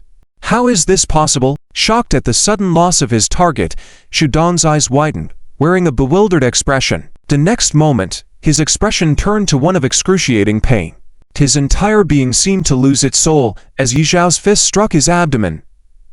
Shudong felt as if his internal organs had shifted, a nauseating sensation taking over. As Yi Zi retrieved his cigarette with a raised hand, Shudong's body crashed to the ground with a resounding thud. Though not loudly audible, a roar echoed in the minds of all present. Shudong was truly defeated by Yi Zhao's single punch. How's the situation over there? In the seaside villa, the man in pajamas hadn't fallen asleep yet. He asked into his phone, and immediately someone reported back to him. Is that so? Shudong is certainly no match for Yi Zi. Only that person can test the depths of his abilities. What? That person didn't go. Only our White Wolf faction's brothers went. Damn it, it looks like he wants to chop off another finger. Send someone over there immediately to find him. After issuing a series of instructions, the man in pajamas looked out the window with deep eyes. He never expected that, after so many years, Tang Ching Snake would actually defy his orders for the first time. Outside the Red Dust Leisure Club, despite the apparent congregation of hundreds of people, everything was quiet. This was because no one had expected that Shudong would be knocked down by Yi Zi with just one punch. If not for the crack he left on the ground with his foot, and if not for the fact that he just punched Zhao Yunshan into submission, everyone would have thought he was all talk and no action. But now, no one would think Shudong was weak. They would only think Yi Zi was too strong. His actions just now were barely visible to anyone present.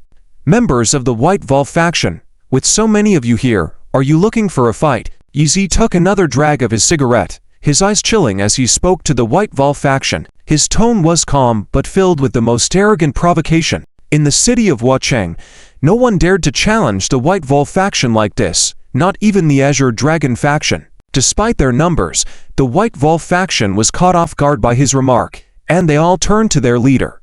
"It's a misunderstanding.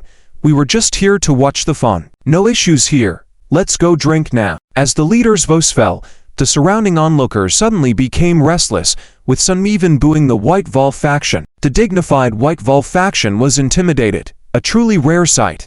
"Stop." Unexpectedly, as they were about to leave the scene one by one, Zhao Yunshan's voice rang out. Although not great at fighting, he was, after all, the head of security for the business city and well-versed in power struggles. With the White Wolf faction acting so arrogantly, letting them leave without paying respects to Yi Zi would be losing face for Yi Zi. "I'll consider you just here to watch, but can't you at least greet Yi Zi?" Zhao Yunshan actually made the White Wolf faction members greet Yi Zi. The crowd was astonished once again, seeing Zhao Yunshan assisting that low-class Yi Zi in being overbearing. Li Kui was seething with anger, but there was nothing she could do at the moment. On the other hand, Wu Qiqi was a bit mesmerized by Yi Xiao's calm demeanor. When did such a formidable person come to Huacheng? How intriguing! The White Wolf faction members, although displeased, ultimately bowed their heads and greeted Yi Zi, saying, "Hello, Yi Zi." "Humph." Yi Zi snorted coldly, then turned and walked away. Before leaving, he even glanced at the flashy Ferrari, unsuspecting that the luxury car would not steal the spotlight that night. Seeing Yi Xiao's parting look, Li Kui ground her teeth in anger. "Yi Zi, Li Kui, and you are enemies. I must make you understand that I am a woman of higher status than you." After Yi Zi left, the scene was too chaotic to capture, and even the onlookers dared not take photos without Zhao Yunshan's supervision. "Yi Zi, are you back?" Yi Zi was still driving on the road when Chu Qingyu called to express concern. "Yes. Are you and Dao home?" "Yes. You being safe is all that matters. Please come home soon. You to go to bed first. I might need to take care of something, but I promise to come home safely tonight." With a calm tone, Yi Zi spoke reassuringly. "All right then." Chu Qingyu did not order Yi Zi to return immediately. At some point, she began to feel that if he needed to handle something, it must be important. For Yi Zi, it was indeed crucial. After hanging up, he hurriedly drove to the streets of the North District. Tonight, the sudden appearance of the White Wolf faction members at the scene was evidently orchestrated by someone. However, none of them showed up in the end, indicating that the one who gave the orders had ditched them. Yi Zi suspected immediately that the White Wolf faction had sent someone, possibly Snake Uncle, to deal with him and Zhao Yunshan, but failed to show up in the end, indicating a change of heart or recognition of his abilities. Therefore, Yi Zi wanted to invite Snake Uncle out of hiding tonight. By having him stand in for Zhao Yunshan and then expanding his forces further, he could find a way to wipe out the White Wolf faction and no longer worrying about the safety of important people around him. After some silence, Snake Uncle finally spoke up after closing the door. "It's not about one person, it's two people. I need to ensure they both die to prevent the secret from being leaked." "Two people? What secret?" Yi Zi finally understood Snake Uncle's hesitation. "Yes, only two people know the secret. One is Du Hazy, the head of the Du family, and the other is Tian Yilan, the chief of the White Wolf faction." Upon hearing Snake Uncle reveal his concerns, Yi Zi nodded and said, "All right, I will figure it out. I can help you. Neither of those two are my opponents, but they have been very cautious around me, making it impossible for me to approach them easily." Snake Uncle opened up about his limitations. With Yi Xiao's arrival, Snake Uncle saw a glimmer of hope for a turnaround. He didn't want to become a puppet of the White Wolf faction nor be at their mercy, losing fingers one by one. At that moment, Yi Zi saw a hint of the Imperial Aura Snake Uncle had hidden for so long. There will always be opportunities. Let's act separately, and it shouldn't be too difficult to take them both down. Trust me. Yi Zi smiled confidently, patting Snake Uncle's shoulder. Of course, I trust you. That's why I revealed my concerns. Snake Uncle showed a rare hint of emotion. Since you trust me, why not tell me your secret as well? Yi Zi slightly pushed his luck, showing a mischievous smile. Do you want to become my third target to be eliminated? Oh, never mind. Yi Zi awkwardly smiled. Liu Kuokui returned to the villa and became irritable, even venting her anger on the house servants. She had just gotten a Ferrari, thinking it was the most glorious moment in her 19 years. She even invited friends over, ready to show off at the Red Dust Leisure Club. However, She returned full of anger due to Yi Shaoxi, who made our little princess angry. The servant stared, not come near Liu Kuokui. Eventually, her half-brother, Liu Hedong, came out to soothe her mood. Liu Kuokui has always had a bad temper, and everyone, including her parents, has always indulged her. Liu Hedong, being mediocre, enjoys doting on his sister, causing Liu Kuokui, at 19 years old, to still have the mentality of a little girl with a severe case of princess syndrome. Yi Shaoxi again? He actually has this ability. After hearing the situation, Liu Hedong frowned. Chu Yingku said Yi Shaoxi was useless, but it turns out he has some connections in the gray area.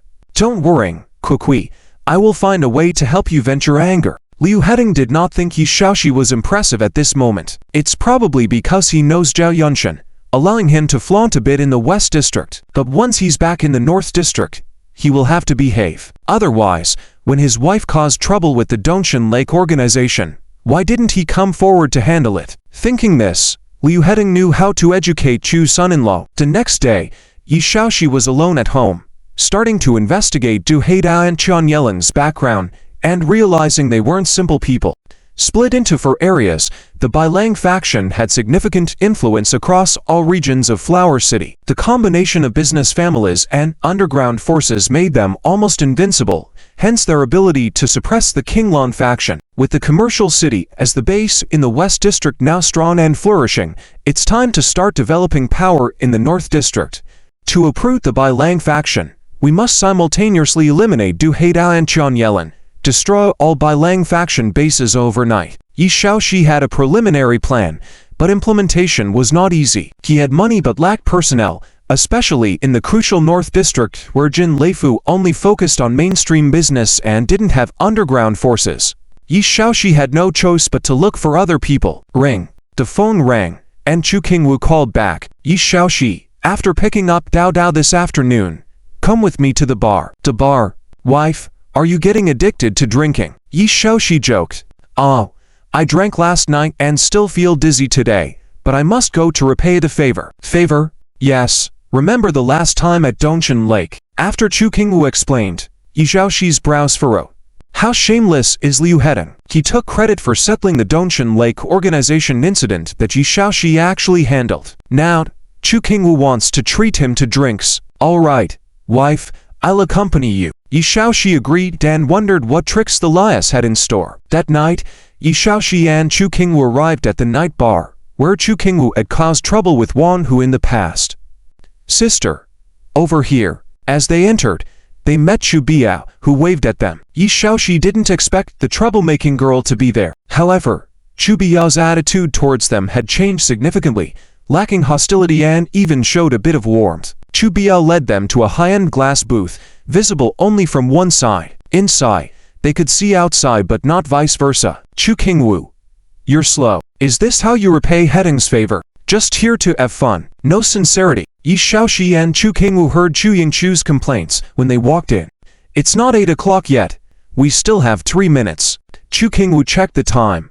3 minutes. Who starts drinking without setting the mood beforehand? Plus, you're the host tonight. Don't you need to adjust the lights and mic for karaoke? Surprisingly, you're the last to arrive. It seems Yingku was right. You, as the manager of a textile factory, are quite arrogant. Liu Kuokui came for revenge that night. Unable to make Yi Shaoxi kneel with force the previous night, would she use favors to assert dominance tonight? Chu Yingku was Liu Hedong's fiancée, so the two women naturally formed an alliance to confront Yi Shaoxi. If not for Hedong, could Chu Qingwu, this woman who lived in a few square meters of a cold room, ever be a responsible person? She was once taken back by the Dongshan Lake organization for misdeeds. Chu Yingku sneered. Although Chu Qingwu knew it wouldn't be a pleasant evening, she never expected to face continuous attacks and ridicule within just half a minute of entering. What are you still standing there for? Come over and pour drinks and choose the songs for Hedong's side. Chu Yingku gestured with disdain, commanding as if she were a queen instructing a serving maid. As for the Dongshan Lake organization incident, Grandma Chu had indeed asked Liu Hedong to help, even paying him 200,000 for a meal. Now, why did she have to repay this favor again? Initially, Chu Qingwu thought it would be just drinking and singing karaoke with them, but they were clearly using outdated favors to bully her. I'll do it. Unexpectedly, Chu Bia stood up at this moment to help Chu Qingwu. As everyone looked at her in confusion, she casually smiled. Since tonight is a reunion for repaying favors, let me repay Yi Xiaoxi's favor too. Whatever you ask me to do tonight, I'll do it for you. Surprise crossed Yi Xiaoxi's face. Chu Bia had a lull sigh. No one, including Chu Qingwu, expected her to owe Yi Xiaoxi a favor. Let me go instead. Yi Xiaoxi stood up and left. He had driven there, making him more convenient than Chu Bia. Seeing Yi Xiaoxi leave, Chu Yingku huffed. If Chu Bia had gone, she would have resisted because tonight was a gathering to punish the arrogant couple. Chu Qingwu, Heading and I will be having our wedding in 2 weeks. Heading helped you a lot back then, which eventually led you to become the manager of the textile factory. What kind of generous gift do you plan to give us as a token of appreciation? She openly mentioned the marriage gift. She wanted to humiliate Chu Qingwu. Thinking the more restrained she was, the more condescending Chu Yingku felt, making her believe she was the superior woman in the Chu family. Chu Qingwu replied calmly, while holding back her emotions. Little did she know that the more composed she acted, the more belittled she'd be. Given your circumstances, what good gift can you give? The kind of lowly woman living in a few square meters. I'm afraid your gift will be put to shame next to everyone else's, embarrassing the women of the Chu family. Chu Yingchu's mocking words stung hard. Chu Qingwu, let me tell you. After marrying into the He family, I will move into the Liu family's grand villa. That is a paradise you will never even dream of for your whole life. Humph. Don't think that after I marry into the Liu family, you can just move into the empty room in the Chu family villa. I believe Grandma will keep it from me. Convenient for me to return home with He Tang in the future. Heh. Do you find yourself ridiculous? You are so lowly. How dare you pretend to be grand in front of my family? Do you really think Grandma spoils you? She only sees that you are still of use. Chu Yingchu's words became more and more harsh, with an increasingly smug expression. Why can't the two big men, Chu Qinghan and Chu Qinghu, do anything about this despicable woman? Look at how she's embarrassing herself now. At this moment, she just wanted to record a video to play in front of the Chu family repeatedly, to let them all know who the most precious woman of the Chu family is. Heh. For over a dozen minutes, Chu Yingku kept belittling Chu Qingwu, but she was enjoying it, while Liu Kuqui was not enjoying it enough. Her enemy is Yi Xiaosheng. Although Chu Qingwu, this despicable woman, is his wife, she doesn't have direct enmity with her. Humiliating Chu Qingwu won't give her direct satisfaction. Click. Fortunately, at this moment, Yi Xiaosheng pushed the door open with a basket of steamed dumplings. Yi Xiaosheng clearly heard what Chu Yingku said at the end. Couldn't help but frown. Chu Yingku, don't be too arrogant, assuming things that haven't happened yet. What if you find out that your wedding and villa are not as grand as you think? Will you feel embarrassed and disappointed? Yi Xiaosheng, what are you talking about? Chu Yingku immediately became annoyed and sneered. Alright, you say things haven't happened yet? After my wedding, when I bring out the facts, I will slap you in the face. Let's see who'll be embarrassed then. Alright, let's wait and see. Yi Xiaosheng casually responded, then tossed the steamed dumplings in front of her. He regretted not stopping his wife from attending the gathering tonight. Obviously, the three of them meticulously prepared to retaliate against him and his wife. At this moment, he wanted to take his wife's hand and leave, confess the truth to her, that he was the one who resolved the matter at Dongshan Lake behind the scenes. It had nothing to do with Liu Hedong. However, to his surprise, Chu Yingku suddenly stood up and pointed at him. Yi Xiaosheng, what's your attitude? Is this how you repay your wife's kindness? I dare you to let Dongshan Lake people bother your wife if you really want to know. Yi Xiaosheng rolled his eyes. He was about to laugh. Before he could even say, "As you wish," Liu Kuqui also stood up, with an arrogant look, ordered, Yi Xiaosheng, I'm hungry. Go buy another basket of steamed dumplings for me. Yes. Liu Kuqui did it on purpose. She deliberately didn't say to buying extra one, wanting Yi Xiaosheng to make 2 trips, to make him angry but helpless. Only in this way could she really make him feel that she was a princess. Heh. You have all gone too far. Chu Qingwu finally couldn't take it anymore.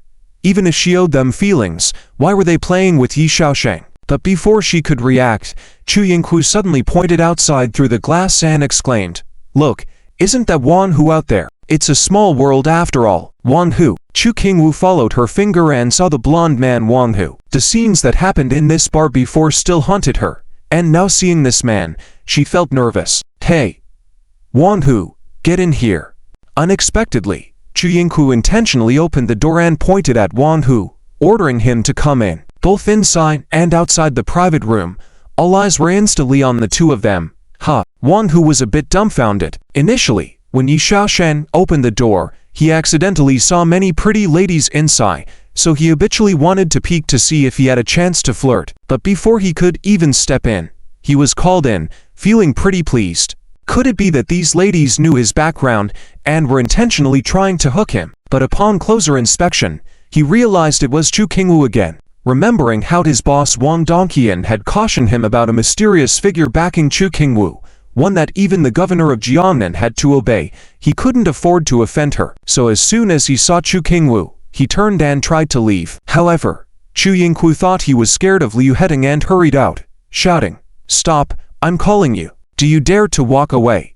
Wang Hu wasn't afraid of Chu Yingku, but he was afraid of the person behind Chu Qingwu. If he offended her, and she complained to her powerful backer, it could end poorly for their Dongshan Lake society. So, reluctantly, he turned back and walked into the private room. The onlookers outside were stunned to see this scene. The illustrious Wang Hu, one of the three elites of Dongshan Lake, a figure who swaggered around Nightfall Bar, was being summoned by a lady. It was simply unbelievable. Chu Yingku didn't expect Wang Hu to follow her order and walk in, feeling even more pleased.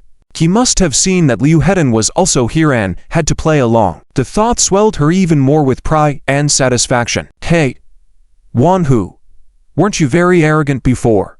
Breaking into the Chu family textile factory and saying you wanted my cousin Chu Qingwu to warm your bed. Now what? What do you have to say now?" Chu Yingku deliberately stood next to Liu Hedong, entwined with her man, with an air of authority. It felt amazing, particularly with dozens of eyes watching outside. Past events are like smoke. Miss, why do you still care? I already apologized, didn't I? Embarrassed, Wang Hu forced a smile upon being called Chu Qingwu's cousin. Thinking about his role in saving the Chu family textile factory crisis, was it really him? HMPH. Now you haven't knelt down to apologize to my fiancé yet. Your fiancé? Wang Hu was dumbfounded. Having apologized to Chu Qingwu by kneeling was Wang Dongqian's order. What did this have to do with her fiancé? Only then, following Chu Yingchu's words, did he see the gowned figure sitting with legs wide open was Liu Hedong. Liu Hedong stood up at this point, now in a bossy demeanor, holding Chu Yingchu's waist tightly. You are the third young master from Dongshan Lake, right? I am third young master of the Liu family, the real three elites. What qualifications do you have to call yourself a teen elite? The third young master of the Liu family. Wang Hu became more and more confused. Not fearing Liu Hedong. Who the hell is this guy? Wasn't he just a useless young master without power? But respecting that he came with Chu Qingwu, Wang Hu gave him some face. HMPH. Now that you know I'm the third young master of the Liu family, dare you still stand and talk to me? Inflated by Chu Yingku, Liu Hedong was now feeling the grandiosity of showing off publicly as he slapped Wang Hu. With so many onlookers around, he felt so powerful, finally tasting the satisfying feeling of showing off. Even Chu Yingku couldn't believe this, that Wang Hu actually followed her orders, further boosting her self-satisfaction. He must have seen Liu Hedong with them, and had to play along. That thought greatly inflated her pride. Hey, Wang Hu, you were so arrogant before. Are you going to kneel down and sing Conquest for us? What? You want me to kneel and sing Conquest? With a loud outburst from Wang Hu, the spectators outside the door were in uproar. How could this couple dare to bully Wang Hu like this? Were they really that powerful, or were they simply courting disaster? Even Yi Xiaosheng thought, was Chu Yingku being too arrogant? Considering how they humiliated Wang Hu, what retaliation would he unleash? Thinking like that, Yi Xiaosheng had no hurry to reveal the truth to them. Let them remain ignorant and fuel their own hatred until it escalated further. Even Chu Bia felt that something was amiss. Wang Hu's performance didn't seem like he was afraid of Liu Hedong. Was it really him who resolved the crisis at the Chu family's textile factory behind the scenes? Wow, I never expected that Wang Hu would actually kneel down to someone. Yeah, the saying there is always someone higher is really true. Liu Sanchao is truly a figure at the top of the pyramid. Listening to everyone discussing like this, Chu Yingku and Liu Hedong felt like they were about to explode on the spot. It turns out that the so-called sense of superiority really needs contrast to be fully demonstrated. One who was grinding his teeth. If he wasn't afraid of offending Chu Qingwu, he wouldn't have endured this humiliating situation. Thinking that what he did was for the entire association, he felt a bit better. Hey, Wanhu, I order you. Bring that lower-class person and kneel in front of me. Unexpectedly, at this moment, Liu quickly pointed at Yi Xiaodai and ordered Wanhu imperiously. Yes, her brother and Chu Yinghui got away, but she hadn't yet. Until she made Yi Xiaodai kneel in front of her, she would not stop. Wanhu turned to look at Yi Xiaodai. Chu Qingwu immediately held Yi Xiaodai's arm, eyes as cold as frost, waiting for him. No, my husband will not kneel to anyone. What? Your husband?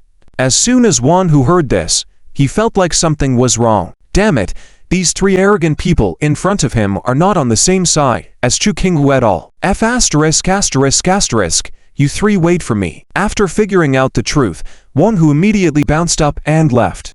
Hey, still so arrogant? Do you believe I can destroy your little group at any minute? Chu Yinghui, unaware that Wanhu had left to gather people, was still proudly scolding him. Forget it, Yinghui, it's all in the past. Why kill all the fun? Liu Hedong pulled Chu Yinghui back. Not because he was kind-hearted, but because he thought what had just happened was pretty fun. If their association was destroyed, there would be nothing left to play with in the future. Ha ha. Did everyone see that? That East Mountain Lake third young master is weak in front of us. Chu Yinghui continued to boast, shouting loudly to the onlookers, from now on, I am the queen of the night. Some onlookers screamed, while others shook their heads, feeling that Wanhu's recent performance might come back to haunt them later. Okay. There's nothing interesting here. How about we go somewhere else to continue? Suddenly, Liu Hedong looked at the time and suggested changing venues. Whatever they played tonight, Chu Qingwu would foot the bill, so they might as well have all the fun. Sure, I heard there's a foot-washing city nearby where you can also book a room for the night. Why don't we go there tonight? Chu Yinghui immediately suggested, casting a meaningful look at Yi Xiaodai and his wife. Liu quickly also understood. She would have Yi Xiaodai personally bring her foot-washing water later to make him admit he was a lower-class person. Yi Xiaodai, are you coming? Chu Qingwu was a bit hesitant at this moment. Originally, she thought inviting them for drinks and singing would be enough, but seeing Wanhu kneel in front of Liu Hedong had her worried about offending him and causing trouble at the textile factory. Let's go. Yi Xiaodai agreed, with a strange glint in his eyes and a smirk on his lips. Let's go then. Chu Yinghui was excited now and led the way. The group soon arrived at a bathhouse hotel called Dongshan Lake. Little did they know, it was owned by Wang Dong, the boss of East Mountain Lake. Knowing she would have to foot the bill, Chu Qingwu went to the front desk to inquire about prices. To her surprise, the minimum consumption for a private room was 688 per person, which meant she had to pay over 2,000 yuan even if she and Yi Xiaodai didn't spend anything, which made her feel a bit reluctant. Heh, Chu Qingwu, are you feeling stingy now? At most, will cost you around 10,000 or so. Aren't you in charge of the textile factory?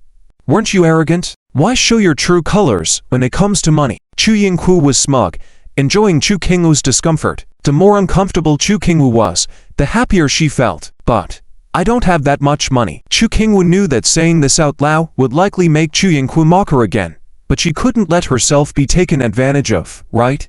What? Chu Qingwu, are you really that petty? Hedong is your lifesaver. If it weren't for him. As expected, Chu Yinghui was about to start lecturing again. Qingwu, let's go. Yi Xiaodai pulled Chu Qingwu's soft arm, ready to leave. He was just looking forward to a good show. He couldn't let his wife suffer, right? Okay. Money is not an issue. With Hedong here, maybe we won't even need to pay for the expenses. Chu Yinghui quickly changed her tune.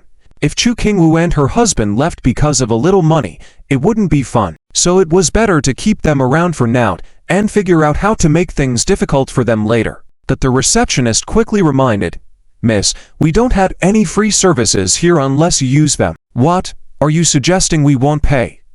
How can you be so incompetent? You might get fired tomorrow. That the game took a turn when a man approached with a glamorous woman. The man was well-built and didn't look like someone to mess with. Hey. Move. Don't block the way. The man didn't care who Liu Hedong was and roughly pushed him aside, then walked to the front desk with the woman in his arms. Hey. Why are you so rude? Chu Yingku, feeling very inflated that night, couldn't stand being bullied by him and Liu Hedong. You blocked me and dared to talk back to me. Say it again? Do you believe I can make you lie on the ground immediately? The muscle man spat out and threatened loudly. Despite Liu Hedong and Chu Yingchu's recent arrogance, they were intimidated by the man's bold and sturdy demeanor and couldn't speak for a moment. It was instead Chu Biao, the delinquent girl, who couldn't stand it and said aloud, "Hey, shouldn't you respect the order of first come, first served? We were the first to ask for a room. Ha ha. First come, first served? I am Wang Dong's cousin. Do I need to wait in line at this bathhouse?" The man arrogantly replied. This only fueled Chu Yingchu's eagerness. "Well, you're Wang Dong's cousin. Do you know who he is?" Pointing at Liu Hedong with a proud expression. Seeing her look, the man seemed a little apprehensive. "I don't know. Who is he?" "He is Liu Sanxiao. And even one who knelt in front of him just now." "What?" The man furrowed his brows, glanced at Liu Hedong's ordinary appearance, then shook his head. "I don't believe one who would kneel to him." "Heh. Don't believe me? Hedong, prove it to him now," Chu Yingku urged, putting Liu Hedong in a dilemma on how to prove it in a hurry. Unexpectedly, his mother called at that moment. Liu Hedong, who in front of his mother was a well-behaved child, only began to show off and act arrogant after dating Chu Yingku. He knew his mother's call was a signal for him to come home and didn't want the girls around to hear, so he walked to a corner to speak. Just before hanging up, he made a big announcement. "All right, I'll prove it to you. Wait until I bring Wan Hu here and make him kneel again." Seeing this scene, Yi Shaodai became more and more amused. He had anticipated that Wan Hu would find out the truth and was worried that Liu Hedong and Chu Yingku would leave the bar, causing Wan Hu to call for reinforcements and make trouble. But to his surprise, Liu Hedong and Chu Yingku threw themselves into the trap. In this situation, he didn't even have to intervene. Liu Hedong was about to have a bad time. As Liu Hedong was still unaware of the impending crisis, he was talking to his mother. "Mom, tonight King Wu and I are out having fun and won't be coming home to sleep. Aren't you two getting married? Can't you control yourselves? Your mom has never liked those girls who like nightlife. It's just for one night. We had a great time tonight, all thanks to Mom." My achievement? Yeah. Last time, I asked you to ask Dad to warn East Mountain Lake. Don't you remember? Thanks to you and Dad, you know how imposing I was tonight. Wait a minute. On the other end, Liu Hedong's mother had no idea what her son was talking about and exclaimed, "I never mentioned this to your father." "What are you talking about?" "What? Mom, don't fool me. If Dad didn't reprimand East Mountain Lake, how would they fear me? I don't understand what you're saying. East Mountain Lake is backed by the White Wolf Gang. Our Liu family cooperates with the Green Dragon Gang. How could East Mountain Lake be afraid of your father, let alone be afraid of you?" Mom, don't scare me. Tonight, I made the people from East Mountain Lake kneel before me. When did I fool you? Come home quickly. Don't cause trouble outside. If you get into trouble, it will be hard for me to have someone help you." After listening, Liu Hedong hurriedly hung up the phone and planned to escape. But at that moment, a group of people rushed over with an imposing manner, led by someone with a stern face and anger in his eyes. Who else could it be but Wan Hu? Upon seeing the situation at Lake Pond, their expressions were so vivid and intense, scaring them to the point of nearly wetting themselves and their legs going weak. When Wang Hu approached like this, could it be that he was really going to settle scores with himself and Chu Yingku? That he truly loved Chu Yingku, despite the commotion and tumult, he still had to run back to the hall and found Chu Yingku showing off in front of that man. "Hot. Just because you're Wang Dong's cousin, you think you're all that? Let me tell you, even if Wang Dong were to come, he would have to kneel obediently in front of me. Do you believe it?" Chu Yingku couldn't stand the arrogance of that couple from before, and her inflated pride didn't allow her to stay low-key. "That's impossible. Do you think you can intimidate me?" Chu Yingku was still wondering how to persuade this arrogant man, but to her surprise, she heard commotion and saw Wan Hu's figure as soon as she turned around. She was too inflated at the moment to recognize that he came to kill her entire family, and she continued to laugh heartily. "Ha ha, Wan Hu is here, arrogant man.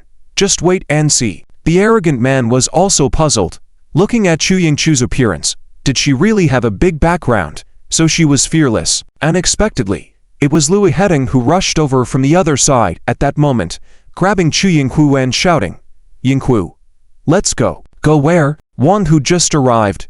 Of course, Chu Yingku wouldn't leave. At this moment, she still needed to completely humiliate this arrogant man. Chu Qingwu, upon seeing Wan Hu enter with a group of people, became fearful, involuntarily holding onto Yi Zhao's arm tightly. Yizi, let's leave quickly. All right? Don't be afraid, I'm here. Yizi was not willing to leave. After waiting all night, wasn't she waiting to see the drama? The climax was just getting ready to unfold, and she wasn't going to leave no matter who tried to persuade her. Out of trust in Yizi, Chu Qingwu also forcibly calmed herself down. Chu Biao had been watching the show all this time, and seeing this scene, along with Yi Zhao's expression, she felt that tonight's series of strange events were about to reveal the truth. Wan Hu, you arrived just in time. Kneel and speak to this young lady. Chu Yingku stood with her legs apart, hands on her waist, one hand pointing at the ground, proud as she instructed Wan Hu. An hour ago, she had forced Wan Hu to kneel, so doing it again now was not a problem. With Lu Yiheding here, would he dare to resist? It was the perfect time for him to educate the arrogant man and then educate the hostess as well. Just look at how she spoke a moment ago. Unexpectedly, I won't kneel to your mother. Wan Hu, who had been feeling so stifled tonight, exploded upon seeing Chu Yingchu's attitude, and without concerning himself with Chu Qingwu's presence, kicked Chu Yingku in the air on the spot. Swoosh! Poor Chu Yingku let out a cry of pain, flying out like a kite, legs spread awkwardly as she fell to the ground. In an instant, the air in the whole room seemed to freeze.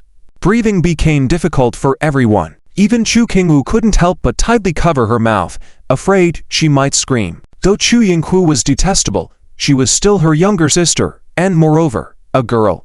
How could she be kicked like that by a big man? Wan Hu, are you trying to rebel? How dare you kick Sister Yingku? Can't you see my brother is here too? The normally proud Liu Kuokui was shocked by the scene and took a long time to find her voice. Here's Lu Yiheding, who was trying to help up Chu Yingku, but instantly lay on the ground groaning in pain.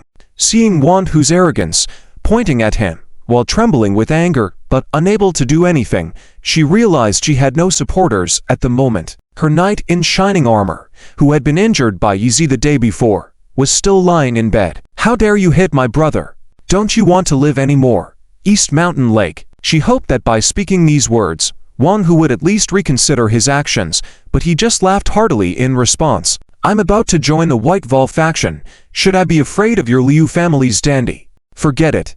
In any case, I've never been afraid of this soft-footed man. What?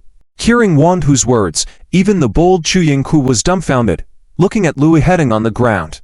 Lu Yiheding was too embarrassed to face her gaze, lying on the ground after being kicked by Wan Hu, unable to defy him. In that moment, everyone understood, especially Chu Qingwu, who couldn't help showing a look of disdain towards Lu Yiheding. How could he dare to pretend he had helped her when in fact, it was all a mistake?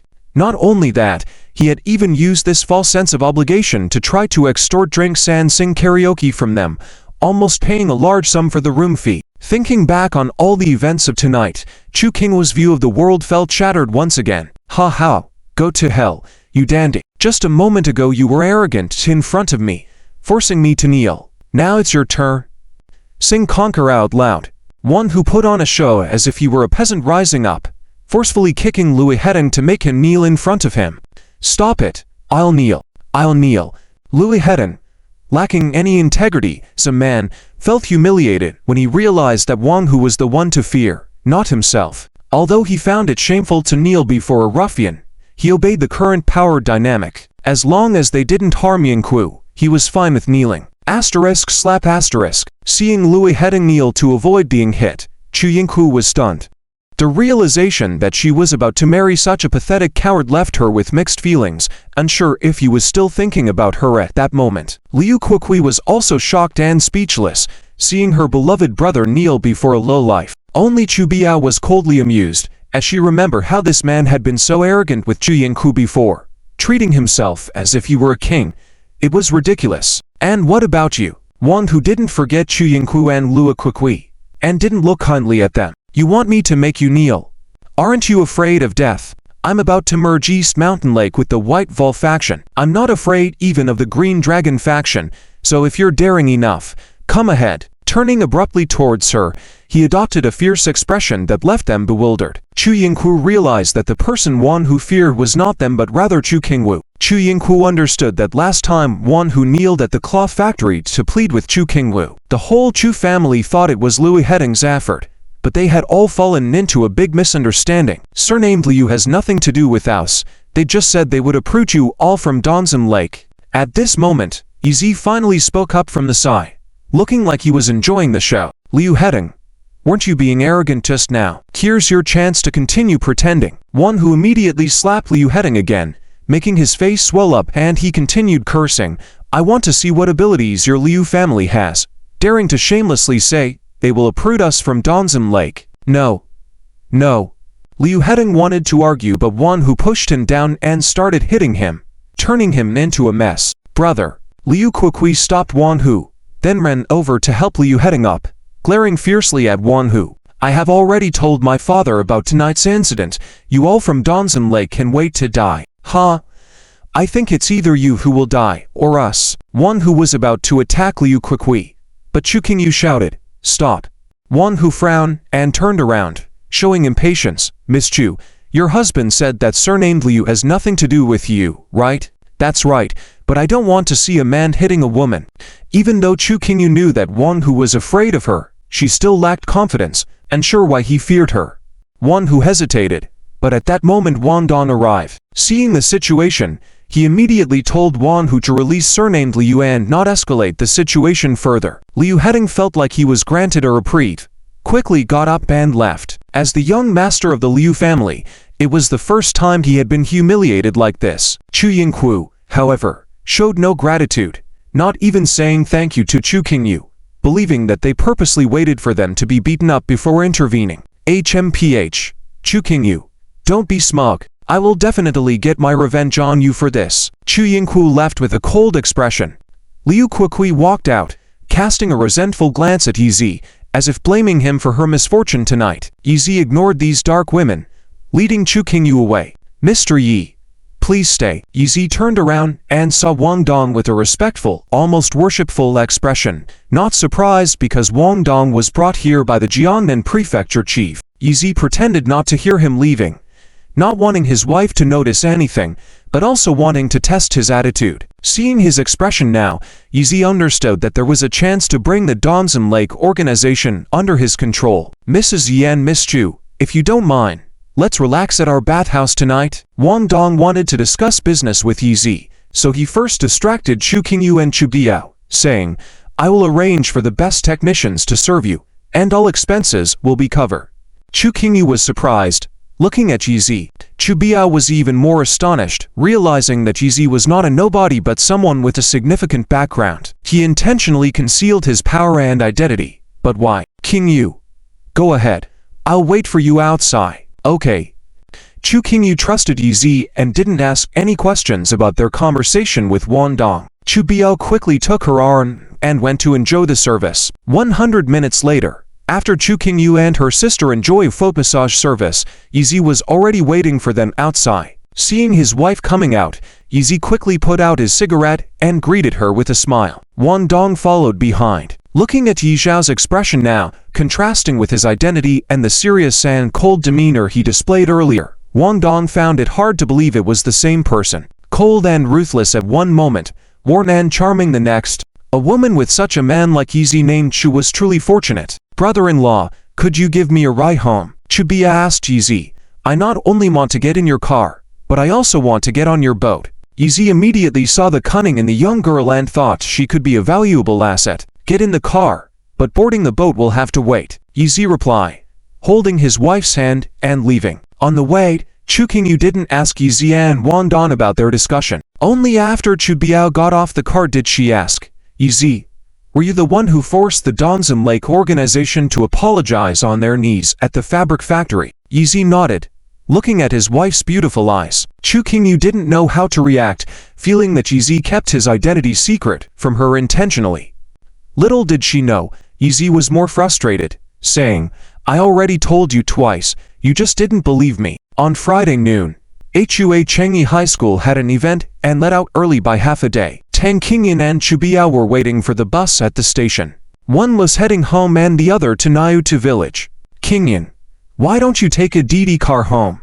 The bus is slow and with so many people, there may be perverts trying to take advantage of you. Chubiao was not nice to anyone, including her own parents, except for Tang Kingyan. Besides admiring Tang Kingyan's dad Snake uncle, they were also deskmates. Tang Kingyan helped her with schoolwork and Chubiao taught her how to fight, each benefiting from the other. If not for Chubiao protecting Tang Kingyan at school, she would have faced more harassment as the school beauty. Tang Kingyan knew very well what Chubiao said was true. Almost every time she took the bus, there would be lecherous men trying to get close and take advantage. But the experienced Tang Kingyan had her ways to deal with them, picking up weapons when she sensed danger, giving a cold glare that said, "Make a move and you're dead." This method always worked, although occasionally men would call her crazy, making her wonder if she was too sensitive and conservative. Biao.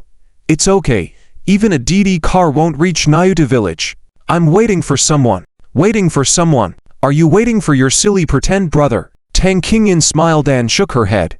Liurgu had finally entered high school, focusing on studying every day and not going back home on weekends, as the commute was time-consuming. Just then, a new white Honda Civic stopped in front of them. The window rolled down, revealing a not very attractive but confident face. Kingyan, going to Naruto village. Get in the car. Chu Wufu tossed his hair and cheerfully invited Tang Kingyan. Seeing it was Chu Wufu, Tang Kingyan couldn't help but roll her eyes. Chubiao also knew Chu Wufu, as he had come to the school to pursue Tang Kingyan before, always thinking he was rich in front of her, unaware that other men pursuing Tang Kingyan were wealthier. But Chubiao couldn't resist walking over with a smirk, mockingly praising, "Wow, Chu Wufu, when did you buy a car? This car must not be cheap, right?" "Hey. Of course, it's not cheap, over 100,000 RMB, but for my family, it's nothing." Seeing Chubiao's admiring look, Chu Wufu felt superior, not knowing that Chubiao's family was many times wealthier than his. When Chubiao playfully touched his new car, he immediately frowned. "Hey, don't touch it. What if you scratch my car?" "Oh, stingy." Chubiao quickly changed her expression, sneering at him. Tang Kingyan couldn't help but laugh at this scene. Chubiao had secretly drawn a turtle on his car door, which would surely infuriate Chu Wufu when he noticed it. Chu Wufu snorted and ignored Chubiao. After this little incident, he felt good about himself. "Kingyan, why aren't you getting in the car? If you become my girlfriend, I can drive you home every time. Much more comfortable than squeezing on a bus and saves you some money. Haha." Tang Kingyan showed a disdainful expression.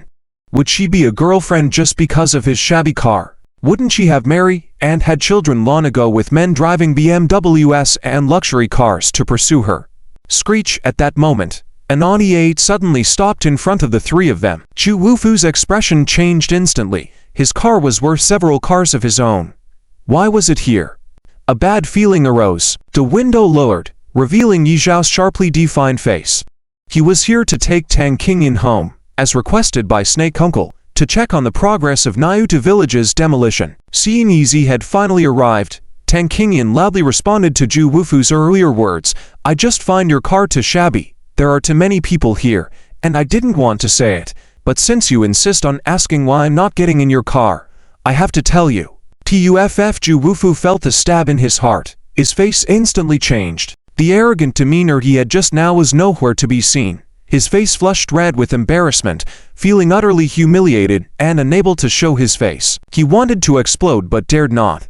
Chubiao found the expression on this person's face laughable. When he encounters someone poorer, he pretends to be extremely poor, and when he encounters someone richer, he doesn't even dare to make a sound. "Brother-in-law, can you give me a ride? Your car is so awesome. Compared to the one next to it, it's even more stylish." Chubiao intentionally ridiculed Chu Wufu. Yi Xiao also found it amusing. This Chu Wufu is just like Deng Baobao. There are no shortages of people like him in society. Of course, get in the car. I'm not afraid if you mess around. If you like it and don't mind the pain, you can even kick it a few times. Really. Chubiao was pleasantly surprised, intentionally gave Chu Wufu a glare, lightly kicked the aide a few times, then snorted coldly, turned around, grabbed Tang Kingyan and got into the car. Chu Wufu was trembling with shame and rage, his mouth muttering non-stop, You all, Kingyan, Finally, he couldn't even complete a full sentence. Yi Xiaoxiao was also stunned. Did you really kick it when I told you to? Can't you see I was just showing off earlier? Oh no. If it gets scratched, I'll have to repaint it. The Audi A8 lifted a cloud of dust and left, leaving Zhu Wufu standing there dumbfounded, as people at the station pointed and laughed at him. Laugh at your sister. Are you waiting for the bus? Do you have the qualifications to laugh at me? Zhu Wufu grumbled as he drove away, not realizing that his new car had been defaced with a drawing of a turtle. The Chu family was closer to the school, so Yi Xiaoxiao quickly dropped off Chu Bia at home. With only 2 people left in the car, Tang Qingyan sighed slightly and asked, Hey, Yi Xiaoxiao, being wealthy must be nice, right? Yi Xiaoxiao was slightly surprised, then smiled and answered, Of course, otherwise why do people strive so hard? No one is more qualified to answer this question than Yi Xiaoxiao. He has experienced the poorest life and enjoyed the excitement of sudden wealth. Compared to that, being able to do whatever you want with money and power is much more pleasant than being trapped by financial worries. However, this is based on the premise that he can continue living with Chu Qingwu. If he has to return to the Yi family and be forced to separate from Chu Qingwu, Yi Xiaoxiao would rather continue being a poor guy by Chu Qingwu's side. Tang Qingyan also sighed softly upon hearing this. Before meeting Yi Xiaoxiao, she always thought that wealthy men were all frivolous and unfaithful. None of them would be good. When she first saw Yi Xiaoxiao, she even thought he was deliberately showing off his wealth to impress her.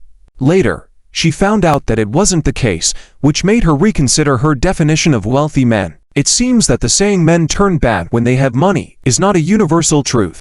Moreover, seeing Yi Xiaoxiao humiliate Zhu Wufu with money twice, she didn't feel repulsed, but rather a sense of satisfaction. Gradually, her values began to change. Tang Qingyan suddenly wanted to experience the feeling of being wealthy.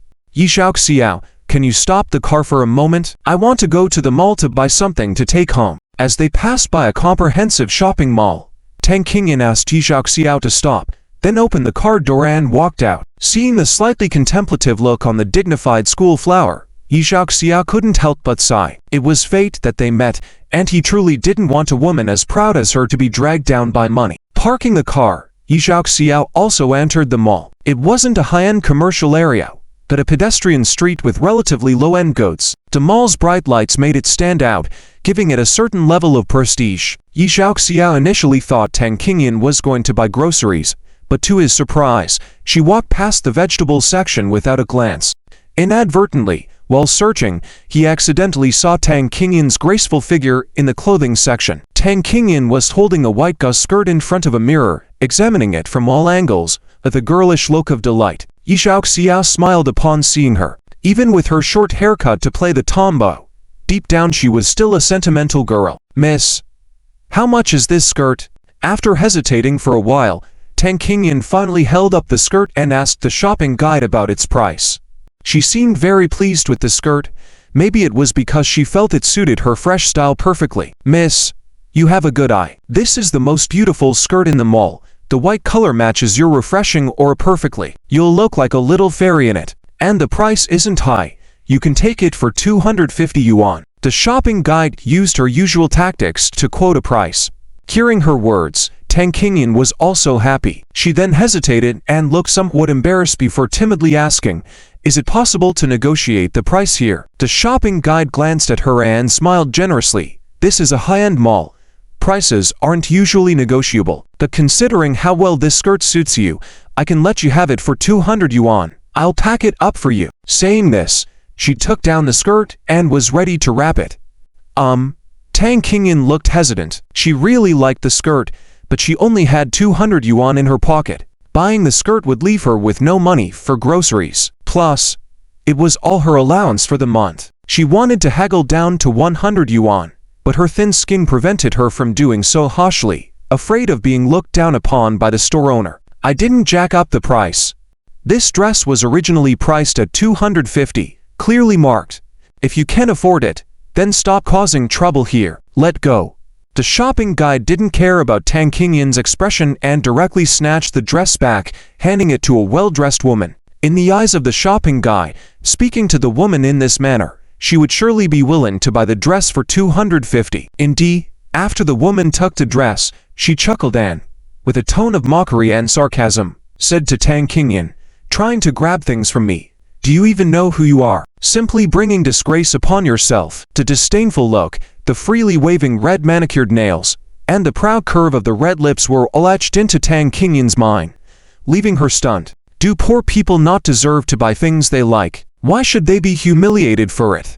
Feeling the disdainful gazes around her, tears of grievance welled up in Tang Qingyan's eyes. She knew clearly that no one in the vicinity was on her side just because she was a poor girl. Just as Tang Qingyan was about to leave in anguish, she unexpectedly bumped into Yizia, who then said, "Don't worry, I'll buy the dress for you." Yizia gently moved Tang Qingyan aside and said to the shopping guide, "My friend first showed interest in buying this dress. If I offer the same price, will you sell it to me?" Oh, it seems like a showdown is about to happen. The crowd of onlookers grew larger. Would these two sides really engage in a bidding war over a dress? The shopping guide also thought the same. All of a sudden, she became more active in her thinking and pretended to be reasonable, nodding as she said, "Of course, if the prices are the same, we'll follow the first come, first served rule." The word seemed right, and the onlookers also nodded, thinking it was fair. Tang Qingyan tugged at Yizia's clothes, wanting to tell him she only had 200. How could she bid higher? As for Yizia buying it for her, she wouldn't accept it. Without effort, there won't be a reward. That was her principle. She didn't resent Yizia for being wealthy and was willing to borrow money from him, but she wouldn't accept gifts from him for no reason. Accepting gifts from a man, for her sensitive nature, was like incurring debt that she'd have to repay sooner or later. Unexpectedly, before Yizia could react, the woman across from them provocatively took out a car key, an Audi key. Challenging Yizia, she said, "Are you sure you want to compete on prices with me?"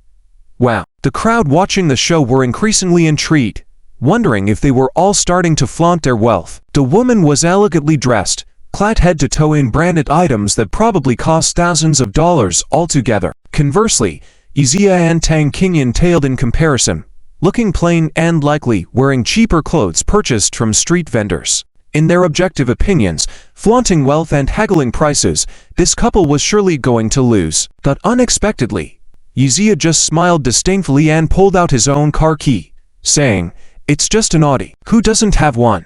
Let's treat this dress like an auction. You name a price, and I'll match it, you." The woman clearly didn't expect Yizia also owned an Audi and was fuming. "Fine. I'll make you regret this." Instead of naming a price, she waved her hand at a man approaching her and called out, "Honey, I'm here." Following her gesture, the shopping guide immediately looked over and shouted, "General Manager." This shout caused even more commotion among the onlookers. Oh my, this was getting serious. It turned out it was the wife of the mall's general manager who'd come to shop. The shopping guide knew what to do. There was no chance for this couple in front of the general manager. Tang Qingyan also believed the same. She thought having a good car would make a significant difference in society, but now she realized having a powerful connection was more essential. Yizia was formidable and wealthy indeed, but he was just a driver, the son-in-law of the Chu family. In terms of social status, he couldn't compete with the mall's general manager. Moreover, now they were in the manager's domain. "Yizia, let's go. We should leave." Tang Qingyan took the initiative to pull Yizia's sleeve, so he wouldn't embarrass himself. However, as soon as she turned around, she saw the woman's husband, who was the general manager, hastily running towards them. He approached Tang Qingyan and Yizia with humility. Unfortunately, his wife had not noticed yet and was still proudly pointing at Yizia, saying, "Honey, I encountered someone who doesn't know their place, trying to snatch the dress here. Show him who's in charge." The shopping guide, in panic, quickly apologized to the general manager. "I'm sorry. I didn't know she was your wife. If I had known, I would have sold the dress to her directly." "Shut up." Before the two women could speak, the general manager sternly interrupted, leaving them stunned. He then snatched the dress from the woman's hand. The woman was taken aback and was about to get mad, but she suddenly realized that her husband was probably going to humiliate the other couple, holding the dress to stage a performance. Ha ha, her husband loved her so much. He would surely make sure the couple wouldn't lose face. The woman was eagerly anticipating the spectacle. However, the next moment, the general manager bowed 90 degrees in front of Yizia, respectfully offering the dress to him. "Mr. Yi, take this dress. We won't buy it." "What on earth is going on?" The onlookers were all stunned by this sudden turn of events, unable to make sense of it. Even the shopping guide's face changed, and it was evident that even the general manager respected this man. Had they offended a person of great influence unknowingly? At that moment, Izia, still holding the dress, looked into the eyes of the general manager and a sly smile crept onto his face. He couldn't believe that he'd encounter him here. "Honey, what are you doing? I really love that dress. I'll look like a fairy in it. Don't you like it?" The woman was displeased that her husband gave the dress to Izia and started pouting and getting angry. However, the general manager sternly glared at her and roared, "Shut up. Don't call me honey again." What? The woman could hardly believe her ears. Her husband actually scolded her like that. Izia understood it perfectly. It was because the man was no one else but the father of that arrogant child from the kindergarten. He had demanded 300,000 yuan in compensation from Izia for the trouble caused. It turned out he was the general manager of this mall. Quite a prominent figure. No wonder the kindergarten teacher favored him earlier, but he was just a mere general manager. Izia knew that this guy had even been whipped by the boss and wouldn't dare offend him even if he had 10 times the courage, or else his job would be at risk. "Hey, when did you get a new wife?" Izia jokingly asked the general manager. The general manager smiled awkwardly, unsure how to respond because the woman wasn't his wife, she was just his mistress. "Forget it, I don't care about such matters." Izia, seeing him reluctant to answer, casually took the dress and turned to the shopping guy, saying, "Since the quality of this dress isn't that great, sell it to me for 75 yuan. "What?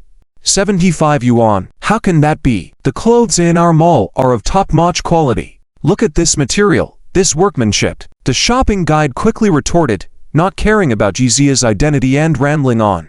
Izia just smiled and whispered to her, "The wholesale price of this dress is only 60 yuan. Do you want me to reveal that, UH?" The shopping guide was left speechless. How could he know that? "Okay, go away." The general manager quickly pushed the shopping guide aside and politely said to Izia, "Mr. Yi, if you don't mind, please take this dress. It's a gift from us. It's not right. We're not close. I can't accept it." Izia declined politely, although the shopping guide was already wrapping the dress. Then, Tang Qingyan grumbled coldly after leaving the mall, "That mall is so shady. A dress that could be sold for 75 yuan was aggressively priced at 250. Izia only smiled and didn't respond. After Tang Qingyan finished grumbling, she handed the dress to Izia. Although she knew the wholesale price was low, without the general manager's favor, she couldn't have purchased the dress for less than 200 yuan. This was the influence of status, which was more valuable than money. "What's the matter?" Izia was puzzled when Tang Qingyan gave him the dress. "You bought the dress, so it's yours. Don't think of giving it to me. I wouldn't accept gifts from men, especially married ones, without a reason. HMPH. Tang Qingyan turned cold and aloof again. Izia smiled faintly, pushed the dress back, and extended his hand towards her. "What do you mean?" Tang Qingyan was puzzled. "Of course, I want you to pay for it. I can't wear this dress, and it's too fairy-like for my wife too. If you don't buy it, why should I keep it?" Izia looked unbothered. "Ah, you want me to buy it from you?" Tang Qingyan's mouth formed an O shape. "Of course, offer 75 yuan. I won't sell it to you without 1 yuan less." Izia put on a malicious expression. "Fine, all right." Tang Qingyan pouted moodily. Yet as she handed over the money to Izia and received the dress she liked, she felt as sweet as if she had drunk honey. Izia returned to Nayuta village and found that the heavy machinery of the demolition team was still there, causing him to furrow his brows. "Qingyan, have the negotiations for the demolition been going on these past few days?" "I'm not sure either. I heard that they haven't had a meeting, but some residents unexpectedly agreed to the demolition, so it has officially started." Hearing Tang Qingyan's words, Yi Zhao's brows furrowed even deeper. Could it be that the Liu family has changed their leadership?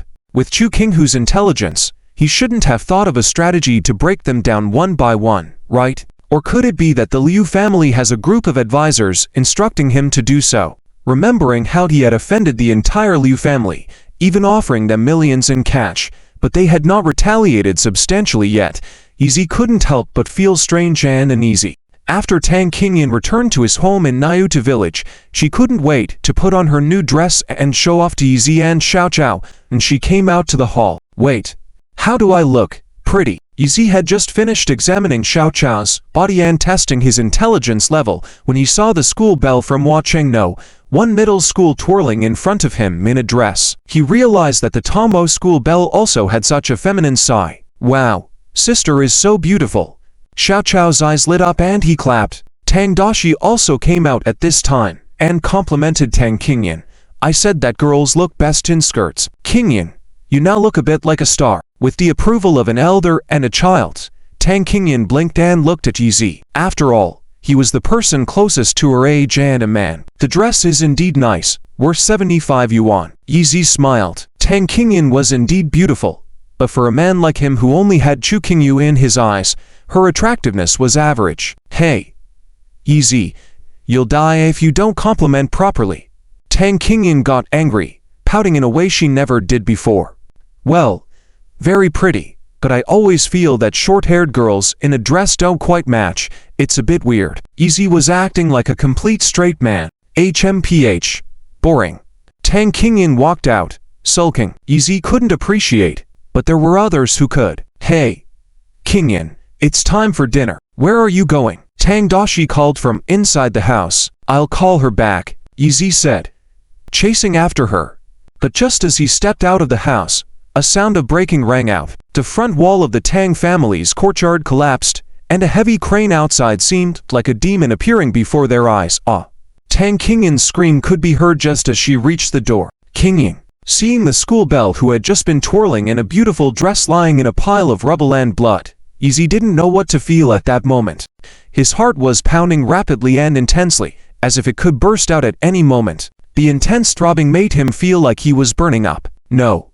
Yizi was burning up entirely. The Tang Dashi and Xiao Chao, who were still in the house, saw him surrounded by a hot flow, making them even more confused. Yi Xiao's mind was blank. At that moment, he couldn't control the burning in his torso. His teeth began to clench. In an instant, he was by Tang Qingyan's side, picking up the pitiful and fragile school bell. Yizi, am I going to die? Tang Qingyan's legs were pinned down by rocks, unconscious due to the impact on her head which caused a gush of blood. She had no idea what had happened. She used to think she would fear death, but seeing Yizi genuinely caring for her and trying to protect her, she felt it wouldn't be bad to die in his arms like this. Boom! Before Yizi could respond to her question, more rubble crashed down, seemingly aimed at the two. Mr. Yi, be careful! Tang Dashi, now distraught, shouted loudly, unsure of what to do. Meanwhile, on the fourth-floor rooftop of Ju's brick house in Ayutu village, a man sat on a specially prepared sofa. Seeing the collapse of the Tang family's house, he tossed his binoculars, revealing a proud and cold smile. Come, the man softly called, and a few people hurried over, including Chu Qinghu and Zhu Wufu. Zhu had accepted the Liu family's money, agreed to the demolition, and even used this money to buy Zhu Wufu's new car. Now, he certainly wanted to assist the Liu family and hoped to get closer to them. As for Chu Qinghu, his forehead was covered in cold sweat at this moment. He had long known that the Liu family's eldest son, Liu Yejian, was 100 times more capable than the useless Liu Hedan, not only a business genius, but also talented in both civil and martial arts. However, Chu Qinghu never expected him to be so ruthless and cold-hearted. Previously, when Liu Yejian instructed him not to forcibly demolish the houses in Nayutu village, Chu Qinghu only dared to demolish uninhabited ones to avoid casualties. Who could have thought that this time, Liu Yejian directly ordered the demolition of houses with residents, clearly trying to cover up his murderous motives by creating an accident to kill Yizi and the woman surnamed Tang. Qinghu, start the operation.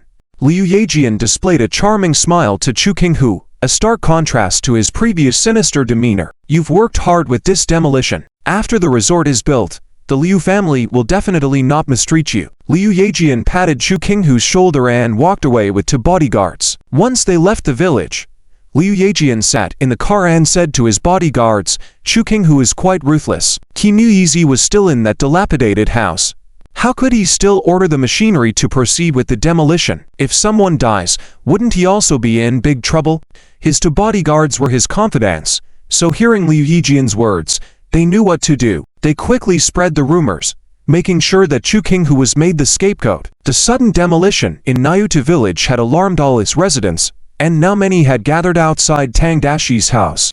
Quickly kill him. He killed my daughter and Mr. Yi. Tang Dashi witnessed the tragedy just now, seeing Tang Qingying and Yi Zi buried under the rubble, their fates uncertain. In that moment, she was overwhelmed with grief, tears streaming down her face. She grabbed a broom and rushed out to attack the operator of the machinery, regardless of consequences. Her wails stirred the anger of the other villagers in Nayutu village, causing them to rush out of their homes, ready to confront the heartless demolition team. Chu King, who had long hired dozens of thugs to hide at Jews, and now seeing the villagers converge, he ordered them to go out and stop them. Kill these uncooperative folks in the demolition.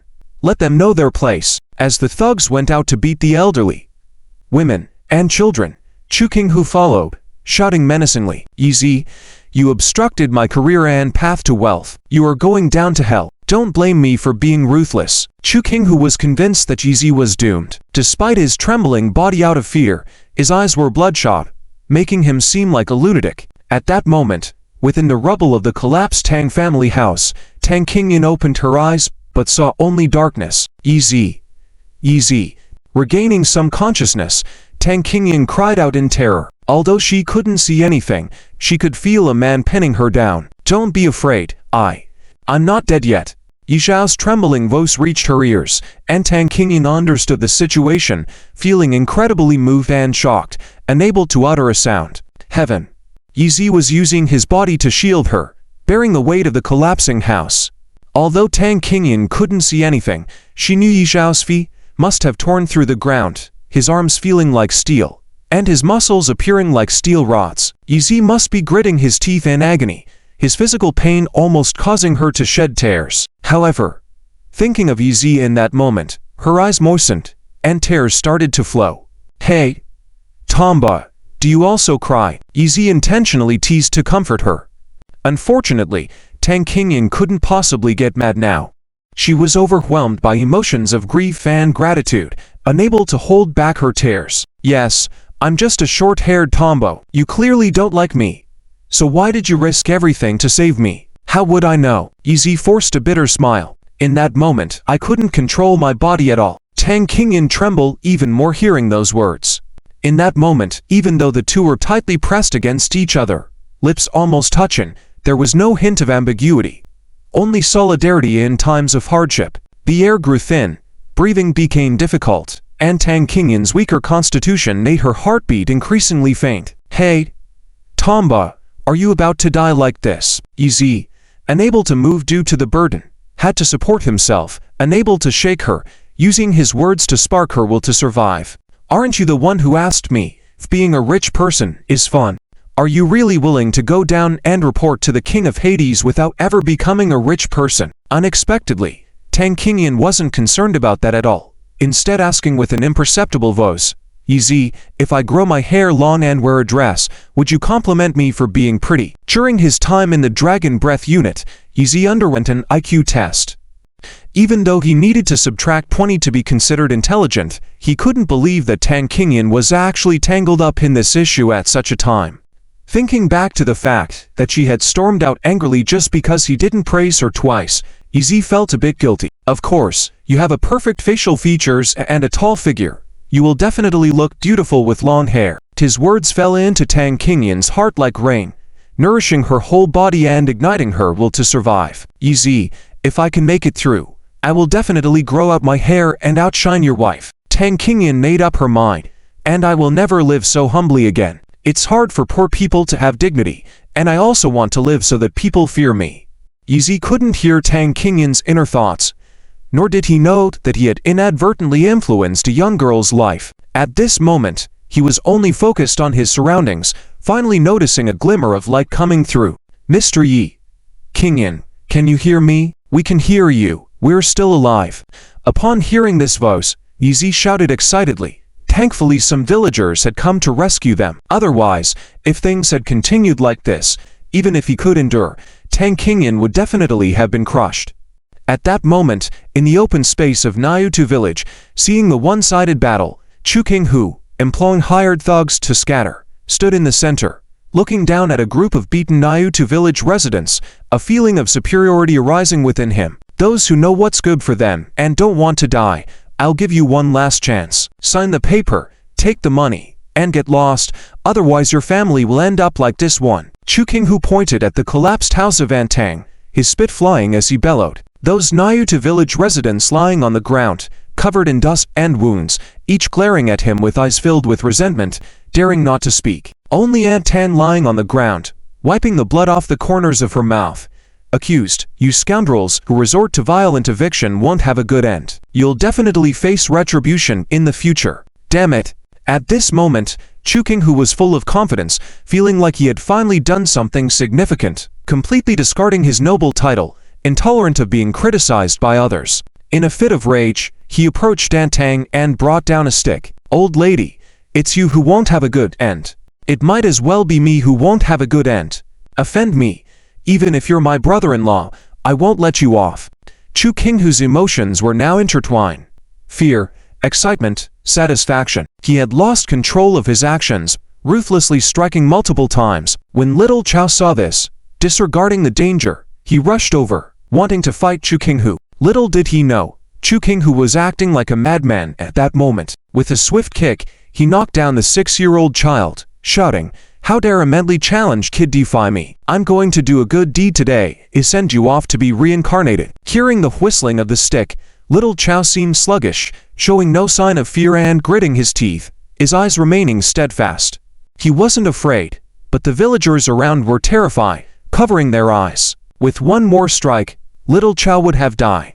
These demolishers were truly ruthless, exterminating any semblance of humanity. They were intent on wiping out Antang's family. Unexpectedly, at the critical moment, a firm and powerful arm caught the stick. Chu Qinghu's face, contorted in madness just a moment ago, now showed signs of panic. As he recognized the person, his eyes widened in disbelief, loosening the stick as he frantically stepped back. Yi, you're not dead. Where did you come from?"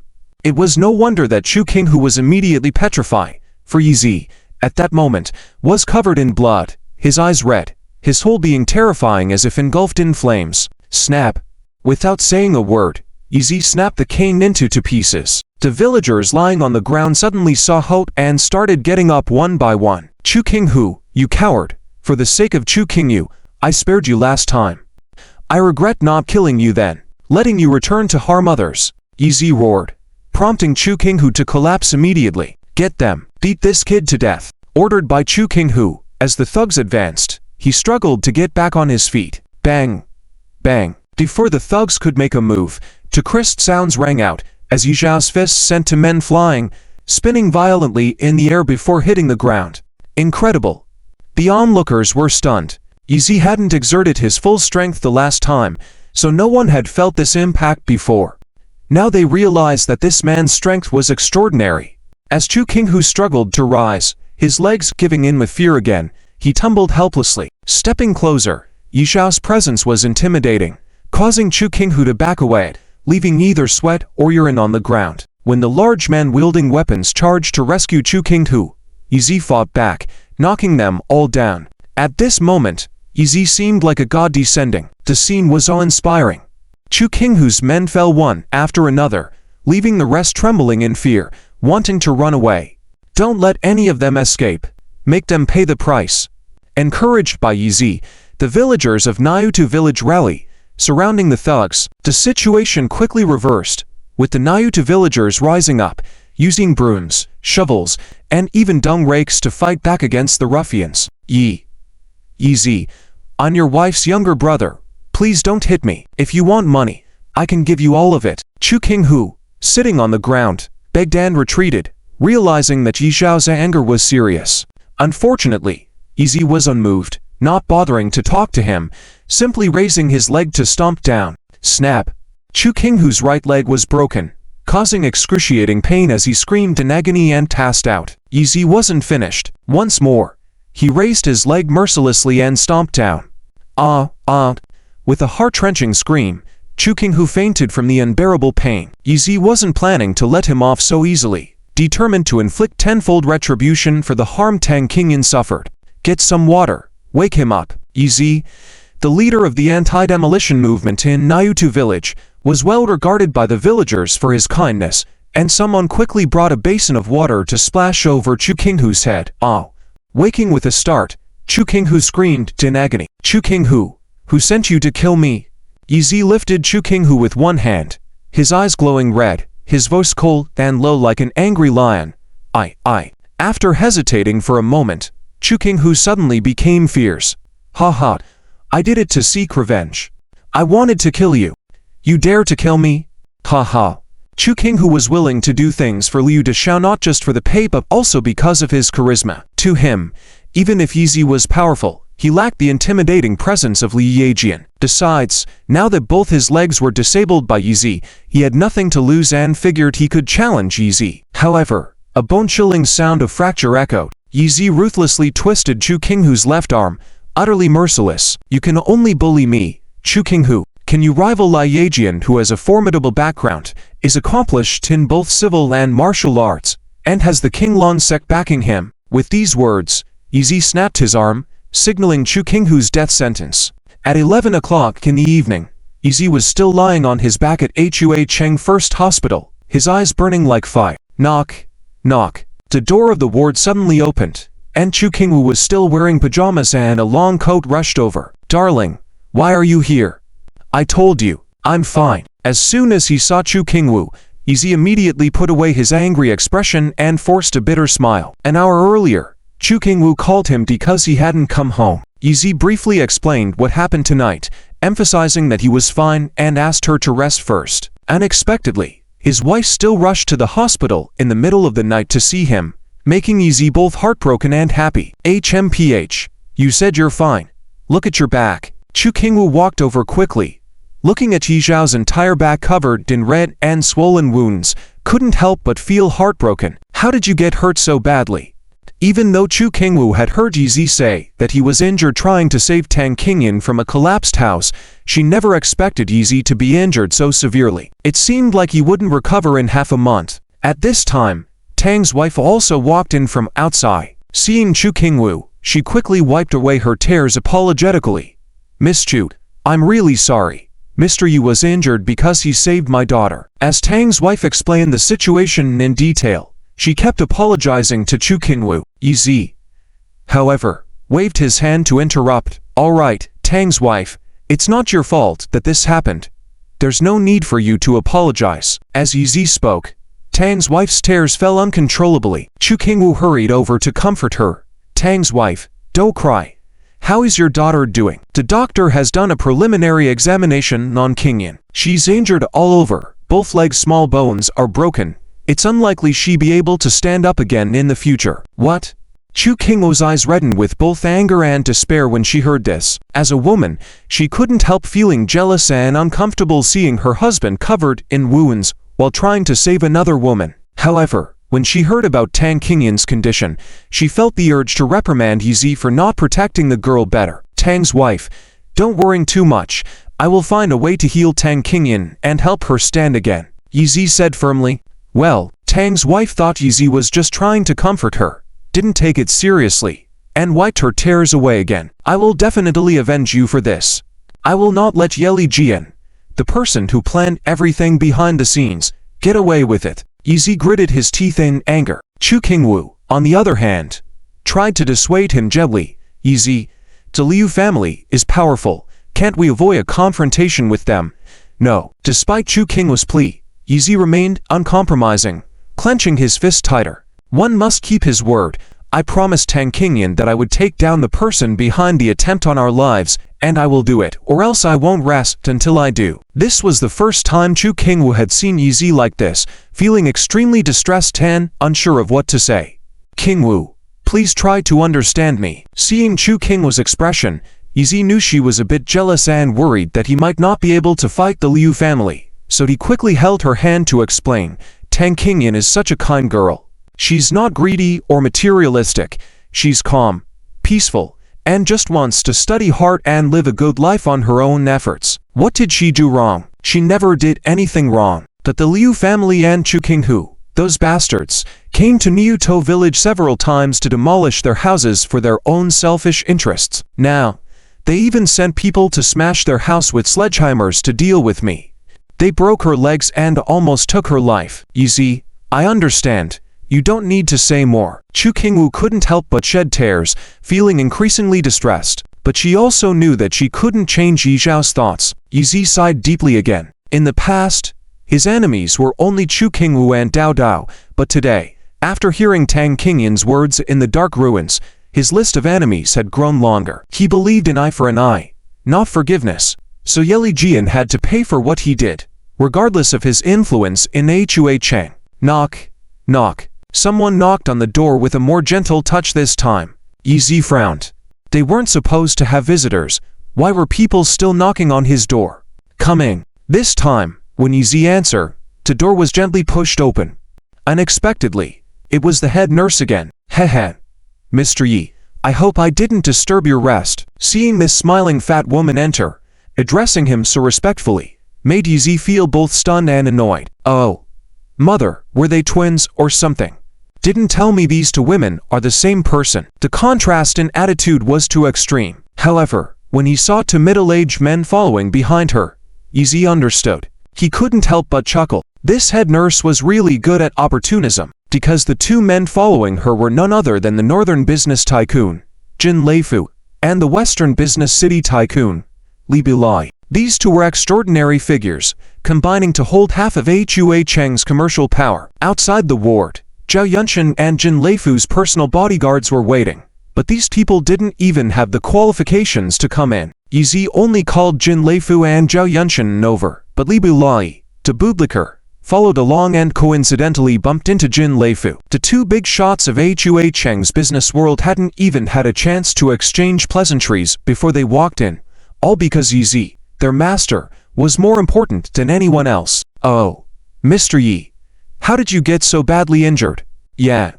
With injuries like this, why are you still staying in this kind of ward? I'll fly immediately to have you paraded to a top-class VIP ward. Because there were outsiders present, neither dared to call Yi Zi young master.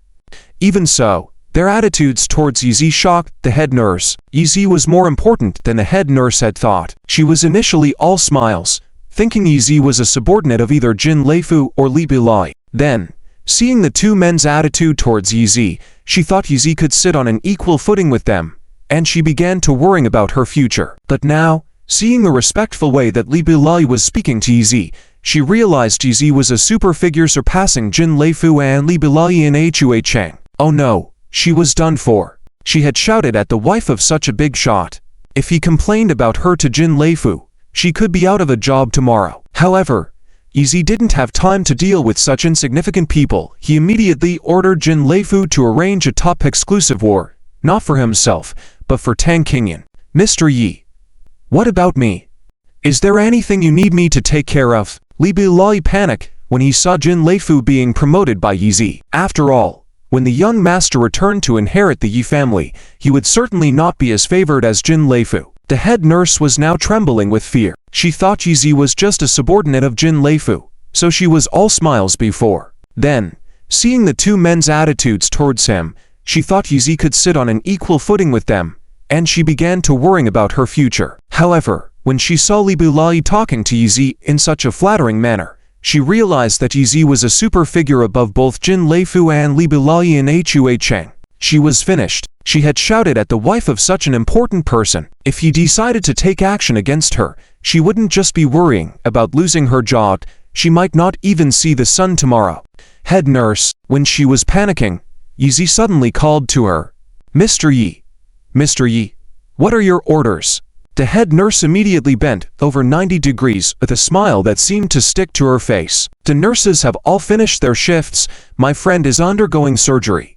Please arrange for the best nurses to take care of her tonight, Mr. Yi ordered in a commanding tone. No problem. Absolutely no problem. I will personally make the arrangements. The head nurse, realizing Mr. Yi wasn't blaming her, felt as if a great burden had been lifted. However, after a moment of realization, she coughed and asked, Mr. Yi, are you sure you want the best nurses to look after your friend?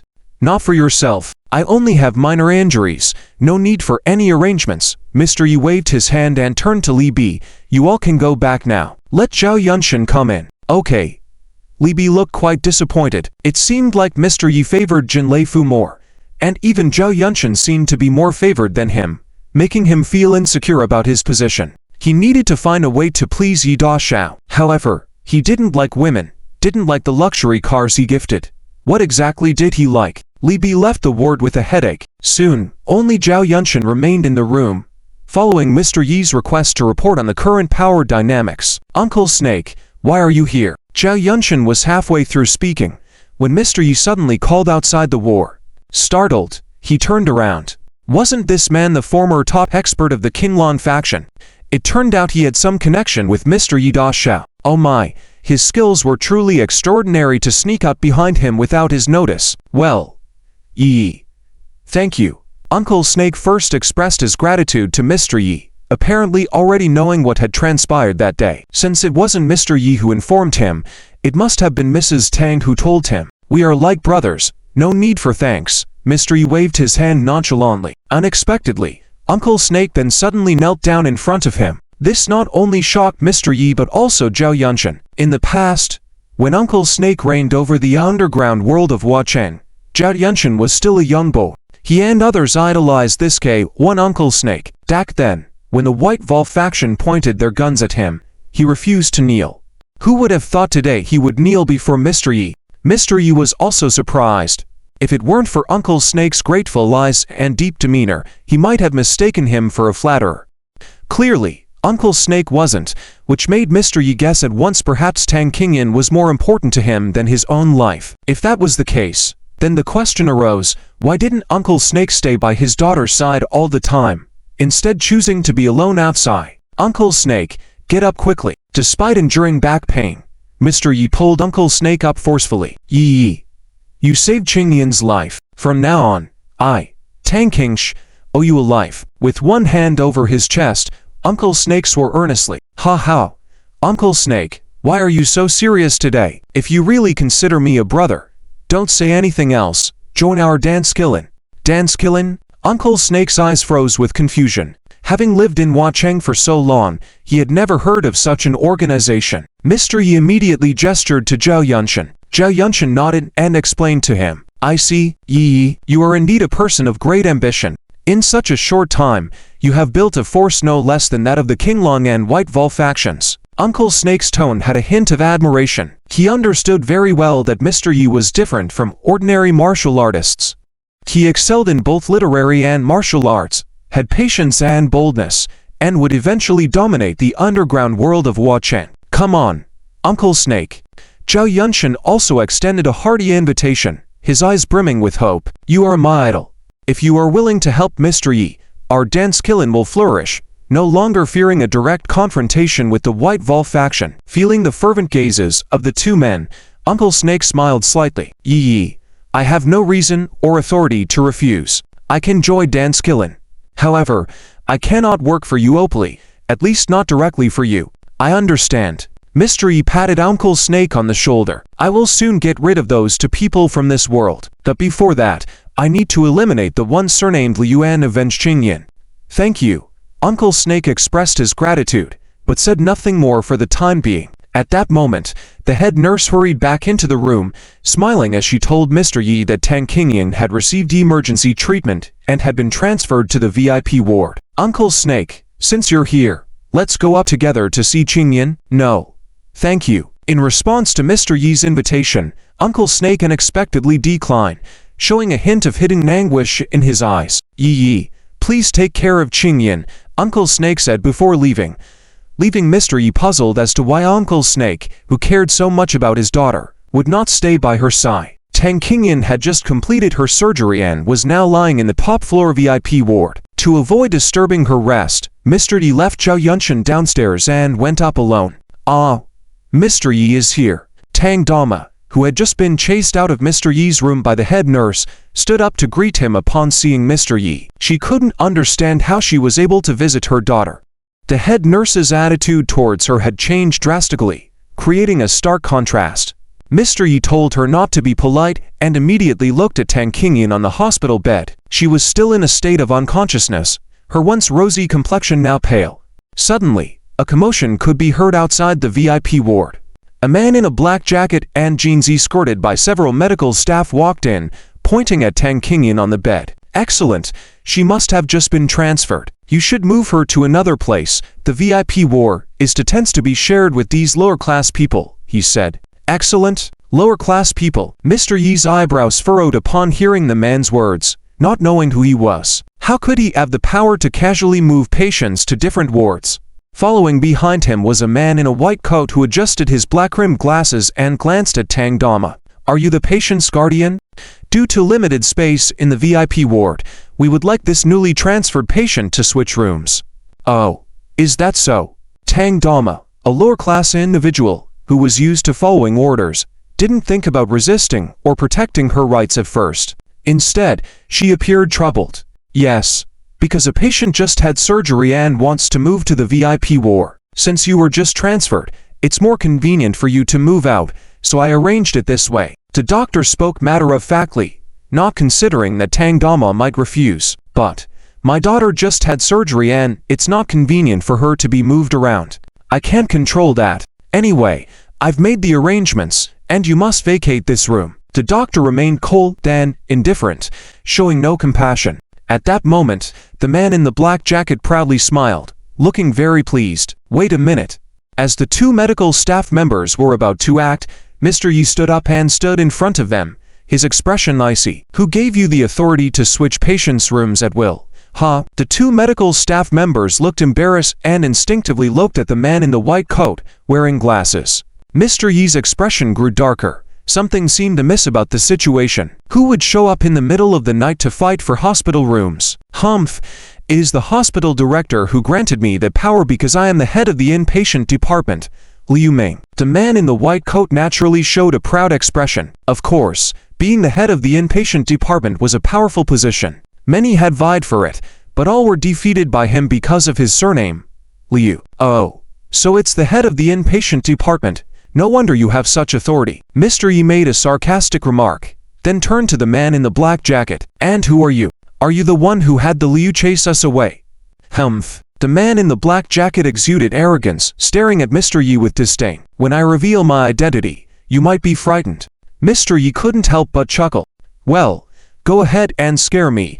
It's been a while since I'd been scared by anyone. The man bit his lip and smugly declared, Listen up, I am the chief driver of the Huacheng Business Bureau Director, Liu Meng. Oh my goodness. Mr. Yi pretended to be surprised. So you are a bully. No wonder you're so arrogant. Humph. Now that you know my importance, you better leave now. Liu Meng was still unaware of being mocked, maintaining his arrogant posture. Otherwise, you may find it hard to leave with dignity later. Is that so? Then we won't leave. I'll give you a chance. Let's see how you can make us lose face. Mr. Yi sighed icily. These guys were making a scene in the hospital late at night, not only bothering him, but also disturbing Tang Qingyan's rest. It was hard not to teach them a lesson. Stinky brat. Do you have any sense of shame? Don't blame us for getting tough. The jacketed man exploded with rage on the spot, wanting to grab Yizia's collar, as he was a rough driver who often didn't hesitate to resort to violence on behalf of the bureau chief. In his eyes, Yizia, a man of normal build, paired with a woman, wasn't even a match for him alone. He could already picture Yizia lying on the ground in a matter of seconds. However, reality turned out differently. In just a split second, Yizia executed a beautiful shoulder throw, sending the jacketed man flying out of the ward. Smack. Only after the jacketed man bounced off the ground like a fish did the medical staff inside the room become dumbfounded. You. How dare you hit someone in our hospital? After a while, Liu Ming trembled as he pointed at Yizia. Yizia didn't bother with him, immediately taking out his phone to make a call. If he hadn't countered the throw and ended up on the ground instead, the man probably wouldn't be spewing out those lines now, right? Yun Chia, have Jin Leifu bring the hospital director up immediately. Yes, I want to see him within 5 minutes. After ending the call, the room fell silent, with no one speaking a word. Ha ha. After the initial shock, Liu Ming burst out laughing from Yizia's phone call. Kid, are you a comedian? How can you crack jokes so well? Our hospital director deals with a lot of important matters daily. He's probably resting at home by this time. Even if the bureau chief himself came, he might not even bother showing up. And you think he'll come just because of you? And within 5 minutes, haha. That's hilarious. I might just die from laughing. Liu Ming's exaggerated smile and actions also made the other two medical staff burst into laughter. Yizia ignored them, as according to the Long Kingdom regulations, every citizen had the right to laugh or smile as they pleased. The man in the black jacket had already left the scene, heading off to who knows where. Mr. Yi, shall we change rooms? Yizia remained calm, but Tang Dashi was flustered. As a woman with no power or influence, how could she dare to compete with a bureau chief for the ward? Right? This lady is smart. I've already informed security. If you don't leave, you'll be thrown out horizontally. Liu Ming sneered at Yizia, not believing that Yizia could actually summon the hospital director. No. We're not switching. Unexpectedly, Tang Qingyan, awakened by the commotion, spoke up on behalf of Yizia. Qingyan, you're awake. Tang Dashi hurried to her daughter's bedside, seeing the firm determination in her eyes, a look somewhat different from before. Yes, although I don't know what's happening in this ward. Since I'm here now, I won't let others take it from me. Tang Qingyan's tone was resolute, her gaze fixed on Yizia. Seeing her expression, Yizia's lips curved into a slight smile, recalling her past words echoing in his mind. I'll never live so humbly again. The poor have a hard time earning respect, so I vow to live in a way that commands fear. It seemed that this young girl would eventually become someone to be reckoned with. Humph. Hearing Tang Qingyan's voice, Liu Ming suddenly felt embarrassed and angry. You think you can refuse to change just like that? Let me tell you, I am the director of the inpatient department at this hospital. I have the authority to kick you out. Since when did it give the director of the inpatient department the power to randomly evict patients?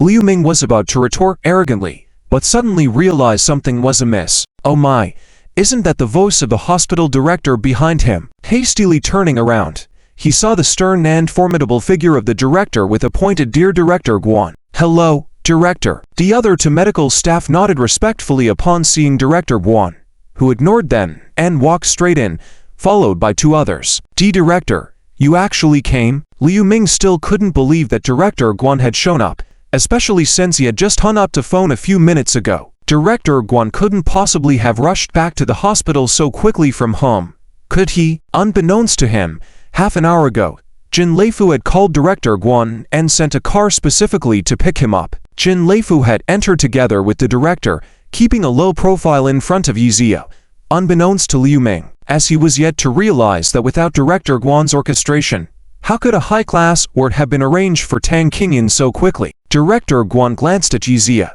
secretly admiring him. With 20 years of history with Jin Leifu, he knew the man inside out. Knowing that Jin Leifu used to be the steward of the Yi family and now was at his beck and call, he couldn't help but respect Yizia, as he pondered why Liu Ming, the jerk, was being so unreasonable, aiding someone against the Yi family. Seems like he was simply fed up with living. If I hadn't come, would you dare to toss the patient I personally arranged for out? You personally arranged it, Director Guan. Liu Ming was shocked to learn that the patient had been arranged by Director Guan himself. How could he, the director of the inpatient department, have allowed someone else to arrange for a patient to be hospitalized in the high-class ward? Only now did Liu Ming realize his mistake, kicking a hard stone. It seemed that someone else of considerable stature had stepped in. As expected, Liu Ming had managed to navigate out of the tricky situations within the Liu family and rise to the position of bureau chief of the Huacheng Trade Bureau, not being a simple character. It was clear that he wanted to see if Yizia had the capabilities to compete with him for the ward. Director Guan, long time no see. Liu Ming, now not afraid of Director Guan but clearly anxious about the two men who had just walked in, greeted casually. Director Guan turned to see who had greeted him and quickly started, "Oh, Bureau Chief Liu. What brings you to the hospital at this hour? Is there anything I can assist with?" "Hey, Director Guan, please don't be so polite." Liu Chongcheng spoke more humbly and his driver, but his demeanor was extremely cold and arrogant, giving away that he was incredibly conceited and proud. It was evident that he had created a major ruckus in the lucrative Liu family to secure the position of chief of the Huacheng Trade Bureau. Now, Liu Chongcheng wanted to see what capabilities Yizia had to contend for this ward with him. The thing is, a friend's son was attacked by hooligans and got his legs broken. He was brought to the hospital tonight. As he is in charge of a project from my Liu family, I wanted Director Guan's help to take care of him. Hearing this, Director Guan furrowed his brows and responded, "Mr. Liu, I'm terribly sorry. Surgery is not my forte, but I'll definitely arrange for an orthopedic authority for your son. Director Guan, you're being too modest. Liu Chongcheng was surprised that Director Guan wasn't giving him face and deliberately not understanding his implied meaning. His expression changed slightly, comprehending that if he could break free from the cutthroat politics of the Liu family and ascend to the position of bureau chief, he must be a formidable figure. He wanted to see how this would play out and what abilities Yizia possessed to challenge him for this war. Director Guan, it's all right if you don't treat my friend's son, but as the director of the Huacheng First Hospital, shouldn't you refrain from showing too much favoritism towards some hoodlums? What do you mean? Director Guan's frown deepened. HMPH. The hooligan who broke the legs of my project manager from the Liu family is that man behind you. Shouldn't your hospital be kicking him out? Liu Chongcheng sneered, pointing at Yizia. In his eyes, even if Director Guan didn't have face for him, he wouldn't dare go head-to-head with Liu Chongcheng. As long as he wasn't an idiot, Director Guan should know what to do now, right? You call him a hooligan. Director Guan was momentarily surprised as he turned to look at Yizia. The cold smile on Chu Jiangwo's face, who had been glaring at Yizia, appeared. He inwardly cursed, HMPH. You bastard who broke both my son's legs, I vow to make your whole family suffer. However, just as Chu Jiangwo thought Liu Chongcheng, supported by him, would surely secure the ward, a mocking voice suddenly rang out. Bureau Chief Liu, mind your face a bit. Jin Leifu, who had been standing silently behind Yizia like an old servant, couldn't bear staying quiet any longer and stepped forward. Smiling enigmatically at Liu Chongcheng, you can twist facts in the business world, but how dare you spew nonsense in a sacred place, like a hospital? Jin Leifu, how come it's you? Upon hearing this voice, Liu Chongcheng finally understood everything. He couldn't believe that the son-in-law from the Chu family could have any connection with Director Guan. It turned out that it was Jin Leifu behind the scenes causing trouble. Liu Chongcheng was truly surprised that someone surnamed Jin would come out to oppose him. His words were interrupted by his surprise. Of course, Chu Jianwo would be even more surprised. As far as he knew, Yi Xiaoxiao was just one of Jin Leifu's drivers. He didn't expect Jin Leifu to protect him so fiercely. It seems that this driver's flattery job is paying off. Humph, he really underestimated this worthless person before. Hehe. Director Liu, since you can be here, why can't I? In order to not reveal Yi Xiaoxiao's identity, Jin Leifu had to speak like this. When he said this, Liu Chongcheng immediately sneered. When did Mr. Jin become so considerate of his employees? I heard this kid is your driver. It's not good to pamper him like this. Last time, he acted recklessly and sent millions to our Liu family. Today he broke the leg of the person in charge of our project. Where? Jin Leifu retorted, if we talk about pampering, Director Liu, you are really amazing. Your person in charge dared to go to Niutu village and forcibly demolish villagers' houses, even causing casualties. If someone breaks their leg, it's their own fault. Moreover, is a few million really a lot? It's just a drop in the bucket. Damn, so arrogant. A few million is just a drop in the bucket. The people listening to Jin Leifu's words couldn't help but marvel. The way Jin Leifu was acting was really too grandiose. But Jin Leifu didn't see it that way. As Yi Xiaoxiao, what's the big deal in distributing a few million? Is it worth making a fuss about? Director Guan immediately understood. Because of Jin Leifu's relationship, he had long known that the girl lying in the high-end ward was a villager from Niutu village. It seems her legs were crippled by the person in charge of the Liu family and then further injured by someone else. Director Liu, other matters are none of my concern. This high-end ward has long been arranged for this girl. Please don't cause trouble. Director Guan's attitude towards the situation was very clear. He was standing up for Jin Leifu, Yi Xiaoxiao, and the poor girl lying on the bed. Liu Chongcheng's face darkened more and more. Both he and Jin Leifu were business big shots in Huacheng. They had cooperated and competed before, with victories and losses on both sides. He never imagined that he would lose so badly today in this hospital showdown. At this moment, Chu Jianwo stood up, pointing at Yi Xiaoxiao and angrily scolding, Yi Xiaoxiao, you beast, actually siding with outsiders to bully your own relatives. Chu, who is your brother-in-law, can you face your wife like this? Can you face the Chu family? His silence was a good thing. As soon as he spoke, Yi Xiaoxiao pushed Jin Leifu aside and stood in front of Chu Jianwo without backing down. Sorry, Chu Qinghu. Sorry to the people of the Chu family. It's you, Chu Jianwo, what did you say? At this point, you're still trying to frame me. Fine. At the family meeting tomorrow, I will let everyone judge and see who is right and who is wrong. I, Chu Jianwo, still have hot blood in me. I won't allow people to bully me. Chu Jianwo's impassioned words indicated that he felt he had been treated unfairly and was determined to fight back for justice. But then, crack. His passionate and emotional speech only earned him a ruthless slap from Yi Xiaoxiao. The whole room was stunned. Everyone present knew about the relationship between Chu Jianwo and Yi Xiaoxiao. Never did they expect the son-in-law to actually strike his uncle. Unbelievable. Yet, Yi Xiaoxiao remained calm and smirked disdainfully. Chu Jianwo, I'm going to bully you. So what? Chu Jianwo, you. Chu Jianwo maintained a stance of sacrificing himself rather than compromising. He was ready to confront Yi Xiaoxiao no matter what. However, at that moment, Zhao Yunshan and his men arrived, surrounding the area and preventing any reckless actions. Watching Chu Jianwo hold back his anger and submissiveness, Tang Qingyan couldn't help but admire Yi Xiaoxiao. She always thought that the one being bullied must be the bad person, but today she realized how satisfying it could be when a good person stands up to bullies. Yuck! Yi Xiaoxiao spat at Chu Jianwo without mercy, rebuking him. You dare to blame others for bullying your son. Are you selectively blind, turning a blind eye to what your son has done?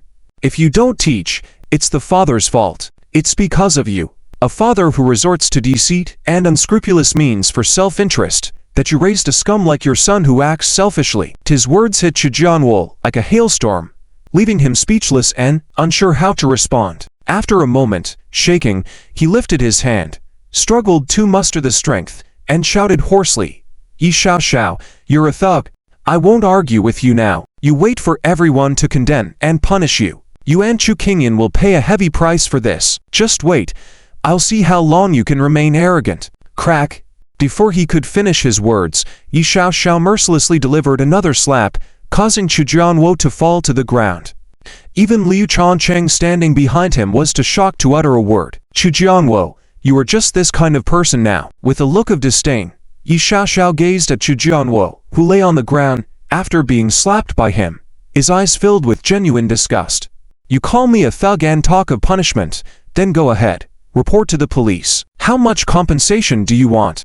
I have the money. How much do you need? With those words, the spectators were even more trembling with shock. No one had ever imagined that the revered figures of the four major families would one day be humiliated in this way by being offered money. In the eyes of Tang Qingyan, Yi Xiaoxiao was shining brightly at that moment, showing what a person should be. Liu Chongcheng was shaking all over. He wanted to say something, but seeing Zhao Yunshan and the others, he wisely chose to leave without saying a word. Yi Xiaoxiao, I'll see how long you can be arrogant. As Liu Chongcheng left the high-end ward, he shook with anger. After venting by kicking those around him, he angrily scolded Chu Jianwo. Chu Jianwo, you are really worthless. Can't you, as the head of the family, handle the rising generation of the Chu family? Chu Jianwo was speechless for a moment. In the past, he wouldn't have needed to deal with Yi Xiaoxiao personally.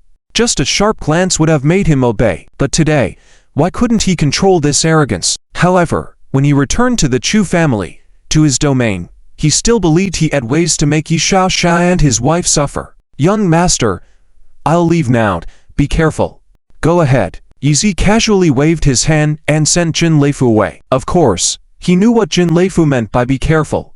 Right now, he wanted to kill Liu Yexian. Who in the Liu family wouldn't want to kill him? The Liu family was secondary. The main concern was the White Vol faction, those figures of the gray area, who were adept at killing and silencing people. However, Yi Zi was confident even if those people had intentions to kill him, a master of the Dragon Breath Legion, it wouldn't be so easy. Li Bilei, the flatterer, had been hiding in the hospital and refusing to leave. Now that he saw Jin Leifu leave, he smirked. Old Jin, you are too straightforward. Although you can help the young master, you don't understand how to please the young master's heart. Throughout history, the favorites by the emperor were not loved for their fighting skills. They were loved for other reasons. Satisfied with himself, he quickly had the head nurse lead him into the nurse's room. Leveraging his social status, he had the head nurse gather all the nurses on night duty in the hospital. The scene was like a water therapy technician selection at the spa. Li Bilei carefully selected and pointed at a fair and beautiful young nurse. The other nurses who weren't chosen immediately felt dejected. They all knew Yi Xiao's noble identity, and if they were chosen to please him, they wouldn't have trouble becoming rich. You serve the young master well tonight. Me, the young nurse picked by Li Bilei waved her hand immediately. Sir, I can't. I'm just an intern nurse. The head nurse quickly intervened with a flattering smile. Mr. Li, Miss Guan is not just an intern nurse, she is. Suddenly, she saw a stack of banknotes placed in front of her, and she shut her mouth quickly and changed her tune. Miss Yingying, since Mr. Li values you so much, why don't you give it a try? No, head nurse, I really can't. I can't even differentiate between medications. Guan Yingying panicked and waved her hands again. That's it, it's yours. Li Bilei was too lazy to talk nonsense with the young nurse. If you were pretty, that was good enough for him. Last time at the spa, Li Bilei didn't please Yizi. At first, he thought Yizi didn't like women, but later, when he found out that Yizi had a beautiful wife, he realized his mistake. Yizi didn't dislike women, he just didn't like the spa's women. So this time, he decided not to make the same mistake. The young nurse named Guan Yingying was not only fair and beautiful, but also fresh and innocent, clearly different from the spa's women. Li Bilei was sure Yizi would like her. The surrounding nurses, seeing the stack of banknotes, were envious to the point that they almost drooled. Previously, they thought that as long as a nurse had good medical knowledge and a good attitude, there would be a promising future. They didn't expect that being a nurse also required being beautiful. Seeing the surrounding envy, Guan Yingying hesitated and said anxiously, Mr. Li, I really can't. It's my first time. Great, that's even better. Li Bilei misunderstood, thinking she would leverage this and raise her price. He directly took out a card and pressed it into her hand. All right, as long as you please the young master tonight, the 1 million in this card is yours. Wow, 1 million. The surrounding nurses were so envious that they almost felt their guts twist. They blamed their parents for not creating them as stunning beauties. Oh, Guan Yingying saw that Li Bilei wasn't going to change his mind and offer more money, so she reluctantly agreed. Yi Xiao's back was swollen, so he had to sleep on his back tonight. Suddenly, he heard light footsteps and became alert. Normal men couldn't walk so light. Was there an assassin? Who's there? Ha! Guan Yingying was instructed by Li Bilei to bring in drinks and fruits for Yizi. Thinking he was asleep and might be cold, she approached to cover him with a blanket. Unexpectedly, Yizi suddenly turned and roared, frightening her to spill the drinks towards him. Humph! Trying to poison me. Yizi reacted swiftly, dodging the spill with a turn and quickly coming behind Guan Yingying, seizing her neck without pity. Who sent you to deal with me? Yizi didn't know that Li Bilei was still around or that he had ordered Jin Leifu to leave and not disturb his rest tonight. He didn't believe a real nurse would enter the room. Moreover, this was just a regular ward. How could there be a nurse serving drinks? It seemed too fake. Cough. I feel dizzy. Guan Yingying was scared now. Did Li Bilei really hire her to take care of this patient? Did he have delusions of persecution and violent tendencies? How could he stay silent and bully her like this? Feeling Guan Yingying was fragile, Yizi loosened his grip slightly. Nonetheless, Guan Yingying's face had turned red, and her breathing had become rapid. It was the first time in her 21 years of life that she had been in such close contact with the opposite sex. It was too embarrassing. I'll give you one more chance. If you don't tell me who sent you, don't blame me for being ruthless. Yi Xiao's tone was cold and firm. I'll talk. I'll talk. Guan Yingying felt there was no killing intent from Yizi, but he appeared fearsome, so she had to comply. It was Mr. Li who sent me. Mr. Li? Which Mr. Li? I don't know. The head nurse called him Mr. Li. Yizi suddenly found it strange. He hadn't offended any Mr. Li. So what was the head nurse's involvement? Something felt fishy. Yizi finally released Guan Yingying and forced her to face the wall. Poor Guan Yingying was still university student eager to gain work experience by interning at the hospital. She never thought she'd be abused on her first day, much less face a patient cornering her against the wall. At this moment, she recalled her grandfather's warning before she insisted on interning at the hospital. Society is complex. Be careful in everything. She didn't believe it at first but now understood the reality her grandpa meant. There are all kinds of weirdos in society. She felt like crying. Do you know the head nurse? Yizi asked coldly. In his heart, there was only Chu Qingyu, so no matter how pretty other women were, he wouldn't spare them a glance. Plus, He was sensitive now and suspected this beautiful woman was sent to harm him. Of course, I know. I am a nurse in this hospital. All right. Since you say you're a nurse, I'll give you a chance. Easy. Being a military man, had encountered spies and agents during missions with the Dragon Breath, so he wasn't quick to trust others. At that moment, he picked up a pill for swelling and pain relief in the ward and questioned Guan Yingying. What is this medicine? Guan Yingying panicked even more. She had told Li Bilei earlier that she was unfamiliar with medications, fearing she wouldn't be able to care for the patient properly, yet he still forced her to come. Now what? She didn't even know the name of the medicine the patient was holding. Seeing Guan Yingying shaking her head cluelessly, Izzy snorted disdainfully and couldn't resist patting her head. This is Sen Che injury medicine. I wanted to continue testing your knowledge of its composition, but you can't even name it. How dare you impersonate a nurse?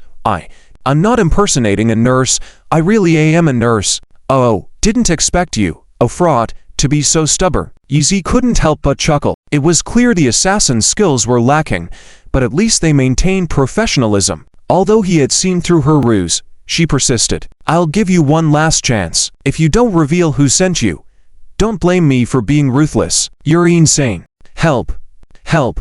Guan Yingying couldn't take it anymore and cried out for help, planning to escape and explain outside. She didn't expect Izzy to grab her again forcibly. Crackle. The door of the ward was flung open, and the plump head nurse burst in, asking, "What's going on?" But upon seeing the scene inside, she was dumbfounded. Did Mr. Yi go a bit too far? Was he really planning to eat Guan Yingying, the little lamb, here in the hospital? Nurse? Help me quickly, he's crazy. Hot. Izzy noticed she actually knew the head nurse and thought maybe things weren't as he had presumed. He released his grip, and Guan Yingying, horrified, hid behind the head nurse, crying and accusing Izzy. Head nurse, isn't this the trauma department? How can we have such a lunatic here? He always thinks I'm here to harm him. Oh. Mr. Yi, Yingying is an intern nurse specifically chosen by Mr. Li to take care of you.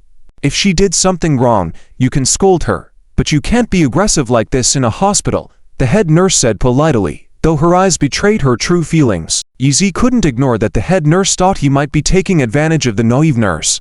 It's a misunderstanding, all just a misunderstanding. Izzy forced a wry smile, now understanding everything. It was Li Bilei's doing again. After a meticulous selection, he brought a beautiful nurse who knew nothing to please him, which backfired magnificently. To his surprise, his phone pinged, and Li Bilei had the audacity to text, asking if he was satisfied with the nurse. "LS, don't come over. You come here, I promise not to beat you to death." Wei Xiao, full of anger, replied to LS, who unexpectedly cleverly ignored his anger. He responded with a message. "Wei, it's late at night. Take care of yourself and rest early." Damn it, Wei Xiao really has a lot of opinions about LS. He had acted on his own and bought himself an R8 last time, and now for no reason, he arranged for himself a silly and innocent nurse. Thinking of the embarrassing incident just now, Wei Xiao could hardly sleep all night. The next morning, Wei Xiao went to the senior ward to visit Tang Kongjian's injuries, but unexpectedly the news on the TV in the senior ward was playing. Tang Kongjian didn't even say hello when Wei Xiao came in. Her beautiful eyes full of intense resentment focused on the news on the screen. According to reports, the villagers of Nayutu village in Huncheng are very satisfied with the demolition compensation from the Liu family. The demolition work is proceeding vigorously, and barring unforeseen circumstances, a beautiful eco-resort will soon rise from the ground here. Following that, another scene appeared on the TV, with Char Wu's family being interviewed by reporters, praising the Liu family. They even mentioned a name, the one responsible for the demolition in Nayutu village, Liu Yujian. Finally, the camera zoomed in on Liu Yujian. "Hey, Wei Xiao, having money is great, even the media speaks for you." Tang Kongjian continued to watch the TV, with a smile that was clearly mocking society. Although she appeared to be smiling, her entire body was filled with burning anger. Wei Xiao didn't respond to her words for a moment, because he didn't expect the Liu family's methods to be so effective. "I'll go check it out." "Forget it, Wei Xiao." As Wei Xiao turned to leave, Tang Kongjian called out to him, "Our houses have all been demolished. How can we, these people, compete with those big families? They can fabricate false documents and deceive the media, blocking everyone's mouths. What can we poor people do? If you don't try, how will you know? Want to be an elite, you can't give up easily. Wei Xiao smiled back at Tong Kongjian and then left. Tong Kongjian pursed her lips, silently watching his back, feeling that this man was like a hint of dawn in the darkness. She hoped he could bring about a dawn and a morning light. Just as Wei Xiao left the hospital, Chu Kunguo called. Wei Xiao, I'm sorry. The fabric factory has another meeting today. I need to rush back. I can't go to the hospital to see you. It's okay. I've been discharged. Do you need me to pick you up? You've been discharged. How can you be discharged so quickly? I'll take a taxi back today. Heh, wife, this kind of injury is nothing to me. Be careful when you go back today. I'm worried Chu Jianwo will make things difficult for you. Wei Xiao couldn't help but remind her. Yesterday, he injured Chu Qinggu's leg and later even beat Chu Jianwo, forcing Chu Quan to move to another hospital. With this enmity, anyone would know that Chu Jianwo wouldn't let it go. He would definitely come back for revenge. Wei Xiao was now very worried about Chu Qinggu's situation, but he had to go to Niutu village because the mastermind who wanted to kill him and harm Tong Kongjian was now in Niutu village. Moreover, in his current identity, even if he accompanied his wife to the fabric factory, he was not qualified to attend the meeting, so it was more appropriate to send Fang Yu to protect his wife. Okay, I understand. You be careful too. Chu Kunguo also reminded Wei Xiao before hanging up the phone. At this moment, she didn't know what to feel. Originally, there were already enough troubles in her family, but Wei Xiao had to get involved in the demolition of Niutu village. Now, the conflict with the eldest uncle's family had become irreconcilable, making it difficult to handle. If it was just the Chu family, it would be fine. Now, the demolition also involved the more influential Liu family. How could Wei Xiao and herself deal with this? Thinking about the current situation, Chu Kunguo felt a headache, clenched her lips tightly, and set off for the fabric factory, feeling uneasy and oppressed as if she was going to the battlefield. Mr. Wei, can you take me back to Niutu village? I have many important things inside. Wei Xiao had not left yet when Tang's older sister-in-law hurried over to him and pleaded, "Get in the car." Wei Xiao didn't delay. He had entrusted the familiar villager from Niutu village to look after Xiao Chao when he brought Tong Kongjian to the hospital yesterday, so he had to pick up Xiao Chao today. In this way, Wei Xiao went to Niutu village, while Chu Kunguo returned to the fabric factory. Inside the meeting room, the various management personnel of the fabric factory had already gathered early. When Chu Kunguo entered, countless eyes pierced towards her like sharp blades. Especially the gaze of Chu Jianwo and his wife seemed as if they wanted to tear her apart. Chu Kunguo forced herself to walk into the meeting room. Man sat in the central chair. Indeed, the one who had done wrong and acted badly was Chu Quan, not Wei Xiao, so why should she fear anyone's gaze? The meeting room was unusually quiet, everyone harboring their own thoughts, and no one spoke for a moment. Oops, sorry for being late. Haha, next time you want me to attend the meeting, notify me earlier. At this moment, Chu Yingqi also walked in with a smile, as if intentional, playing with the glittering diamond earrings on her earlobes. Seeing her there, Chu Kunguo was even more surprised. Oops. When Chu Yingqi walked behind Chu Kunguo, she accidentally bumped into her chair. Oops! Why is the chair of the person in charge so big, blocking the way? Chu Yingqi preemptively complained, bumping into Chu Kunguo's chair and blaming her for blocking the way. Chu Yingqi, today is the management meeting of the fabric factory. Irrelevant people should not come in. Chu Kunguo didn't bother with other arguments, she just wanted to kick her out. Although she didn't know why Chu Yingqi had come back today, she felt that her presence wouldn't be good for her.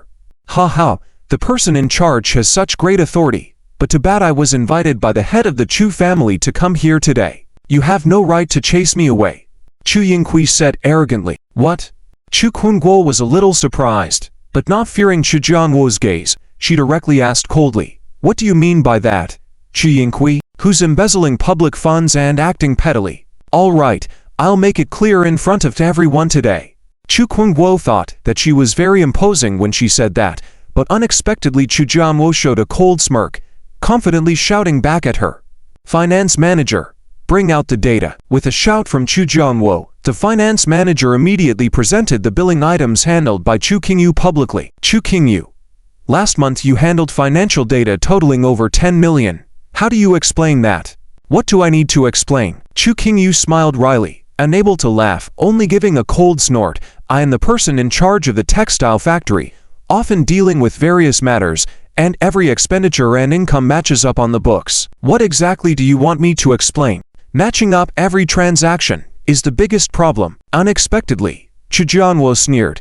Everyone is a manager at the textile factory. I'm sure you all know how difficult it is to have every actual financial transaction match the ledger data, let alone every transaction matching up on the books. Seeing this clearly tells me it's all fake. What are you implying, uncle? Chu Qingyu's face hardened.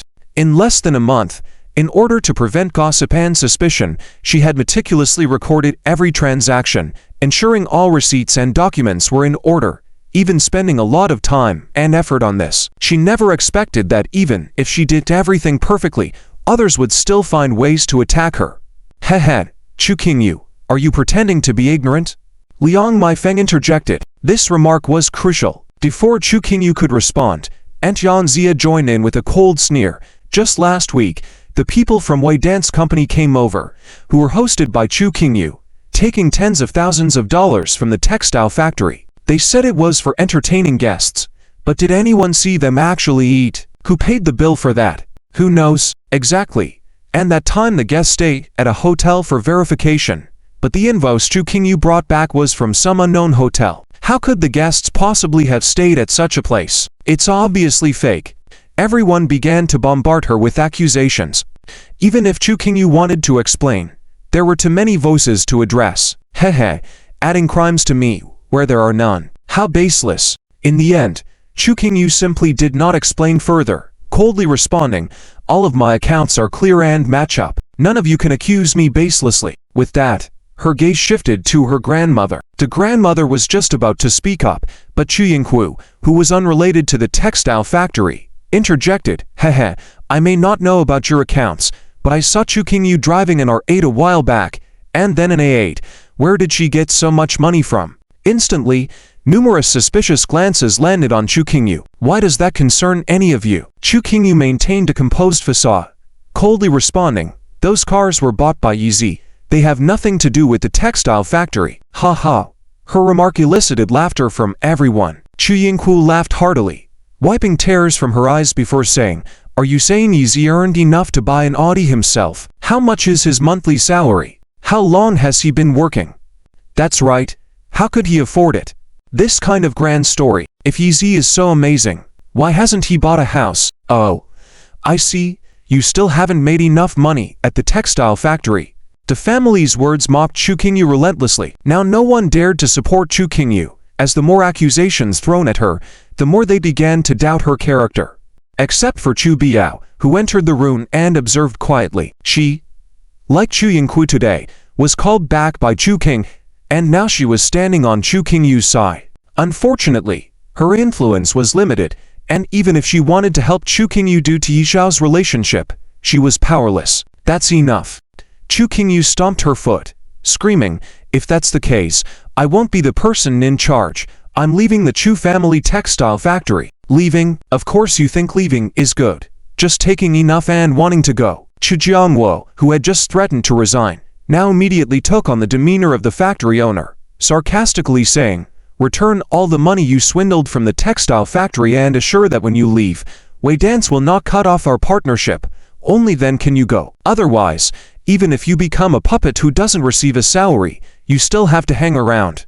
Wow. Chu Qingyu was on the verge of exploding in anger, staring incredulously at Chu Jianguo. Uncle, aren't you being a bit illogical? Don't you find your words ridiculous? Indeed, Chu Qingyu was too fed up to bother explaining.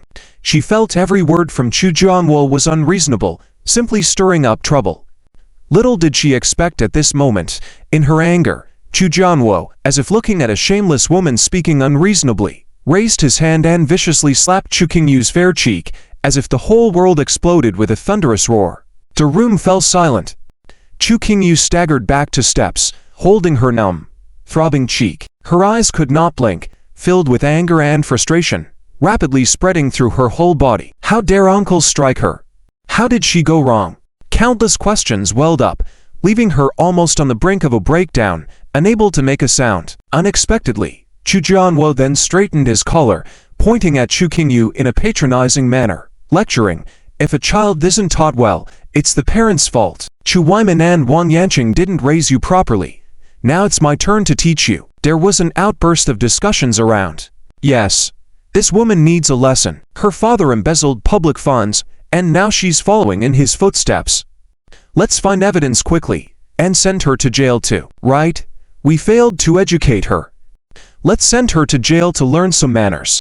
Watching this scene, the grandmother remained silent. It wasn't that she didn't want to intervene, but she didn't know how to handle the situation. Chu Qingyu was indeed the family's cash cow, but Chu Jianwo was her son, the heir to the Chu family. Now, he and Chu Qingyu were at odds, leaving no room for reconciliation. What could she do? If Chu Qingyu had struck her son Jianwo, she would have definitely intervened. But now that Jianwo had struck Chu Qingyu, all she could do was watch coldly. At this moment, Chu Qingyu, holding her face, looked at all her relatives standing against her, feeling as if the whole world was spinning. She felt like she was at the center of a whirlpool, with the hurtful words washing over her like a drowning flood. Yizi was not by her side. She couldn't fight back or win arguments. So, what could she do? Chu Jianwo, looking at Chu Qingyu coldly, smirked, reflecting how Yizi treated me. I'll do the same to you. Not just that, I will make you experience twice the pain my son Qinghu suffered. Ah! Suddenly, Chu Yinghu exclaimed in a sensational voice, My diamond earring is missing. It was a gift from Liudan, worth tens of thousands." The meeting room exploded into chaos. An item worth tens of thousands. Anyone who found and kept it would make a fortune. Who would bother about honesty? As everyone began searching for the missing earring, the atmosphere turned strange. Although Chu Qingyu was disgruntled, what could she do? Would she fight back against Chu Jianwo? She decided to avoid unnecessary conflict and simply leave the Chu family textile factory. After climbing to her current position through hard work, it was heartbreaking to let it go so easily, but leaving in this state was better than staying in this heartbreaking situation. As she reached the door, she heard Chu Yinghu suddenly shout, "Grab her! Don't let that thief escape!" What? A thief? Everyone looked as Chu Yinghu pointed at Chu Qingyu, who already had her hand on the doorknob, and suddenly something seemed to click in Chu Qingyu's mind. Chu Qingyu, don't go. It must be you who stole my diamond earrings. Now you're trying to escape with a guilty conscience. Chu Yinghu strode over and grabbed Chu Qingyu. Chu Yinghu, stop accusing me falsely. Your earrings were still on you when you came in. I didn't have time to touch your earrings. Chu Qingyu tried to push her away, but Chu Yinghu held on like an octopus, yelling loudly, "Hey!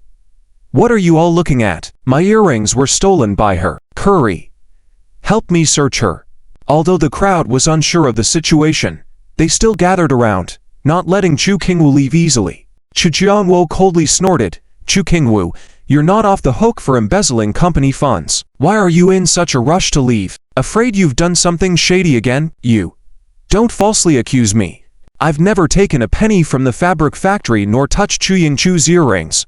Chu Qingyu was truly trembling with anger. Were these really her relatives? Why were other people's relatives their support, while her own relatives seemed to want to harm her? Chu Qingyu couldn't understand what she had done wrong or why she ended up in such a family.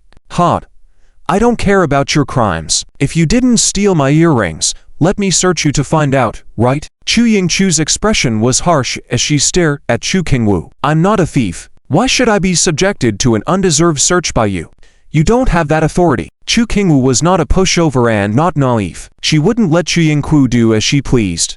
To her surprise, Chu Yinghu suddenly shouted, "Hey, to men, come help me subdue this wench and search her body." Although many men in the conference room had thoughts about Chu Qingyu, they were inhibited by decorum and gossip, so no one moved at Chu Yingchu's command. It was instead Aunt Chen Lingai and second Aunt Yan Zia, who walked over, each hugging Chu Qingyu from one side.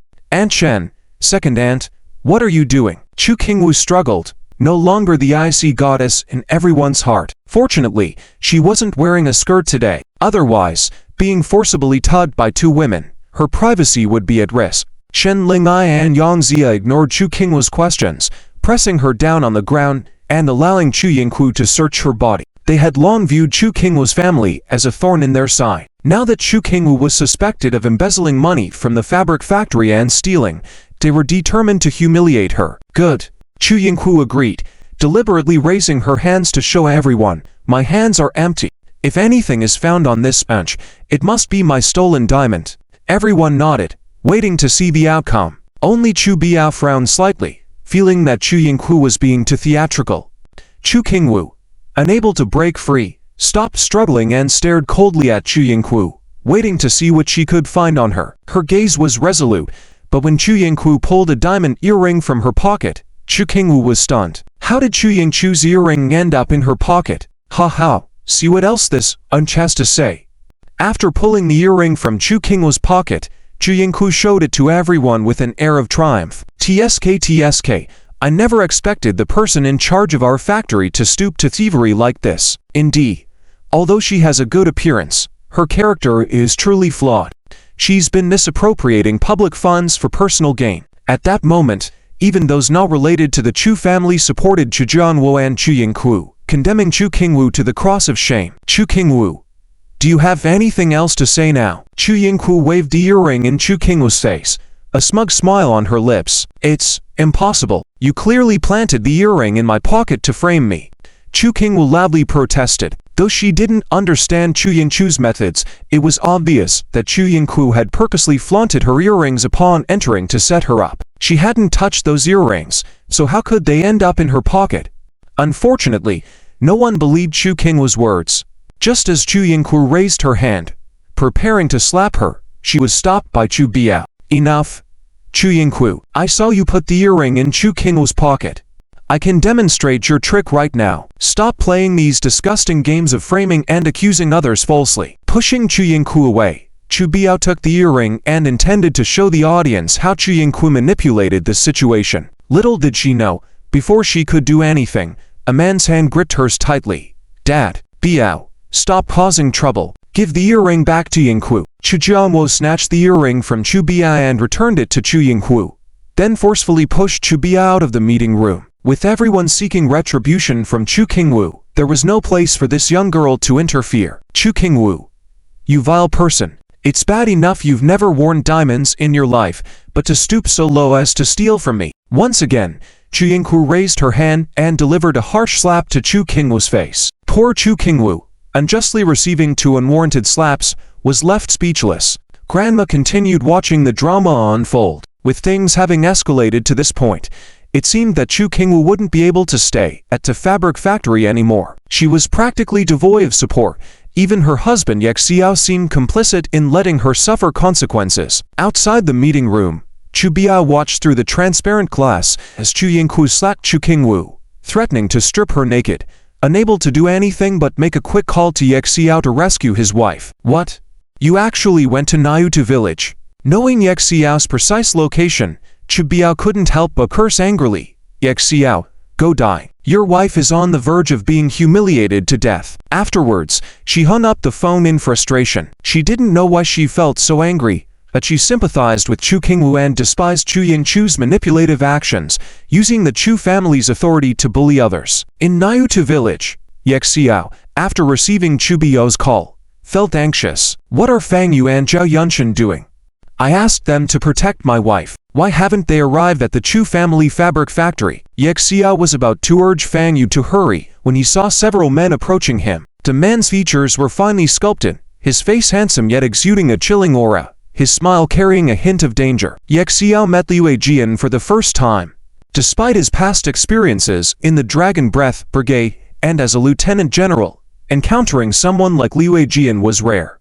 His eyes seemed like an endless tunnel of darkness. Today, Ye Xiao returned to Nayutu village to assassinate this man, but before he could find him, Liu Jian found him first under opportune circumstances. Behind Liu Jian stood two uniquely dressed men, one with an edgy hairstyle and a muscular physique, the other with a pale complexion and a ghostly expression.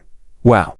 Little Chao was terrified upon seeing the ghastly man behind Liu Jian, immediately clinging to Antang. Don't be afraid, little one. Here, uncle has some chocolate for you. Liu Jian took out a piece of rich chocolate and offered it to Chao. Despite being tempted, Chao shook his head, remaining close to Antang. Ye Xiao patted Chao's head, smiling. You're a good boy. Strangers giving you treats on the street aren't always good people. Liu Jian chuckled, nonchalantly enjoying the chocolate. Who says I'm not a good person? I'm known as a philanthropist by the public and a willing guide to the afterlife. His words chilled the atmosphere even further, causing shivers. The willow leaf sword. Last time it was you, trying to send me to the western heaven with a stone hammer. Yi Zi had to be cautious and protected Tang Damao and Xiao Qiao behind him. At this moment, the villagers of Niutu village were busy with house demolitions and relocation, too preoccupied to pay attention to the affairs of others. The place where Yi Zi and the three were located was in a remote part of the village. Unless intentionally sought out, few people would come here. Evidently, the trio of Willow Leaf Sword were intentionally sought out. Yi Zi came to Niutu village to kill the Willow Leaf Sword, even foregoing protecting Chu Qingyu by his side. But he didn't expect that the other party would guess his intentions and find an opportunity to strike first. It had to be admitted that such opponents were intelligent and brave, extremely difficult to deal with, far stronger than the trash like Liu Hedan by 1,000 times. Wrong. Not only did I want to send you to the western heaven last time, I also want to send you there this time. Willow Leaf Sword replied to Yi Zhao's serious question with a light-hearted smile. Is that so? It seems you are quite confident. Yi Zi also smiled faintly, with a tinge of bitterness. If he were alone, he wouldn't fear anyone, but now he had two women and a child behind him. If the other party were to go crazy and not spare them, he would be at a disadvantage. I, Willow Leaf Sword, don't like to do uncertain things, and I don't like to leave loose ends. I like a world where only my friends exist, and as for enemies, I send them to live in another world, Willow Leaf Sword said, stepping back slowly towards Yi Zi. Clearly, he didn't like to show his back to the enemy. Just from this detail, Yi Zi knew that this person was meticulous and extremely cautious in his actions, making it not so easy to kill him. It would be even harder to cover up and take him down without raising suspicion. Therefore, this was a great opportunity for a counterattack. Just as Yi Zi was still thinking, the explosion head had already launched a flying kick. Wow! Xiao Qiao had never seen such a terrifying person before, and his crying became louder instantly. Tang Damao instinctively protected Xiao Qiao with her body, burying her head and curling her body, not daring to even look at the figure of the opponent. The kick from the explosion head seemed capable of kicking a person to pieces. Yi Zi had no choice but to rely on the strength of his shoulders to block the sweeping leg of the opponent with both hands. Bow. After the hard collision, Yi Zhao's hands were a bit numb, and his whole body leaned severely about 15 degrees. Of course, the explosion head didn't have an easy time either. It was like kicking a wall, as he took 5 consecutive steps back upon landing. Impressive. Both of them couldn't help but marvel at each other's strength. Of course, Yi Zi marveled because he still had to protect the two women and the child behind him. If it were a one-on-one fight, the explosion head in front of him wouldn't be feared at all. Willow Leaf Sword was also shocked by Yi Zhao's strength. In order to avoid falling short, he immediately gestured to a man with a blank face. That seemingly cold-blooded man immediately drew a specially crafted soft knife, brandished it in the air, and wildly slashed towards Yi Zi as if he were a madman. No, this guy was a madman. Tang Damao, be careful.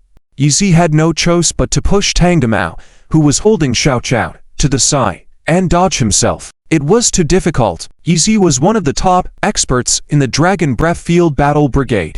Even going up against two opponents and having to protect two old and weak people, he felt a sense of powerlessness. Meanwhile, on a small hill closest to this place, Qingyi and Ji Wuyu were watching everything happening through binoculars. It seems like what I said before was right. Yi Zi is a hero, but destined to be a tragic figure, who will die before fulfilling a great cause. Qingyi had already put down the binoculars upon seeing this, realizing that if Yi Zi continued to protect those worthless women and child, he would eventually be killed by the two strongest experts of the Green Dragon sect. Ji Wuyu also put down her binoculars, her beautiful eyes showing a hint of sadness, saying, "So this is the reason why Qingyi betrayed Yi Zi. If he doesn't die today, perhaps there won't be any good days ahead for our Green Dragon sect either. Yi Zi, you will die." Qingyi no longer needed to continue watching. He turned to leave the place. Ji Wuyu sighed slightly, feeling a bit regretful that Yi Zi might die in such a place. After all, he was the direct male descendant of that family. How could he be so weak? Die. The man with the white face was completely crazy, pulling out two knives and slashing wildly towards Yi Zi, seemingly without any skills, but flawlessly executed, unless Yi Zi also had a weapon in hand. Clang! At the moment the man with the white face revealed a smirk, thinking he would gain another victim, Yizi used a stone on the ground to block his sharp soft knife. The sharp blade turned out to be a disadvantage for him, as the knife was stuck in the stone. Instantly, the man with the white face's smirk froze, while a smile crept up on Yi Zhao's lips. The one who will die is you. Yi Zhao's fist rose from below, like the rising dragon of Mount Lu, about to send the man with the white face to the western heaven. But he suddenly eased his strength, changing the direction of the attack. It was because on the other side, the explosion head was about to harm Xiao Zhao. Yi Zhao's fist struck the man with the white face in the abdomen. Then he leapt towards the explosion head to prevent him from harming Xiao Zhao first. However, his scalp suddenly tingled. Coming from a field battle unit, Yizi was particularly sensitive to danger. In that split second, he had already seen Willow Leaf Sword holding a gun, the dark arrow already aimed at Tang Damao's direction. Once Yizi entered the firing range, Willow Leaf Sword would not hesitate to pull the trigger. Dang! In the end, the gun went off. Yizi successfully kicked the explosion head away before he could harm Tang Damao, unscathed himself. Just before Willow Leaf Sword could pull the trigger, a dark shadow swiftly moved in front of Yizi, swiftly disarming him by pushing his wrist skyward. At that moment, the gun was in someone else's hand. It was quick, too quick. The whole scene suddenly fell into silence, whether in shock, anger, or gasping for breath after surviving the ordeal. Ha ha! Uncle Tang, the KO1 of Huacheng, truly lives up to his name. Upon regaining his senses, Willow Leaf Sword did not show anger or fear, but instead burst into laughter. What's the matter? Are you going to fight me for Yi Zhao's sake? Yizi didn't rush to retaliate against Willow Leaf Sword, but waited for Uncle Snake's response. The incredible display of power by Uncle Snake had shaken him deeply, exceeding his known boundaries. How did Uncle Snake arrive here? Did Tang Qingyan inform him? Willow Leaf Sword spoke too heavily. Disappointedly, Uncle Snake did not take action against the man who had just aimed the gun at Tang Damao and Xiao Zhao. Instead, he forcefully broke the hammer of the gun and casually threw it back to the man. Willow Leaf Sword didn't bother taking the useless broken gun and instead turned and ran, knowing that Yizi wouldn't let him go. Unable to drive a vehicle into this place, Willow Leaf Sword could only rely on his own two legs to escape for his life. Indeed, the next moment, Yizi pursued him with all his might. It was now or never to counterattack Willow Leaf Sword. Unfortunately, just as Yizi was about to reach him, a soft knife came cutting at him like a maniac, forcing Yizi to abandon the chase for Willow Leaf Sword and redirect his fury towards the man with the white face. With no worries on his mind now, he adeptly dodged the attacks, delivering a punch that knocked the man with the white face's jaw off. On the other side, Uncle Snake had already taken down the explosion head with even faster speed. Yizi, let it go. There's no need to kill.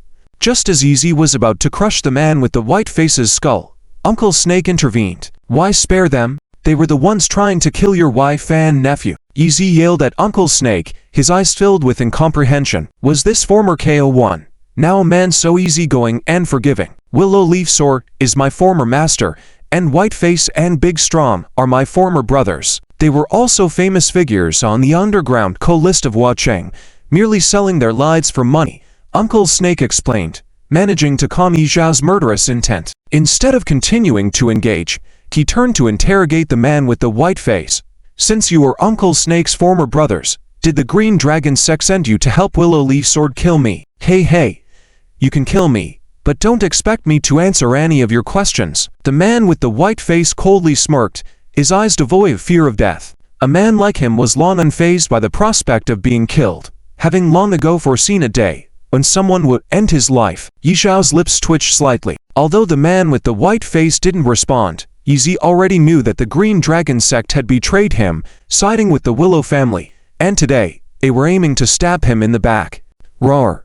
Yizi was furious. He broke the right leg of the man with the white face with a punch, then kicked him towards Big Strong, proclaiming angrily, in consideration of Uncle Snake, I won't kill you today, but next time, if you stand against me, not even the gods can save you. Big Strong was about to take the man with the white face away, but Uncle Snake suddenly took action again, snapping Big Strong's right arm. As Big Strong screamed in pain, Uncle Snake sternly stated, Today, our kinship ends here. If you cross Yizi next time, you'll face me.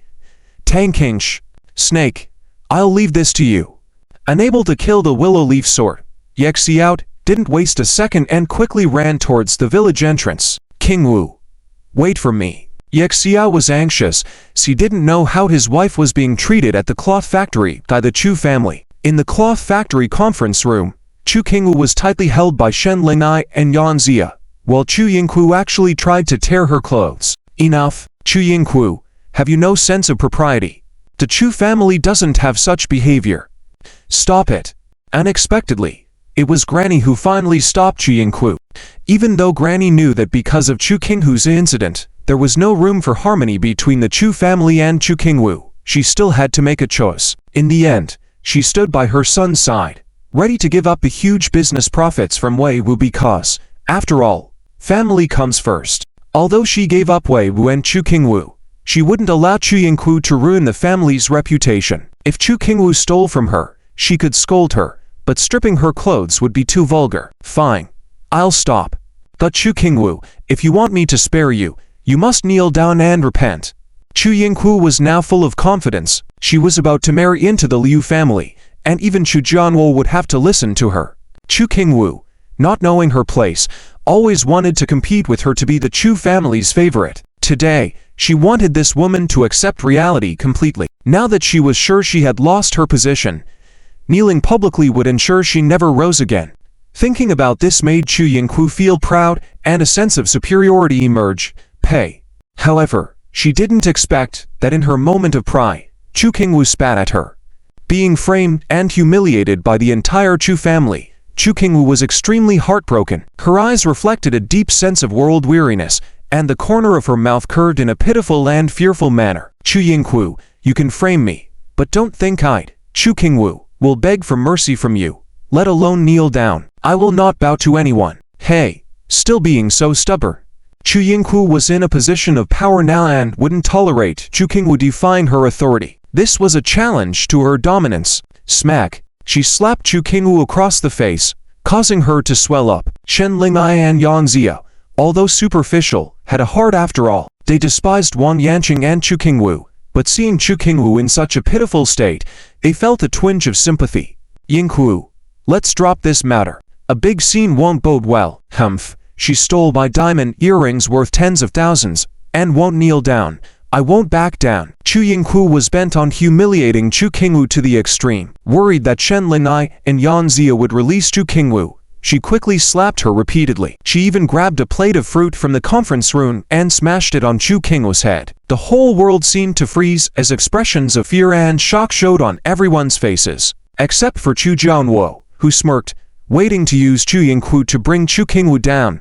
Bam! At that critical moment, Chu Bia burst in from outside and pushed Chu Yingku, causing her and the plate to fall to the ground. Hey! Who pushed me? Bold move. Chu Yingku fell hard and began screaming. No one responded because a large number of people suddenly arrived at the conference room. These people were all dressed in uniforms and appeared like an army, quickly surrounding the cloth factory conference room. Oh my!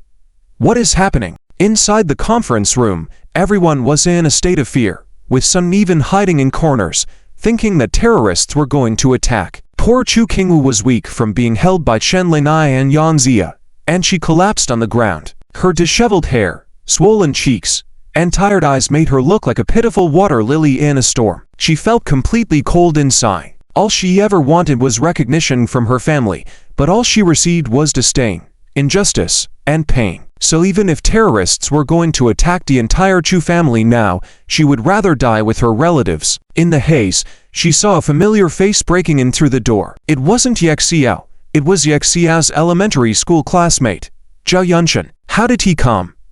Were the people outside all his subordinates? With so many people, they could easily take over the cloth factory. Zhao Yunshan pushed the people in front of Chu Qingwu and, upon seeing her condition, shouted in shock and anger. Sister-in-law, what happened to you? Who bullied you? He wanted to protect Chu Qingwu as per Ye Xiao's orders, but he didn't have enough men and was blocked by the cloth factory security team. In a fit of rage, he summoned all the security guards from the West Business City, more than 200, in 5 large buses. The scene outside the door scared the cloth factory security and workers greatly. Seeing Chu Qingwu mistreated, Zhao Yunshan clenched his teeth. If Ye Xiao found out he failed to protect her, He was done for. When Chu Qingwu saw Zhao Yunshan, tears welled up in her eyes. It was like seeing the first light after a long winter night. Finally, the person who could save her had arrived. Sister-in-law, don't be afraid. Whoever bullied you, I will make them pay tenfold, no, 100-fold. Zhao Yunshan quickly helped Chu Qingwu up and asked Chu Biao to take care of her. His eyes were filled with burning anger. Since he had failed to protect Jixiao's wife, he had to avenge her as much as he could to make up for it. Seeing Zhao Yunshan's fierce demeanor, the people in the conference room had no way to escape and could only cower in the corners, fearing for their lives. You! How dare you hit someone openly? Chu Jianwo, as the head of the Chu family, had to speak up at this point, or he would become the laughingstock. So he shouted, albeit with a trembling voice. Zhao Yunshan didn't even spare him a glance and shouted directly, "You guys, come in." 30 or so burly security guards squeezed in, crowding the conference room even more, with some even hiding under the desks. Hit them. Zhao Yunshan didn't care who had been acting tough just now. He commanded the guards to beat them up. You have 10 seconds. Whoever laid a hand on my sister-in-law must stand up and apologize to her in front of her. Otherwise, when she speaks up, I'll throw you from the 3rd floor. Zhao Yunshan raised a finger, his eyes filled with rage. Chen Ling'ai and Yang Zia were horrified. On the spot, a person was thrown from the 3rd floor, and they didn't die from the fall. As for doubting others, they didn't have the courage. If someone dares to push Grandma, and without saying a word starts kicking Chu Jianwo, would they still not dare to touch the 2 women? Moreover, they came in with 200 people. Were they here to joke with you? Brother Zhao, please, please. We admit it. We kneel. Chen Ling'ai and Yang Zia quickly walked out and knelt before Chu Qingyu with a thud. This scene shocked many people from the Chu family. Chu Jianwo's expression was even more solemn, watching his wife kneeling in front of Chu Qingyu. However, Chu Qingyu's expression remained cold and indifferent. In the past, she wouldn't even have dared to think about something like this, let alone let her elders kneel before her. But today, she had faced too much. When she was being bullied by them earlier, who had pitied her. Qingyu, we are your aunts. Perhaps we were a bit extreme just now, but the 2 of them wanted to plead, but they still hadn't completely put aside their dignity. Subconsciously, they wanted to use their status as elders to ask Chu Qingyu for forgiveness. But Chu Qingyu remained silent, as if in a daze. Bring me my big stick. Zhao Yunshan didn't care about anything else. If Chu Qingyu didn't say to let them off, he would just beat these women to death. Otherwise, how could he explain to Yizi later? Immediately, a big stick was placed in Zhao Yunshan's hands. When everyone saw this black security baton, their mouths fell open in shock, but no one spoke. Could it be true? Would Zhao Yunshan really use this weapon to beat 2 women? Brother Zhao, wait. I'll wait for your mother. Smack. The 2 women were still desperately waving their hands, thinking the other was just scaring them, never expecting Zhao Yunshan to immediately swing the stick at them, hitting them squarely in the face. The 2 women collapsed on the spot, with Chen Ling'ai, in particular, spewing blood from her nose. It was tragic, terrifying. At that moment, everyone in the meeting room was trembling with fear, feeling their flesh twitching uncontrollably. Aren't you going to apologize? If my sister-in-law doesn't forgive you, I'll continue hitting you until you yield. Zhao Yunshan didn't care about what others thought, pointing angrily at the 2 ignorant women. Qingyu, I'm sorry. We shouldn't have laid hands on you. Qingyu, please spare second aunt. Yang Zia didn't know what else to say, but Chu Biao sighed and interceded for her. Sister Qingyu, please spare second aunt. Even though she's sometimes misguided, she always sides with popular opinion, but she's still my stepmother. Only then did Chu Qingyu glance at Yang Zia, who was pleading on the ground, her expression still indifferent. She had endured too much contempt from the Chu family, each time worse than the last, leaving her thoroughly disillusioned with this family. Although she didn't have a deep bond with Chu Biao, she remembered clearly when everyone had wanted to harm her. Only she had the courage to stand up for her. Chu Qingyu cherished this act of kindness in her heart.